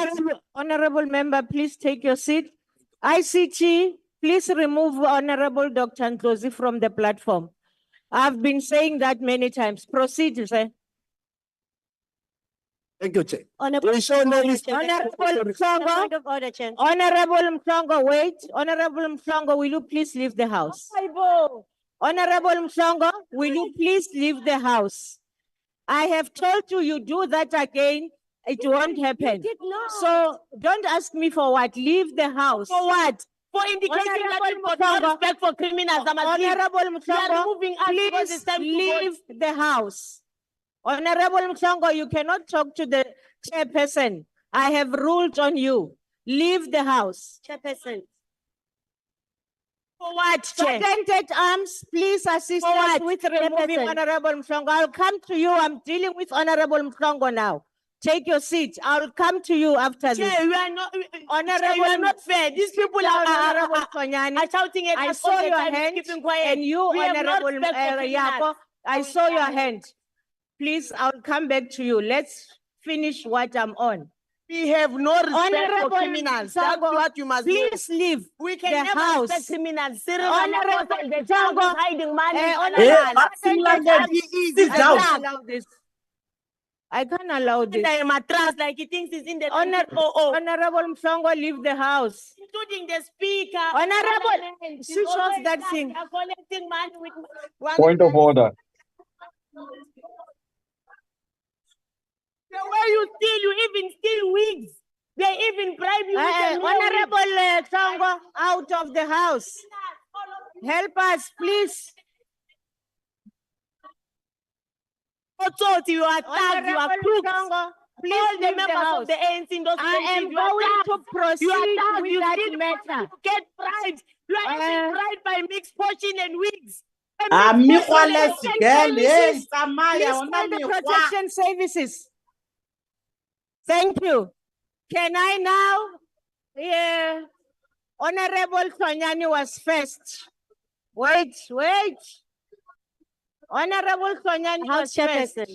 Honorable members, I am not going to take what was said. It is on Hansard because she switched on the mics, and I'm going to report it to the Rules Committee. Thank you very much. Proceed, Honorable Hlonyani. The rule said that you must warn a member. You did not warn Honorable Mbuiseni.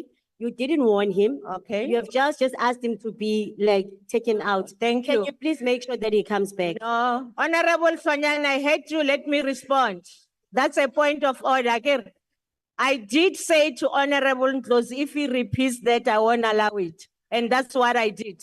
Thank you very much. I'm not anymore on this issue, and I'm not going to allow any interruptions. Proceed, Honorable Member. Is it on this matter? No, I have already ruled. I'm not taking any. No. I'm not taking any, Honorable Mhlala. Proceed, Honorable Member. I have ruled. No, I have ruled. Proceed. And if you make noise, you'll follow them. Proceed, Honorable Member. Thank you, Chair. As indicated, we said we are very calm and we are providing clarity and order here. They show no respect for authority and insulting the presiding officers is what we have experienced, and this is a fact. This is equally true of the report before us today.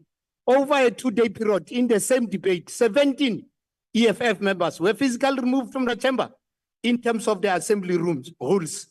We all sat in the House on the 2 respective days, 9 and 10 June, watching a disgraceful spectacle and leaving nation asking questions about the conduct of public representatives. The facts and evidence show that 17 members of EFF total disregard for the authority On of a the chair when point they of call order, to House order Chair. by the speaker. For their grossly House disorderly Chair, on a conduct, point of the order. invasion of the floor and the chamber by On the a house, the point of physical order. interference with the sergeant of On a the point arms of while order. carrying an instruction of the speaker and On a throwing point of of water order, bottles House by the Chair. members and staff. On Is a there point any of order. respect for the authority? Can you listen to the On a member? point of order, House Chair. And, okay, I'm listening. House Chair, I Proceed. just want to check with you.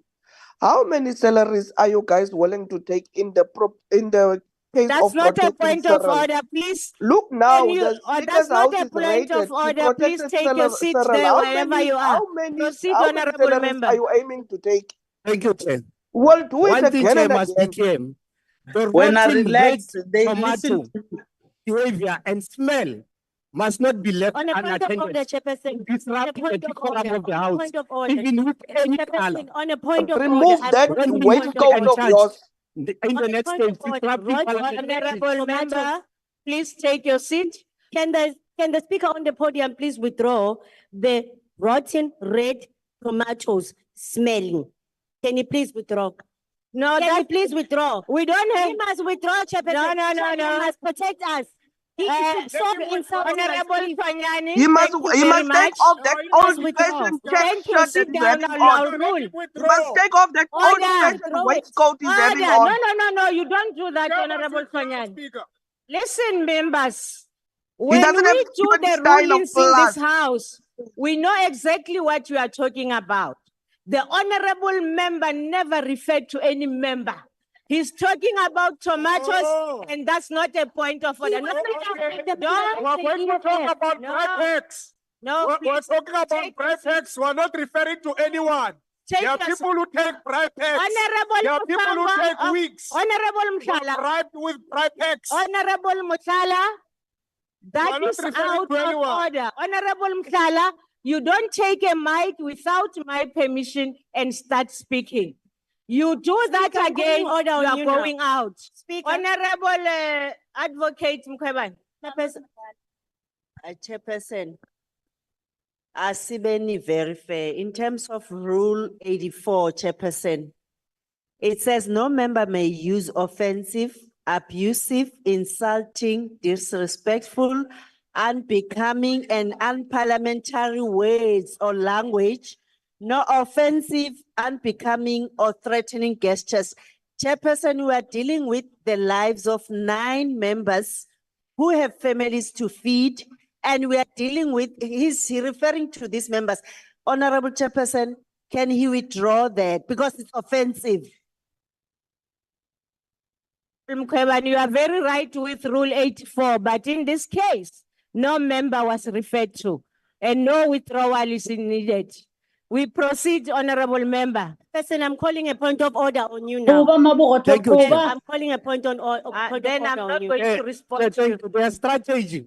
It's call for postponement of hearings. Call for senior presiding officer. They want to evade disciplinary hearings. They want to attack parliamentary procedures. They are dreaming for a delay, and they are dreaming for another spectacle. And they claim that the DA and ANC are political opponents who are to decide their fate. It is important, Chair, we place on record that in the interdict application of the High Court to prevent the disciplinary hearing from continuing, the judge dismissed it and gave the go-ahead of the hearings to proceed. On the We issue will of the keep speaker, Cyril to account which was also every central to the day in that interdict house. application, Take your it was salaries. also dismissed. Honorable Member, Honorable Member, ICT, please remove Honorable Ntangwini. Proceed, yeah.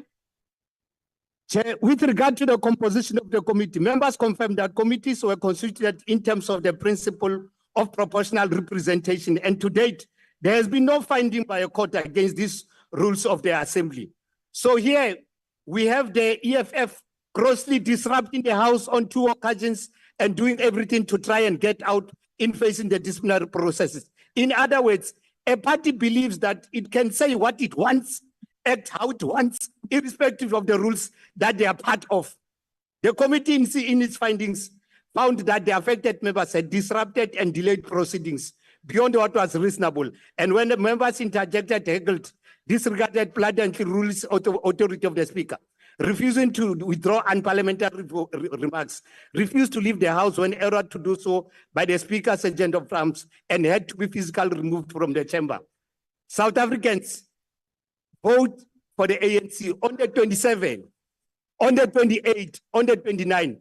Vote for ANC that implements orderly procedure. Blow your nose and swallow And your this is an spit. example We can't that hear we have you. seen Blow with your the nose. SONA. There was no msindo. And the ANC supports the report and its recommendations of the sanctions of the identified EFF. Amanda. Thank you. Want we stem nou nog Thank you, order, honorable members. Can I No? call a point of order, Chairperson? What's your point of order, honorable member? Chairperson, in There your is no ruling- speaker on here. There's no speaker It's on the fine. podium. Okay. What point of order is that? Chairperson, in your ruling, you said he was not specific to a certain person. Yes. But the report that we are all talking No, about no, here that's is not the how it report works. that is Don't referring to come the with your members of the semantics. EFF. I And think understand speaker the is rules just very well. protecting. Take your seat. That's not a point of order. No, proceed. Honorable members, the motion is that the report be adopted. Are there any objections? Yes? Say it. Thank you, Chairperson. The EFF calls for a division. No problem. The division having been called, the bells will be rung for 5 minutes. Ayo, Leah, wasting time. Mara Speaker, relax. Will never come. Relax.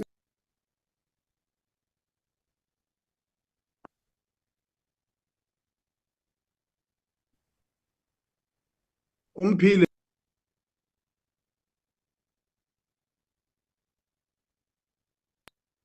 When are you not coming back when at the Re bua kaofela, wena o sa buing. Wena ha o bue umphile, rona re a bua. Uya Ke a buya, bua. Wa bua Teboho. buya. Tup tu mo jala stup tu.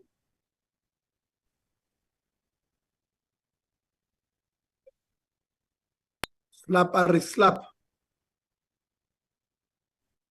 Like it or not. Like it or not.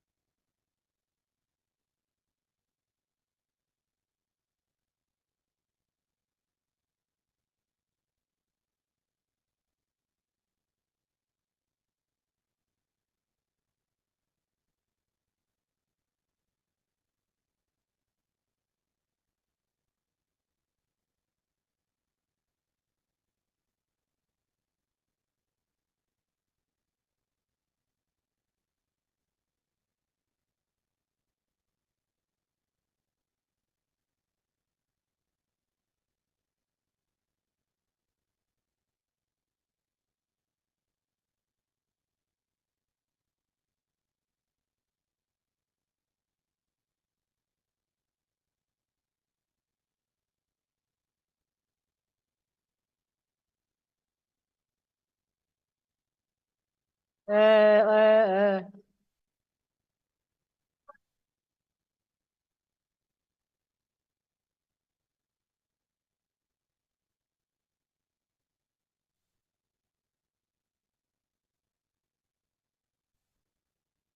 you.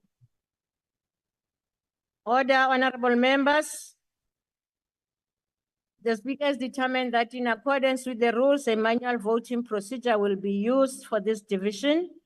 Firstly, in order to establish a quorum, I would request the table to confirm that you have a requisite number of members physically present, even on the platform, in the chamber and on the virtual platform to take the decision. Party whips will then be given an opportunity to confirm the number of their members present and indicate if they vote for or against the question. A member who wishes to abstain or vote against the party vote may do so by informing the chairperson. Do we have a quorum? Thank you. Having confirmed that we have the requisite quorum, we will now proceed. The question before the House is that the report of Powers and Privileges Committee be agreed to. Voting will now commence. I believe that the doors of the chamber are locked and that members are not allowed to re-enter the chamber.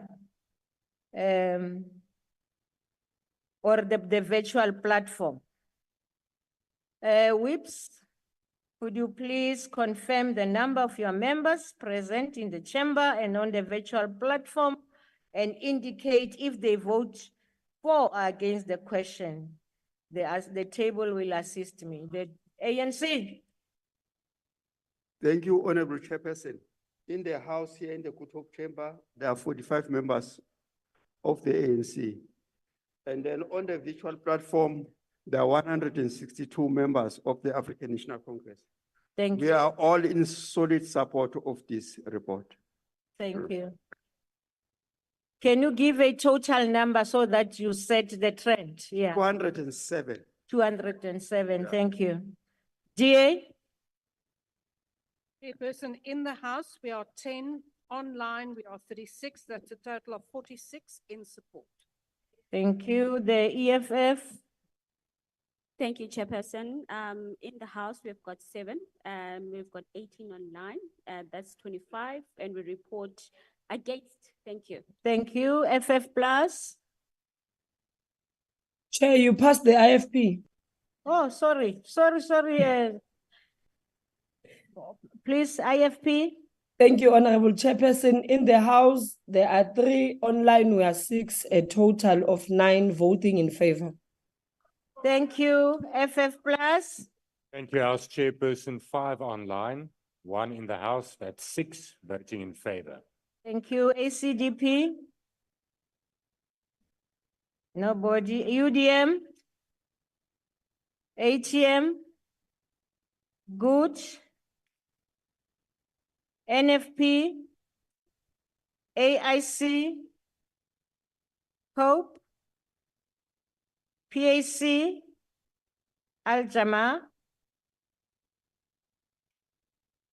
Are there any members who wish to abstain or vote differently from their parties? Now the voting session is closed.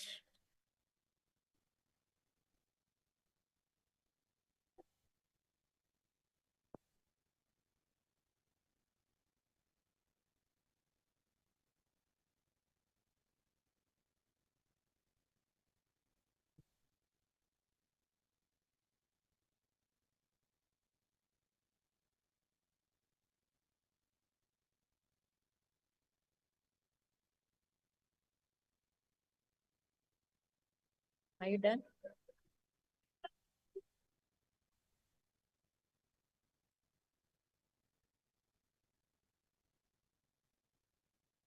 Order, honorable members, order.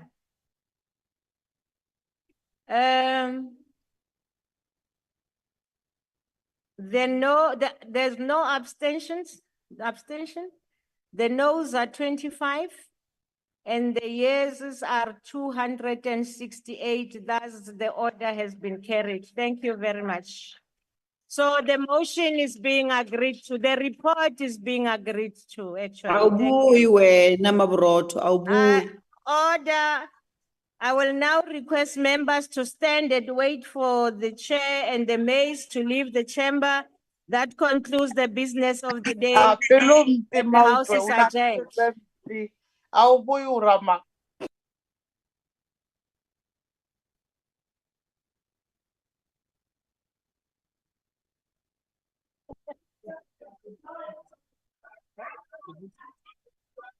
What did I do?